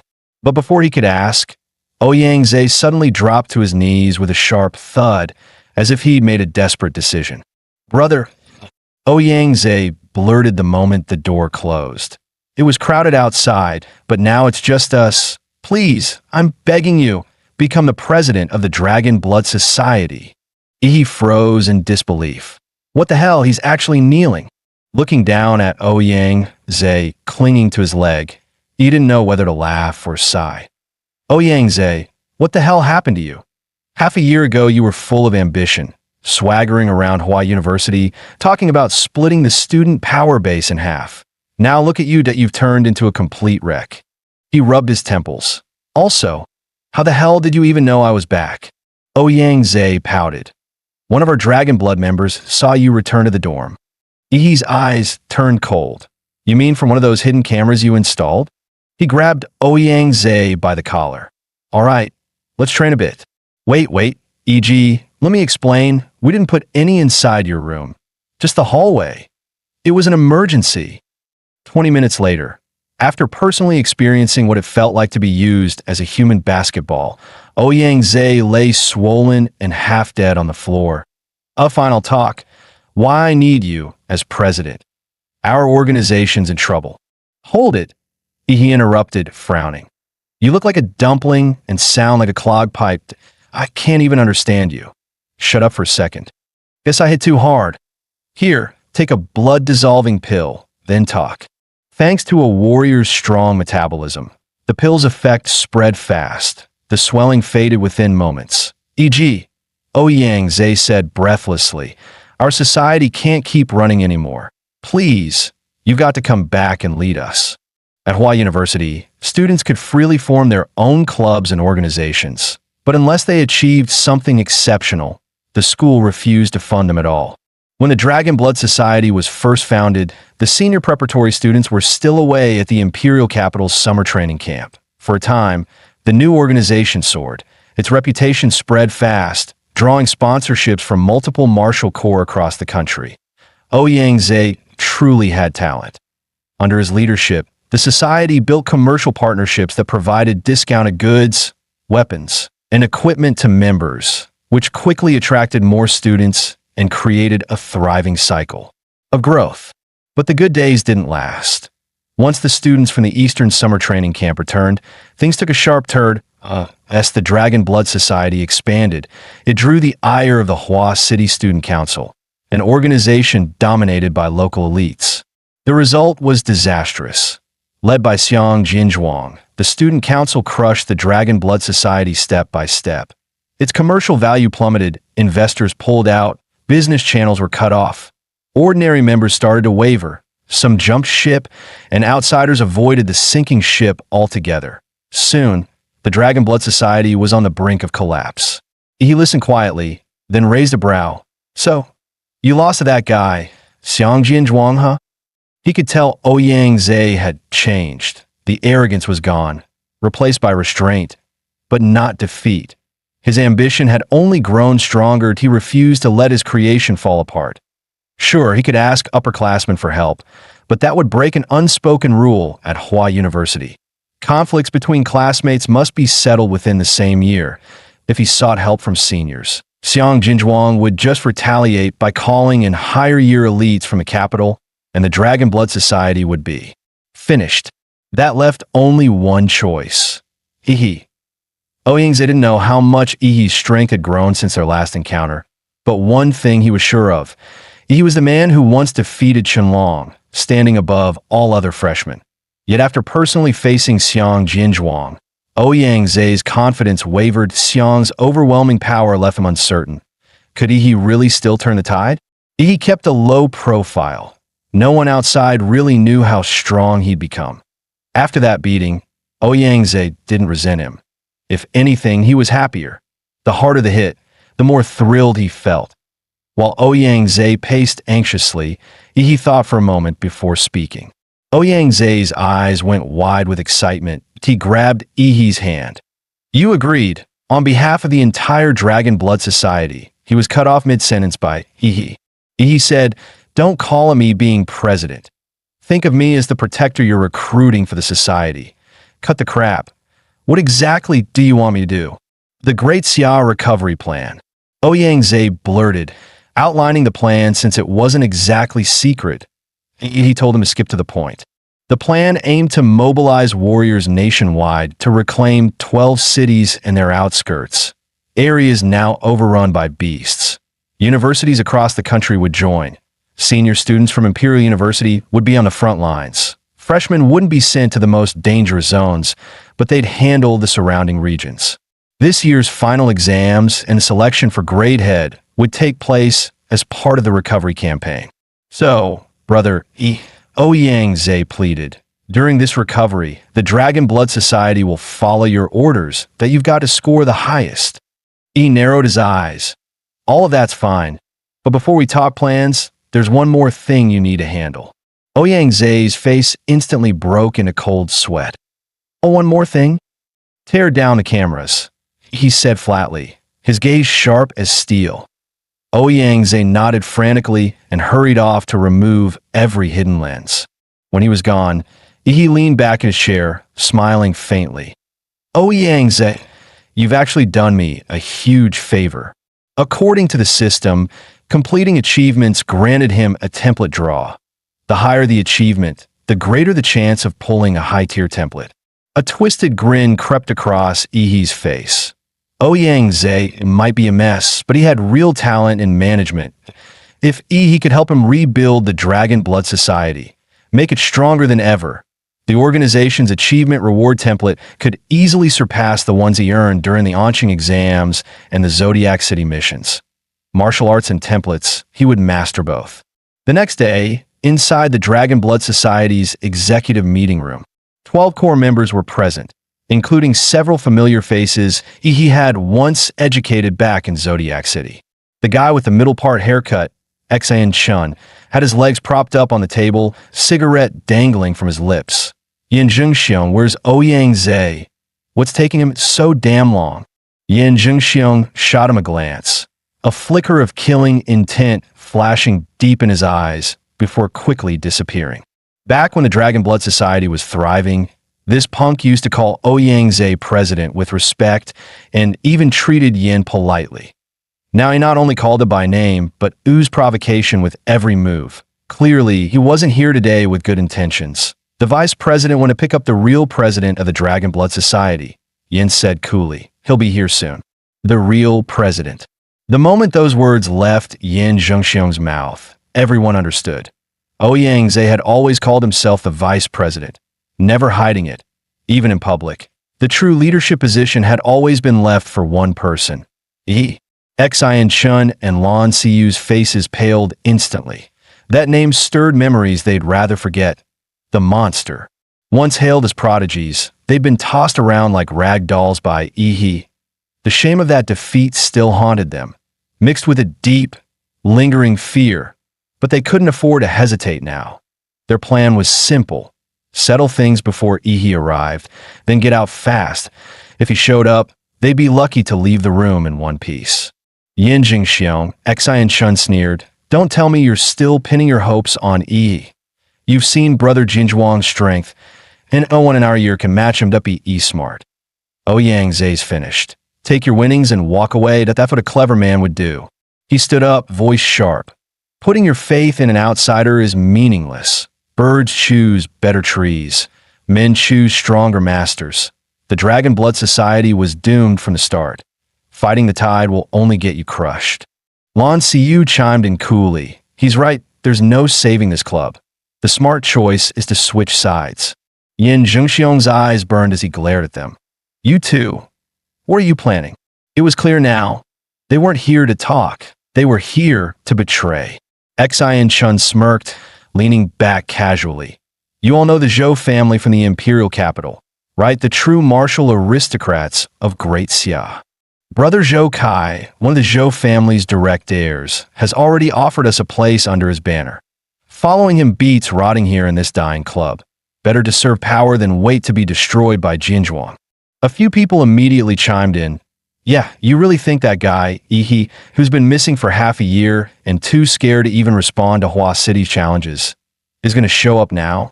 Xian Chun ignored Yin Zhengxiong completely and raised his arm, calling for everyone to take sides. Right on cue, several prearranged actors echoed his words. 6 officers who'd already been approached by Xian Chun and Lan Siyu. People who'd been wavering inside finally made their decision. He's right. They told themselves that we've worked hard for the Dragon Blood Society before. If it's going down, we don't owe it anything. Leaving for a better future isn't betrayal. It's survival. There's self-justifications. Spread quickly. Yeah, no one can save the Dragon Blood Society now. The atmosphere shifted entirely. As more people nodded, Xian Chun smiled, satisfied with how easily they'd fallen in line. Yin Zhengxiong gritted his teeth that he couldn't believe what he was seeing. 8 of the core officers were choosing to defect, leaving only him and 3 others still loyal. These weren't just names on a roster. They each controlled vital business contacts, confidential data, and entire groups of followers that if they left, they'd gut the organization from the inside. Even if Ihi returned, he'd find nothing left but an empty shell. Just as Yin took a step forward to stop them, The conference room door was kicked open with a thunderous bang. A young man strutted in, decked out in gold chains and flashy designer clothes, his afro gleaming under the lights. Xian, what's taking you so long? I've been waiting downstairs forever. Xian's tone flipped an instant, all smiles and flattery. Brother Kai, it's all handled, we were just about to leave. Yin Zhengxiong's fists tightened, raw martial energy surging through his veins. This is the Dragon Blood Society's hall. How the hell did you get in here? How else do you think I got in? I busted my way through that. Don't worry. I'll pay for the damages and training supplies later. The guards we beat up will get resources worth years of work. Won't they be thrilled? Haha. Zhou Kai laughed arrogantly. Yin Zhengxiong, a hot-blooded blade specialist, couldn't stand the provocation that he swung a fist straight for Zhou Kai's face. But a woman in black, who'd been shadowing Zhou Kai quietly, stepped forward and blocked him. Yin found himself suddenly pinned down, unable to move. This woman was not ordinary. Pathetic. You couldn't finish him off? Zhou Kai snarled. Xian, Lan Siyu, and anyone joining me, attack. Beat him to the hospital. That'll be your loyalty token. The would-be defectors froze. They could leave for their futures, but they wouldn't soil themselves by turning on their old club in public. This was beneath them. Zhou Kai roared. Don't want to? Then don't think you can walk out that door. Don't treat my place like a shelter for every stray. Disobey me, and you'll get bitten. His words were vicious. Then, in the next instant, Zhou Kai and his men clutched their heads. An explosive pressure slammed into them, as if their skulls were about to burst. Bang! The meeting room door burst open again. He walked in, one hand pressing down on Zhou Kai's flashy afro. Ouyang Ze, he said flatly. You really left me with this mess? I could hear the noise from the second floor. Ouyang Ze gave an awkward smile. Sorry, brother. Please don't mind it. Still, maybe the Dragon Blood Society does need a full purge. Zhou Kai's face flushed red, veins bulging at his temple. You dare grab my hair? Do you even know who I? He didn't get to finish. He hurled him straight out the window. Much better, he muttered, brushing his hands. I could hear your barking from downstairs. I've been wanting to throw you out since then. As for Xian and Lan Siyu, the turncoats, he didn't bother speaking. He grabbed them both and tossed them out after Zhou Kai, letting them enjoy a few seconds of free fall. Dusting off his palms, he turned to the remaining officers who'd try to sneak away. His tone was cold. Any of you still have something to say? They froze, drenched in cold sweat. When he had moved just now, their eyes couldn't even track his motion. In that moment, they realized those stories about the legendary he weren't Ouyang Ze's exaggerations after all. President, I'm sorry. The boy in the blue jacket was the first to bow. I lost my head for a moment, believed Xian's lies. I almost betrayed Dragon Blood Society. He was quick to adapt, smart enough to know that after offending Zhou Kai, he had nowhere else to go. The other officers followed his lead, bowing and apologizing one after another. He glanced at Ouyang Ze and gave him a subtle look. These are your people. You deal with them yourself. Ouyang Ze stared at the bowed officers for a moment before he spoke. I won't kick you out this time. But your officer positions are on probation. Fail, and you're removed. Also, you're banned from all Dragon Blood activity for the next week. You accept this punishment? The room fell silent.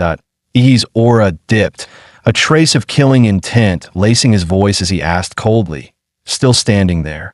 Do you accept or not? The officers felt as if a giant hand squeezed their hearts. One by one they muttered, we accept. Then leave now. Ouyang Ze watched their departing backs, eyes narrowing. These people would eventually be stripped of their positions, but the club couldn't afford a larger upheaval now, so for the moment they had to be kept in place.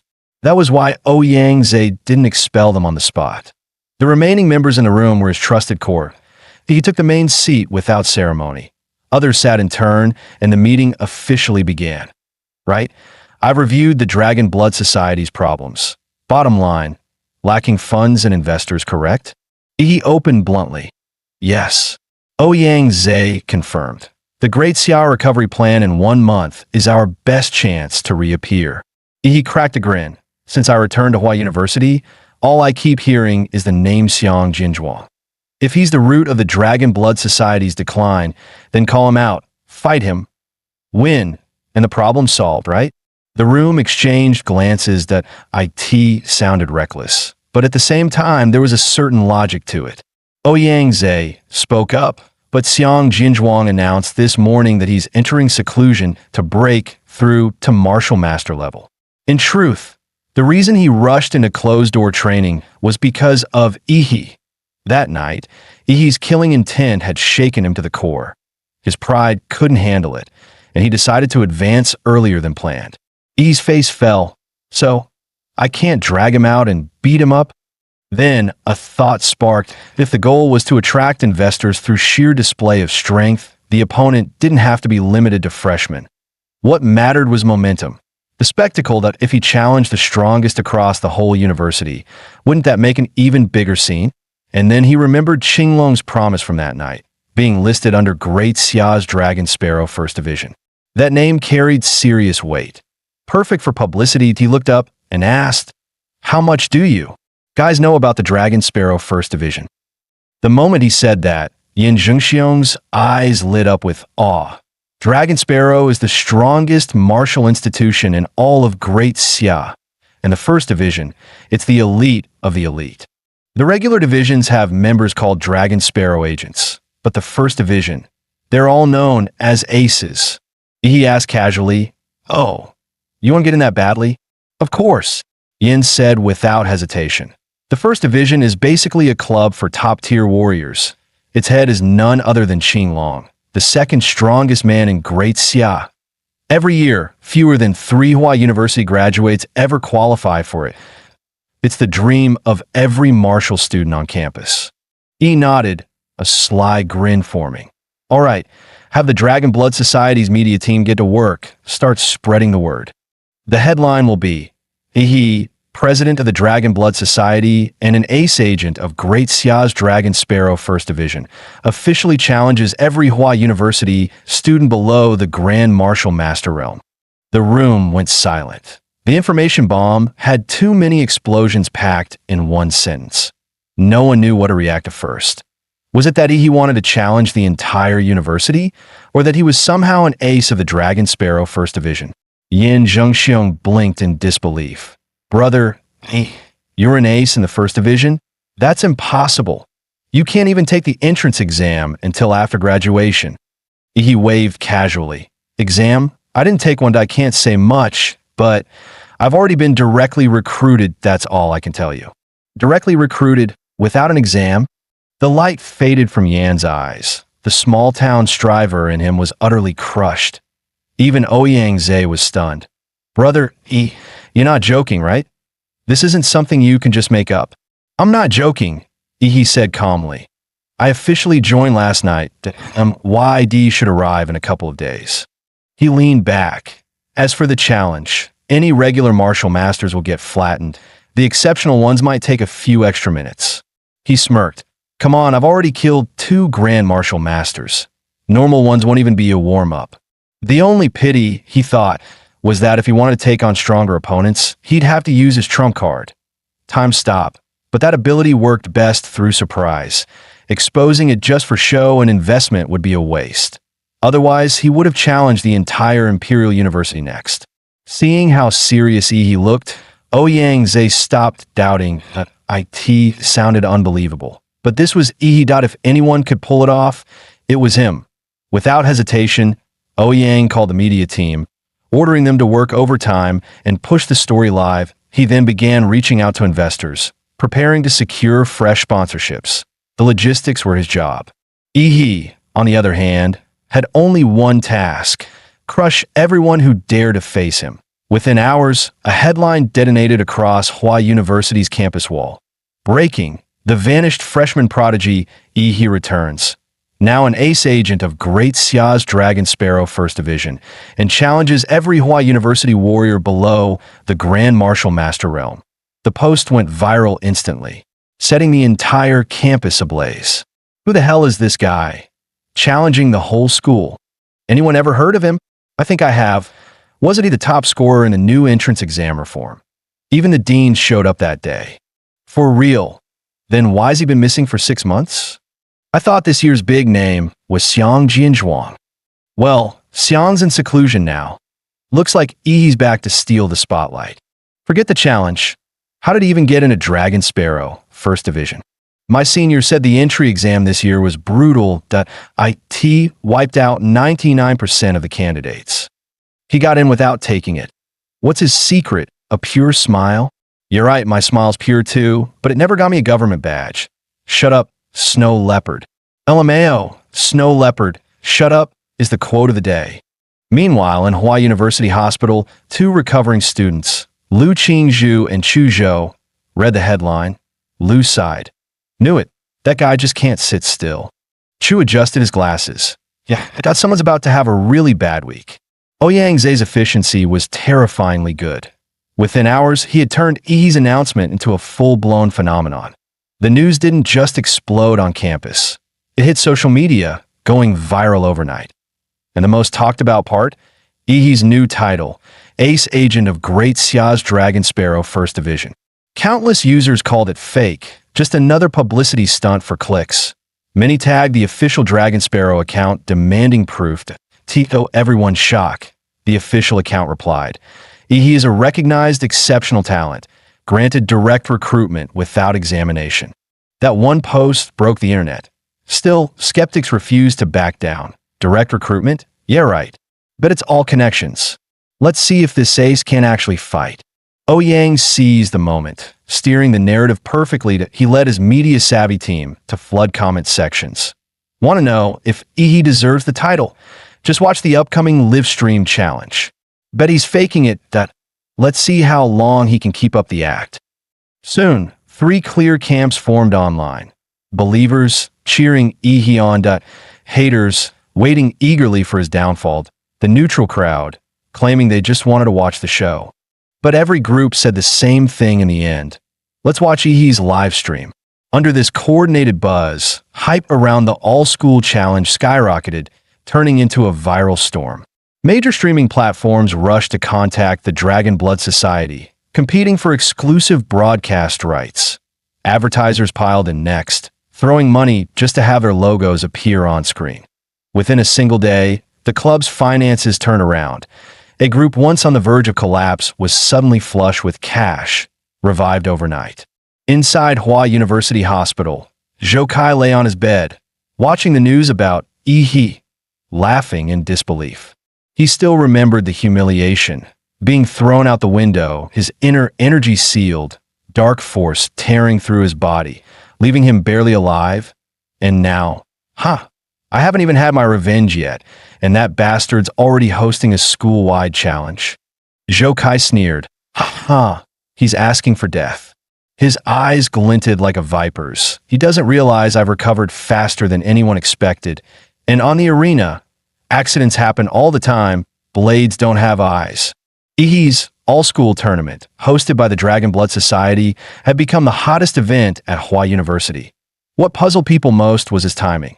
He'd scheduled it for nighttime. Dragon Blood even rented out the largest full-view coliseum on campus, shaped strikingly like Earth's bird's nest stadium.